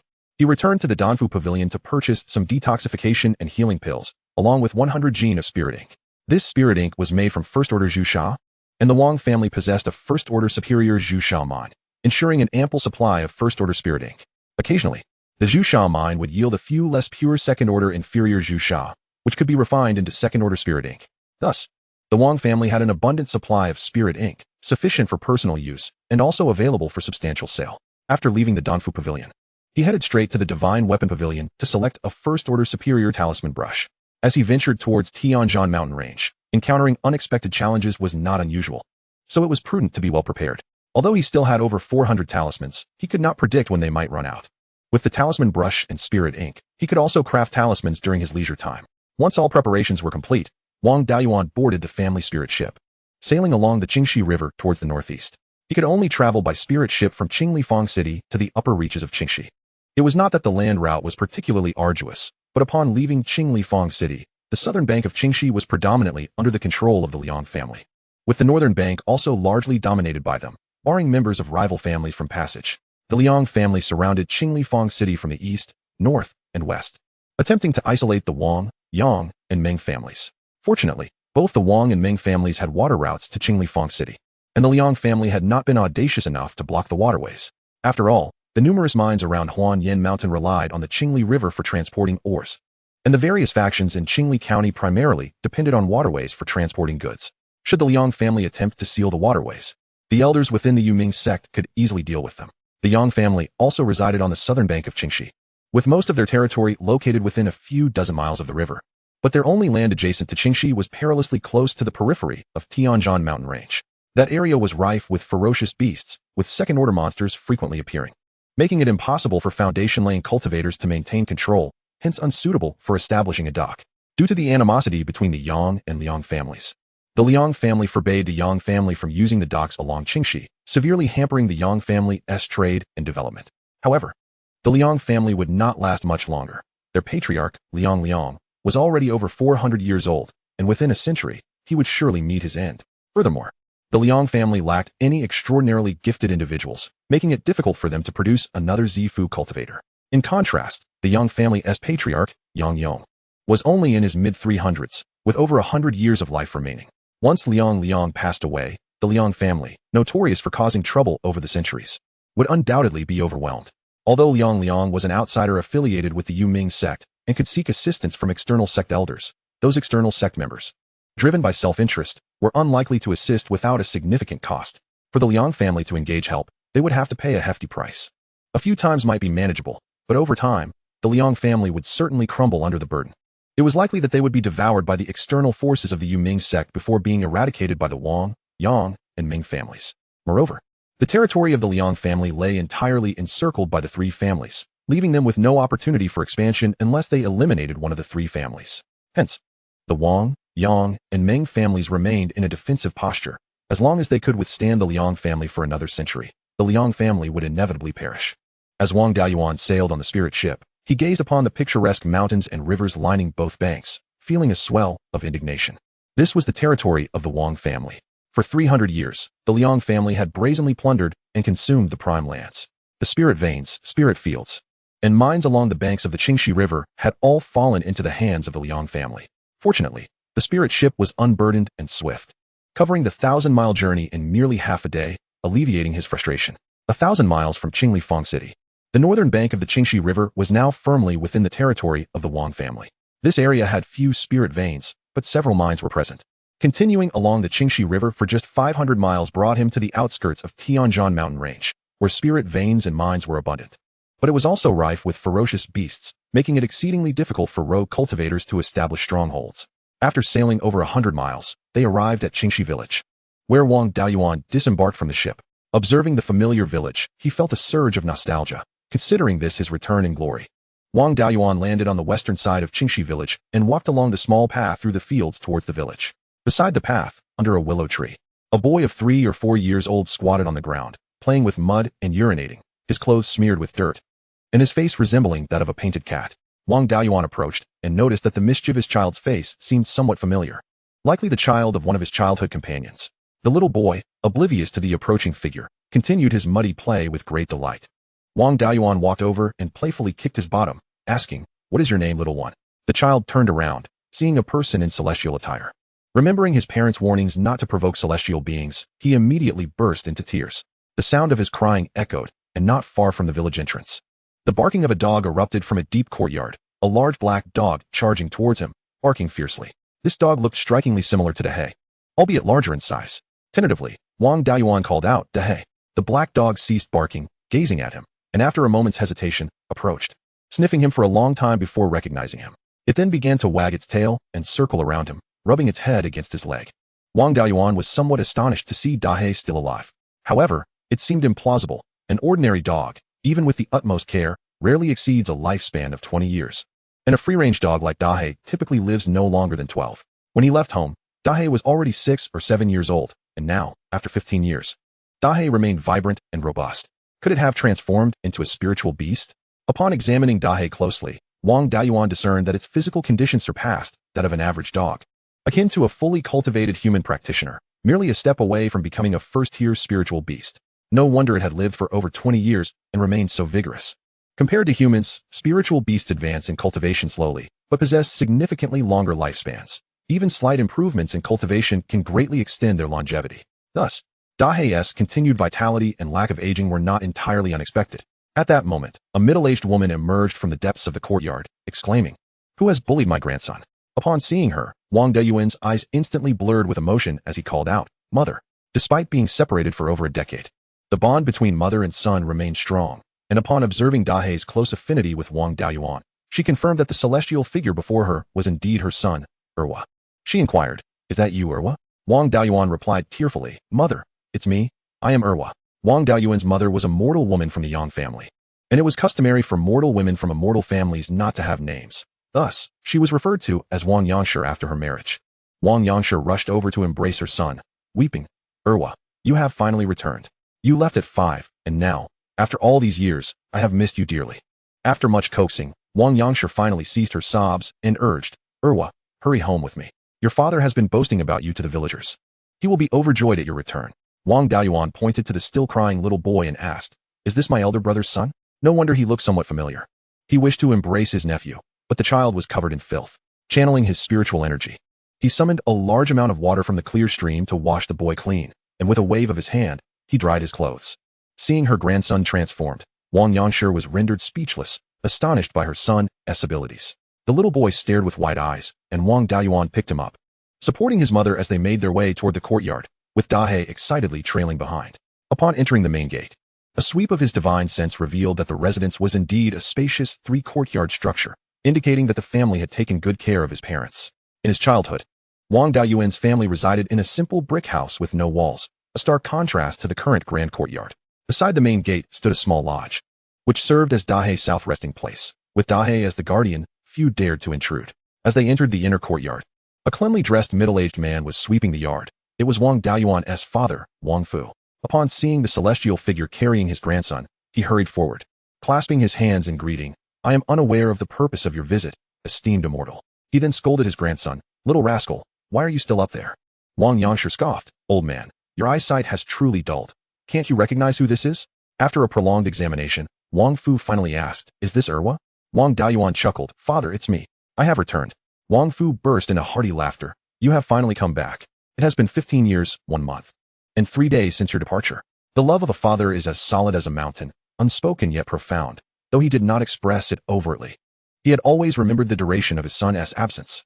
At the sound of Wang Fu's laughter, an 8 or 9-year-old boy dashed out from the west wing. The boy bore a striking resemblance to Wang Deyuan, being quite robust, weighing at least 130 pounds, and it was evident he would grow into a strong man. Wang Fu introduced him. "This is your third brother. He hasn't received a formal name yet, but we call him Sanwa." He then admonished Sanwa, "You always clamored to find your second brother. Now that he is back, why are you not greeting him?" Sanwa scrutinized Wang Deyuan's face for a long while before asking, "Are you really my second brother?"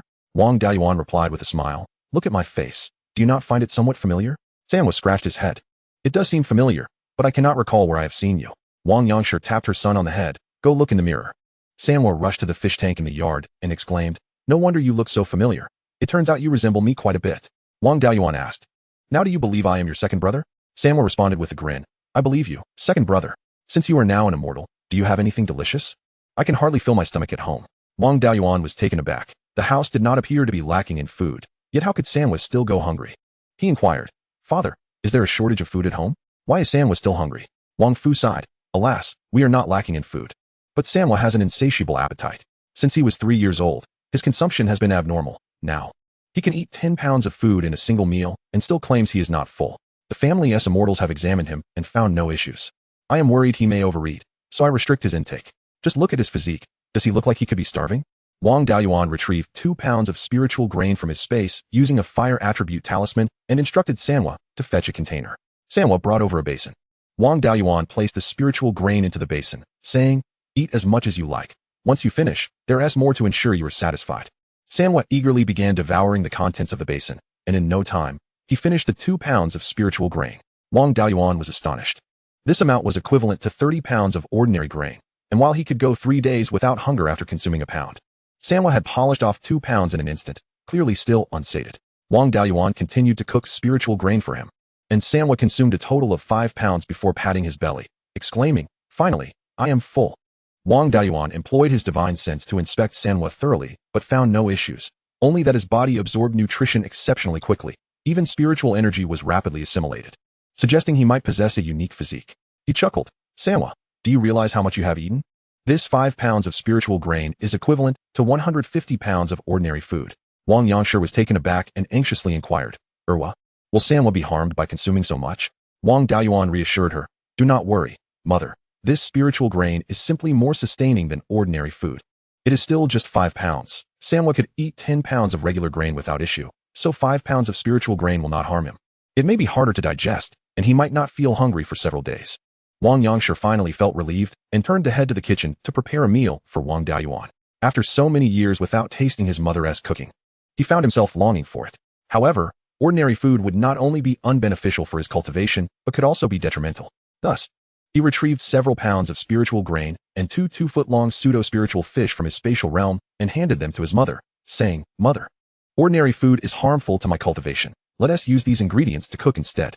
They will also strengthen your health. Upon seeing the 2 large fish, his nephew's eyes lit up. With a child's natural curiosity, Sanwa struggled to break free. Wang Daoyuan set him down, and he dashed toward the fish, embracing them even as his freshly cleaned clothes became resoiled with fishy odors. Looking at the fish, Sanwa expressed his frustration. Second brother, you tricked me into eating spiritual grain, and only after I was full did you bring out the fish. Wang Daoyuan gently ruffled Sanwa's hair, assuring him, do not worry, there are plenty of fish. You won't be able to finish them all. Upon hearing this, Sanwa's anger turned to delight. After a while, a man and a woman entered from outside. The man appeared familiar. He was Wang Daoyuan's elder brother, Wang Meng, a robust man indeed. Among the 3 brothers, Wang Daoyuan, of average stature, seemed the most slender. Wang Meng, upon seeing an immortal resembling himself conversing with his father, speculated, has my second brother returned? Wang Daoyuan chuckled, elder brother, after more than a decade apart. You can still recognize me. Of course, Wang Meng replied proudly, we are blood brothers. His sister-in-law hails from a nearby village and is also a member of the Wang family. Thus she is referred to as Wang Wangshi.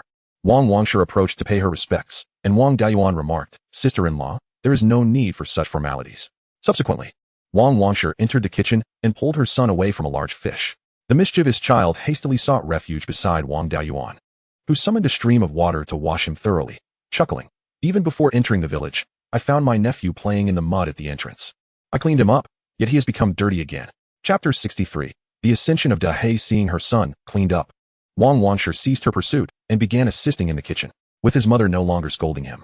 The mischievous child puffed up with pride but was quickly admonished by Wang Meng, leading him to obediently retreat to the east wing. The 4 of them engaged in light-hearted conversation, and before long, the meal was prepared. They gathered around a single table to dine, a scene filled with warmth and joy. Since Wang Daoyuan embarked on his path of cultivation at the age of 5, he had not experienced such a gathering with his family for many years. Everyone enjoyed their meal heartily, except for Sanwa, who sulked in a corner, gazing longingly at the delectable braised fish and fish soup. Feeling no appetite, a torment for a true gourmand. After the family had their fill, rejuvenated by the spirit-rich food, they felt as if they had shed years from their age. Yet Sanwa remained morose. The family kept a dog, and naturally, the leftovers were given to Dahei. Wang Fu called out, Dahei, and the dog immediately dashed into the courtyard with remarkable speed. Its keen nose had already detected the aroma of spirit rice and the fragrance of the pseudo-spirit fish. But being a faithful guardian dog, it refrained from stealing any food without its owner's permission, lying in its doghouse while drooling. Hearing its master's summons, Dahei could no longer contain itself and rushed over, eager to enjoy some treats and elevate its existence. Wang Yangshi tossed the fish bones to Dahei, who, as a soon-to-be first-tier spirit beast, was no ordinary dog. The bones of the pseudo-spirit fish were notably tough, yet under Dahei's sharp teeth, they were easily crushed. Within a short span, the remnants of 2 large fish and some fish soup were entirely consumed. Dahei's eyes fixated on the remaining spirit rice. Wang Yangshi, accustomed to thriftiness, hesitated to share such a valuable resource. Noticing Dahei's pitiful expression, Wang Daoyuan produced a spirit-gathering pill, causing Dahei's eyes to widen with excitement. Animals possess a more acute instinct than humans. Although Dahei's intelligence was slightly above that of an average dog, it instinctively recognized the value of the spirit-gathering pill. Wang Daoyuan fed the pill to Dahei, who promptly swallowed it, and lay beside him, seemingly awaiting something. After a quarter of an hour, while Wang's mother and sister-in-law cleaned up the dishes, Dahei still showed no reaction. Wang Daoyuan pondered. As Dahei was on the brink of becoming a first-tier spirit beast, the spirit-gathering pill was a remedy for Qi practitioners to enhance their cultivation. Beneficial even for those in the later stages of Qi cultivation, yet Dahei's current state did not quite match that of a first-level Qi practitioner. Surely, A reaction would be expected from such a pill. After half an hour, Dehei finally exhibited some signs of excitement, darting around the courtyard. Wang Daoyuan realized he had misjudged the situation. Unlike human practitioners who could circulate their energy and refine the pill, Dehei, being an ordinary dog, lacked knowledge of cultivation techniques and could only digest the pill through its digestive system. As Dehei grew increasingly restless, it bolted out of the house towards the clear stream. Wang Daoyuan, a 7th-level Qi practitioner, easily kept pace with the not-yet spirit beast, following Dehei along the riverbank as it expended excess energy. However, this was within Wang Daoyuan's expectations. After all, Dehei was a quasi-spirit beast, with physical strength surpassing that of an ordinary early-stage Qi practitioner, and one spirit-gathering pill would not harm it. After a while, Dehei began to emit white smoke, seemingly overheated, panting with its tongue lolling out. Eventually, unable to withstand the heat, it leapt into the clear stream. After frolicking for half an hour, the fluctuations of spirit energy emanating from Dehei began to diminish, yet it had not successfully ascended. Wang Daoyuan tossed another spirit-gathering pill to Dehei, who, despite its heated condition, swallowed it whole. Another half-hour passed, and the previously waning energy fluctuations surged once more. Meanwhile, several demonic beasts sensed the spirit energy and swarmed over, drawn by the prospect of consuming Dehei to enhance their own cultivation. Of course, those interested in Dehei's modest spirit energy were hardly formidable foes, merely a handful of low-tier demonic beasts, with the rest being unranked creatures. Wang Daoyuan would not allow the demonic beasts to have their way. He swiftly employed the water dragon technique. The dragon clan reigns as the sovereign of all aquatic demonic beasts, and the water dragon, bearing an aura of draconic majesty, frightened the unranked beasts into inaction while the ranked ones hastily fled. His primary objective was to protect Dehei, and he had no desire to pursue them, merely capturing one low-tier crocodile with a flick of his dragon tail, dragging it ashore. The crocodile, out of water, still brimming with ferocity, attempted to attack Wang Daoyuan, but was swiftly knocked unconscious with a kick. Surrounding Dehei were only 100 or so stunned fish and crustaceans, all unranked. Wang Daoyuan commanded the water dragon to whip up a wave, sweeping all the fish and crustaceans onto the shore, while the water dragon remained vigilantly beside Dehei. At that moment, Dehei finally reached a breakthrough, letting out a sharp howl as the fluctuations of spirit energy within stabilized, successfully ascending to a first-tier low-grade spirit beast. Just then, a spirit vessel approached from downstream, and a burly man aboard waved to Wang Daoyuan, exclaiming, "Seventh brother, I have arrived." It was none other than his second brother, Wang Daoxing. Wang Daoyuan guided the water dragon towards him, and Wang Daoxing leaped onto the dragon, which carried him ashore. Observing the fish scattered along the riverbank and the low-tier crocodile, he inquired, "Seventh brother, what transpired? Did you use the water dragon technique to catch fish?" Wang Daoyuan replied, "My family dog, kept for over 20 years, has just ascended to a spirit beast, and these oblivious creatures attempted to take advantage of it, so I swept them up." By then, Dehei had reached the shore, shaking off its fur and trotting over to Wang Daoyuan. Dehei had not changed much in appearance, just grown significantly larger, now standing taller than Wang Daoyuan's waist, compared to its previous height of only reaching his thigh. Wang Daoxing regarded Dehei and remarked, "An ordinary dog has actually ascended to a first-tier spirit beast. It seems this dog has indeed struck it rich. I must be fortunate to arrive here, with such an abundance of river delicacies awaiting me." As a practitioner focusing on body refinement with a considerable appetite, he was drawn to the sight of the plentiful river seafood and the low-tier crocodile, unable to resist. Wang Daoyuan chuckled, "This low-tier crocodile will surely please you, second brother. Roasted, it could feed us for several days." Wang Daoxing patted Wang Daoyuan's shoulder, saying, "You truly know me well, seventh brother." Chapter 64. Jing Tai Mountain. Wang Daoyuan instructed his elder brother to distribute river delicacies to every household in the village, leaving behind 2 or 3 dozen fish and crustaceans. Ordinary fire would suffice for the unranked fish and crustaceans, but it would hold little value for the low-tier crocodile. Neither of the two individuals possessed the fire attribute cultivation, and thus could only utilize fire attribute talismans to roast the crocodile. After eviscerating the beast and removing its scales, Wang Daoyuan constructed a rudimentary grill using the Xianyang sword and a couple of stones. He produced a first-tier upper-grade fire attribute talisman, and upon activation, employed spirit fire to roast the crocodile. This extravagant display caused Wang Daoxing's eyelids to twitch, for a single first-tier upper-grade talisman was worth 5 spirit stones. He, lacking proficiency in the myriad arts of cultivation, could barely earn a handful of spirit stones in a month. Wang Daoyuan entrusted the other river delicacies to his father, saving them for the family to enjoy. The crocodile was soon perfectly roasted, and the two tore off a generous portion of meat, relishing their feast. Their eldest nephew, drooling at the sight, scampered over to beg for a share, but Wang Daoyuan whisked him aside, explaining that only those who practiced cultivation could consume crocodile meat, as a mere bite could prove fatal for an ordinary person. If he desired meat, he should seek it from their grandfather, as that was safe for him. The frail bodies of ordinary individuals could only endure non-tiered spiritual items. Anything of tiered quality, apart from the exceptionally gentle Spirit Valley, could be lethal in small quantities. The 3-year-old, equally tempted by the crocodile meat, lamented his full stomach. Dahei, however, was indifferent, happily devouring the crocodile's entrails, having recently advanced and grown in size. It required substantial energy to replenish itself, thus benefiting from the meal while also enhancing its cultivation. Spirit beasts lacking bloodline heritage relied entirely on consuming spiritual items to elevate their prowess. As they feasted and conversed, Wang Daoyuan inquired about his second brother's unexpected presence in Qingxi. Wang Daoxing paused momentarily before slapping his thigh and exclaiming that he had been distracted by the prospect of beast meat, forgetting his primary task. There were issues at Jing Taizhan, prompting the clan leader to send him for resolution. Originally named Jing Shan, the mountain's name change was lost to history, though it was due to the Wang family's ancestors discovering a red iron vein within its depths. It lay not far from Qingxi village, merely over 100 miles away, with their eighth uncle, Wang Shoujiang, overseeing it. The miners there primarily consisted of ordinary clan members and a few scattered cultivators at the initial stages of qi training or even the opening of their meridians. Seeking to earn some resources for cultivation. What has transpired? Wang Daoyuan asked between bites. Wang Daoxing swallowed his morsel and explained that recently there had been frequent reports of disappearances at the mine. Initially, only scattered cultivators had vanished, which was not uncommon, as it was typical for them to come and go for resources without drawing attention. However, soon after, ordinary clan members began to go missing as well, prompting their families to inquire at the mine, which alerted their eighth uncle to the situation. After searching the vicinity without any leads and vigilantly watching for several days to no avail, eighth uncle reported to the clan, who then dispatched Wang Daoxing to assist him. Wang Shoujiang, still under 50 years of age and at the 9th level of qi training, was quite talented, particularly as a combat-oriented individual. After all, guarding properties on the edges of the clan's territory required some measure of strength. Moreover, Jing Taizhan was not far from the Tianzhan mountain range, where first-tier demon beasts frequently roamed. This piqued Wang Daoyuan's curiosity, leading him to ask why the clan leader had sent his brother if eighth uncle was already struggling with the matter. Wang Daoxing shot him a glance, retorting, "What? Do you look down on your second brother?" Wang Daoyuan chuckled, "I wouldn't dare, but your strength surely pales in comparison to eighth uncle's, and when it comes to strategy, you are utterly lost.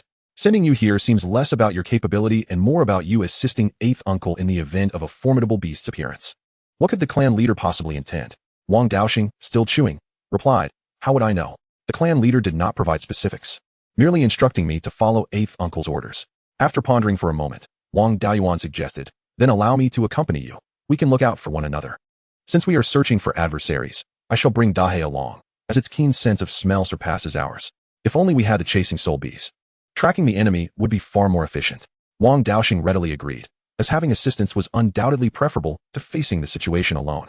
After bidding farewell to their parents and packing away the roasted crocodile along with Dahei's provisions, Wang Daoyuan stowed Dahei in his spirit beast pouch and followed his second brother to Jing Taizhan. The spirit boat had long since departed, leaving them to rely on their own legs, utilizing a first-tier upper-grade movement talisman, which surprisingly allowed them to travel faster than by boat. In less than half an hour, Jing Taizhan came into view. The mountain itself was not particularly tall, merely a few dozen zhang in height, but its base was remarkably expansive, facilitating the Wang family's mining operations. Wang Daoyuan instructed his brother to proceed alone, while he disguised himself as a scattered cultivator to scout the area. If they both approached together and the adversary turned out to be human, it would be easy for them to conceal themselves and refrain from engaging, complicating matters. There is a saying, a thief can operate for 1,000 days, but a guard cannot remain vigilant for 1,000 days. As they separated, one remaining visible while the other concealed, the foe would likely not be overly cautious. After all, if the adversary dared to provoke a 9th level qi practitioner, adding an 8th level cultivator would not frighten them away. Wang Daoyuan, in the shadows, could investigate without raising undue alarm. Cloaked in a dark robe and wearing a veil and hat, he utilized his invisibility technique as dusk fell, along with a breath-concealing talisman, to infiltrate a small grove over 3 miles southwest of Jing Taizhan.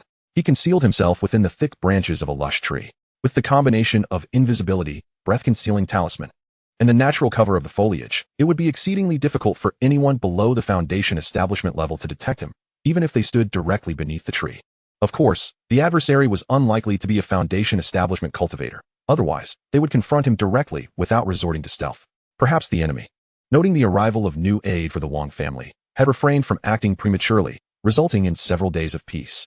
During this time, Wang Daoyuan meticulously surveyed the surroundings and sent Dahei to search for any signs of demon beasts or other cultivators nearby, yet none could be found. After waiting several days without any developments, Wang Daoyuan resolved to alter his strategy. He discreetly communicated with Wang Daoxing, advising him and eighth uncle to declare that the issue had been resolved and to recruit a new batch of miners. He himself would employ the breath-concealing talisman, masquerading as a scattered cultivator to blend in, based on the enemy's initial targeting of scattered cultivators before moving on to ordinary folk. It was evident that their main objective was cultivators, with ordinary individuals becoming collateral victims only when no cultivators were available. Wang Daoyuan utilized a first-tier mid-grade breath-concealing talisman, which could not entirely mask the aura of his 7th-level Qi training. The residual aura would likely appear as that of a 1st or 2nd-level Qi practitioner or a peak meridian opener. Following the disappearances of scattered cultivators, the miners at Jing Taishan had become devoid of any cultivators. As a rare cultivator amongst the miners, Wang Daoyuan would attract more attention than an ordinary person, potentially becoming the enemy's primary target. However, he was not overly concerned about the adversary's strength. With his Union escape technique and a multitude of talismans, it would be exceedingly difficult for anyone below the Foundation establishment level to capture him. Moreover, within the confines of the mine, the enemy would have limited space to evade. He could easily unleash his talismans, making it challenging for them to dodge. Unless the opponent possessed particularly formidable means, even a peak Qi practitioner would be vulnerable to a counterattack. Of course, the adversary's strength would not be excessive, at the very least. They would not be a match for eighth uncle. Otherwise, why not directly capture eighth uncle instead of targeting a scattered cultivator at the initial stage of Qi training? The vast majority of wandering cultivators lack a systematic inheritance, with those proficient in numerous arts being exceedingly rare. Such individuals, having just embarked on the path of cultivation, possess low levels of skill and weak combat capabilities, rendering them incapable of hunting demonic beasts. Lacking a particular expertise, their prospects are limited to performing menial tasks for various factions. After the decline of the Wang family, they have maintained a low profile, treating ordinary wandering cultivators with kindness and earning a commendable reputation among them. Consequently, some wandering cultivators assist the Wang family, and a few even marry into it. Cultivation families are generally inclined to accept wandering cultivators into their ranks, as many families possess numerous female cultivators. Marrying out would result in a significant loss. After all, having raised a cultivator, marrying them off to another family would feel like a waste of investment and could potentially expose family secrets. Unless the marriage is to a more powerful family-seeking alliance, such as a foundational family's female cultivator marrying a scion of the Zifu family, it is more advantageous to invite outstanding wandering cultivators into the family, thereby infusing new blood and increasing the number of cultivators within a clan. Some wandering cultivators who work in the enterprises of cultivation families harbor aspirations of marrying into them. While most families may not assist these cultivators in establishing their foundations, they do not withhold resources for daily cultivation. Although these marrying cultivators may not gain recognition from the family, their descendants, raised within the family, will not be treated as outsiders. Among the wandering cultivators working with Wang Daoyuan in the mines, one individual harbored intentions of marrying into the Wang family. This person had a reasonably handsome appearance, stood over 7 feet tall, and appeared to be in his early 20s, yet he exuded a somewhat slick demeanor. Upon seeing Wang Daoyuan, he took the initiative to strike up a conversation. "Brother, are you also looking to marry into the Wang family?" Wang Daoyuan found this question peculiar. Was it common for wandering cultivators to greet one another in such a manner? Moreover, he did not appear to be someone who would rely on others for sustenance. With a robust and masculine appearance, standing over 8 feet tall, with eyebrows like silken worms and eyes like bright stars, his sharp features had no resemblance to that of a delicate youth. Wang Daoyuan inquired, "What prompts you to ask such a question? Are many here working as miners with the intention of marrying into the Wang family?" "Not many," the slick young man replied. "I am the only one with such intentions. I am Lin Yuan, and seeing your remarkable demeanor, I assumed you too sought to marry into the Wang family. Now, it appears I have a worthy rival." Wang Daoyuan grew suspicious of Lin Yuan. He had not even seen the Wang family's female cultivators, yet was already contemplating marriage. This could indicate either a resignation to the futility of the immortal path, seeking a comfortable life as a parasite, or perhaps he was a spy from another faction. In either case, he was not to be trusted. Moreover, his timing was suspect. Approaching Wang Daoyuan in such a manner could indeed be related to the previous disappearance incidents. That morning, 2 to 3 dozen individuals had arrived, and in the afternoon, the overseer led the newcomers down into the mine, assigning them various tasks. The tunnels were excavated according to the direction of the ore veins, twisting and turning with numerous branching paths. Without the overseer's guidance, newcomers would struggle to find their way. The mine was managed by both the chief overseer and several subordinate overseers. The chief overseer was responsible for all mining-related affairs, including excavation, transportation, and logistics. Beneath the chief overseer were several subordinate overseers, akin to team leaders, managing groups ranging from a handful to dozens of individuals. Most of these overseers were relatives of Wang family cultivators who lacked spiritual roots. and the family typically assigned them tasks within their enterprises to alleviate any concerns for the cultivators. The chief overseer led the group into the mine, where the subordinate overseers selected a few individuals to accompany them into their respective tunnels. The subordinate overseer assigned to Wang Daiyuan was a forthright man in his 30s, who spoke little but was well liked by the miners. Alongside Wang Daiyuan was another wandering cultivator, approximately 30 years old, with a cultivation level of the second layer of qi refinement. Cultivators possess strength far exceeding that of ordinary individuals, allowing them to excavate or at a significantly faster rate than non-cultivators.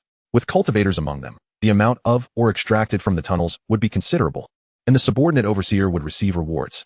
When 2 cultivators were assigned to a team, the subordinate overseer expressed great delight, declaring that their tunnel would surely rank first in or output that month, ensuring rewards for everyone. However, a burly youth scoffed, "What good are cultivators?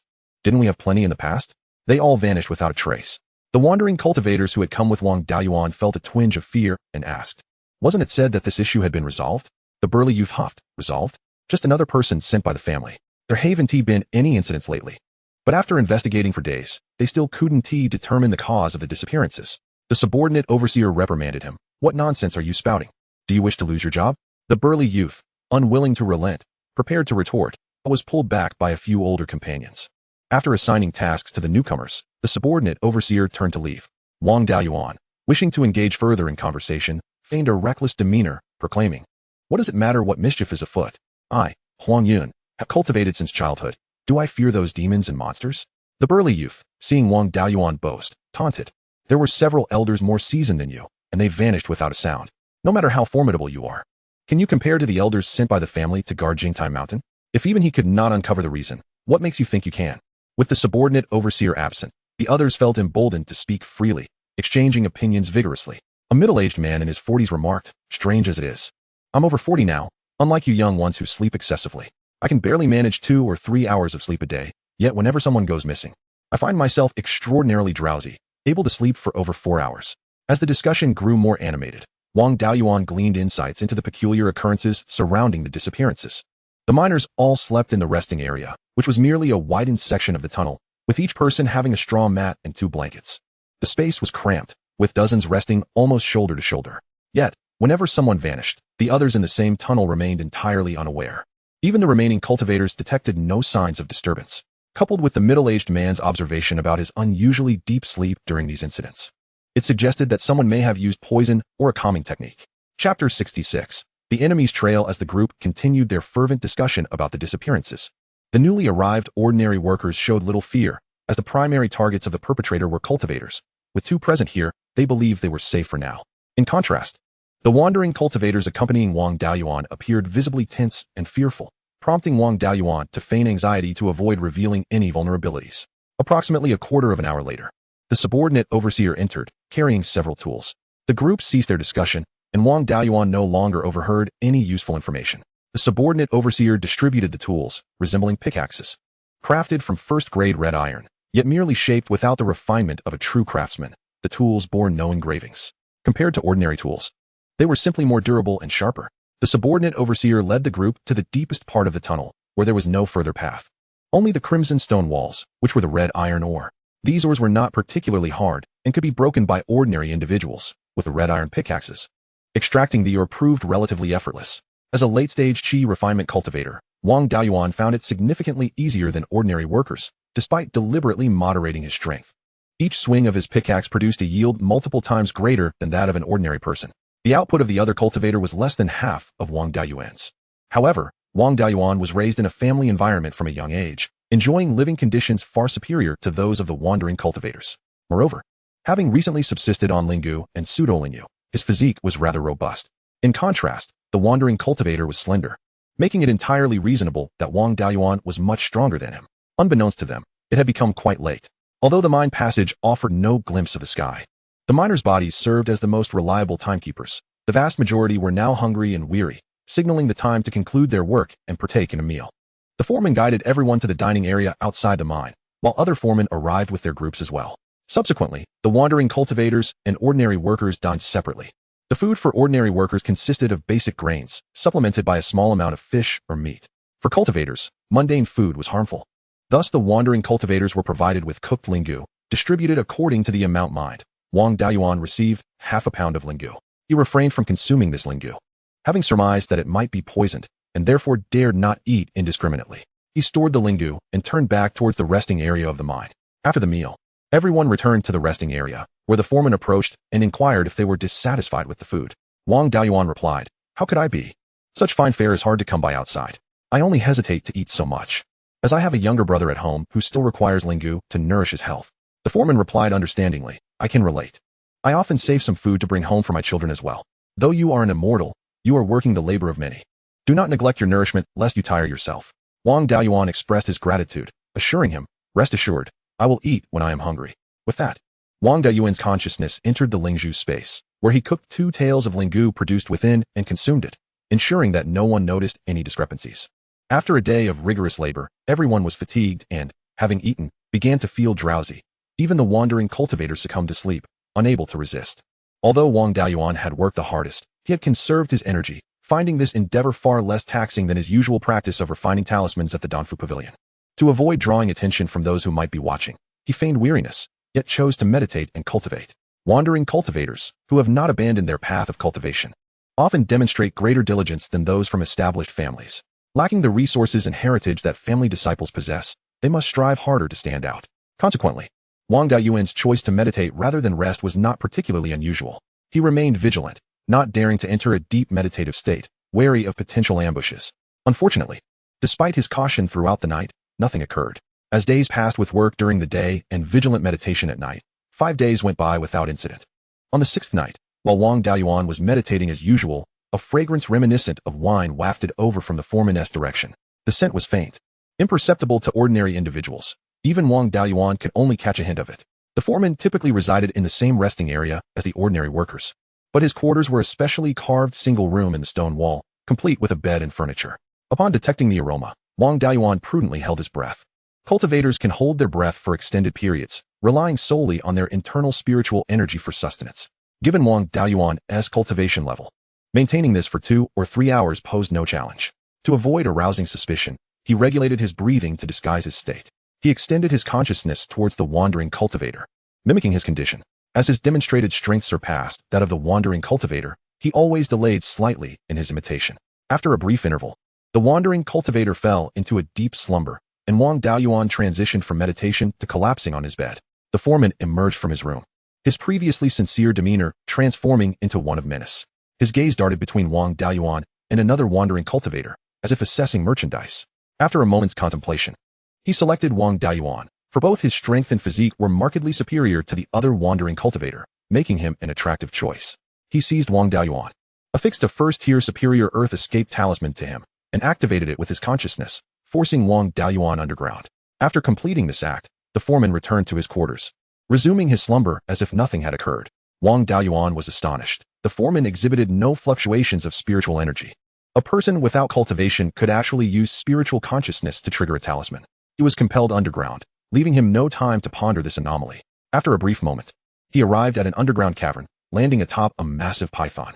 This python exceeded 5 zhang in length, adorned with yellow and black patterns, exhibiting both water and earth attributes in its spiritual energy, yet its cultivation was insufficient, only at the middle tier of the first level, akin to the 4th layer of qi refining. In a direct confrontation, this python would not withstand even 2 of Wang Daoyuan's talismans.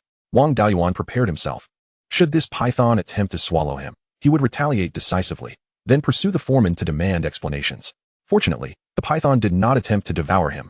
Instead, it coiled him with its tail and employed earth escape techniques, continuing to burrow downward. Wang Daoyuan was somewhat taken aback. It appeared this python was no ordinary beast, as it possessed the ability to use earth escape. Typically, first-tier beasts possess low intelligence and lack any magical abilities unless they are of a higher lineage with innate magical skills or are beasts under a master who can teach them spells. He sensed no special bloodline in this python, indicating it was likely a beast under a master. Otherwise, it would have simply swallowed him to enhance its own cultivation. Why expend effort to transport him elsewhere? Chapter 67. The true master appears. The python bore Wang Daoyuan deep underground, traversing over 10 zhang until it reached an empty expanse. At this moment, Wang Daoyuan felt a rush of water spiritual energy enveloping him. Cautiously extending his consciousness to explore the surroundings, he discovered that this void concealed an underground dark river flowing south, likely merging with the Qingxi. Rather than heading toward the Qingxi, the python swam upstream, with Wang Daoyuan in tow. As the python delved deeper into the dark river, the surrounding water's spiritual energy intensified, reaching levels comparable to those near a middle-tier, first-level spiritual vein. After a quarter of an hour, the python had traveled several dozen li, and the concentration of spiritual energy had escalated to match that of a superior first-tier spiritual vein, nearing the threshold of a lower-tier second-level vein. The python halted, pausing in the river, and with a flick of its tail, it flung Wang Daoyuan against the stone wall along the riverbank. Just as Wang Daoyuan was about to collide with the wall, a door suddenly opened within it. Wang Daoyuan hastily scanned the interior with his consciousness, discovering it to be heavily fortified. Entering would undoubtedly trap him given his current strength. Adjusting his form mid-air, Wang Daoyuan mitigated the force of the python's tail and conjured 3 golden sword talismans, hurling them into the stone door. The 3 golden swords flew into the doorway, followed by a series of explosive sounds as they vanished. Upon witnessing him awaken, the python raised half its body from the water, baring its massive jaws in an attempt to bite him. Although Wang Daoyuan lacked extensive experience in close combat, he had endured 3 months of training under his uncle Wang Shui, which equipped him well enough to handle the newly ascended middle-tier, first-level python without much concern. To conceal his true capabilities, he refrained from utilizing talismans or employing Yunyan escape or water dragon techniques, instead drawing forth his Xianyang sword. As the python lunged at him, he swung his sword towards its head, using the recoil to retreat against the stone wall, eventually landing on the ground. As a chi-refining cultivator, he found it far more advantageous to engage on solid ground, where his strength could be effectively harnessed. It must be said, despite its lackluster cultivation, the physical power of the python was formidable. The moment they clashed, Wang Daoyuan felt a tingling in his arm from the impact. In the contemplation of equal prowess, it is evident that I would indeed be no match for this colossal python. As the great serpent's strike missed its mark, Wang Daoyuan found himself at a disadvantage. However, the creature opened its cavernous maw and lunged at him once more, with his feet firmly planted on the ground. He gained the necessary space to maneuver, propelling himself away with a powerful kick just in time to evade its foul, gaping jaws, which clamped down where he had previously stood. Seizing the moment, Wang Daoyuan thrust his Xianyang sword, piercing the python's neck. Regrettably, the serpent's tough hide and the sword's lack of sharpness only allowed the blade to penetrate an inch before it could go no further. He flicked the sword upward, creating a wound over half a foot long on the python's neck. Blood oozed forth from the injury, yet for a creature measuring over 5 zhang in length, this minor wound was scarcely more than a scratch. Instead, the injury seemed to incite the python's fury, as it raised its head and charged at Wang Daoyuan once again. Although the python possessed formidable strength, its cultivation and spiritual awareness were far inferior to Wang Daoyuan's. Consequently, its reaction speed lagged significantly. Before the serpent's jaws could close around him, he leaped onto its neck. The python's neck twisted, revealing a slight gap in the scales at the nape. With both hands firmly gripping the Xianyang sword, he plunged it into the opening, penetrating over 3 inches into the serpent's flesh, inflicting a light wound that also impaired its head's agility. In pain, the python attempted to retaliate, yet Wang Daoyuan stood atop its nape, rendering its powerful jaws useless against its own skull. Though the python was agile, its tail could not reach its own neck. Thus, Wang Daoyuan occupied the creature's blind spot. At that moment, the Xianyang sword remained lodged within the python's scales, continuing to draw forth its lifeblood. The serpent writhed desperately, trying to dislodge Wang Daoyuan. But the sword was firmly embedded, and he clung to the hilt, refusing to budge despite the serpent's violent thrashing. The pain in its neck incited a frenzy within the python, which charged towards the stone wall in a bid to crush Wang Daoyuan. When the serpent was less than a zhang from the wall, Wang Daoyuan relinquished the sword and scurried down its body, narrowly avoiding the impending impact. However, as the python collided with the wall, the Xianyang sword plunged deeper, embedding itself over half a foot into the creature's flesh, inflicting significant injury despite its tough exterior. The python's head drooped wearily, and Wang Daoyuan swiftly returned to its neck, gripping the sword and exerting all his strength to twist it, seeking to inflict greater damage. The serpent emitted a series of anguished roars, yet it was powerless to retaliate, blood gushing forth like a fountain from the wound. Observing the efficacy of his efforts, Wang Daoyuan shifted from twisting to slicing horizontally, aiming to widen the gash. As anticipated, the wound expanded, and the fountain of blood surged higher. The python was nearing its limits, and in less than a quarter of an hour, it would succumb to its own blood loss. A voice, aged and resonant, interrupted. "This creature has offended you, friend. I implore you to show mercy and grant it a chance for survival." Wang Daoyuan retorted with sarcasm. "Your words flow so easily. Yet it was this vile creature that poisoned and deceived me, dragging me here with such meticulous coordination. It is indeed a fine beast." The hidden figure, upon hearing Wang Daoyuan's insult, replied with a cold snort. "You would do well to depart now and not jeopardize your life and fortune." Such words were mere deceptions meant to ensnare the unwary. With the secret lair compromised, the hidden figure would never allow a witness to escape alive. Wang Daoyuan scoffed. I was peacefully resting when this creature brought me here. Do you think a simple word will suffice to allow my departure? Such fortune does not exist. The hidden figure, incensed, retorted, you are to blame for concealing your cultivation and infiltrating my territory. Your abduction cannot be entirely attributed to this creature. This statement amused Wang Daoyuan. As far as I know, this Jingtai mountain belongs to the Wang family. May I inquire about your connection to the Wang family? The hidden figure laughed. Are you attempting to defend the Wang family? I fear you lack the ability. Wang Daoyuan withdrew the Xianyang sword and leaped from the python, declaring, in merely 2 exchanges, how do you know I lack the ability? The hidden figure sneered. Good advice is wasted on the stubborn. I offered you a chance to flee, yet you squander it. So be it. You shall remain here. I have yet to capture a late-stage Qi refinement loose cultivator. You will be the first. With that, 2 smaller pythons and a crocodile over 4 zhang long emerged from the entrance. These 3 monsters were of mid-tier first rank, even stronger than the previous python. Subsequently, an elderly man clad in a black robe, his face obscured, stepped forth from the stone door and inquired with a smile. Do these creatures capture your interest, friend? I have warned you to leave, yet you persist in courting death. Why risk your life at such a young age? I advise you to comply. Resistance will only result in suffering. Surrender, and you shall die swiftly. I will kill you with ease. What joy is there in prolonging your demise? Chapter 68. The struggle. Wang Daoyuan chuckled derisively. A toad yawning boasts a grand mouth.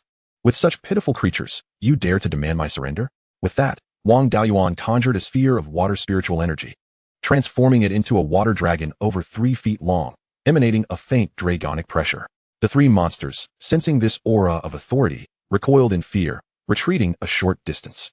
The black-robed elder, astonished, remarked, the water dragon, with its scales and claws on full display, can even intimidate beasts. You must be of the Wang family. No wonder you seek your demise. Were Wang Shui to arrive personally, I would indeed fear him. But you, a mere child, conjure a water dragon just 3 feet long and dare to act brazenly before me. Wang Daoyuan mocked. You, old man, are indeed brazen. If my 12th uncle were here, you would fear him thrice over. Should he arrive, you would soil your trousers in terror. He could send you packing. I need only myself to deal with you. Do not say I did not offer you a chance. Surrender now and divulge who sent you, and I shall grant you a swift death. Otherwise, I will extract your soul, refine your essence, and grind your bones to dust. By then, it will be too late to beg for mercy. The black-robed elder, enraged and humiliated, cursed, you little wretch, you seek your demise. He then commanded the 3 terrified beasts to advance. Although the monsters were frightened, they dared not disobey. Slowly inching forward, Wang Daoyuan's water dragon was still too small, and its technique was not particularly offensive. Thus, he wrapped the water dragon around himself, transforming it into a suit of dragon-patterned armor. This was a spell originating from the Wang family's water dragon technique, combined with the water armor technique, significantly enhancing his defense. With the water dragon armor adorning him, Wang Daoyuan maintained a measure of intimidation over the beasts. Under the black-robed elder's urging, the 3 creatures finally approached Wang Daoyuan. Simultaneously, they attacked, but he swiftly executed the cloud smoke escape technique, conjuring a cloud of mist over 10 zhang in diameter, causing him to vanish from sight. In this area, rich in water spiritual energy, his cloud was significantly larger than usual. The 3 monsters collided in confusion within the mist, uncertain of what to do. Wang Daoyuan suddenly reappeared over a zhang away from the black-robed elder, hurling a golden sword talisman. At this distance, unless prepared in advance, it would be challenging to evade. The elder's astonished expression revealed that he had not anticipated Wang Daoyuan's maneuver. The golden sword technique struck true, and though it did not kill, it severely wounded its target. Just as Wang Daoyuan believed he had dealt a debilitating blow, a figure flew in from the side, intercepting the strike of the golden sword talisman. This figure was clad in the typical garb of a loose cultivator, likely one of those previously reported missing, and exuded an aura of merely second-tier Qi refinement. The golden blade struck this cultivator squarely in the chest, and the full force of the golden spiritual energy surged into him.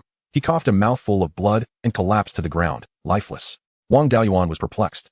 This individual appeared to be a living person. Why would someone abducted be willing to sacrifice their life to save the black-robed elder? Seizing the opportunity, the black-robed elder exhaled a plume of black smoke. Wang Daoyuan suddenly regained his composure and swiftly cast another golden sword talisman, employing the technique of Yunyan Dun to vanish from his original position. The golden blade struck the black mist, emitting a hissing sound of corrosion, followed by a metallic clash as the golden sword dissipated. Although this assassination attempt was unsuccessful, it had nonetheless gauged the strength of the old man in black robes. The old man likely possessed only the prowess of the latter stages of Qi training, clearly not at its peak. Aside from his ability to command demonic beasts, he was not particularly adept at solo combat.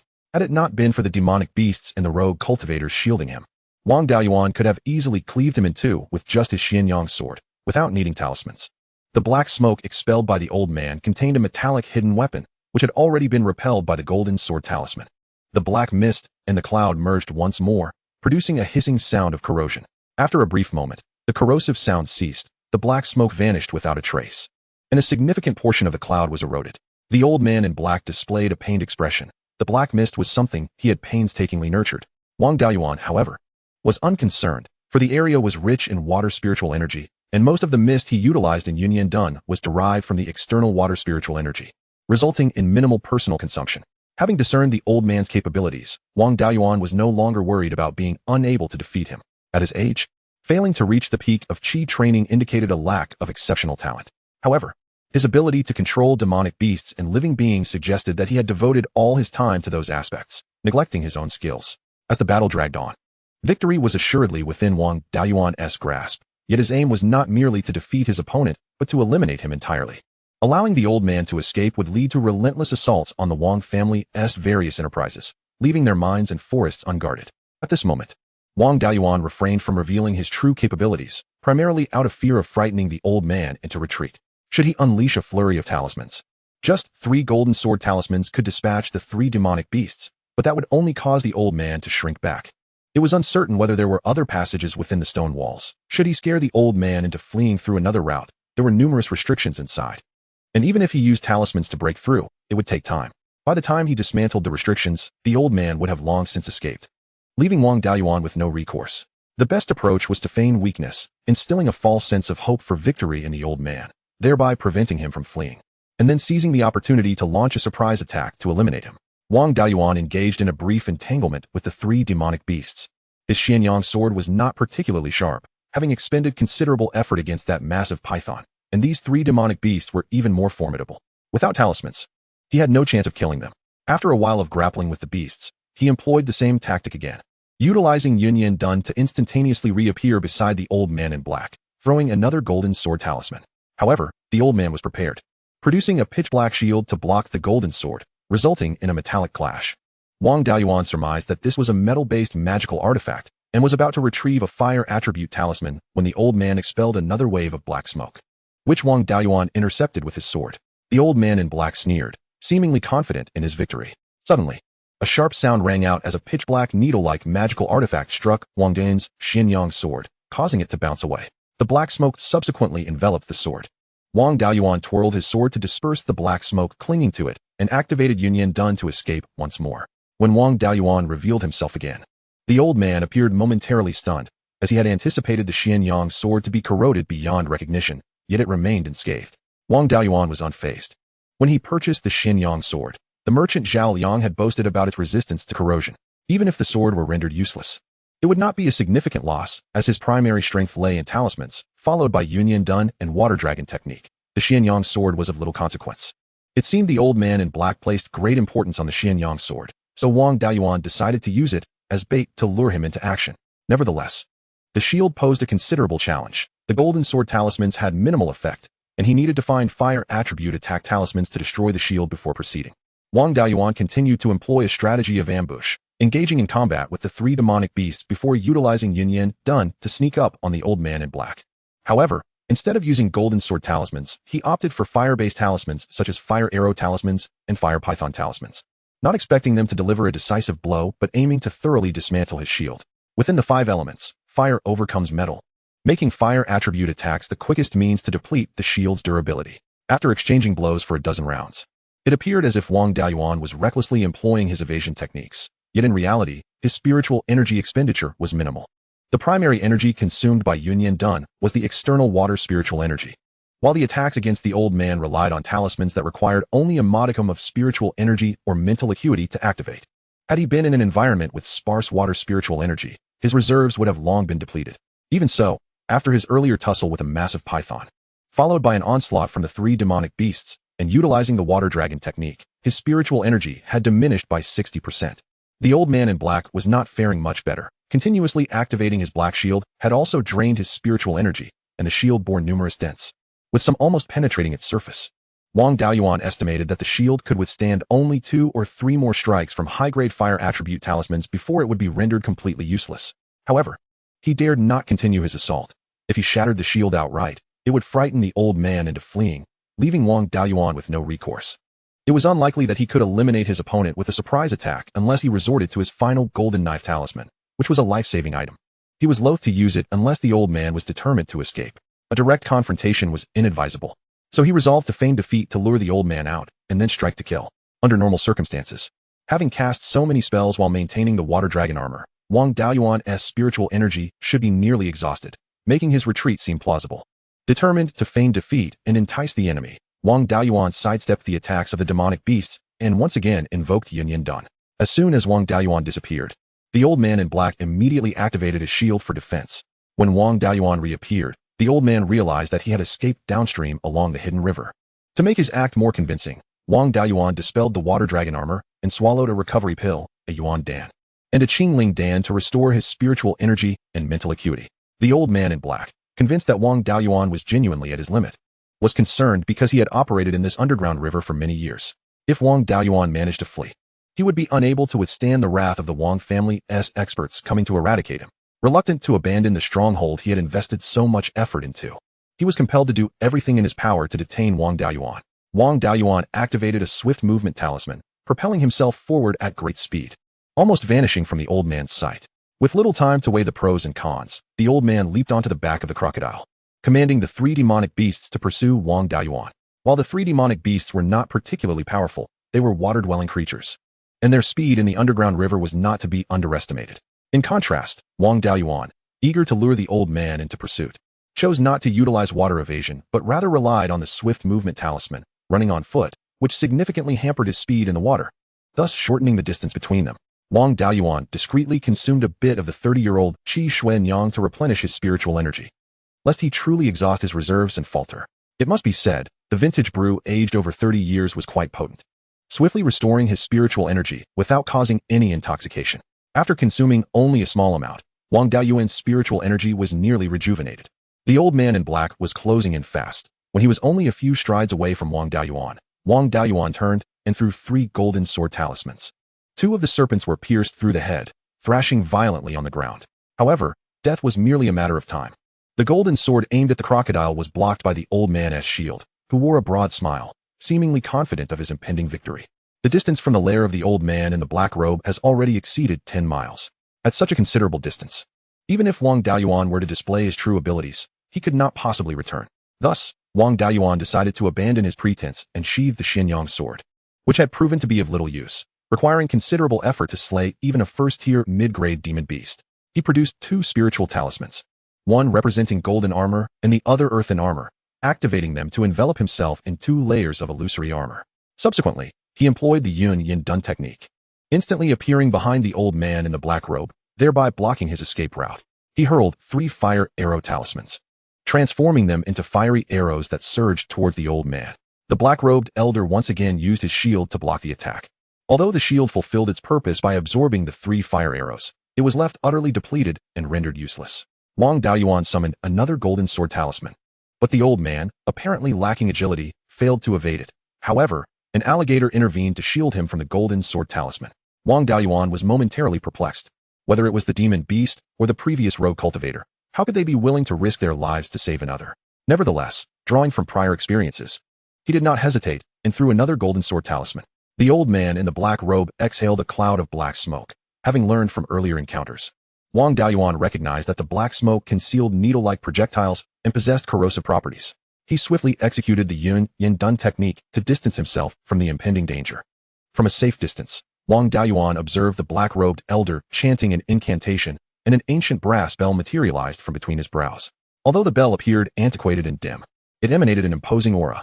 The moment the bell appeared, Wang Daoyuan felt an overwhelming sense of crisis, as if his life were in peril.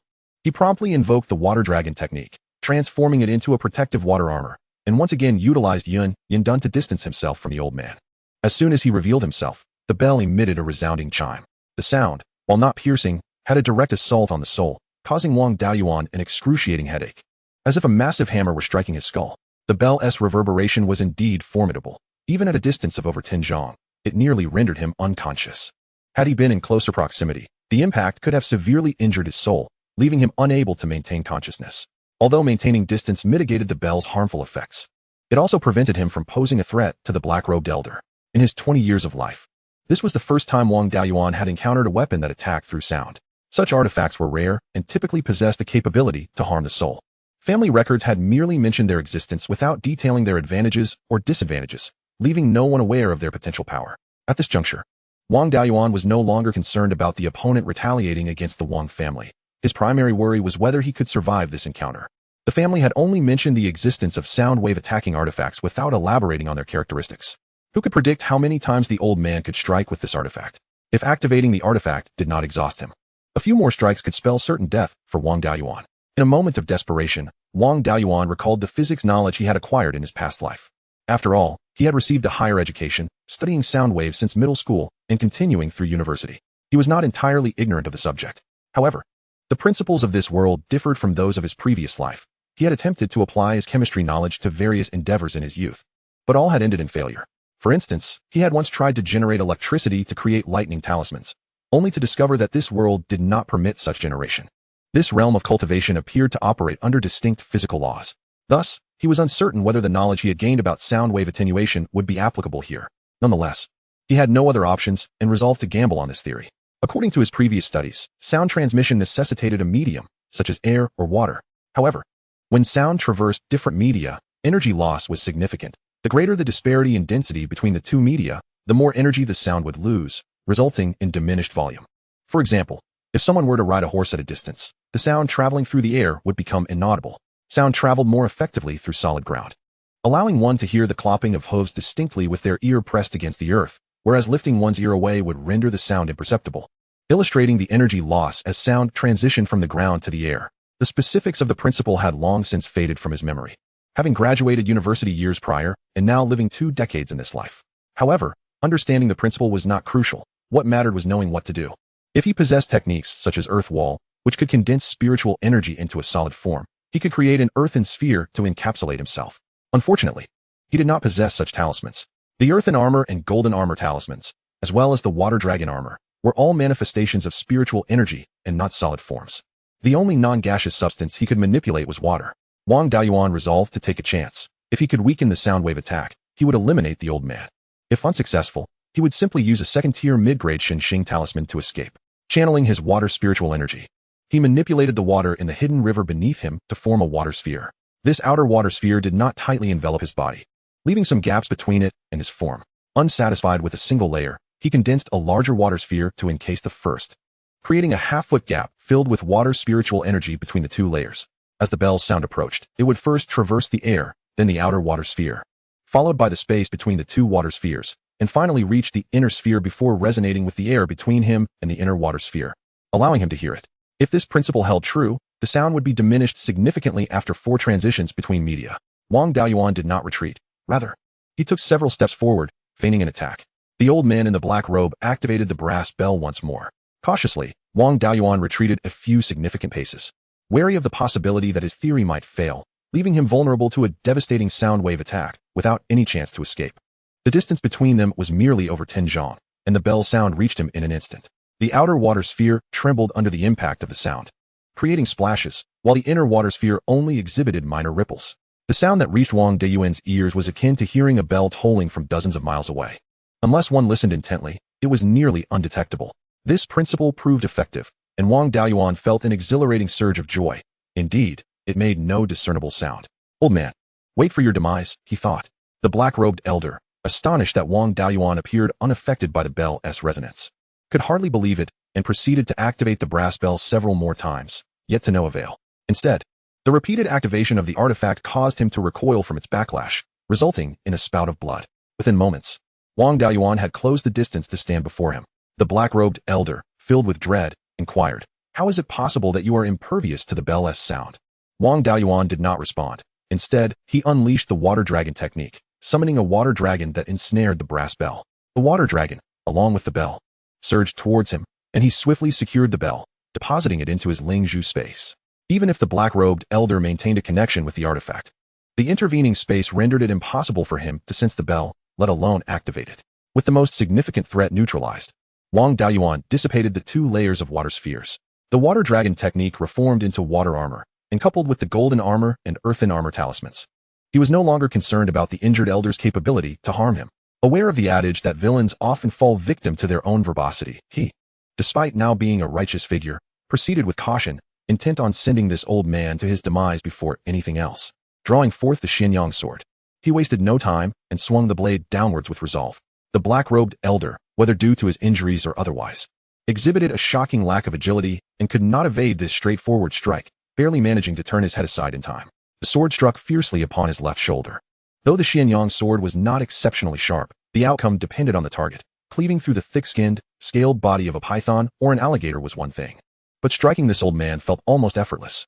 With a single slash, the figure cloaked in black was nearly cleaved in 2, barely struggling before succumbing to death. Wang Daoyuan refrained from looting the old man's body on the spot, aware that such actions could render him vulnerable to ambush. The defensive talismans and the water dragon armor still adorned him, so he hoisted the black-cloaked elder's corpse, eager to claim the storage belt at his waist. Suddenly, a spirit beast pouch at the elder's waist unfastened itself, and a young loose cultivator sprang forth. Wang Daoyuan seized him and inquired, "Who are you? What are you doing here?" Without uttering a word, the cultivator retaliated with a hidden weapon and attempted to flee. This weapon was the very needle-like apparatus concealed within the black smoke the elder had exhaled earlier. The needle struck Wang Daoyuan's earth armor talisman, which merely quivered slightly, its power far inferior to that wielded by the black-cloaked elder.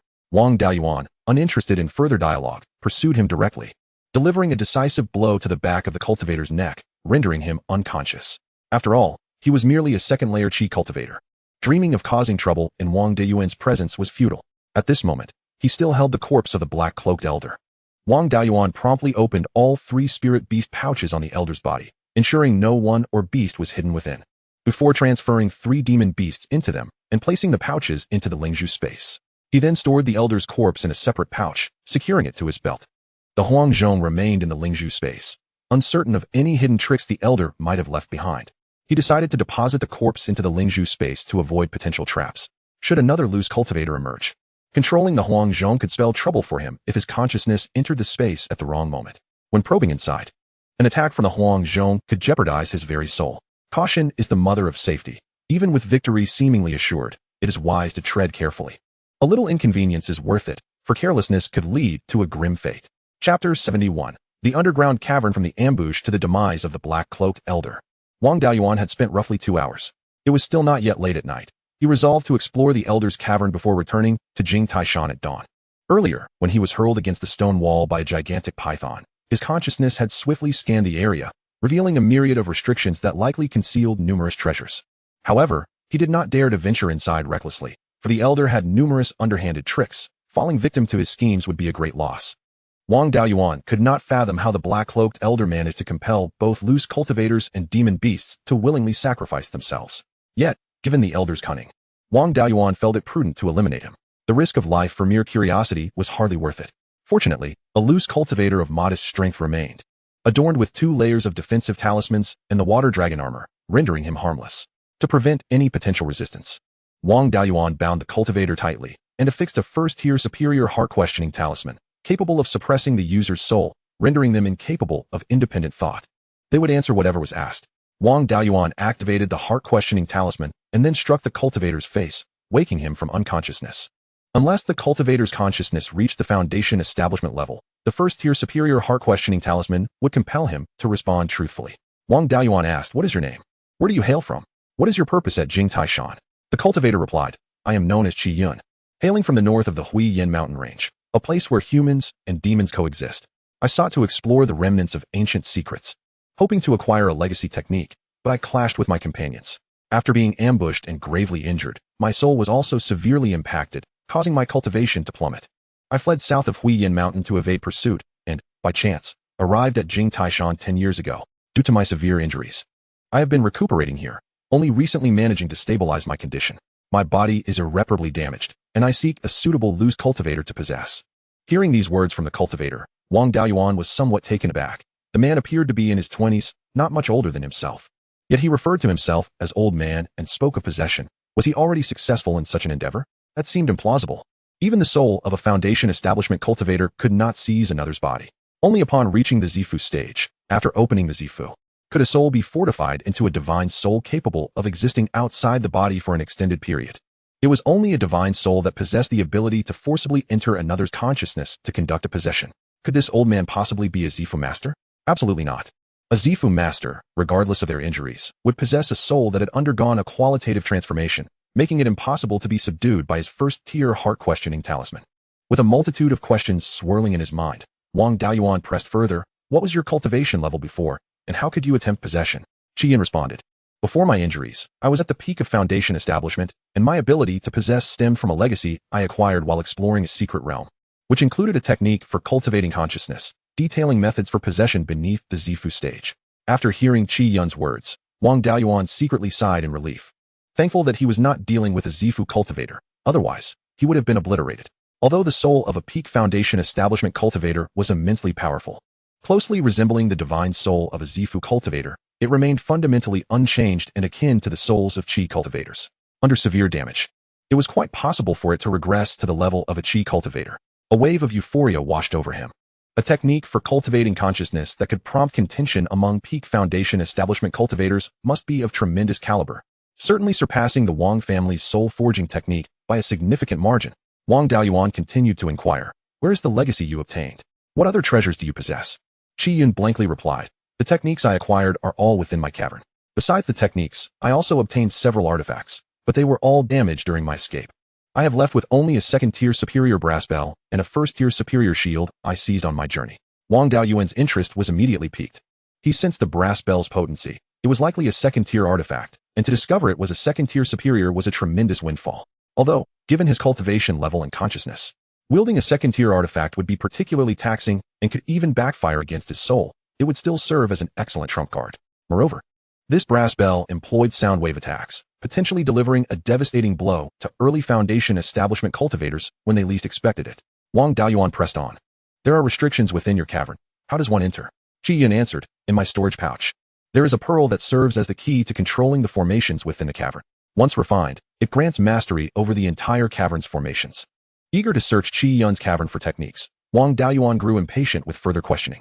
He discarded the heart-questioning talisman and affixed a soul-restraining talisman, ensuring that Qi Yun would remain unconscious for 10 days to half a month before placing him into a spirit beast pouch. He retrieved the storage pouch he had just confiscated from the Lingzhu space, discovering a fist-sized blue pearl and several jade slips within. Though he had no time to peruse them, Wang Daoyuan dripped a drop of his blood onto the pearl, then probed his consciousness into its depths, forcibly erasing the imprint Qi Yun had left behind and replacing it with his own consciousness imprint to complete the bond. Without the artifact in its owner's possession, the consciousness imprint within is akin to water without a source. Depleting it gradually would lead to its eventual exhaustion. Once he successfully claimed the artifact, Wang Daoyuan hurried to Qi Yun's cavern. As he extended his consciousness inside, he found the internal space vast, seemingly constructed from a natural cavern. Utilizing both his magical power and consciousness, he activated the blue pearl, which emitted a blue glow. Wang Daoyuan focused on the formations within the cavern, causing all restrictions to fade away, dimming their luminescence. He entered with composure, observing the expansive interior of the cavern, which spanned over 50 acres. Above the cave, several luminous pearls hung, suspended in the air. Although these trinkets held little value for cultivators, they served quite well for illumination. At the deepest part of the cave, there was a spiritual spring, which, judging by the concentration of spiritual energy it emitted, could be classified as a second-tier inferior spiritual spring. A spiritual spring represents an undeveloped water spiritual vein, despite its smaller scale. The concentration of spiritual energy in proximity to the spring is comparable to that of an equal-tier water spiritual vein, albeit the amount generated by the spring is considerably less. The spiritual energy produced by this spring is sufficient for a foundational cultivator and 20 to 30 Qi practitioners to cultivate. This cave could serve as the foundation for a foundational family. However, in Wang Daoyuan's eyes, it was not particularly precious. After all, Yuqing Peak, designated as the ancestral foundation by their forefathers, boasted a fourth-tier medium spiritual vein. Moreover, the spiritual vein at Yuqing Peak is a medium-sized vein, with its spiritual eye, Yulong Spring, covering an area of half an acre. The tier of the spiritual vein determines the quality of the spiritual energy produced, while the scale determines the quantity. The Wang family's protective mountain formation, the Wanshui Guiyuan Array, draws its energy from the spiritual vein. During the conflict between the Wang family and the three major sects against the Zhao family, several golden core cultivators from the three sects besieged the array for several days without breaching it. Eventually, under Yang Yang's mediation, the Yuming sect made concessions, promising not to annihilate the Wang family, who subsequently submitted to the Yuming sect. However, the Yuming sect did not wish for their vassals to possess such a formidable array. Thus they destroyed the Wanshui Beiyuan array. Although the Wang family retained the array's diagram and formation method, without a fourth-tier formation master, they had no means to implement it. Furthermore, the Yuming sect would not permit the Wang family to re-establish the Wanshui Beiyuan array. Additionally, the Yuming sect siphoned the source of the Yuqing Peak spiritual vein, reducing it to a third-tier superior vein, rendering it incapable of supporting the breakthrough of Zifu cultivators into the Golden Core realm and insufficient to sustain the Wanshui Beiyuan array. Nevertheless, the Yuqing Peak spiritual vein remains unparalleled in Qingli County, while the main spiritual veins of the Yang and Liang families are merely third-tier inferior veins. And the primary spiritual vein of the old district in Qingli Market is only a third-tier medium vein. Moreover, there is a possibility of restoring it to a fourth-tier spiritual vein by extracting the source from other spiritual veins and integrating it into Yulong Spring. The spiritual energy from Yulong Spring could support over a dozen late Zifu cultivators, and in the past, it could accommodate several mid-golden core cultivators for their cultivation. Although this spiritual spring cannot be compared to the Yuqing Peak spiritual vein, it is not without merit. As an immature spiritual vein, it possesses significant potential for growth. This location is also not far from the Tianzhenshan Mountains, with abundant spiritual energy, providing an opportunity for it to develop into a spiritual vein. The water from the spiritual spring meanders through the cave, nourishing 5 to 6 acres of spiritual fields, wherein spiritual grains are cultivated. There are various types of spiritual grains. The commonly seen spiritual grains in the market resemble millet, which is also what Wang Daoyuan cultivates in his Lingzhu space. Additionally, there are varieties akin to wheat and rice, known as spiritual wheat and spiritual rice, respectively. All three types of spiritual grains possess varying grades. Some second-tier spiritual grains exist among major powers. While the royal family of the Zhao Kingdom once had third-tier spiritual grains, the cave cultivates all three categories of spiritual grains, with spiritual rice planted in the low-lying areas and spiritual wheat and grains in the higher terrains. Spiritual wheat and spiritual rice are not commonly seen in the market, and few people cultivate them. Despite their slightly higher yield, they demand more from the spiritual fields and require more intricate management, especially spiritual rice, which has the highest yield among the three types, but also requires the most meticulous care, necessitating not only spiritual fields, but also irrigation from the spiritual spring. Furthermore, frequent water diversion and drainage are required. Ultimately, the spring water converges in a low-lying area, forming a pond of about 3 acres, with crystal-clear water. Within the pond, there are some first-tier water algae, resembling ordinary goldfish algae, shimmering with a metallic luster. Wang Daoyuan scooped up a piece of water algae for careful examination and found no special characteristics. It was likely just ordinary goldfish algae that had transformed into first-tier spiritual grass under the nourishment of spiritual energy, so he decided to name it Jinyu Lingzhao. This water algae has no medicinal value, but is quite suitable as food for spiritual fish due to its abundance of spiritual energy. The Wang family's Yulong Spring also contains tiered water algae, classified as second-tier superior algae, known as Yulong algae, which is a specialty of Yulong Spring and cannot survive elsewhere. Yulong algae has a long growth period and may develop into a third-tier inferior spiritual plant, aiding aquatic demonic beasts in their evolution. Legend has it that the Wang family's ancestors' dragonfish was originally an ordinary second-tier spiritual fish, which later consumed third-tier Yulong algae, breaking the constraints of its bloodline and ascending to third tier. Additionally, the dragon bloodline within it awakened, enhancing its innate abilities, allowing it to swiftly rise to fourth tier.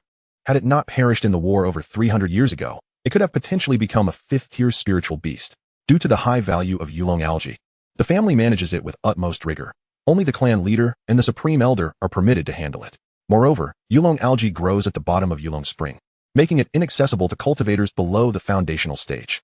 Wang Daoyuan has long desired to stealthily procure a few, but alas, lacks the capability. Yulong algae has little chance of survival if removed from Yulong Spring. Even if it were to survive by a stroke of luck, it would not thrive.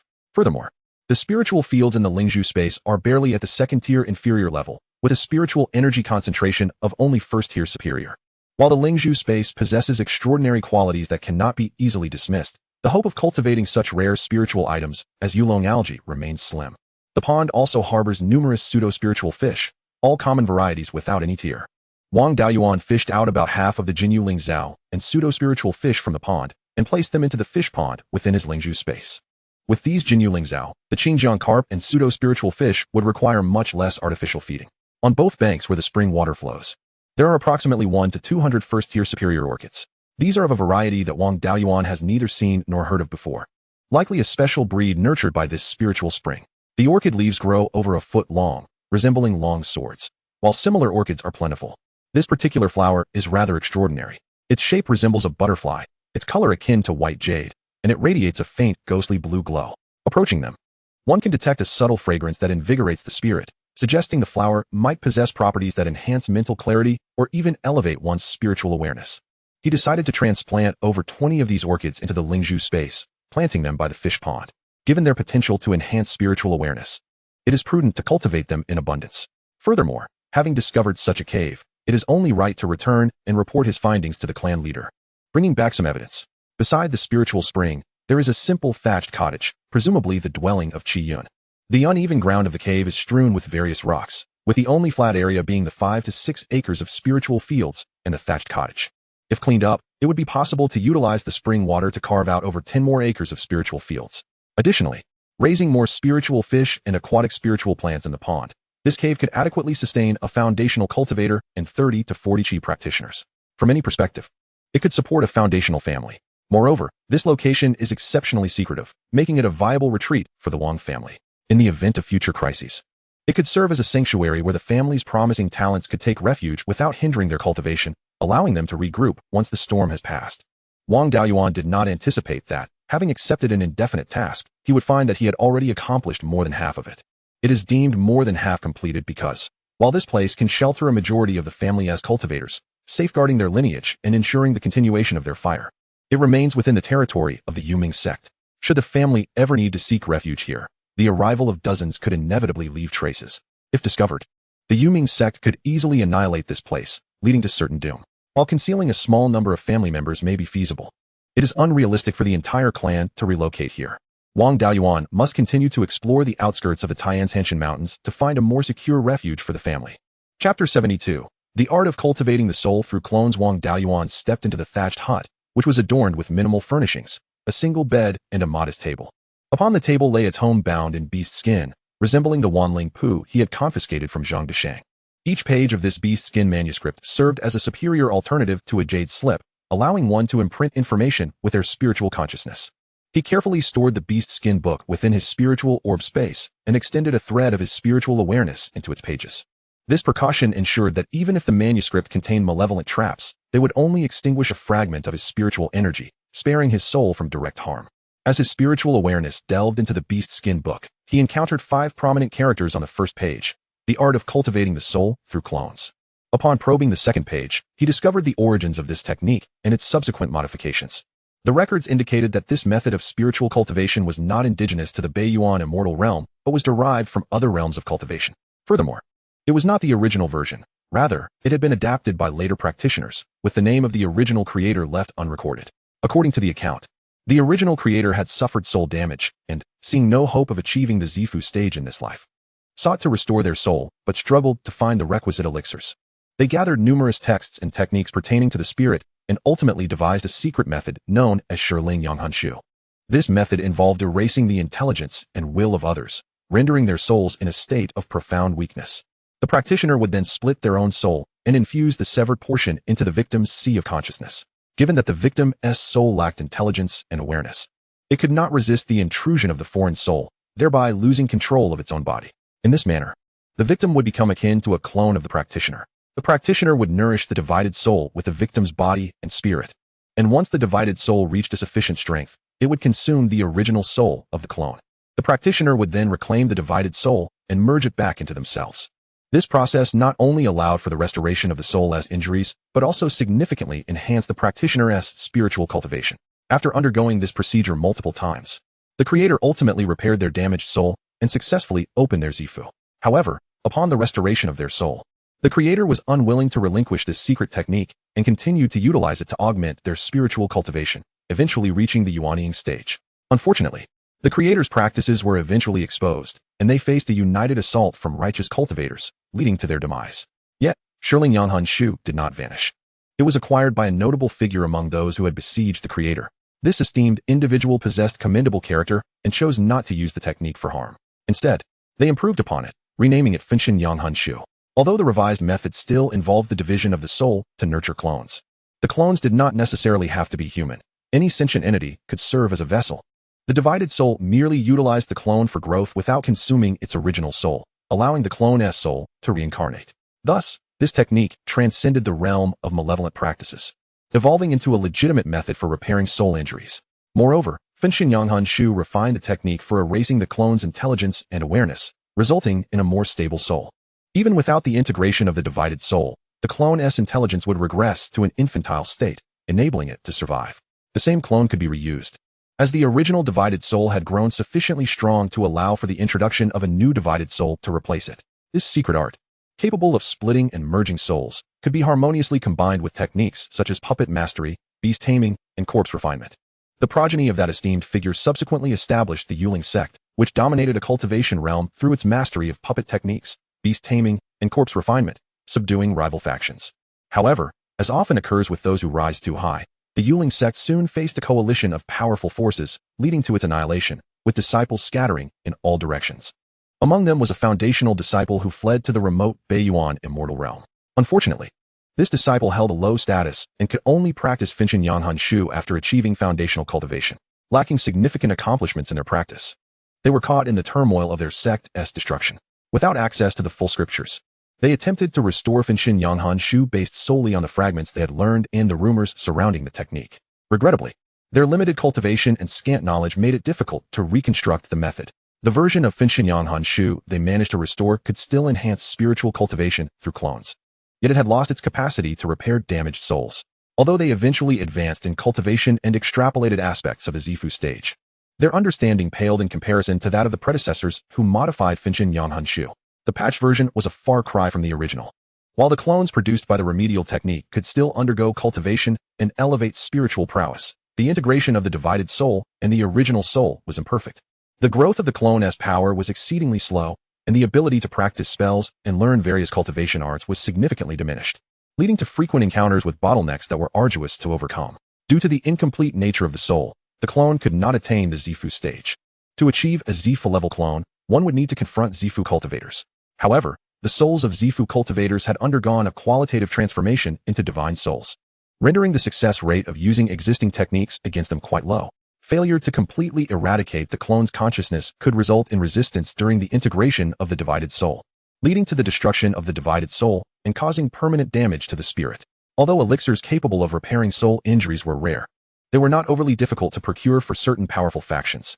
In contrast, the elixirs required to restore the divine souls of Zifu cultivators were exceptionally scarce, each considered a treasure of immense value, rarely encountered. The risk associated with crafting clones from Zifu cultivators was exceedingly high. Thus, the disciple began to adopt an unconventional approach, shifting focus from enhancing spiritual cultivation to using clones as primary combatants, primarily cultivating corpse techniques to control the dead. The synergy between humans and the reanimated corpses was profound, especially when supplemented by formations, leading to an unparalleled increase in combat prowess, rendering them virtually invincible among their peers. Eventually, the disciple advanced to the Jindan stage, commanding over 100 reanimated corpses and creating the formidable Wanshi Grand Formation, earning a reputation among Jindan cultivators as the Wanshi Jinren. By the time Wanshi Jinren reached the late Jindan stage, there were no challengers beneath the Yuanying level. However, after offending numerous factions, he was beset by a collective of several Jindan cultivators, sustaining severe injuries. He fled to a secret realm, ultimately reaching a state of enlightenment. Qi Yun and his companions, while exploring the secret realm, inadvertently stumbled upon the resting place of Wanshi Jinren. Most of the reanimated corpses, various artifacts, and some scriptures left behind were acquired by his companions. Qi Yun only obtained a small portion of the artifacts along with the primary cultivation technique of Wanshi Jinren and some secret arts, which set the stage for subsequent events. The third page of the Beast Skin book documented the core of Fenshin Yanghan Shu, encompassing methods to annihilate the intelligence and consciousness of clones, the secret art for merging the main soul with the divided soul, and the nurturing techniques for both the divided and main souls. The remaining pages of the Beast Skin book contained records of secret arts derived from Fenshin Yanghan Shu, including the technique Qi Yun employed to seize control with foundational cultivation, which involved first dividing the soul into the main clone, allowing for mutual adaptation before transferring the main soul into the clone, thereby displacing the original soul of the clone. However, Qi Yun's process of transferring his main soul into the clone was forced, as his original self was slain, necessitating that the main soul be entrusted to the clone before full adaptation with the divided soul was achieved. The aforementioned loose cultivator and the 4 demonic beasts were all clones of Qi Yun, which is why they could sacrifice themselves to shield the main body from harm. Aside from the secret arts derived from Fenshin Yanghan Shu, there were also various corpse cultivation techniques and secret arts collected by Wanshi Jinren, including the Wanshi Grand Formation. Wang Daoyuan held little interest in the art of corpse cultivation. It was fraught with too many drawbacks, as the corpse energy could damage the practitioner's physical body, and those who primarily practiced corpse techniques faced shorter lifespans. Furthermore, instances of corpses turning against their masters were not uncommon. Additionally, there were issues surrounding resources. He possesses a Lingzhu space that can provide an abundance of spiritual herbs. Pursuing the path of corpse refinement is less favorable than that of beast taming. Chapter 73, The Soul Extinguishing Bell. Strengthening spiritual beasts requires spiritual herbs, which he can supply in large quantities. The Lingzhu space cannot produce the materials necessary for enhancing corpses. Hence Wang Daoyuan would not opt for corpse refinement nor focus on beast taming. Whether refining corpses or taming beasts, both rely on external resources. But true strength from within is paramount. In the future, he will choose to raise spiritual beasts that hold special value or are intended for sustenance. Admittedly, beast taming is exceptionally fierce in combat, and with the beast taming secret technique seized from Zhang Desheng, utilizing beasts as a supplementary means is not without merit. Though this is a golden core inheritance, Wang Daoyuan does not covet it, as his own family possesses a golden core legacy. The Wang family's ancestor is also a distinguished figure among golden core practitioners, a fact that the golden core elder slain in the battle at the Kanyang Palace can attest to. He requires a cultivation method that suits him rather than blindly selecting the most powerful. The soul-nurturing avatar technique is particularly fitting. Although the version repaired by the Master of 10,000 Corpses is inferior to the original, it remains a formidable method for cultivating divine consciousness. In terms of soul-nurturing techniques, it far surpasses the Wang family's soul-forging technique, provided it is not used on innocent individuals and instead employed to refine his enemies into avatars. It serves as a means of tormenting foes. After all, avatars are still sentient beings. For Wang Daoyuan, the soul-nurturing avatar technique is indeed a tremendous treasure. Its value lies not merely in enhancing his divine consciousness, but in the avatars themselves. As the master of the Lingzhu space, while his consciousness can perform simple tasks within, such as planting and harvesting spiritual herbs with minimal consumption of divine power, more complex endeavors, like crafting talisman paper from Huanyun grass, cannot be effectively accomplished in the space without exhausting his divine energy. However, with avatars, he can control them to produce talisman paper, and with the space's 20-fold time acceleration, he will never run out of talisman paper. If he can teach the avatars to craft spiritual talismans, he would not need to engage in the process himself. Furthermore, planting spiritual grains in the Lingzhu space generates copious straw, which is rich in spiritual energy and can be used to nourish herbivorous spiritual beasts.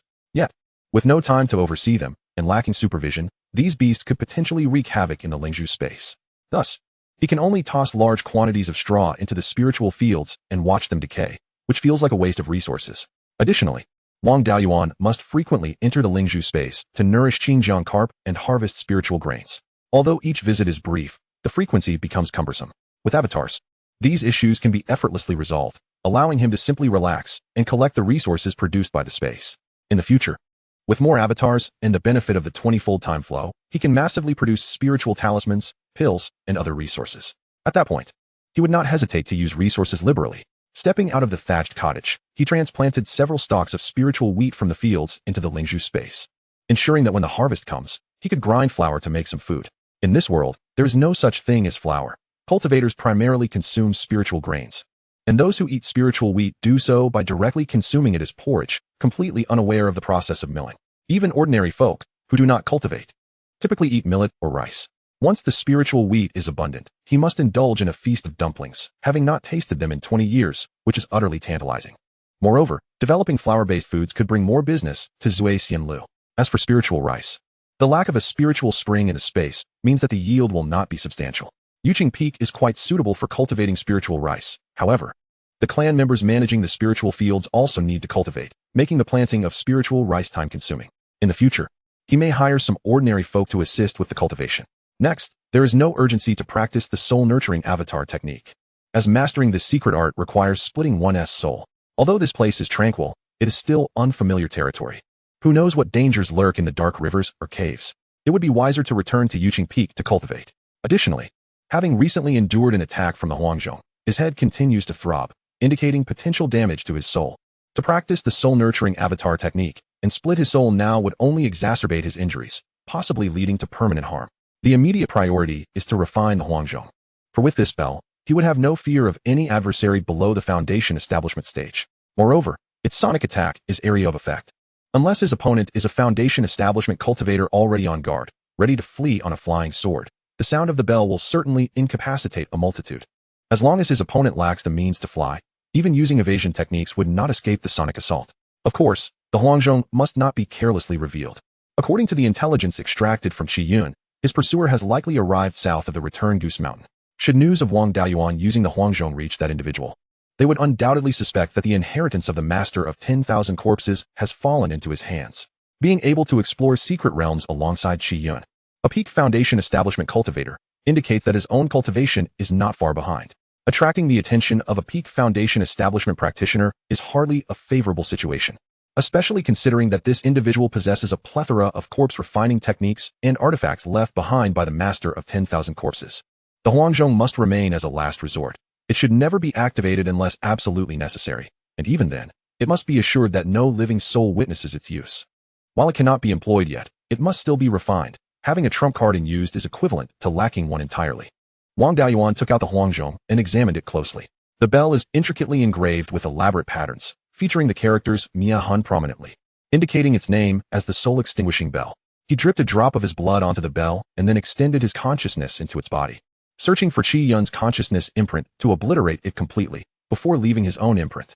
It is no surprise that the soul-extinguishing bell, being a superior second-tier artifact, requires considerable effort to eradicate the consciousness imprint. It consumed more than half an hour to entirely eliminate Qiyun's mark. Leaving his own consciousness imprint is no simple task either. Completing the recognition of the owner took nearly 2 hours in total. After recognizing the soul-extinguishing bell as his own, Wang Daoyuan gained some insights into its capabilities. It is a dual-purpose artifact for both offense and defense, with its primary attack being sonic waves. When launching a sonic attack, the soul-extinguishing bell automatically forms a defensive light shield around its master, preventing harm from the sonic assault. The creator of this artifact was quite thoughtful, ensuring that the sonic attack would not harm its wielder. Furthermore, the artisan understood how to counter sonic attacks. When activating the bell's defense, all of its power is devoted to forming the protective light shield, which is significantly stronger than the shield formed during a sonic attack, capable of easily withstanding the full force of an early Foundation establishment cultivator's strike. Although the soul-extinguishing bell is a superior second-tier artifact, its activation threshold is not high. A late-stage Qi refinement cultivator can easily manipulate it with their divine consciousness and spiritual power, albeit the resulting power may only be at 1 or 2/10 of its full potential, which is still quite impressive. Wang Daoyuan attempted to activate the soul-extinguishing bell to unleash a sonic attack. After just one activation, it consumed about 30% of his divine consciousness. He felt an immense sense of relief, recalling that when he countered the sonic attack, Qiyun, in a state of panic, had activated the soul-extinguishing bell several times, likely depleting a substantial amount of his divine consciousness. Otherwise, the heart-questioning talisman would not have been able to restrain Qiyun, and he could have been ambushed. Unlike typical second-tier artifacts, the soul-extinguishing bell can be stored within the sea of consciousness, providing greater concealment when used. Moreover, with the soul-extinguishing bell stationed in the sea of consciousness, it also offers protection against divine consciousness attacks.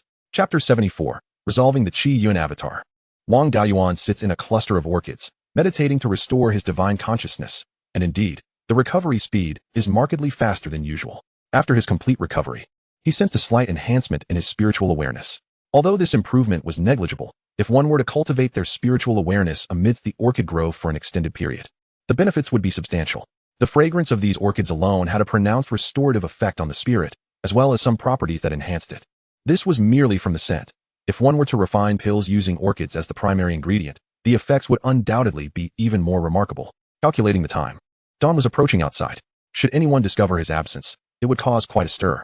According to the records of the Finshin Yanghan Shu, the separation between the avatar and the main body was not great, allowing for a mental connection. Wang Daoyuan was uncertain whether Qiyun's avatars were aware that the main body had been captured. If they knew, they would undoubtedly attempt to flee. Although these avatars were merely mortals and incapable of cultivation to grow stronger, they were privy to the secrets of the underground cavern and might have learned that Wang Daoyuan had obtained the Finshin Yanghan Shu. If they were to disclose this information, Wang Daoyuan would be in peril. To ensure he could capture all of Qiyun's avatars before anyone noticed his disappearance, he had to return swiftly. Emerging from the underground cavern, Wang Daoyuan immediately activated a teleportation talisman, hastily arriving directly beneath Jingtai Mountain, before employing a soil escape talisman to return to the mining corridor's lounge. At that moment, the miners had yet to awaken. Wang Daoyuan proceeded directly to the private quarters of the assistant manager. Upon seeing him return in full form, the assistant manager was somewhat astonished. This eased Wang Daoyuan's mind, indicating that the avatars were unaware of the main body's capture. Wang Daoyuan jested. "Qi Yun, my friend, you seem to be in good health." Upon hearing this, the assistant manager attempted to flee. Unfortunately, as an ordinary person, he stood no chance of escaping Wang Daoyuan's grasp. Wang Daoyuan swiftly subdued him, refraining from using the Xinwen talisman, for this avatar was merely immortal. Employing such a talisman might cause the soul to shatter. Wang Daoyuan rummaged through the room and retrieved a drugged substance with a faint scent of alcohol, letting Dahei sniff it. "Dahei, locate everyone who possesses this substance." Soon, Dahei conducted a thorough search and found 5 individuals affected by the drug, including the chief mining manager and 4 assistant managers. Wang Daoyuan brought all 6 to the cavern of his uncle, Wang Shoujiang, where Wang Daoxing was also temporarily residing.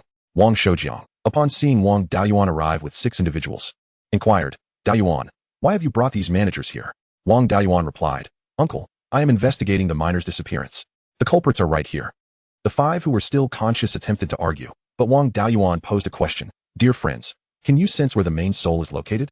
With that, he produced the still unconscious Qi Yun from his spirit beast pouch. The 5 avatars immediately sensed the location of the main soul and were taken aback. Wang Daoyuan again employed the Xinwen talisman on Qi Yun, asking, "Qi Yun, how many avatars do you have concealed within Jingtai Mountain? Are they all here?" Just as Qi Yun regained consciousness, he was restrained and groggily responded, "There are 6 in total, these 6. After he finished speaking, Wang Daoyuan affixed a soul-sealing talisman on Qi Yun and placed him back into the spirit beast pouch. He then instructed Wang Daoxing, second brother, "Render these 5 conscious individuals unconscious. Be gentle, do not kill them." Wang Daoxing was quite pleased with the task, declaring, "This is a job I relish." In a matter of moments, all 5 were rendered unconscious. Wang Daoyuan picked one up and infiltrated his consciousness into the individual's sea of awareness. Since this person was in a state of unconsciousness and was merely immortal, there was little resistance from the soul. He utilized the method described in the Finshin Yanhan Shu to extract the fragment of Qi Yun's soul. Soon, the soul fragments of all 6 individuals were retrieved. And Wang Daoyuan held 6 orbs in his hand, each adorned with a visage that was both real and illusory. He handed the 6 orbs to Wang Shoujiang, stating, "Uncle, incinerate these objects." Wang Shoujiang, who specialized in fire attributes, took the 6 soul fragments without hesitation. He gathered a fireball in his palm, enveloping the fragments within it. After a cacophony of anguished cries, the 6 soul fragments vanished without a trace. Wang Daoyuan clasped his hands in gratitude to Wang Shoujiang, saying, "The matter of the missing miners is resolved. I kindly ask you and second brother to keep today's events confidential. This matter is of great significance, and I must report back to the clan leader." He explained to the miners that these individuals had been manipulated by an evil cultivator, who captured miners to feed to demonic beasts. With the beasts slain, the evil cultivator had fled.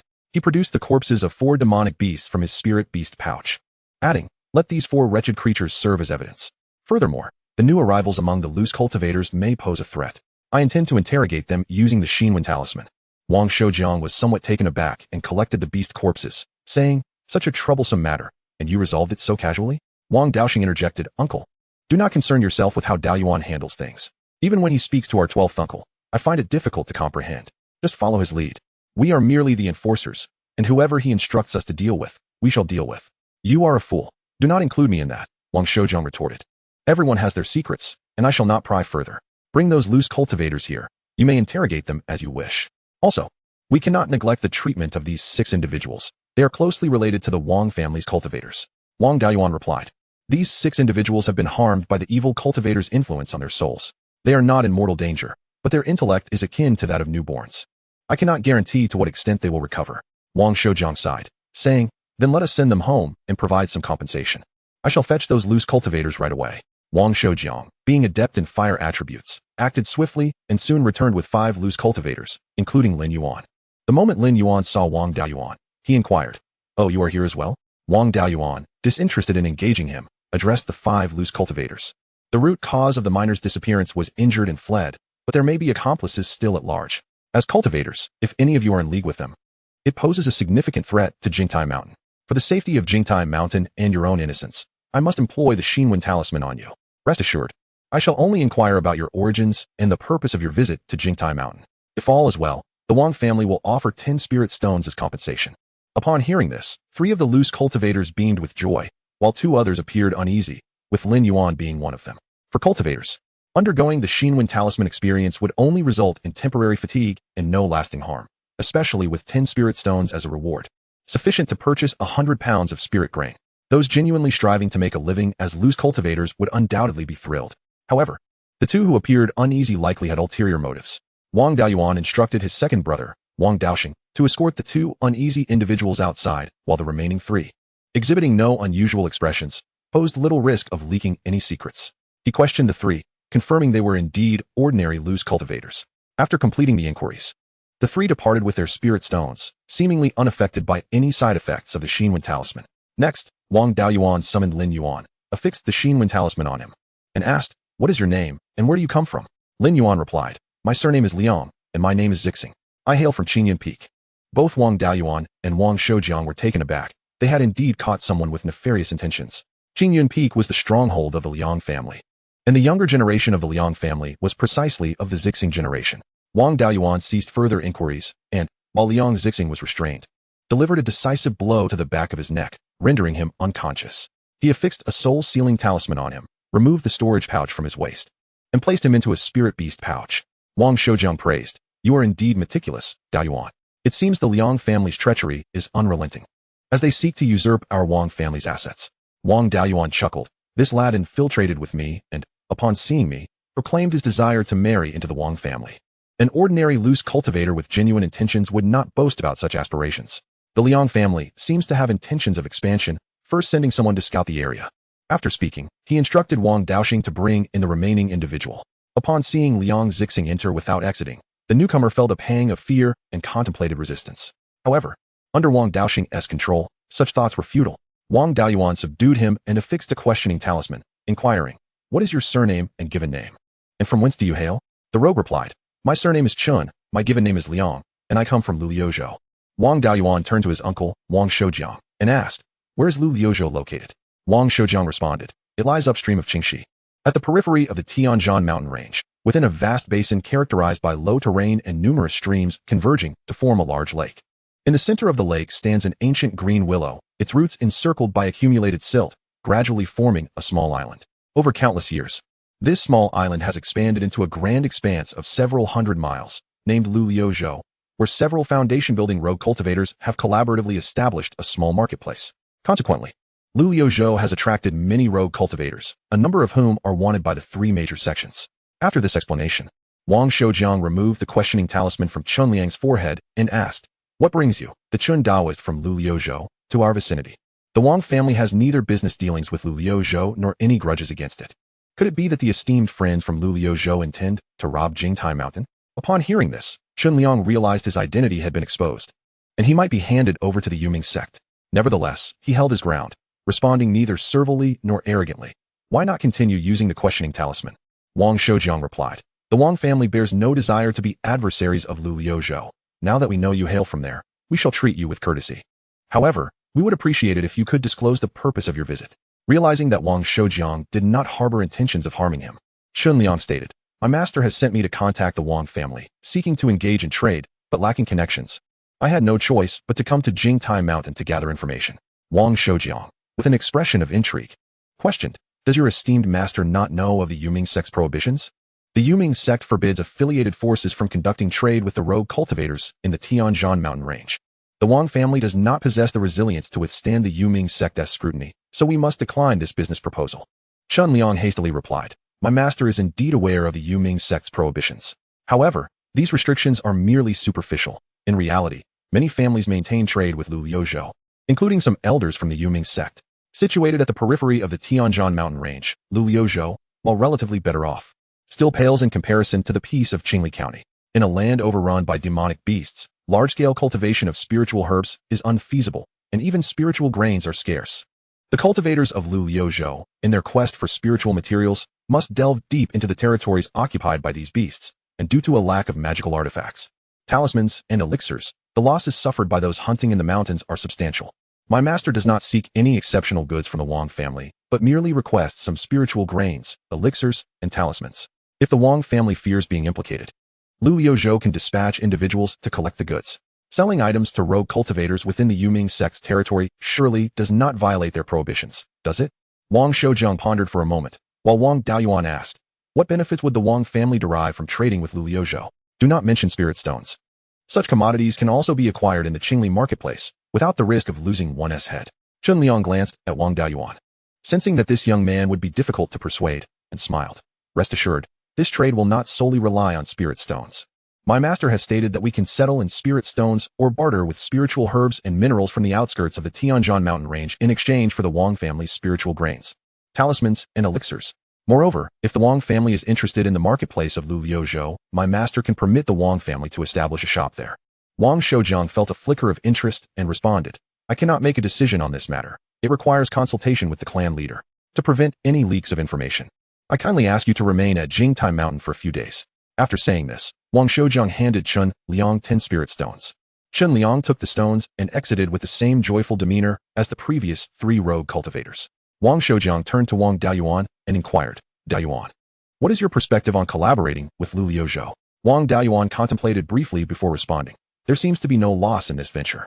If we can exchange spiritual grains and other resources for those from the Tianjian mountain range, it would be a considerable profit. With the upcoming auction of foundation building elixirs in a year, families will be frantically selling their goods, making business challenging. If we can establish trade with Lu Liuzhou, it could serve as an excellent source of income, enhancing our chances of acquiring a foundation building elixir. However, I lack sufficient understanding of Lu Liuzhou to make an accurate assessment. It would be prudent to consult the clan leader first. Wang Shoujiang nodded. Let us proceed thus. I must remain here to guard Jingtai Mountain and cannot leave my post. Daoxing is unreliable in his duties, so it would be best for you to return to the family. Wang Daoxing protested. How am I unreliable? Have I ever erred when it comes to smashing heads? The two exchanged disdainful glances and ignored him. Wang Daoyuan replied, very well, I shall return, and it is timely as I also need to report on the missing personnel.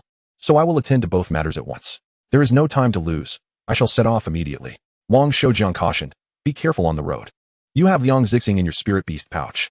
Exercise caution when passing through the Liang family's territory to avoid being discovered. It would complicate matters. Rest assured, uncle. I will be careful. Wang Daoyuan clasped his hands in a gesture of respect. I will assess the situation and choose my route, if necessary. I can take the land route back to Yichuan Peak. After bidding farewell to his uncle, Wang Daoyuan departed from Jingtai Mountain, boarding a vessel transporting red iron ore downstream, disembarking at Qingxi Village. It was not that he intended to delay his journey, but rather he had sustained injuries during his earlier duel with Qi Yun, afflicted by the Ming Hun Bell. Initially, he had remained tense and did not pay much attention to his discomfort. Once the situation was clarified and he relaxed, he began to feel a pounding headache and a dull ache in his internal organs. While bodily injuries were manageable with some healing elixirs, damage to the soul was a grave matter. If left unchecked, it could jeopardize his future path. For the sake of his prospects, he decided to rest at home to recuperate from his soul injury. Chapter 76, Testing the Spiritual Root. Injuries to the soul can vary in severity. Minor injuries can heal with adequate rest over time. However, severe injuries necessitate secret methods or spiritual elixirs for restoration. If one rushes back to the family and encounters enemies on the way, engaging in battle and overextending their consciousness can exacerbate even minor wounds into severe ones. Furthermore, the incomplete version of the Fin Shinyang Huan Shu passed down by the Wan Shi Jinren lacked the ability to restore the soul, making it difficult for him, given his strength, to procure elixirs capable of such healing. Should he suffer severe injury, future breakthroughs would become increasingly challenging, and the possibility of opening a Zifu would be utterly unattainable, let alone the prospect of longevity. Upon returning home to Qingxi Village, he released Dahe, who promptly returned to the entrance, resuming his duty as a guard. Upon his arrival, his parents came to inquire about his well-being. Seeing her son's pallor, Wang Yangshi expressed concern. Why do you look so unwell? He replied, I undertook a family task at Jingtai Mountain and sustained some injuries. I will recuperate at home for a few days. His parents were deeply worried but felt helpless, only able to fret. In the household, there were 3 sons among the 2nd generation, and currently, only 1 mischievous child among the 3rd generation, with no daughters and the father not taking a concubine. The backyard remained empty. He settled into the back courtyard to avoid disturbances. After selecting a suitable place to rest, Wang Daoyuan transplanted several orchids from the spatial realm into pots, removing them from the spirit pearl space. Each day, he lay in bed with a few pots of orchids beside him. Although it was uncertain whether these orchids had a direct effect on restoring the soul, their fragrance could indeed rejuvenate and enhance one's consciousness, positively affecting the soul. Each day, inhaling their scent could yield some benefit. Whether due to the relatively mild state of his soul injury or the effect of the orchid fragrance, after 5 or 6 days, his soul injury had essentially healed. At this point, he felt confident enough to release his consciousness and explore his surroundings. Having long heard of the lively atmosphere in the village, I directed my spiritual awareness toward it, and discovered that the villagers were measuring the spiritual roots of children who had just turned 10. The one conducting the measurements was Wu Gu Wang Daozong, who possessed mediocre talents, with a primary spiritual root in the wood attribute, and had reached the 5th level of Qi cultivation. After he returned the orchid to the spirit pearl space, he stepped out of the backyard and greeted his parents. Seeing their son in good spirits, the elderly couple felt reassured. As Wang Daoyuan arrived at the village entrance, he noticed a gathering around a young man clad in white robes, who held a palm-sized white jade plate. A line of children, each around 10 years old, stood beside him. The first child placed his hand on the jade plate, and the young man infused it with a surge of spiritual energy. The plate emitted a faint glow, yet showed no significant change. Shaking his head, the young man declared, "This child possesses no spiritual root." The dejected parents led their child away, while the next child stepped forward for the measurement. Wang Daoyuan chose not to intrude. It was his first time witnessing such a scene.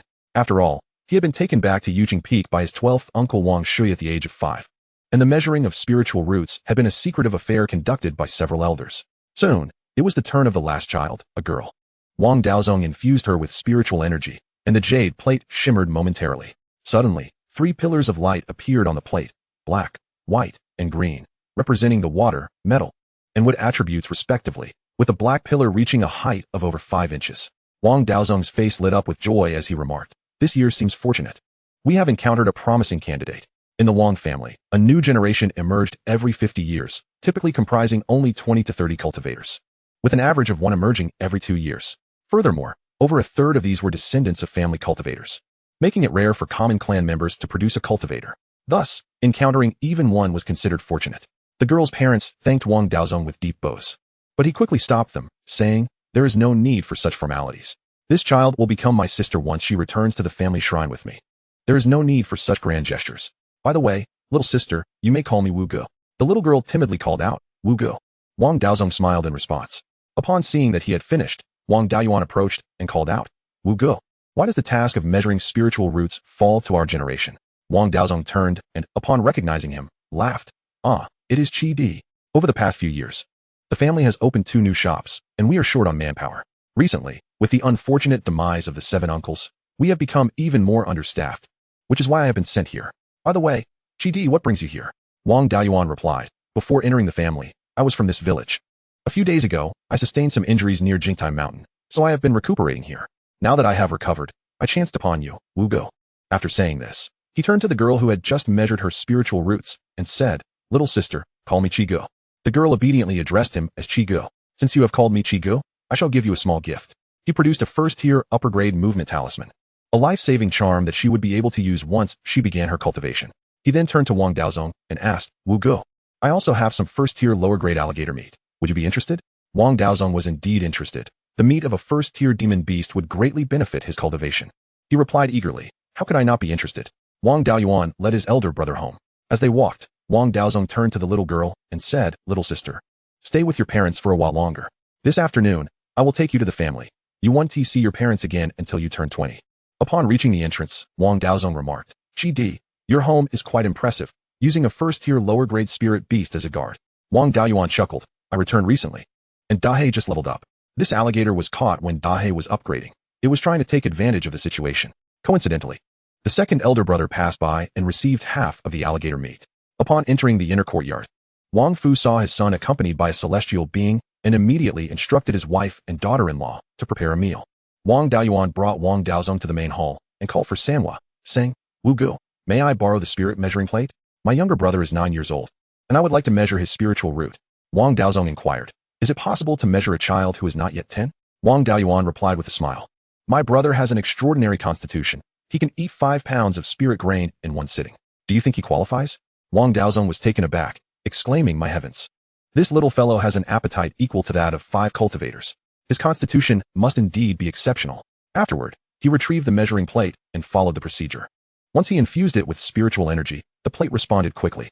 Red, green, white, and yellow pillars of light illuminated, but before stabilizing, the red and green pillars vanished. A blue pillar, over 6 inches tall, rose from the center of the measuring plate, flickering with strands of lightning. Wang Daozong was astonished, exclaiming, "This is a lightning spiritual root." Wang Daoyuan momentarily failed to grasp the situation. Given Sanhua's appetite, he had anticipated that he was no ordinary child. However, he did not expect him to possess one of the 3 unique spiritual roots, the lightning root. The emergence of spiritual roots among ordinary individuals is exceedingly rare. While unique spiritual root cultivators are even more scarce, It is somewhat exaggerated to say 1 in 1,000 cultivators possesses such a root. Yet finding one among 1,000 cultivators is indeed a challenge. Moreover, lightning attribute is undoubtedly the most lethal among the 9 attributes, and it is particularly effective against malevolent entities. Considering Sanwa's unique constitution, it was possible that he possessed an extraordinary lightning-related constitution. Although the lightning root was only over 6 inches and could be considered moderately above average, combined with his unique constitution, this talent could be classified as exceptional. Chapter 77. Reporting with Sanwa's spiritual root measured, Wang Fu and Wang Yanshi experienced a mix of joy and concern. Their joy stemmed from the fact that their youngest son, who had always caused them worry, could now have a promising future. Their concern arose from the arduous path of cultivation. Even the sensible Erwa had suffered injuries, while their impulsive youngest son would be alone, without supervision, once he left home. After dinner, Wang Daozong prepared to take the child with spiritual roots back to Yushuan Peak, and Wang Daoyuan intended to return home to report to the clan leader. Thus they set off together. Wang Yanshi, realizing that her 2 sons were about to depart, had tears in her eyes as she continually urged them to be cautious and not to go hungry or cold. Wang Daoyuan reassured her, saying, "Mother and father, you need not worry. I will ensure that Sanwa is well taken care of." At the entrance, he turned to Dahe and asked, "Dahe, would you like to accompany me to the family's spirit mountain? If you return with me, you may have the opportunity to become a second-tier spirit beast." Dahe displayed a conflicted expression, glancing at its doghouse and then at the family, pondering for a long while before shaking its head. With a sigh, Wang Daoyuan produced a storage bag and presented it to Dahe, saying, "Dahe, inside are 100 gathering spirit pills. They will enhance your cultivation, strengthen yourself quickly, and protect my family well." Dahe clutched the storage bag in its mouth, nodded, and turned back to its doghouse. Digging a hole in the brick floor of the corner of the entrance, burying the storage bag, and wagging its tail to bid farewell to Wang Daoyuan. Witnessing Dahe's actions, everyone wore expressions of helplessness. Now a spirit beast, Dahe still behaved in such a manner. Who among ordinary people would dare to steal your belongings? Was it necessary to dig a hole to bury them? The surface was unnecessarily disturbed. Wang Daoyuan then removed another bulging storage bag from his waist and handed it to his father, saying, "Father, this contains several 100 pounds of spirit grain. You should eat some regularly. It will prolong your lives. Rest assured, I do not lack for this. Once you finish, I will bring more. Ensure that the storage bag is properly secured, lest it attract insects or wild beasts. When you wish to eat, let Dahe help you open the storage bag. I have taught it how." The reason for placing it in a storage bag is that spirit grain has a strong allure for birds, beasts, and insects. If placed in an ordinary container, it would likely be devoured quickly. If it attracted demon beasts, that would pose a danger. He then addressed his elder brother, saying, "Elder brother, Sanwa and I will not be able to return often, so I entrust our parents to you." Wang Ming nodded and replied, "Second brother, third brother. With me at home, you can rest assured." Wang Daozong, noticing that he was preparing gathering spirit pills for Dahe, remarked, "It is said that among our generation, Qi Di is the wealthiest. Indeed, this reputation is well-deserved." Wang Daoyuan chuckled and remarked, "That was in the past. In the future, to support my younger brother. With his appetite, I doubt I will ever become wealthy." After bidding farewell to his family and taking his younger sister aboard the transport ship to Jingtaizan, he departed from Qingxi village. To prevent the Liang family from discovering any clues, he placed the spirit beast pouch containing Liang Zixing into the Lingzhu space. Once he had cultivated the Finxin Yanghan technique, he would delve deeper into the secrets of the Liang family. 5 or 6 days later, Wang Daoyuan and his companions changed to a spirit ship bound for Yuchuan Peak at Qinglifang City. Since the ship was empty and several family members took turns urging it forward, they arrived at Miangong Tan in just over a day, without incident. Upon returning to Yuchuan Peak, Wang Daozong led the group to the administrative hall to report the results of the spirit root assessments to the Grand Elder. Upon seeing the 2 children, the Grand Elder beamed with delight, his teeth showing in a broad smile. In previous years, there had been no children with spirit roots. This year, 2 had appeared, much to his joy. The Grand Elder kindly inquired, "How is the talent of these 2 little ones?" Wang Daozong replied, "Reporting to you, Uncle Lu, this younger sister possesses 3 spirit roots, with her primary root being a water spirit root of 5 inches and 4/10. This younger brother is Dao Yuan's biological sibling and also has 3 spirit roots, with his primary root being a thunder spirit root of 6 inches and 5/10. The Grand Elder was astounded. What? A thunder spirit root? And he is Dao Yuan's biological brother? If I remember correctly, both of Dao Yuan's parents are mortals, correct? For a mortal couple to bear a child with a spirit root is exceedingly rare, and yet they have produced 2? Wang Daoyuan confirmed, "Indeed, both are mortals. My father underwent spirit root assessment in his youth, and my mother, being from the Yang family, would also have been assessed. If she had a spirit root, it would surely have been revealed." The Grand Elder exclaimed, "You 2 brothers are truly fortunate, both parents being mortals, yet you both possess spirit roots.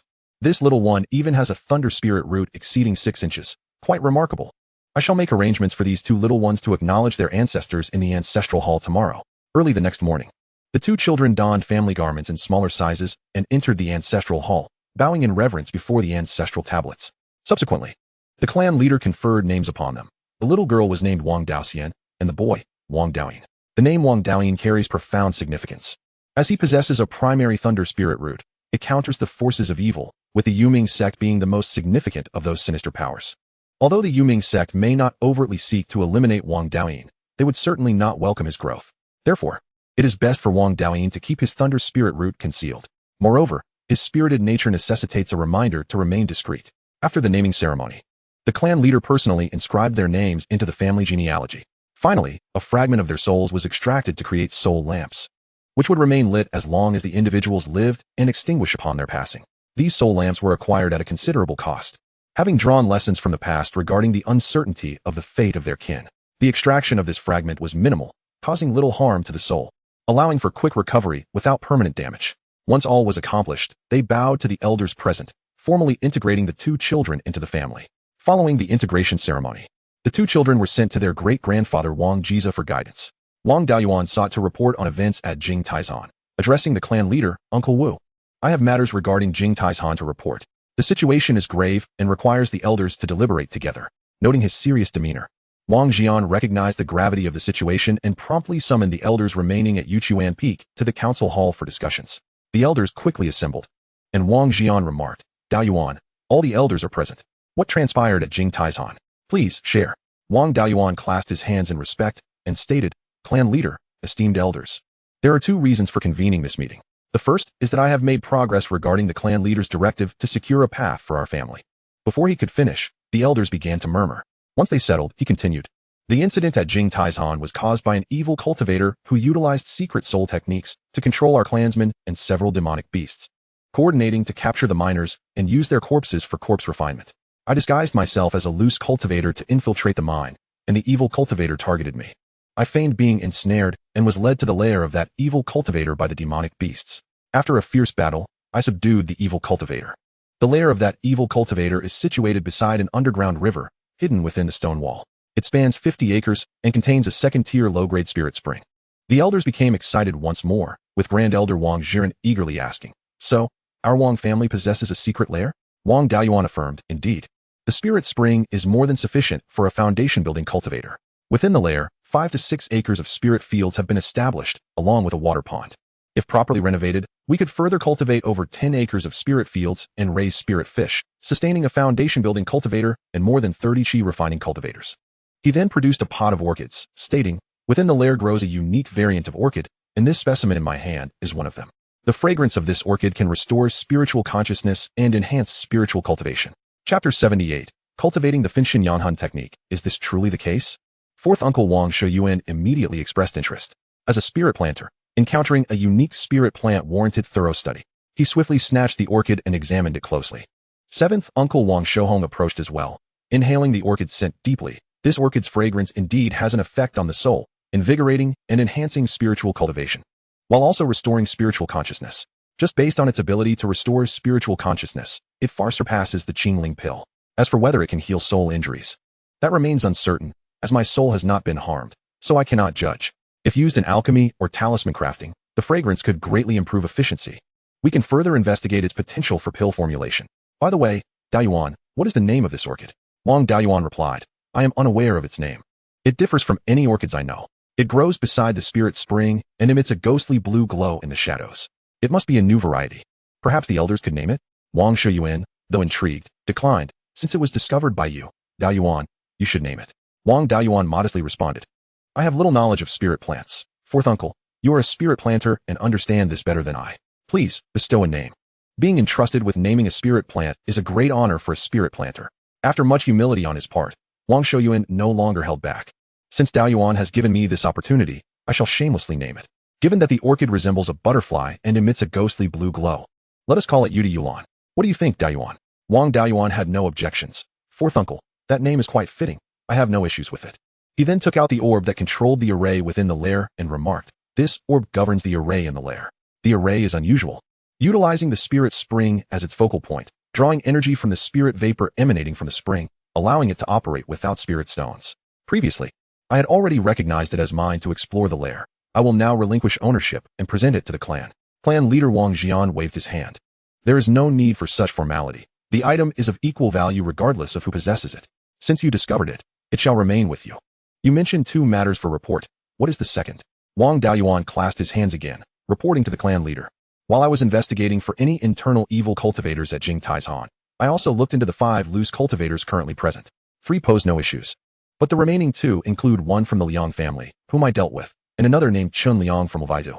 Chun Liang claims to be a subordinate of a foundation-building cultivator from Lvizu, who intends to engage in trade with our Wang family. Moreover, various resources from the Tianjin mountain range can be exchanged for Linggu, Lingfu, Danyao, and other items. The location of the transaction will be determined by us. They can send representatives to our Wang family territory to collect the goods. As Chun Liang is currently disguised as a miner at Jingtai Mountain, neither I nor Uncle Ba dare to make decisions on our own. Therefore, Uncle Ba ordered me to return and consult with the clan leader and the elders. Wang Jian pondered for a moment and inquired, "Who else is aware of these 2 matters?" Wang Beiyuan replied, "Only the messenger from Lu Zhou knows about the news, along with Uncle Ba and second brother. As for the cave matter, both Uncle Ba and second brother are straightforward individuals. I feared they might divulge information, so I refrained from informing them." Wang Jian nodded in approval, stating, "You have done well. Since the cave matter has not been leaked, let us send someone to manage it first. As for the situation with Lu Zhou, there is no rush. We can discuss it gradually. Beiyuan has made a significant contribution this time, and the Grand Elder rewarded him with 10,000 family contribution points. Furthermore, these 2 matters must not be disclosed. Only the clan elders are permitted to know." The elders all voiced their agreement. The remaining time was spent with the elders discussing whether to trade with Lu Zhou. As Wang Beiyuan was not an elder, he had no authority to voice his opinion and deemed his presence unnecessary, thus he took his leave. Upon returning to the cave, he lifted the restrictions and began to enter seclusion to cultivate the Fun Xinyang Hanshu. This technique is not a simple secret art, but rather a combination of various secret techniques, including the Shun Sure attack method, Li Han Run, and the soul nurturing method, Yang Hanshu. The first step in cultivating the Fun Xinyang Hanshu is to condense the Li Han Run using one's spiritual power. The second step involves using the Li Han Ren to strike one's own soul, severing a fragment of the soul to briefly nurture it and prevent its immediate disintegration. Then, the Li Han Ren is employed to deliver a decisive blow to the avatar, extinguishing its spiritual intelligence and consciousness, followed by infusing the fragment of the soul into the avatar. The fusion of the fragment and the avatar's soul signifies the completion of the process. The subsequent phase involves nurturing the soul. The avatar can perform the soul nurturing secret technique to cultivate the fragmented soul, while the main body may also employ the technique to enhance the main soul and elevate spiritual cultivation. Once the fragmented soul has been nurtured to a sufficient degree, it can be retrieved and merged with the main soul through the Rong Hun secret technique. The Fun Xinyang Hanshu in his possession has a flaw in the Rong Hun method. After all, repairing soul damage is an exceptionally valuable secret technique, not easily imparted. The Wan Shizhen Run, in his earlier days, had not learned the most crucial aspect of this technique due to his low status. Other deficiencies stemmed entirely from the absence of subsequent cultivation methods. Regrettably, the Wan Shizhen Ren veered into the misguided path of fragment control and did not continue to repair the Fun Xinyang Hanshu, leading to its current incomplete state. Had he devoted considerable effort to further research, with the insight and cultivation of a Jin Danjun Ren, even if he could not restore it, he could have potentially deduced it to the Jin Dan realm and compensated for the shortcomings of the Rong Hun method. However, with Wang Beiyuan's current level of cultivation and understanding, he found it utterly impossible to deduce the technique and could only cultivate according to the version left by the Wan Shizhen Ren, leaving future considerations for later. Perhaps due to his superior spiritual strength compared to the average person, he successfully condensed the Li Han Run in just half a day's time. This Li Han Run can sever one's own soul or inflict harm upon another's soul. When isolated, it also serves as a formidable method of spiritual attack. Such methods are exceedingly rare and are typically only possessed by major powers, not easily learned by ordinary individuals. These spiritual attack techniques can only be cultivated upon reaching the foundation establishment stage, as the spiritual power and souls of Qi refinement cultivators are too weak, risking self-harm, and the attacks they generate are insufficient to forcibly breach an opponent's sea of consciousness. The cultivation method of the Fun Xinyang Hanshu revolves around nurturing the fragmented soul through the avatar. To obtain an avatar, one must be capable of breaching the opponent's sea of consciousness, obliterating their spiritual intelligence and awareness. Hence, a highly powerful spiritual attack secret technique is essential, resulting in the creation of the Li Han Ren. This technique possesses immense destructive power. The Li Han Ren condensed by Qi refinement cultivators can easily penetrate an opponent's sea of consciousness. However, the magnitude of power is invariably proportional to its cost. Greater power entails greater sacrifice. A mid-stage Qi refinement cultivator must expend all their spiritual power to condense the Lihan Ren, while a late-stage cultivator requires about 70 to 80% of their spiritual energy. Wang Dayuan's spiritual power is comparable to that of an average peak Qi refinement practitioner. Yet condensing the Lihan Ren consumed over 60% of his spiritual energy. Furthermore, if one's spiritual cultivation is inferior to that of their opponent, failing to eliminate them with a single strike from the Lihan Ren will cause significant harm to the opponent's soul, resulting in reciprocal damage to one's own soul. The greater the disparity in spiritual cultivation between both parties, the more severe the backlash will be. This represents a life-and-death strategy of trading injuries. If the Fun Xinyang Han Shu could repair soul damage, there would be no need to worry about such injuries. Sacrificing one's own soul to severely injure an opponent is indicative of the ruthlessness of the technique's creator. Unfortunately, the current Fun Xinyang Han Shu lacks the ability to repair soul damage, preventing him from employing the technique against individuals whose spiritual cultivation exceeds his own. Chapter 79. The secret of the Liang family. After Wang Dayuan condensed the Shun Hunji, he decisively struck a blow at the edge of his own soul. The souls of Qi refinement cultivators have yet to take form, appearing merely as a mass of humanoid mist within the sea of consciousness.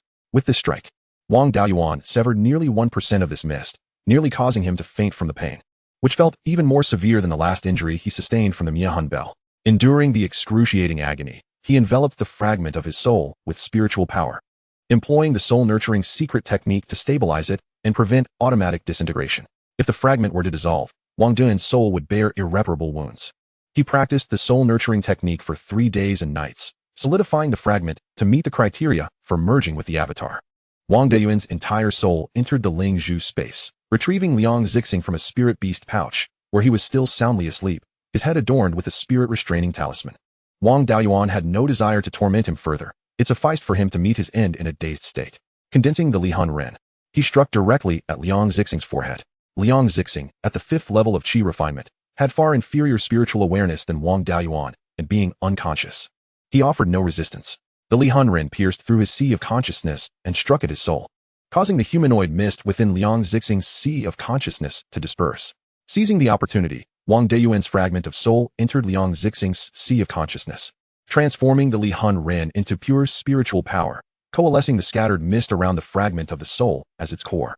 Once fully formed, the fragment precisely occupied the center of the humanoid mist. Soon, the fragment's consciousness awakened, beginning to dominate Liang Zixing's soul and control his body. At this moment, over 200 miles northeast of Qinglifang City, within a grand hall atop Qingyun Peak, the flickering flame of an oil lamp wavered briefly before stabilizing, gradually returning to normal. Yet, no one paid attention to this occurrence. The lamp bore the name Liang Zixing, serving as his soul lamp. After a day had passed in the space, the fragment of the soul had completely taken control of the avatar, opening its eyes to survey the Lingzhu space. Wang Dayuan found the sensation to be extraordinarily peculiar, feeling as though he had divided himself into two, existing simultaneously in two distinct locations, witnessing different scenes, with the flow of time in those places differing by a factor of 20. Prolonged exposure to such a sensation would undoubtedly drive one to madness. Fortunately, the main soul could sever the panoramic sensory connection to the fragment, allowing only the awareness of the avatar's location and enabling direct communication with the avatar without the use of spiritual awareness or language, though this connection had distance limitations, ensuring absolute control over the fragment within a 10-mile radius. The Lingzhu space was unique, as its master, with the Lingzhu residing within his sea of consciousness.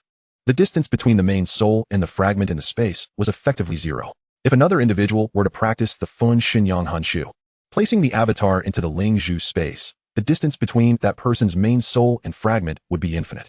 Subsequently, he retrieved 2 pots of Yudi Yulan from the spatial realm and placed them within his cave dwelling. The doppelganger in the Lingzhu space was also meditating near the Yudi Yulan. With the fragrance of Yudi Yulan assisting him, the efficacy of nurturing the soul was significantly enhanced, and the soul's recovery progressed at an accelerated pace. In just 3 brief days, the injuries to his soul had stabilized. Although complete restoration without the fusion of the divided soul was unattainable, at the very least, he no longer felt the unbearable agony, and outsiders could not discern any injury to his soul. Meanwhile, benefiting from the 20-fold time flow of the Lingzhu space, the doppelganger had already completed the fusion of the divided soul with the original soul, mending the damages inflicted by the soul-severing blade. The doppelganger, Liang Zixing, was also engaged in various tasks, such as feeding fish and harvesting and sowing spiritual grains.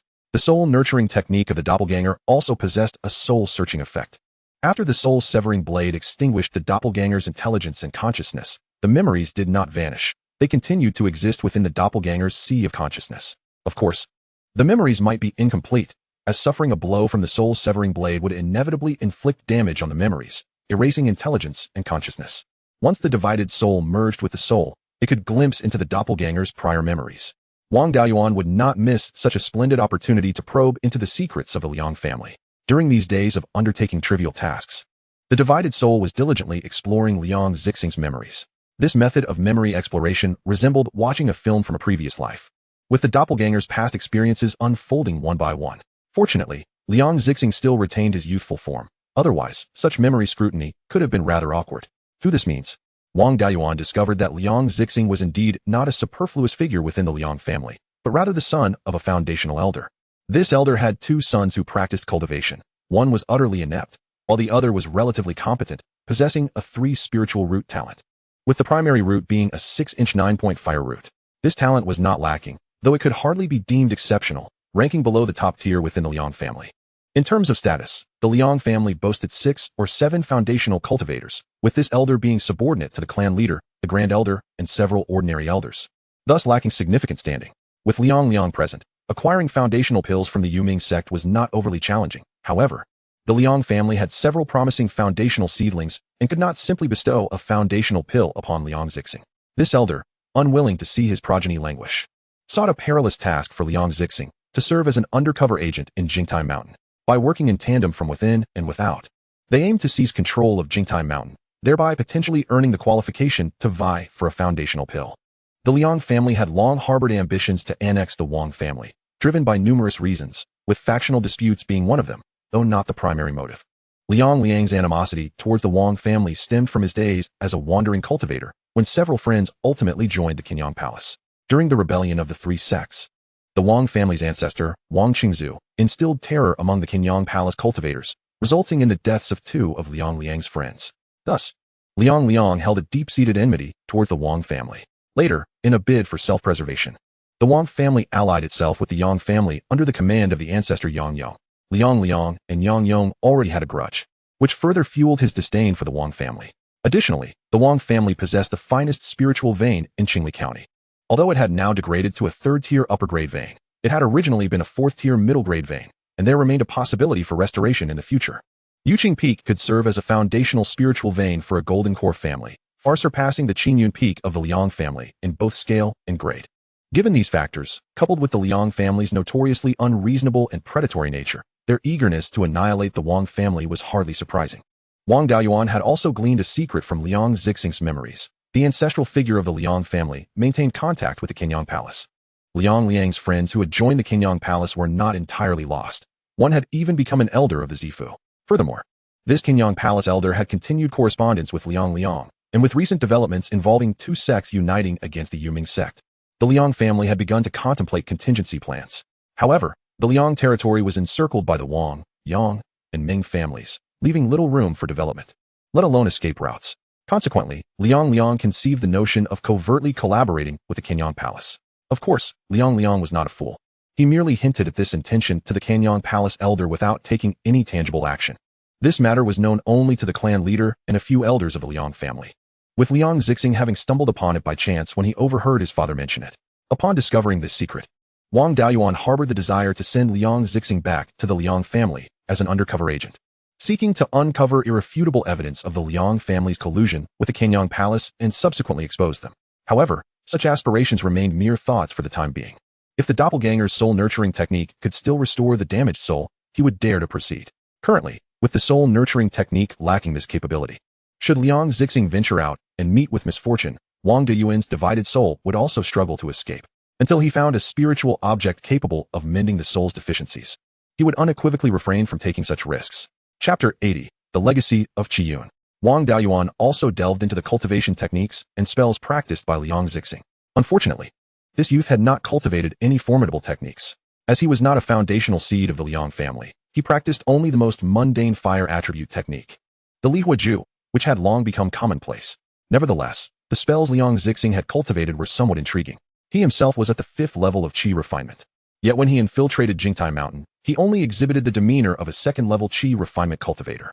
This was due to his practice of a technique known as the Lianqi technique, which, while not particularly advanced, could conceal one's spiritual energy fluctuations, sufficient to deceive qi refinement cultivators. However, foundational cultivators with strong spiritual awareness could easily see through it. Additionally, he had learned a spell called the Immortal technique, which could alter one's appearance and likely originated from the mundane world before being refined by cultivators. This Immortal technique had two modes, one utilizing spiritual power for activation and the other not requiring it. The non-spiritual method involved adjusting facial muscles and their tension to change one's appearance, with limited effectiveness in altering physique. In contrast, the spiritual power method allowed for comprehensive disguise of the body. Wang Daoyuan deduced its mundane origins from the fact that the technique could still be performed without spiritual power. The absence of spiritual power alleviated concerns that there might be spells capable of discerning the Immortal technique. Unless the opponent were a Zifu cultivator able to directly peer into the soul, they would be unable to unveil the true visage. However, utilizing spiritual power would manifest noticeable fluctuations of spiritual energy, effectively revealing to the opponent that one was employing the Immortal technique, unless their spiritual awareness vastly surpassed that of the opponent, enabling them to mask the spiritual fluctuations. Overall, the spiritual power method was more suited for dealing with opponents of lower spiritual awareness, while the non-spiritual method was advantageous for maintaining concealment in the presence of formidable adversaries.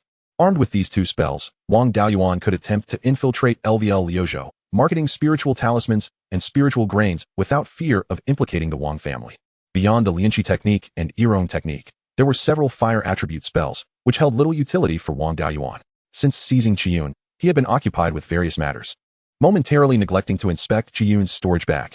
In his haste to locate the soul nurturing technique, he had only retrieved the control formation beads from the storage bag without thoroughly examining its contents. As a peak foundational cultivator, Qiyun's storage bag surely contained some valuable items. Upon opening Qiyun's storage bag, Wang Daoyuan discovered 3 jade slips and several medium-grade spiritual stones. He felt somewhat disappointed. A peak foundational cultivator with so little to show was rather embarrassing. However, upon reflection, he understood it better. Qiyun had been pursued like a hunted animal. Any valuable items would have long been used for survival, leaving little behind. He then proceeded to examine the 3 jade slips. The first slip contained the cultivation technique known as the Jinsha Ju, which Qiyun had practiced before obtaining his inheritance, and it was capable of being cultivated to the Zifu realm. The Jinsha Ju harnessed the essence of slaughter to cultivate malevolent energy, employing this energy in combat to harm both body and soul, possessing lethality beyond that of gold attribute spiritual energy, an exceptionally domineering technique. It seemed that Qiyun was not a benign character, honing his skills through bloodshed. One could only wonder how many lives he had claimed. Had it not been for his fortunate encounter in deciphering sonic wave attacks, he might have perished at Qiyun's hands. The second jade slip is utterly worthless, documenting the arcane arts employed by Qiyun and Wang Daoyuan during their magical duel, wherein they exhaled corrosive black smoke and utilized needle-shaped artifacts. This technique necessitates the infusion of corpse energy and malevolent qi for its mastery. The mere thought of harboring corpse energy is repugnant, hence, it is better discarded. Conversely, the third jade slip elated Wang Daoyuan, as it contained knowledge regarding formations. Qiyun was a second-tier formation master, and the formations in his secret cave were crafted by his own hand. This slip encapsulated fundamental principles of formations along with numerous formations, including over 10 second-tier formations. Moreover, it also detailed Qiyun's insights into formation studies. This represents a complete legacy of a high-quality second-tier formation master, enriched with additional insights that could significantly expedite a novice's understanding of formations. The Wang family is in dire need of a formation master to reconstruct their protective mountain formation and repair the Zhulangzhou. However, the legacy of formations is not an urgent requirement for the Wang family, as cultivating a formation master is exceedingly challenging. The market demand for formations is minimal, and the factions that deploy formations tend to seek renowned masters. Consequently, an obscure formation master may not generate any income for an extended period, relying solely on familial support, and may even pass away before achieving any financial independence. Such a burden is beyond the means of a foundational family, and even the Zifu family generally refrains from nurturing formation masters. Thus, this formation legacy holds little value for the Wang family, while it may serve as a useful resource for Wang Daoyuan. However, rather than acquiring knowledge himself, he could have his avatar learn, leveraging the spatial time acceleration of 20-fold. Even a novice could achieve some level of success. Eventually, when the avatar's soul merges with his primary soul, he would inherit the knowledge acquired by the avatar. Of course, the insights gained by the avatar through this process would not be entirely comprehensive. Nevertheless, when he later studies formations, he would already be familiar with all the techniques and nuances, with only practical application left to master, which could be achieved with minimal practice. If Wang Daoyuan could transform the body Qi Yun had occupied into an avatar, he might become a second-tier formation master in a remarkably short time, illustrating the advantage of delving into another's memories. However, there lies the risk of gleaning no knowledge at all after such exploration. Success is composed of 99% effort and 1% inspiration. Accessing the memories of the avatar and merging the avatar soul with the primary soul merely saves the 99% of effort. Without that 1% of inspiration, one may end up with nothing. After all, even the most hands-on teaching may fail to impart knowledge. Furthermore, extracting memories is akin to merely watching instructional videos. Moreover, due to significant injuries to the soul, the avatar's cultivation speed and learning of the myriad arts of immortality is considerably slower than that of an ordinary individual, making breakthroughs into higher realms nearly impossible. Similar to Qi Yun, who was once a second-tier formation master, upon achieving avatar status, he could at best revert to his former level, with virtually no possibility of ascending to a third-tier master. Additionally, this limitation is not due to the incompleteness of the cultivation method. Even a complete version would not surmount this obstacle. Having the avatar learn the arts of immortality may pose no issue at entry level, but relying on the avatar for profound mastery is unrealistic and serves merely to accumulate experience. Even if Qi Yun were successfully transformed into an avatar, which would yield substantial benefits, Wang Daoyuan hesitated to take action. He was uncertain of Qi Yun's current state. If Qi Yun's consciousness proved stronger, a strike from the soul-rending blade could obliterate Qi Yun's awareness and intelligence, yet it would irreparably damage his own soul. A risk he dared not take. Wang Daoyuan lamented to himself. The tasks of dealing with Qi Yun and Liang Zixing to gather intelligence on the Liang family have been hindered by the fear of soul damage. Why couldn't the master of 10,000 corpses derive the secrets of the soul-merging technique properly? It is beyond his capacity to deduce, lacking the necessary insight and cultivation, and he could only hope to find a spiritual herb capable of healing soul injuries. Among Qi Yun's relics, only the Jinsha Ju and the formation legacy could be presented to the family. The remainder would be kept for himself, though a copy of the formation legacy should be retained. After storing Qi Yun's belongings, Wang Daoyuan retrieved Liang Zixing's storage pouch, which was quite meager, containing merely a mid-grade first-tier fire attribute longsword, a small quantity of spiritual grains, and several spirit stones. Given that Liang Zixing had infiltrated as a second-layer Qi cultivator, carrying excessive items would have risked exposure. If not for this youth's cleverness in attempting to act more convincingly as a rogue cultivator by initiating conversation, Wang Daoyuan might not have suspected him, which could have led to dire consequences. Chapter 81. Dumplings. After a lengthy period of seclusion without sustenance, he finally felt hunger upon completing his tasks. He probed the spiritual pearl space to see if there was anything delectable. The yin-yang wood and Jinsi Lingzhao had been cultivated for over a month, which, according to the time within the space, translates to more than 2 years. The yin-yang wood had already begun to blossom and bear seeds, and there were now third-generation saplings. The saplings of Jinsi Lingzhao were thriving, reaching heights greater than a person and as thick as an arm. Although ordinary jujube trees can bear fruit in their first year, the Jinsi Lingzhao is evidently different, showing no signs of flowering or fruiting as of yet. However, this is to be expected, as it is a high-value first-tier spiritual plant and relatively rare, not easily yielding fruit. The 5 lotus seeds that were planted had all successfully sprouted and grown, yet they have remained flowerless even after more than 2 years of growth in the space.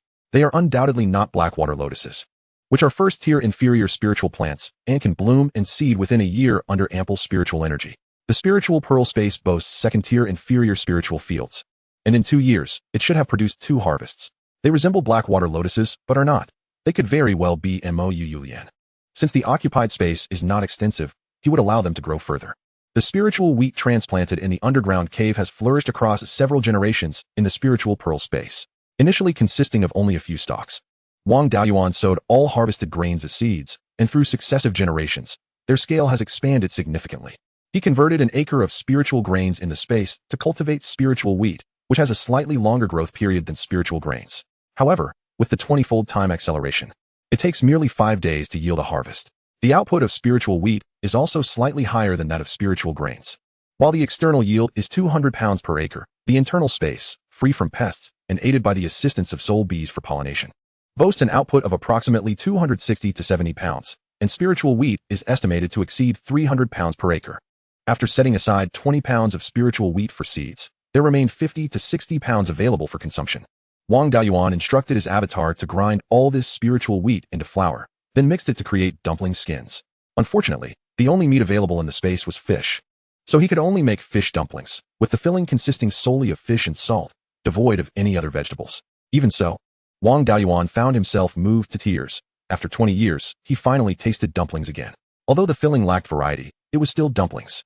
Next time he ventured out, he must gather some vegetable seeds to plant in the space. At the very least, he needed green onions, ginger, and garlic, and perhaps raise a few pigs and sheep, as he truly could not acclimate to the taste of fish dumplings.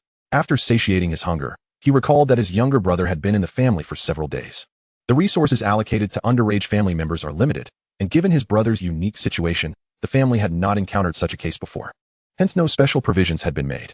Consequently, he was likely assigned the standard rations for ordinary underage members, and it was probable that he was suffering from hunger. As his own brother, he could not allow him to go hungry when he had more than enough to eat. He directed his avatar to prepare the dough, roll out the dumpling skins, and make a batch of dumplings, boiling nearly 10 pounds to send over to his younger brother. Although his brother could hardly consume so much, there were still a few younger siblings at their granduncle's, and it would not do to have his brother eat dumplings while the others looked on. Moreover, having produced new food, it was only right for their granduncle to sample it. Wang Daoyuan packed the dumplings into a food box and made his way directly to the Cangjing building. In the clan, the young disciples, apart from studying the art of cultivation and enhancing their abilities, spend the majority of their time in the Cangjing building, practicing techniques and spells, as well as perusing the text within. Approaching the vicinity of the Cangjing building, one could see Wang Daoyin pitifully consuming lingu rice, clearly having gone several days without a full meal. Upon seeing his second brother, who was bringing a food box, Wang Daoyin nearly shed tears, devouring half a bowl of lingu rice before dashing towards Wang Daoyuan. Eagerly opening the food box before Wang Daoyuan, he exclaimed, "Brother, what is this? Can we eat it?" Wang Daoyuan replied with a smile, "Of course, this is a new food I have just created." Hearing that it was edible, Wang Daoyin immediately grabbed a pair of chopsticks to take a dumpling. Wang Daoyuan gently tapped his head, saying, "When there are good things, one should first offer them to the elders. In the clan, we must respect our elders. Do you understand?" Wang Daoyin nodded, taking the food box and running towards the venerable Wang Jiza, who was seated beneath an ancient pine tree. Curiosity sparked in Wang Jiza's eyes as he asked, "Daoyuan, what is this?" Wang Daoyuan bowed slightly and replied, "Grandfather, these are dumplings, a new food I have created." Wang Jiza picked up a pair of chopsticks and tasted one, remarking, "These dumplings are indeed delightful. How did you make them?" Wang Daoyuan explained, "The skin is made from ground lingmai flour, and the filling is made from fish meat. Unfortunately, I lack seasonings, so this is all I could manage." Wang Jiza nodded appreciatively, stating, "To achieve this with such simple ingredients is quite impressive. You have always had a fondness for food, yet you are clever and inventive in your culinary creations." At that moment, a young woman in a flowing white dress emerged from the Cangjing building, inquiring, "Seventh brother, what delicious food have you prepared this time?" Wang Daoyuan smiled upon seeing her, saying, "I have just created a new dish called dumplings. You have come at the perfect time. Come and taste." This young woman, named Wang Daoshi, ranked 8th and was still underage. Yet due to the clan's shortage of manpower, she had been assigned to learn culinary skills at the Zuaxian building. "Seventh brother's food is always delectable. I must have my fill," Wang Daoshi remarked with a smile. After tasting a dumpling and savoring it for a moment, she said, "This is truly delicious. It could be sold at Zuaxian building. Seventh brother, please teach me how to make dumplings. Selling them there would surely be a lucrative venture." Wang Daoyuan chuckled. "It is not difficult at all. Grind lingmai into flour, mix it with water to form a dough, and then roll it out into thin sheets for the dumpling skins. For the filling, use the meat of spiritual beasts or fish, add some vegetables and seasonings. Chop it into a paste, and that is how you make the filling. The filling can be made in various ways, and you could even use only vegetables. As for cooking methods, they can be steamed, boiled, pan-fried, or deep-fried. Eighth sister, being clever as you are, this simple task should be easily mastered." Hearing seventh brother praise her intelligence brought a bright smile to Wang Daoshi's face. "Seventh brother knows how to flatter. These dumplings taste exquisite.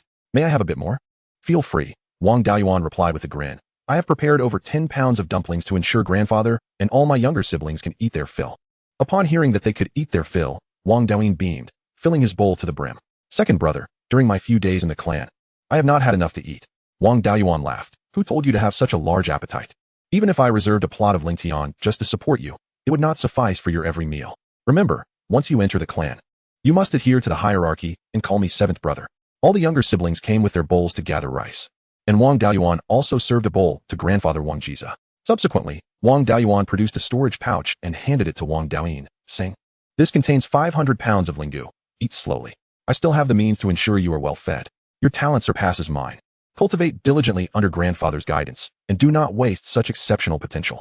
After bidding farewell to grandfather and his siblings, he returned to his cave dwelling to prepare for his departure. Once the clan leader and elders finalized their discussions, he would leave Yuchuan Peak to connect with the people of Liangzhu. Chapter 82. Revisiting the underground cave dwelling 3 days later. 12th uncle Wang Shui arrived at his cave dwelling. Wang Daoyuan opened the cave door to welcome him, asking, 12th uncle, you came in quite the hurry. Do you have urgent matters to discuss? Wang Shui, unceremoniously, took a jar of wine from Wang Daoyuan's dwelling and began to drink, stating, I have come to discuss two matters with you. The first is regarding the secret cave and matters with Liangzu. The clan leader has asked me to call you over for your involvement. The second matter concerns the dumplings. That girl Daosher came to see me, requesting that I plant a few more acres of lingmai for making dumplings. I wanted to inquire if planting lingmai is more profitable compared to lingu. I will head to the clan leader shortly, Wang Daoyuan replied.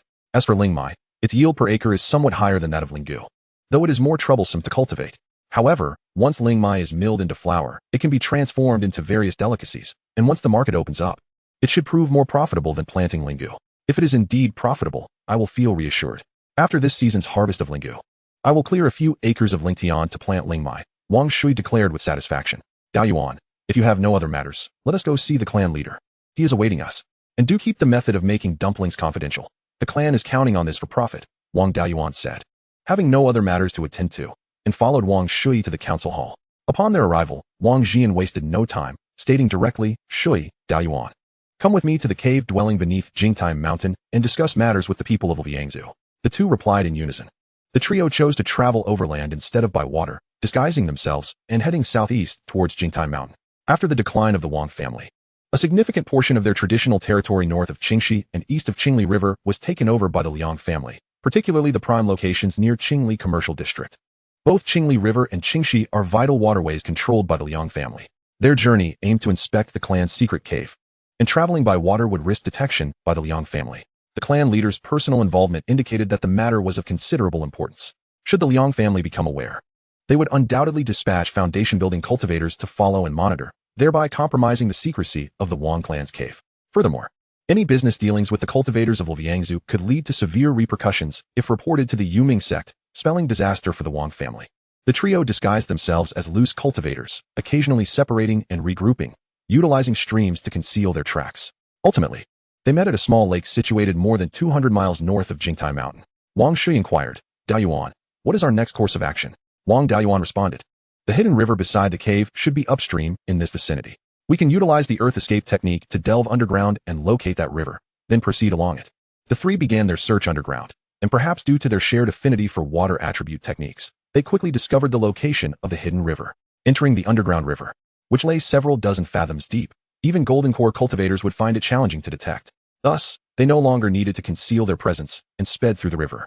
Wang Daoyuan, whose cultivation was significantly inferior to the others, utilized a movement talisman to keep pace. In less than a quarter of an hour, they arrived at the entrance of the underground cave. Wang Jian pointed at the stone wall and asked, Daoyuan, is this the entrance to the cave? Wang Daoyuan nodded, stating, indeed, but it requires the control pearl for the formation to open. This person is truly a formation genius. How could he hide a cave with a second-tier low-grade spiritual spring so effectively? Had it not been for Beiyuan's guidance, I would never have located it. Wang Jian remarked with awe. Wang Daoyuan produced the formation control pearl, channeling his spiritual energy to activate it, causing an entrance to materialize in the stone wall. The three entered the cave, and Wang Jian and Wang Shui headed directly towards the spiritual spring. Wang Jian closed his eyes to sense the surroundings and remarked, indeed, this is a second-tier low-grade spiritual spring. Moreover, it has formed recently, within a millennium, and possesses substantial potential for growth. This spiritual spring alone is sufficient to serve as the foundation for a foundation establishment family. After speaking, he examined the spiritual field, the water pool, and the jade butterfly orchids by the water's edge, surveying the entire cave dwelling. He commented, Daoyuan's words are indeed accurate. This cave can accommodate a cultivator in the early stages of foundation establishment, along with over 30 qi refinement cultivators. At that moment, Wang Daoyuan took out 2 jade slips and said, these contain the cultivation method of that malevolent cultivator, as well as his insights on array formations. The insights can be considered a legacy from a second-tier high-grade array master. The malevolent cultivator also has an enemy at the peak of foundation establishment, whose strength is comparable to an average early-stage Zifu cultivator. If this information were to leak, our Wang family might face catastrophic consequences. Therefore, I did not dare to submit these 2 jade slips to the scripture repository. Here, the information will not be leaked, which is why I felt safe to bring them out. Wang Daoyuan had already made a copy of the jade slip containing the insights on array formations, but he did not bother to record the Jin Sha Ju, deeming it useless. Wang Jian accepted the jade slips, scanned them with his consciousness, and remarked, Daoyuan is indeed meticulous, considering every detail so thoughtfully. With this, I can rest assured. Since this cave was discovered by you and the controlling artifact of the array has recognized its master, I entrust the management of this cave to you, which all the elders have agreed upon. According to family regulations, when a clan member discovers a mine or spiritual vein within the family territory, 30% belongs to the discoverer. Outside the family territory, 50% belongs to the discoverer. This cave is within the family territory, so you shall receive 30% of its future yields. Furthermore, the specific location of this cave can only be known to the clan leader and must not be disclosed to others. Upon hearing the clan leader's arrangement, Wang Daoyuan hastily declined. Clan leader, this cave serves as a backup refuge for the family. In adverse circumstances, it will be a place for clan members to secure their lives, incomparable to ordinary mines or spiritual veins. How can I take a share here? Wang Jian smiled and replied, your dedication to the family is well known to the elders. However, the family is not just composed of one or two individuals. Having a good resource is beneficial for both you and me. The family comprises dozens of cultivators and over 100,000 ordinary people. Without proper regulations, chaos is inevitable. Since there are regulations, everyone should abide by them. Your reluctance to take a share is for the good of the family, but it undermines the family's rules. If you do not take a share today, tomorrow a clan member may discover a mine or spiritual vein and feel that contributing to the family is unprofitable, leading them to conceal information for personal gain or even sell it to outsiders, ultimately causing the family to suffer losses. Your concern about future circumstances is valid. The family will need to rely on this cave for survival, but who knows when that day may come. If such a day truly arrives, we can discuss altering the shares then. The clan leader's reasoning was sound, and Wang Daoyuan found himself unable to argue against it. His reluctance to accept the cave's profits stemmed primarily from his lack of desire for such trivial matters. It seemed unnecessary to compete with the family. Nevertheless, since the family had established regulations, he would strive to assist the family within those guidelines. Chapter 83. Preparations for the meeting. Conceding benefits to the family, while undermining regulations could lead to instability among the clan members, which would likely prove more detrimental than beneficial for the family. With Wang Shui also persuading him from the side, Wang Daoyuan bowed and said, grandson has learned his lesson. I will transfer this share to Dao Yin. This fellow has quite an appetite, and the allocated spiritual grains from the family are hardly sufficient for him. I promised my parents to take good care of him. I cannot let him go hungry. Wang Jian did not refuse this time, since he wished to transfer it. That is acceptable. The share is yours. How you handle it is your prerogative. The 2 jade slips you submitted are of great value. I will reward you with 2,000 family contribution points later. By the way, does this cave and spiritual spring have names? I did not have the heart to ask the malevolent cultivator these questions. The cave does not even have a plaque, so it can be considered nameless. Since the clan leader is here, I invite you to name it. Wang Daoyuan responded. Wang Jian smiled and said, then I shall not stand on ceremony. The most valuable aspect of this cave is this spiritual spring, so it shall be called Lingquan Dongfu. As for the name of this spiritual spring, since it has nurtured the unique jade butterfly orchid, we shall name it Yudi Quan. Wang Daoyuan naturally had no objections. Wang Jian continued. This cave shall be entrusted to your management, and do not let others know about your oversight of the cave. Fortunately, this place is abundant in water spiritual energy, and since you cultivate a water attribute technique, it is quite suitable for your practice here. Let us settle the affairs of Lingquan Dongfu. Please convey a message to the wandering cultivator from LV Luzhou. I wish to meet his master.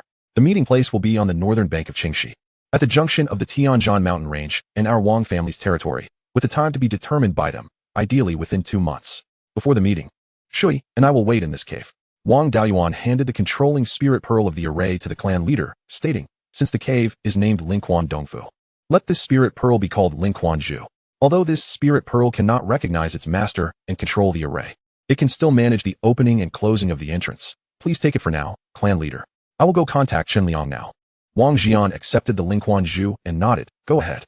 Wang Daoyuan left Lingquan Dongfu and, to avoid drawing attention, changed his attire, used a disguise technique to alter his appearance, and concealed his cultivation level to the 2nd level of qi refinement before heading to Jingtai Mountain. After meeting with his uncle, Wang Shoujiang, Wang Daoyuan asked him to help find Chen Liang.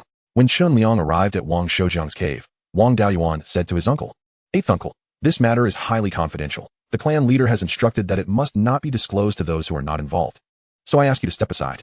Although Wang Shoujiang was known for his fiery demeanor, he was also sensible. Upon hearing Wang Daoyuan's words, he displayed no dissatisfaction and simply exited the cave without another word. Wang Daoyuan addressed Chen Liang. Your master wishes to conduct business with our Wang family, and I have reported this to the clan leader. The clan leader believes the matter is of great significance, and passing messages may lead to leaks. Whether to cooperate and how to do so will be discussed directly between the clan leader and your master. The meeting will take place on the northern bank of Qingxi. at the junction of the Tianjin mountain range and our Wang family's territory. The specific time can be arranged by your master, but ideally, it should be within 2 months. Do you have any objections? Upon hearing Wang Diyuan's words, Chen Liang understood that his task was complete, and he appeared particularly pleased. Quickly replying, as a servant, how dare I have any objections? I will return to LV Luzhou to report the clan leader's intentions to my master. Once a decision is made, someone will certainly come to inform you. Wang Dayuan added, let me be clear, if there is no confirmation within 2 months, this matter will be dropped. Additionally, if any information leaks, our Wang family will absolutely deny any cooperation with LV Luzhou. Furthermore, if we discover any underhanded tactics at the meeting location, we will not attend. At that point, do not say our Wang family lacks credibility. Chen Liang remained silent for a moment and said, I will report your words to my master without any alterations. As for how my master decides, that is beyond my speculation. If there is nothing else to convey, I shall take my leave. Wang Dayuan smiled and replied, no need to see you off. After sending Chen Liang away, he did not return to Lingquan Dongfu, but chose to remain at Jingtai Mountain to cultivate. 10 days swiftly passed, and Chen Liang returned to Jingtai Mountain. Upon seeing Chen Liang, Wang Dayuan inquired, what decision has your master made? Chen Liang clasped his hands and replied, my master commands me to convey to the clan leader that he accepts the Wang family's invitation and the proposed conditions, and that he will meet in 20 days at the location chosen by the clan leader. This decision reflects not only my master's wishes, but also those of all Foundation establishment cultivators from LV Luzhou. Hearing this, Wang Dayuan was somewhat surprised. He had always thought that Chen Liang's master merely sought to do business with the Wang family to enhance his own strength. Unexpectedly, this indeed reflects the consensus of the entire senior management of Luzhou. It appears that Luzhou is indeed in dire need of resources. The Wang family's partners are not merely Chen Liang's master, but encompass the entirety of Luzhou. The business dealings between the Wang family and Luzhou will undoubtedly proceed with greater ease, free from the worries of internal factional strife, as there will be no other foundation-building cultivators to obstruct their endeavors. Understanding Chen Liang's intentions, he stated, I shall promptly report this matter to the clan leader. I kindly ask you to endure a few days at Jingtieshan, and should the clan leader have any requests, it would be helpful for you to convey them. Wang Dayuan departed from Jingtieshan, taking a circuitous route before utilizing the Earth Escape Talisman to return to the Lingquan cave dwelling. In the event that the cave's prohibitions were closed, there was no need for the Lingquan Pearl, as he could directly use the Earth Escape to traverse the stone walls. If the prohibitions were active, anyone daring to employ Earth Escape to enter the Lingquan cave would be met with an attack. Upon returning to the Lingquan cave, he reported Chen Liang's conveyed message and his own deductions to the clan leader, who had no new directives to offer. He then volunteered to scout the meeting location to prevent any ambushes. Although the interests of Luzhou and the Wang family did not conflict significantly, the likelihood of an attempt on the clan leader's life could not be entirely dismissed. For instance, if someone were to offer a substantial price to set a trap. Currently, while the clan leader was not the sole foundation-building cultivator of the Wang family, he remained the true pillar of the clan. Should the clan leader be schemed against and perish, the Wang family would face a heavy blow, even if they did not collapse entirely. To avert such a situation, after conveying the news to Chen Liang and seeing him off, Wang Dayuan promptly headed towards the meeting site. Jingtieshan was only a few hundred miles from the periphery of Tianjin Shanmai. He dared not travel openly and could only proceed stealthily, taking over a day to arrive near the meeting location. Having grown up at Yichuanfeng, he had seen a fair share of spiritual veins. Yet upon reaching the boundary of Tianjin Shanmai, he was taken aback. Gazing into the inner expanse of Tianjin Shanmai, he beheld towering mountains shrouded in mist, within which faint sounds of tigers howling and monkeys screeching could be discerned, alongside the calls of phoenixes and cranes. Nearby, the peaks were dotted with peculiar pines and strange rocks, with clear streams rushing by. Rare treasures and mystical beasts appeared intermittently, while extraordinary flowers and herbs were plentiful, presenting a truly ethereal scene. Even in areas devoid of spiritual veins, the concentration of spiritual energy was nearly akin to that of the Lingquan cave. Chapter 84. Exploring the periphery. Tianjin Shanmai rightfully holds the title of the main spiritual vein of the North Yuan cultivation realm, even at the boundary. Thousands of miles from the main vein, the density of spiritual energy is remarkably high. One can only imagine the grandeur of the main vein itself. Wang Dayuan marveled. Progressing along the boundary, he utilized his spiritual sense to probe the Tianjin Shanmai. However, after traversing 40 to 50 miles, he discovered 5 or 6 first-tier spiritual veins, 2 of which were newly formed embryonic veins. The areas where these veins were located exhibited an exceptionally dense concentration of spiritual energy, and it was not inconceivable for them to develop into second-tier veins in the future. Of course, regarding the main vein, Wang Dayuan merely entertained thoughts of it, even with 100-fold courage. He would not dare enter the main vein of Tianjin Shanmai. Legend spoke of countless high-tier demonic beasts residing there. and even golden core cultivators might not return unscathed, let alone a mere chi refining cultivator such as himself. Entering the main vein was out of the question, but exploring the periphery was still a worthwhile endeavor. He released over 50 soul-chasing bees, commanding them through the queen bee to search for spiritual materials within a nearby 100-mile radius. After half an hour, given the flight speed of the bees, a 100-mile range was sufficient for several round trips. However, of the 50 or so soul-chasing bees dispatched, only a little over 10 returned. It appeared that the periphery of Tianzhan Shanmai was fraught with peril, although the soul-chasing bees were merely low-tier spiritual insects and not particularly strong. Their rapid flight made them elusive. The fact that some bees had not returned indicated either the presence of special abilities or cultivators of considerable strength. Should he undertake the exploration personally, it would surely be a perilous endeavor. Wang Daoyuan had initially believed that by releasing the swarm of bees at the periphery of Tianzhan Shanmai, he would function akin to a radar for detecting spiritual plants and beasts, with all spiritual materials within a 1,000-mile radius laid bare before him. However, the situation revealed that he had underestimated Tianzhan Shanmai. Even in this vicinity, the loss of over 80% of his soul-chasing bees was alarming. If he were to venture deeper into Tianzhan Shanmai by several hundred miles, it was likely that none of the bees would return alive. There was a distinct possibility that high-tier demonic beasts might follow the soul-chasing bees and eliminate him. Wang Daoyuan, through the queen bee, inquired about the situation from the surviving soul-chasing bees to assess the dangers of various locations. Although the soul-chasing bees had transformed into spiritual insects, their intelligence remained limited, allowing them only to describe what they had seen in simple terms. One bee reported, "There is a cluster of spiritual grass rich in spiritual energy, purple in color, and beside it, there is a demonic beast with long ears, roughly the size of its hive."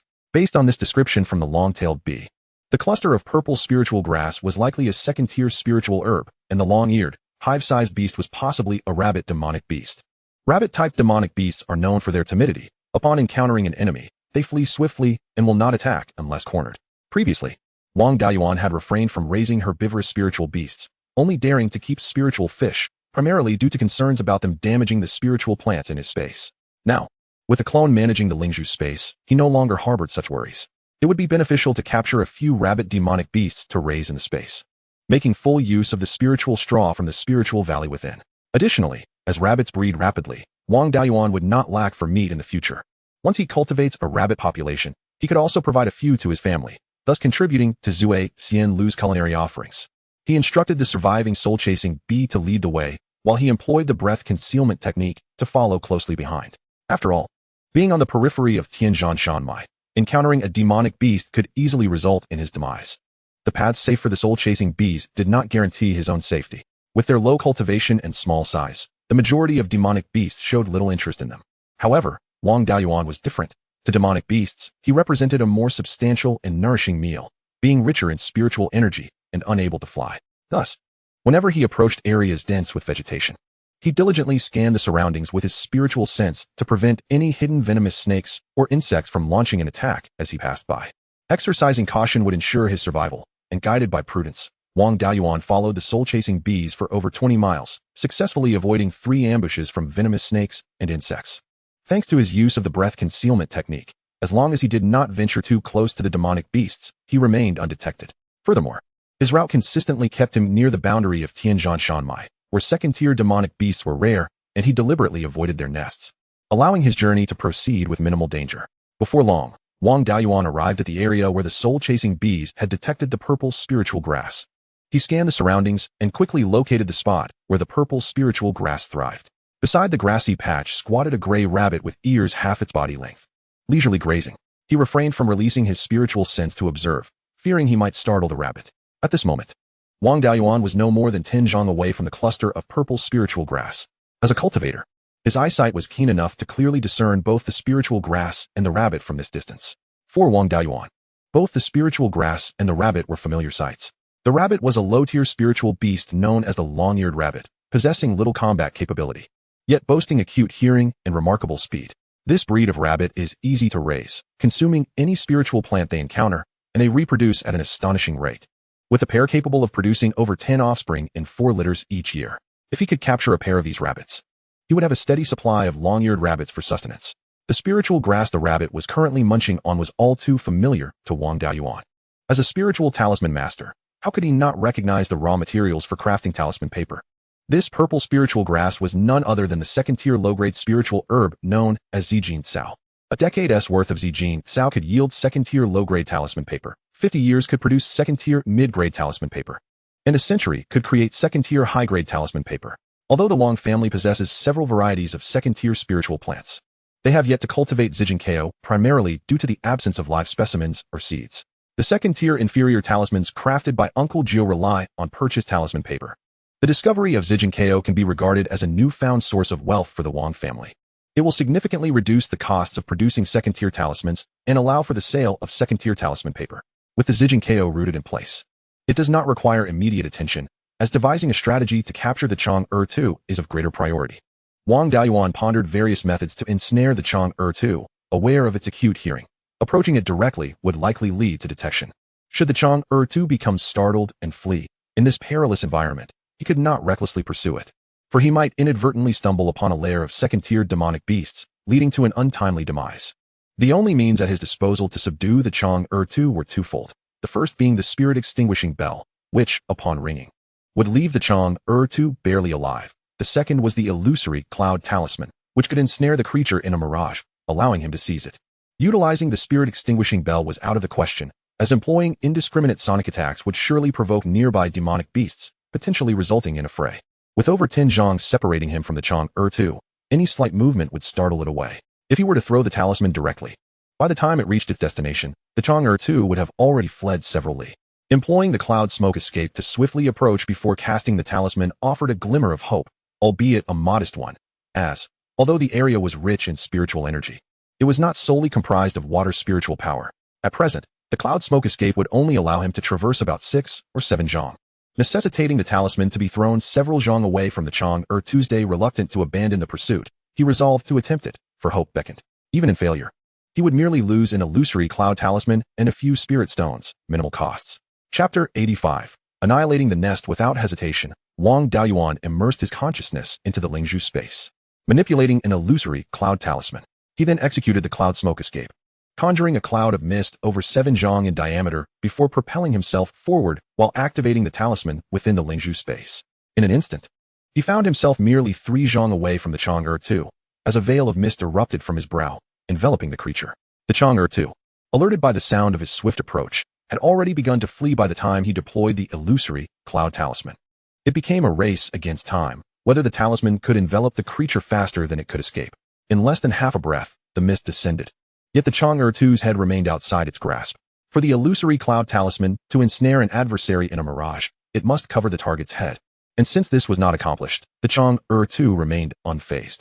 Startled, the Chang'e-2 propelled itself several zhong away, leaving only a swirling cloud of mist in its wake. Wang Beiyuan sighed, remarking on the creature's cleverness. He had not intended for this to become such an endeavor, yet it seemed he was compelled to eradicate the entire nest. He promptly released 100 soul-chasing bees from the space, commanding them through the queen to pursue the Chang'e-2. The swarm swiftly darted in the direction the creature had fled. Despite the Chang'e-2's speed, it was merely a first-tier inferior demonic beast. Wang Beiyuan, utilizing the spirit-traveling talisman, could easily keep pace, but the chaotic terrain of the Tiantianshan Mountains posed considerable danger. While he had conquered his fear of death and no longer shied away from conflict, courting peril in pursuit of a single rabbit was hardly worthwhile. The use of soul-chasing bees presented a different scenario. Their speed rivaled that of a Foundation establishment cultivator flying on a sword, making the pursuit of the rabbit remarkably effortless. While also scouting for dangers along the path, should any threat arise, it would be the bees that perished first. Once the bees returned, he would follow them to unearth the rabbit's lair, significantly reducing the risks involved. With the queen bee present, and provided there were ample resources, they could produce several hundred eggs within a day. Within a year or two, the larvae would mature into adult soul-chasing bees. Additionally, with the spatial time acceleration factor, a batch could be cultivated in just over a month, rendering the loss of a few worker bees inconsequential. As the saying goes, a rabbit does not consume the grass beside its nest. Thus, the Chang'e-2's den should be quite distant. The soul-chasing bees would not return immediately. So he first gathered the Zijin Kao, a second-tier spiritual herb and a vital component for crafting second-tier talisman paper, which held far greater value than the Chang'e-2. This cluster of Zijin Kao contained 50 to 60 plants. Wang Beiyuan did not uproot them all, but took only half. He carefully excavated 20 to 30 plants, roots and all, ensuring no damage to the root systems, thereby safeguarding the plant's growth. After depositing the Zijin Kao into the Lingzhu space, he turned his attention to other pursuits. With a clone at his disposal, he could delegate tasks. While awaiting the return of the soul-chasing bees, he scanned the surroundings with his consciousness, seeking any worthy spiritual plants to cultivate. Within the Taiyan's Hanshin range, ordinary flora was virtually non-existent. Even the simplest forms contained spiritual energy, yet remained unranked as spiritual flora. Most of these unranked spiritual plants held little value, as their spiritual energy content was inferior to Linggu, which could be cultivated on a large scale. However, a few unranked spiritual plants possessed unique attributes. For instance, Wang Daoyuan encountered a particularly valuable spiritual plant, chili pepper. This item would hardly attract the attention of ordinary loose cultivators. Given its low spiritual energy content and meager yield, it could neither be used for alchemy nor sustain hunger, rendering it seemingly useless. Yet for Wang Daoyuan, it bore great significance. Hot pot could be arranged. Though merely an unranked spiritual plant, it would not harm cultivators, thus rendering it suitable for crafting spiritual cuisine. Additionally, with the upcoming Chang'er too, spicy rabbit heads could also be prepared. He merely needed to procure some Sichuan pepper, which could be found in Qingxi village. Although cultivating ordinary flora to reach ranked status proved challenging, akin to a qualitative transformation, the difficulty surpassed that of elevating spiritual plants. Nevertheless, ordinary flora could be sown in areas rich in spiritual energy and, after several generations of reproduction, evolve into unranked spiritual plants, a mere quantitative shift, less arduous.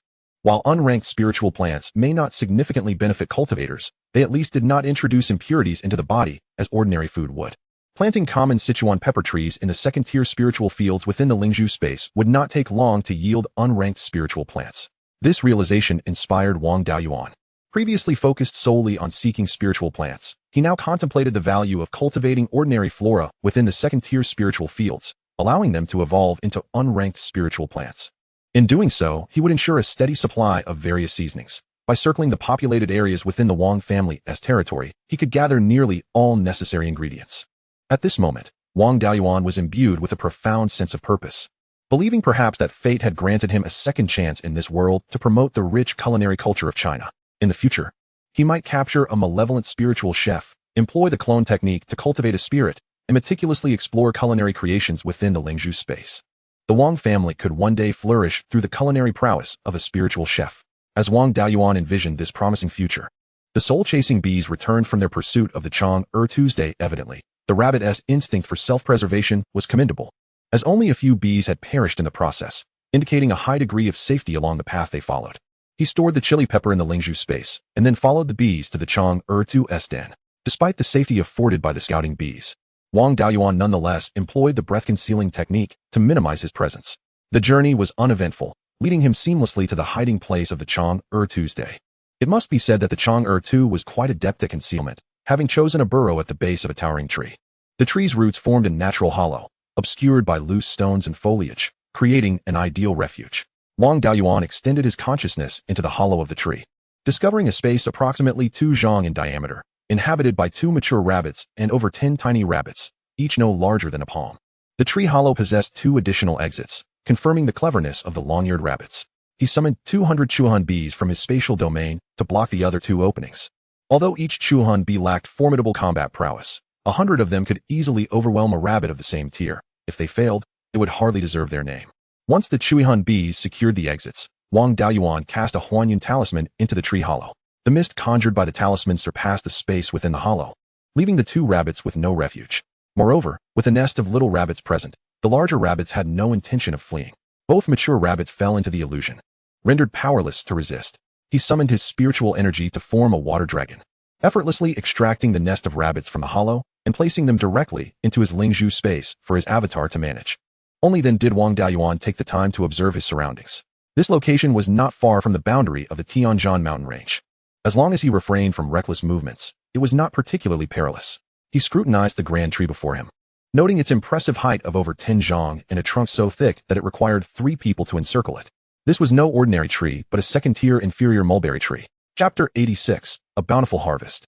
Wang Daoyuan felt a surge of excitement. A second-tier inferior spiritual wood, especially a mulberry tree, held far greater value than a Zijin grass. Even a mulberry tree with no special attributes, once it reached the second tier, could yield branches suitable for crafting magical artifacts. The bark of the mulberry could be fashioned into high-quality mulberry paper, which served as excellent talisman paper. Most talismans of second tier and above were predominantly made from the bark of spiritual woods. Moreover, the mulberries themselves were highly valuable spiritual fruits, useful for brewing wine or as alchemical materials. Even the withered branches of the mulberry, when when burned into spiritual charcoal, held significant worth. Yet, the most crucial aspect was that mulberry leaves could be used to nurture spiritual silkworms and other spiritual insects. Within the Tianjian mountain range, where spiritual energy was abundant, it was common for ordinary flora to evolve into spiritual plants, and many low-tier spiritual plants advanced as well. The growth of mulberry trees was relatively uniform, with the only notable differences occurring in the mulberries themselves. At this moment, the mulberry tree bore no fruit, making it impossible for him to discern its specific variety. In remote areas, ancient mulberry trees often hosted wild spiritual silkworms. This tree was at least 400 to 500 years old, so it surely harbored some spiritual insects. He released his consciousness to scan the treetop, confirming the presence of some spiritual insects, though regrettably, none were of any substantial value. He did not even find a single silkworm. Feeling somewhat dissatisfied, he commanded the 200 Chuan bees to ascend to the treetop and collect samples of all types of insects.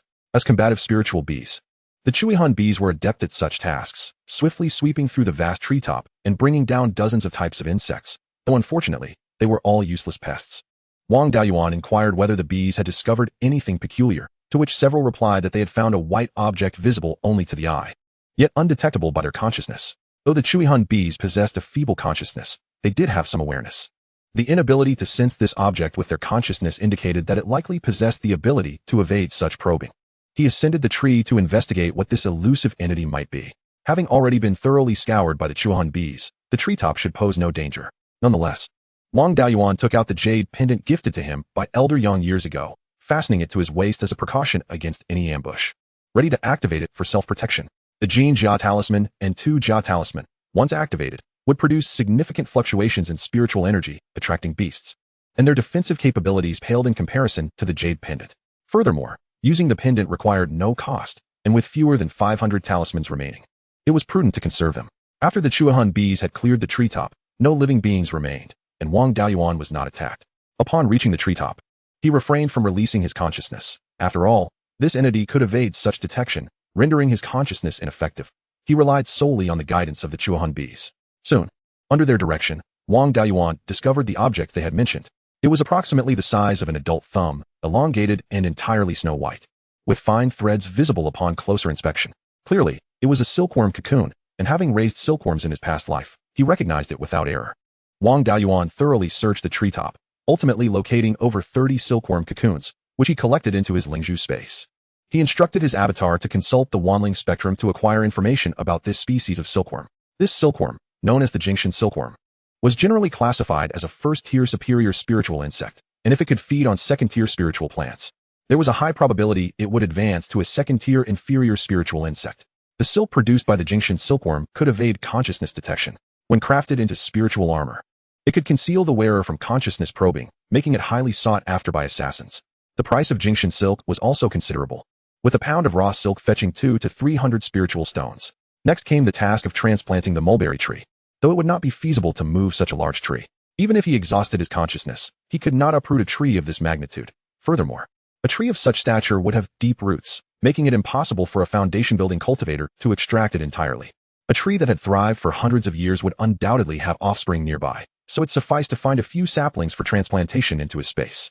However, mulberry trees could propagate through cuttings, so he could not let this grand tree go to waste. After all, as a second-tier inferior spiritual wood, its progeny would require considerable time to mature into second-tier spiritual woods.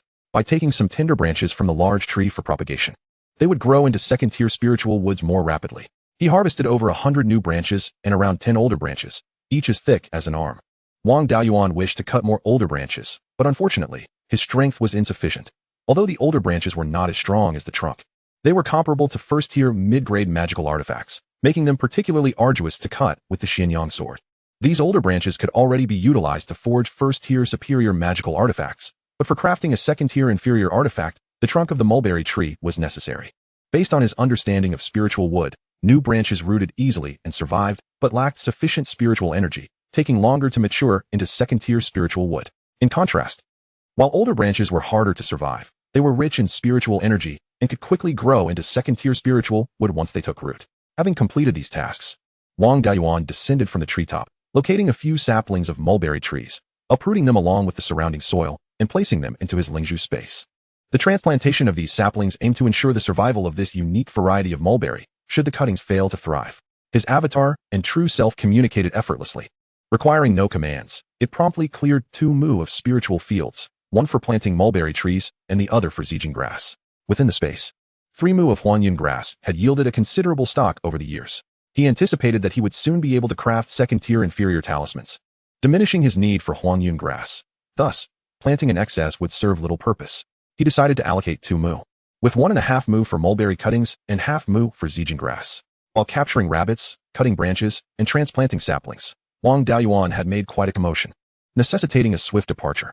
In a territory plagued by ferocious beasts, reckless actions were ill-advised, and attracting attention without fleeing was even more perilous. Having tidied everything, Wang Daoyuan returned to the initial spot where he had released the Chuhan bees. According to their reports, other areas also harbored valuable spiritual plants. Following the Chuhan bees, Wang Daoyuan continued his search for spiritual treasures, soon encountering a spiritual plant known as Beiyuan. This Beiyuan vine extended over a zhang in length, bearing 5 or 6 melons, 3 of which were ripe. The ripe melon, resembling the size of a basketball, is perfectly round, its skin a vibrant green, akin to the jadeite that lends its name to the Beiyuan. This fruit, classified as a mid-grade spiritual plant of the first tier, brims with spiritual energy. For those who cultivate qi, consuming it expedites their training, and its flavor is exquisite. Despite its merits, no faction is inclined to cultivate it, for it devastates spiritual fields. A single harvest of Beiyuan from a first-tier spiritual field renders it barren for a decade, as the spiritual energy is wholly absorbed by the fruit. Wang Daoyuan remains unconcerned, for within his Lingzhu space, he cultivates numerous spiritual plants without witnessing a depletion of spiritual energy in his fields. Moreover, some can be planted on Yuchuan Peak, where the spiritual fields are largely not naturally occurring, but rather nurtured by the water from Yulong Spring. Even if the Beiyuan absorbs considerable spiritual energy, as a mere mid-grade first-tier spiritual plant, it cannot possibly drain a high-grade third-tier spiritual vein. He carefully excavates the melon vine, roots and all, and transplants it into his Lingzhu space. Fortunately, there is only one vine, and since Beiyuan is primarily a snack, it does not warrant monopolizing an entire acre of spiritual field. It will share space with Jin Siling Zhao and Yin Yang Mo. Even if he cultivates more in the future, intercropping the melons in the forest is not out of the question, allowing him to experiment with a form of three-dimensional agriculture reminiscent of his past life. Chapter 87. Zhao Bao Wang Daoyuan has explored the Tiantianshan Mountains for 5 or 6 hours, and as night falls, it is time to depart. Although practitioners are not hindered by darkness, beasts prefer the cover of night. Many predators lie in wait during the day, resting in their lairs, and venture out to hunt under the veil of night. The periphery of Tiantianshan is fraught with dangers during the day, and the risks multiply under cover of night. If he does not leave the vicinity soon, he will likely attract the attention of demonic beasts. Should a confrontation ensue, it could easily escalate to attracting second-tier beasts, leaving him with little chance of escape. This expedition into Tiantianshan has proven fruitful, largely thanks to the efforts of the soul-chasing bees. During this day of foraging and scouting, he has lost dozens of these bees. Without them, he might have perished multiple times and emerged with nothing. Wang Daoyuan's searches for spiritual items have remained near the borders, avoiding deeper incursions, allowing him to exit the mountain range swiftly. As night descends, the activity of the demonic beasts increases, and having ventured merely 20 to 30 miles inward, he encounters several waves of beasts while making his way out. He dares not engage, fearing the attention of second-tier beasts, opting instead to evade when possible and swiftly dispatch any threats he cannot avoid. After a quarter of an hour, he emerges from the Tiantianshan Mountains unscathed. Just as he seeks a place to rest, he spots an elderly practitioner approaching him. Drawing closer, he recognizes the individual as Zhao Baohua. Zhao Baohua is somewhat renowned in Qingli Fangshi, known for his mercenary nature and shrewdness, always eager to exploit any opportunity for profit. Wang Daoyuan has heard tales of how, years ago, Zhao Baohua attempted to test Uncle Jiao after he had caught the Qingjiang carp and was knocked unconscious by a Foundation establishment practitioner. Zhao Baohua's probing inadvertently assisted the Wang family immensely. Despite his less-than-stellar reputation, he undoubtedly possesses real skills. With such a calculated demeanor, he has likely offended many. If he were without merit, he would have met his end long ago. Encountering Zhao Baohua here is bound to lead to a contest of wits. Zhao Baohua speaks first. Young friend, you have labored until nightfall. It seems your harvest is plentiful. The old man has a penchant for acquiring various spiritual items. Might you be willing to part with some of your findings? While Wang Daoyuan is aware of Zhao Baohua's dubious character, he finds it difficult to be confrontational when addressed so amicably. He responds, Senior, you overestimate me. I dared not venture deeply. Merely tested my luck near the borders and found little of worth. Night fell, and I encountered several waves of beasts, barely managing to escape. Before he can finish, Zhao Baohua lunges at him. Fortunately, Wang Daoyuan had anticipated such a move and concealed 2 earth armor talismans on his person. As Zhao Baowu charges, he activates the talismans, summoning 2 layers of earthy armor around him. Wang Daoyuan does not remain passive. He retaliates with a left kick, a right whip kick, and a left jab. Zhao Baowu, skilled in combat, deftly deflects Wang Daoyuan's 3 attacks, momentarily halting his advance. What was once a powerful strike is now merely a light tap against Wang Daoyuan's face. Protected by the 2 layers of earth armor, the blow causes no substantial harm. As Zhao Baowu exhausts his strength, Wang Daoyuan seizes the opportunity to deliver a left jab aimed at Zhao Baowu's face. Zhao Baowu, unable to raise his hands in defense in time, turns his head to evade the punch. Wang Daoyuan's speed is remarkable, and although Zhao Baowu tries to evade, the punch grazes his right eye. After the encounter, both step back. Wang Daoyuan gains a slight advantage thanks to the earth armor talisman. Zhao Baowu, clutching his eye, declares, "Stop. This is not a place for combat. It is best to avoid fighting altogether." Given Zhao Baowu's notorious reputation, Wang Daoyuan remains uncertain of his capabilities and knows he cannot guarantee victory over him. The demonic beasts of the Tiantanshan Mountains rarely cross the border. Not out of fear, but because they disdain the thin spiritual energy found here compared to the abundant energy within the mountains. Should a battle erupt, the commotion would likely attract them. Zhao Baowu admonishes, "Young man, take care and do not resort to such clever tricks." Wang Daoyuan acknowledges him, clasping his hands. "Senior, I have pressing matters to attend to and shall take my leave." With that, he departs without waiting for Zhao Baowu's response. Perhaps sensing he cannot subdue Wang Daoyuan, Zhao Baowu does not impede his exit. As Wang Daoyuan passes by, he remains vigilant, the 2 layers of earth armor still enveloping him, while a strand of his consciousness probes into a storage pouch at his waist, ready to draw forth the Xianyang sword. Though the sword may not be particularly useful, its durability makes it reliable for deflecting attacks. Wang Daoyuan initially expects Zhao Baowu to strike as they brush past each other, focusing intently and preparing to counter. But to his surprise, Zhao Baowu refrains from attacking. He continues onward, relieved that the other party has chosen not to strike, as he has just acquired a trove of precious spiritual items and has no interest in robbery. Since Zhao Baowu has missed the optimal moment to act, the likelihood of an attack diminishes significantly, causing Wang Daoyuan's vigilance to wane. As he steps within 5 feet of Zhao Baowu, a long whip suddenly appears in Zhao Baowu's hand, and he turns to lash it toward Wang Daoyuan. Wang Daoyuan does not worry. As the 2 layers of earth armor provide ample protection, no one below the foundation establishment stage can injure him with a single blow. He hears a sharp crack as the whip strikes him, causing the first layer of earth armor to dim. Though it remains intact, it can no longer withstand another blow of equal force. In an instant, a second strike follows, breaking through the first layer and significantly diminishing the second. In the blink of an eye, a third strike arrives. He had no time to retrieve items from his storage bag or spiritual pearl space. The second layer of the earth armor was already weakened, and with the might of this whip, he estimated that the next strike would leave him gravely injured. In that moment, he recalled the jade pendant hanging from his waist, a second-tier defensive artifact capable of withstanding a full-force attack from a foundational stage cultivator. He swiftly focused his consciousness on the pendant, activating its power, and a layer of white jade light enveloped him. The third whip struck, causing the illusion of the earth armor to vanish instantly. Yet, the whip's force continued, impacting the white jade shield, which merely trembled slightly. The fourth whip only dimmed the shield's glow a little. The fifth whip came like a dragon's tail, indicating that Zhao Baowu was exerting his full strength. This strike surpassed the previous 4 in ferocity. Zhao Baowu unleashed 5 consecutive whips in the span of just a breath, showcasing combat prowess rarely seen among chi-refining cultivators. However, Wang Daoyuan remained unfazed, confident that the shield still held over 90% of its power. A full-force strike from a foundational stage cultivator could not breach it, and an attack from a chi-refining cultivator would fail to harm him. As the whip struck the shield, it proved to be of little consequence, merely reducing the shield's power by slightly more than 10%. Just as Wang Daoyuan thought the onslaught had concluded, an unexpected turn of events occurred. The spiritual energy from the previous 4 whips had not entirely dissipated, but instead converged with the 5th whip's energy. These 5 whips drew upon the 5 elements, which interact in cycles of creation and destruction. At this moment, the forces clashed, and the elemental energy erupted, shattering the protective shield around Wang Daoyuan.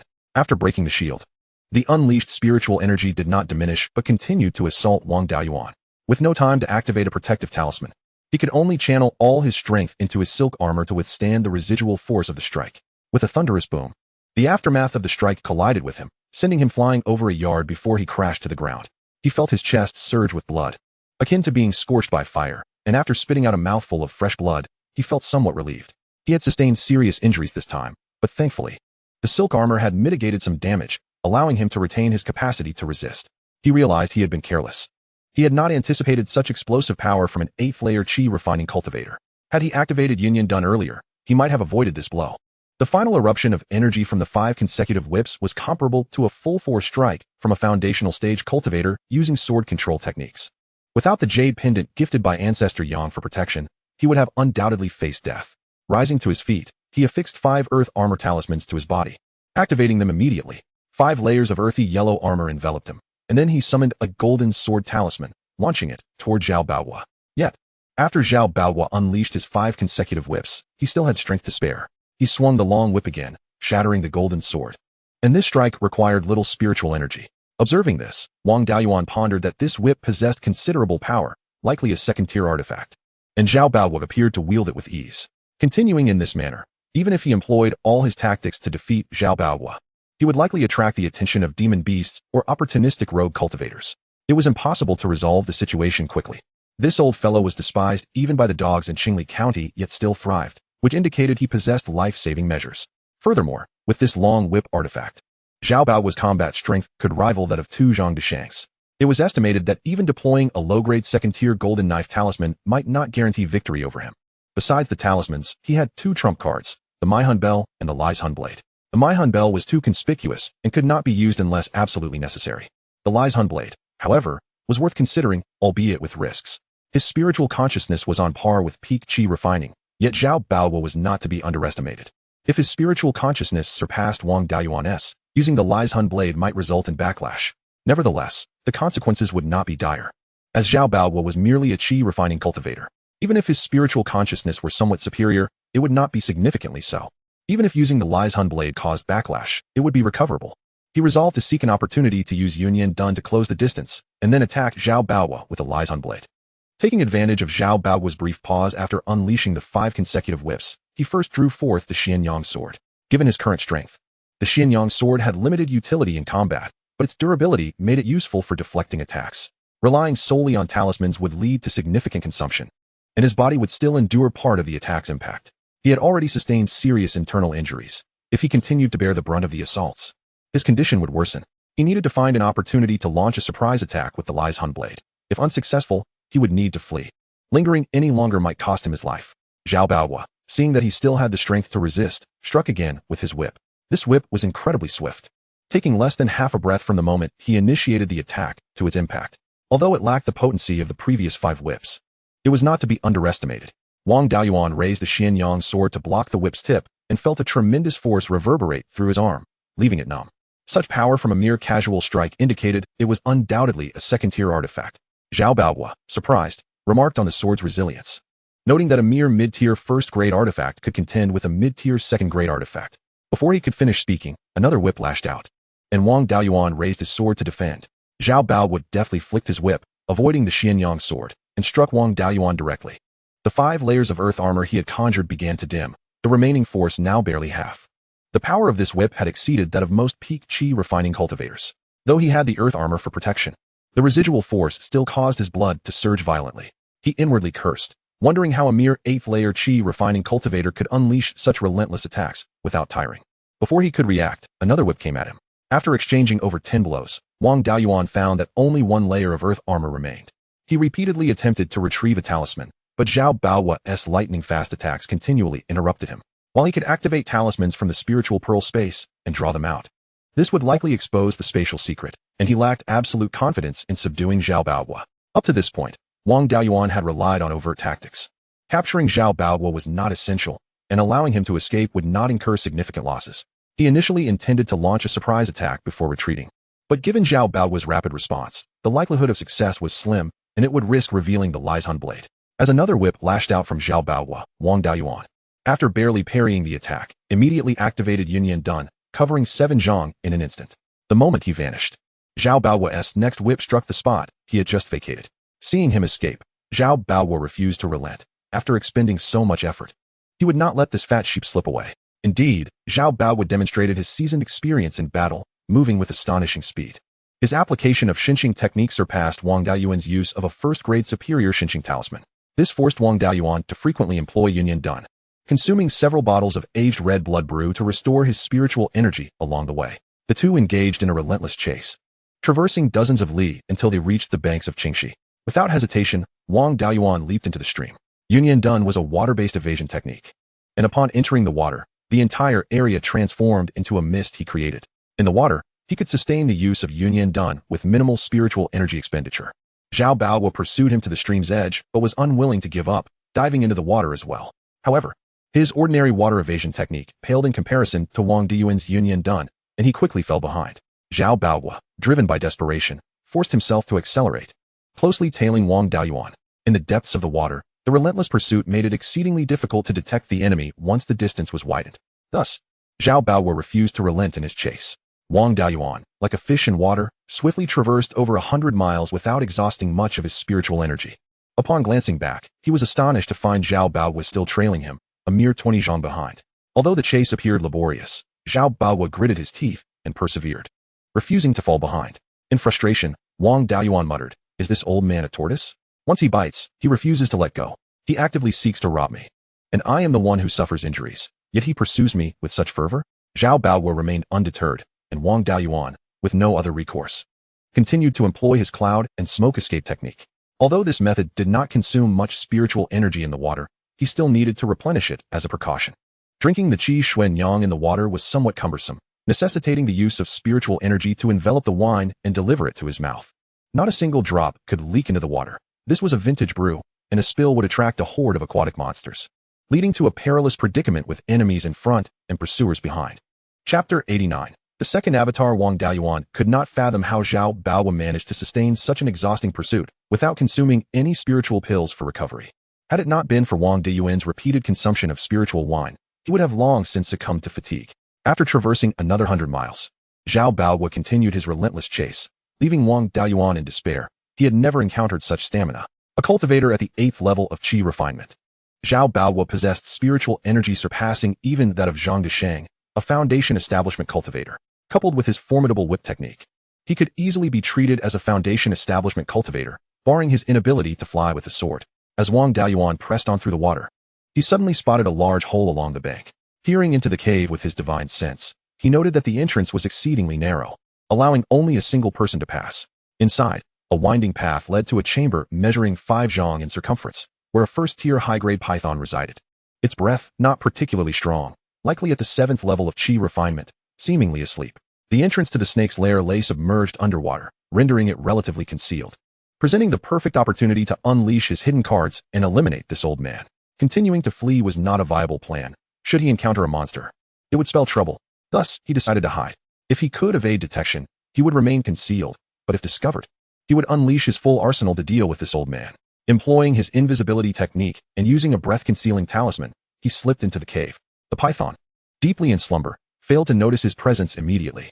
Naturally, he did not intend to provoke the creature, opting to conceal himself in the farthest corner from it. Zhao Baowu, closely tailing Wang Dayuan, found his target had suddenly vanished. After a brief search, he quickly discovered Wang Dayuan's hiding spot within the cave. A cursory sweep of his divine sense revealed the sleeping python, yet he failed to detect Wang Dayuan.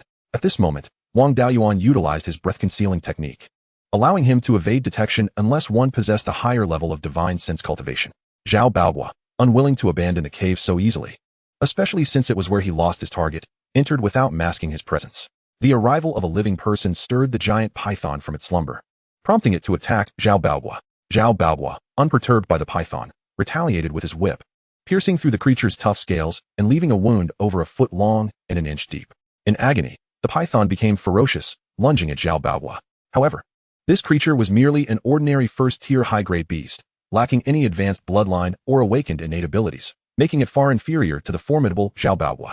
Soon, the python was left battered and bleeding, collapsing in a pool of its own blood, barely clinging to life. With the whip in hand, Zhao Baowu called out, "Young man, is it not time for you to emerge? Hiding now serves little purpose. Better to show yourself and meet your demise." Wang Dayuan revealed himself, immediately applying 5 earth armor talismans, which enveloped him in a phantasmal layer of earthy yellow armor, and replied with a smile, "I wonder why the esteemed elder is so insistent." Zhao Baowu chuckled, "Indeed, you are here. Men die for wealth, just as birds perish for food. With a plethora of talismans and a second-tier defensive artifact in your possession, do I need any reason to eliminate you?" Wang Dayuan smirked. "It seems I've asked the wrong question. I had no intention of killing you, yet you seem intent on courting death."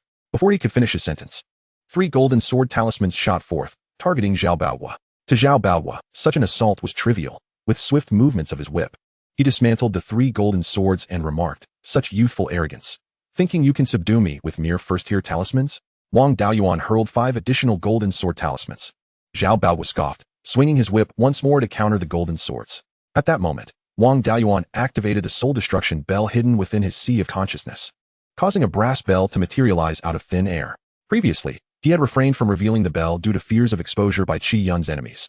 But within this underground cave, he no longer needed to worry about discovery. He infused the bell with his divine sense and spiritual energy, which ignited a golden glow, enveloping Wang Daoyuan within. Simultaneously, a resounding chime echoed. Zhao Baoguo, engrossed in countering the golden swords, was utterly unprepared for the auditory assault, suffering the brunt of the soul destruction bell strike. This was not an open field, but rather a confined cavern. The sound waves ricocheted off the walls, inflicting cumulative damage upon Zhao Baoguo. While the reflected sound waves were not as powerful as the initial strike, their frequency made them formidable. After approximately 10 breaths, silence enveloped the cave. Zhao Baoguo lay on the ground, eyes rolled back, frothing at the mouth, occasionally convulsing, indicating severe injury, while the giant python lay lifeless. Initially contemplating the swift termination of Zhao Baoguo, Wang Daoyuan reconsidered. The old man's secrets were too valuable to squander. Instead, he deemed it more prudent to refine him into an avatar. Seizing the moment while Zhao Baoguo's soul lay heavily injured and vulnerable, he wielded the soul-rending blade. Wang Daoyuan concentrated, nearly depleting his divine sense to manifest the blade, which aimed directly at Zhao Baoguo's forehead. At that moment, Zhao Baoguo remained in a stupor, devoid of the ability to resist. The soul-rending blade effortlessly penetrated his sea of consciousness, annihilating his spiritual intelligence and awareness. Wang Daoyuan was taken aback. Zhao Baoguo had previously wielded a second-tier artifact with ease, suggesting a substantial divine sense cultivation. Yet now, under the blade's influence, he crumbled effortlessly. Perhaps it was due to the severe injury inflicted by the soul destruction bell that he lost his capacity for resistance. If this were indeed the case, Wang Daoyuan could use the soul destruction bell to wound Qi Yun before employing the soul-rending blade to obliterate his intelligence, without the fear of backlash against his own soul. Yet, the time for that was not now.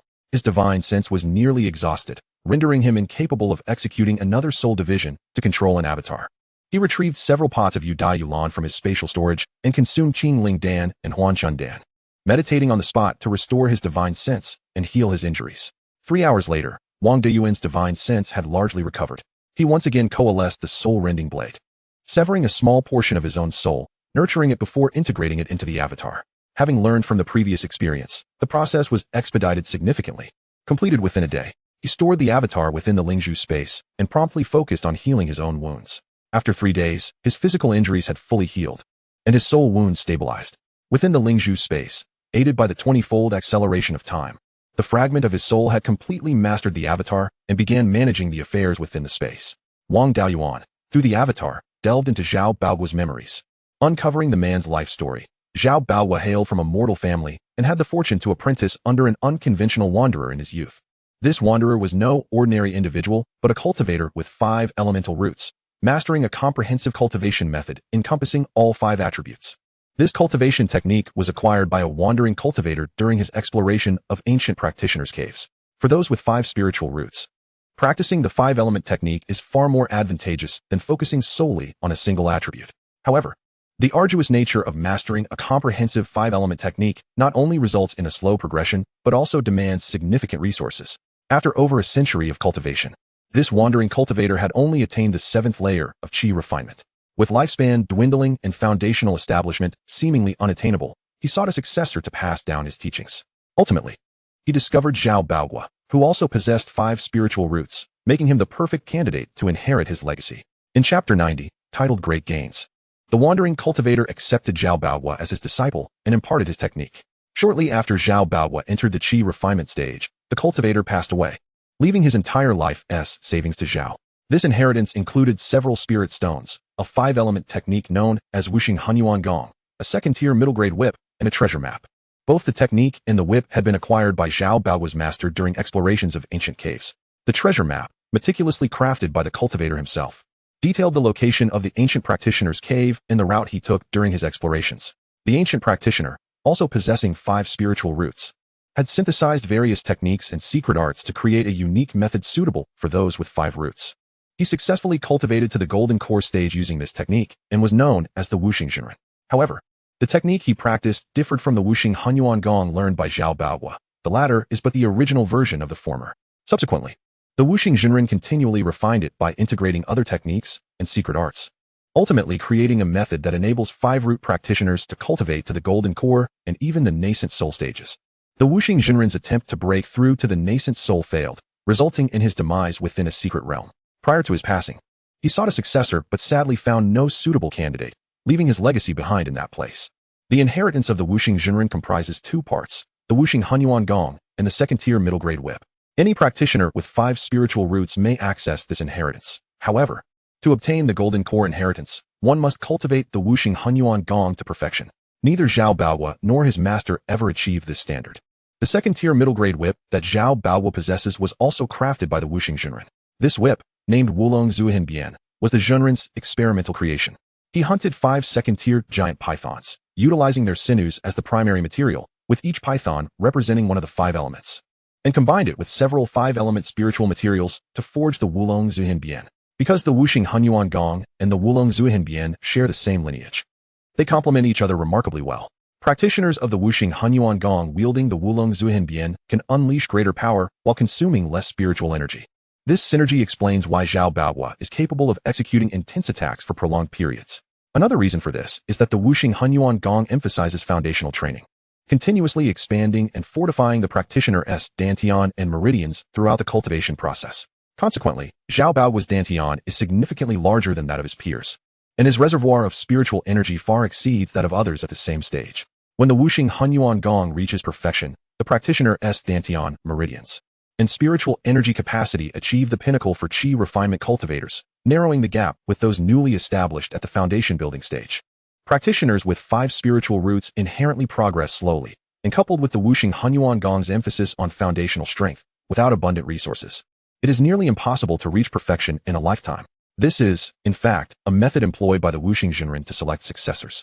Those capable of achieving perfection are either adept at acquiring resources, indicative of considerable intelligence and longevity, or come from favorable backgrounds or possess grand opportunities, ensuring they do not struggle for resources and have a bright future. Nevertheless, the considerable time and resources required for cultivating the Wuxing Hunyuan Gong yield substantial benefits. Achieving perfection can significantly enhance the success rate of foundation building, with potential increases varying by individual. The maximum boost can reach 30%, equating to the savings of a half foundation building pill. Moreover, since this technique fortifies the practitioner's body from within, the likelihood of life-threatening consequences from failed foundation building without a pill is considerably reduced, typically resulting only in damage to the meridians and dantian. Zhao Baohua, a sagacious individual, recognizes that mastering the Wuxing Hunyuan Gong to perfection demands immense resources. Lacking the talent for diverse cultivation arts, he engaged in resource trading. He purchased pills, talismans, and artifacts at Qingli Fengshi and resold them at inflated prices in Liliuzhu. Conversely, he acquired precious spiritual herbs and ores at lower prices in Liliuzhu and sold them at a profit back to Qingli Fengshi. His trade between the 2 locations has garnered him substantial resources over the years. Had he not been a practitioner with 5 spiritual roots, the wealth he amassed would likely have sufficed for him to establish a foundation long ago. Even so, he still possesses the opportunity to do so. Although Zhao Baohua appears aged, he is only 69, classifying him as middle-aged among cultivators. Within his lifetime, he holds considerable hope for mastering the Wuxing Hunyuan Gong to perfection. Although surpassing 70 years of age has begun to diminish his vitality, thereby reducing his success rate for foundation building, the support of the Wuxing Hunyuan Gong and the acquisition of a foundation building pill could still enable him to succeed even beyond the age of 100.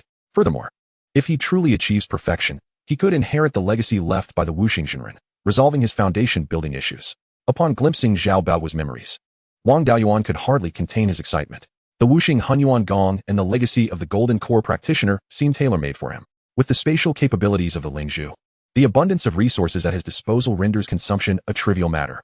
Initially, Wang Daoyuan intended to establish his foundation before shifting to a new technique. However, circumstances now necessitate an early transition. It is unlikely that any other cultivation legacy in the entire North Yuan cultivation realm could match the suitability of the Wuxing Jinren's inheritance for him. Delaying the transition to a new technique is unwise. Thus, Wang Daoyuan plans to commence his shift immediately after negotiations with the clan leader and the individuals from Liliuzhu are concluded. Zhao Baohua's value extends beyond his cultivation.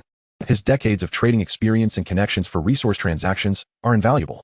If the family can fully assimilate these connections, coupled with the advantages of the Lingzhu space, their annual income could potentially double.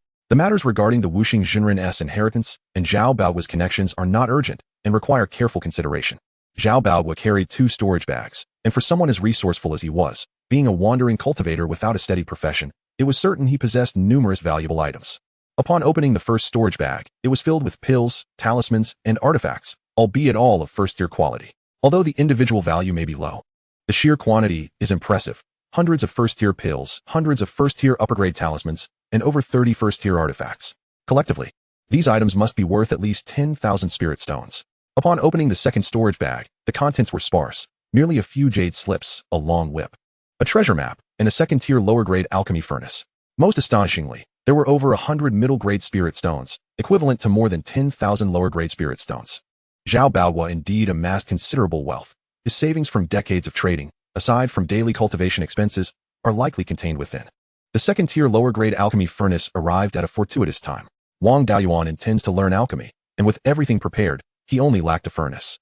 High-quality alchemy furnaces are typically quite costly, and the family urgently needed spirit stones, so he had refrained from purchasing one. To his surprise, Zhao Baoguo provided him with one. The furnace was a striking purplish red, presumably crafted from second-tier middle-grade material known as Xiang copper, and adorned with an engraving of a fire phoenix. Through his insights from Zhao Baoguo's memories, he learned that this furnace, named Huafeng Xiang Lu, was commissioned by a foundation-building wandering cultivator from Liu, valued at over 4,000 spirit stones, equivalent to 3 artifacts of the same tier. The several jade slips documented the Wuxing Hunyuan Gong, the techniques for wielding the Wulong Zuihin Bian, and various spells.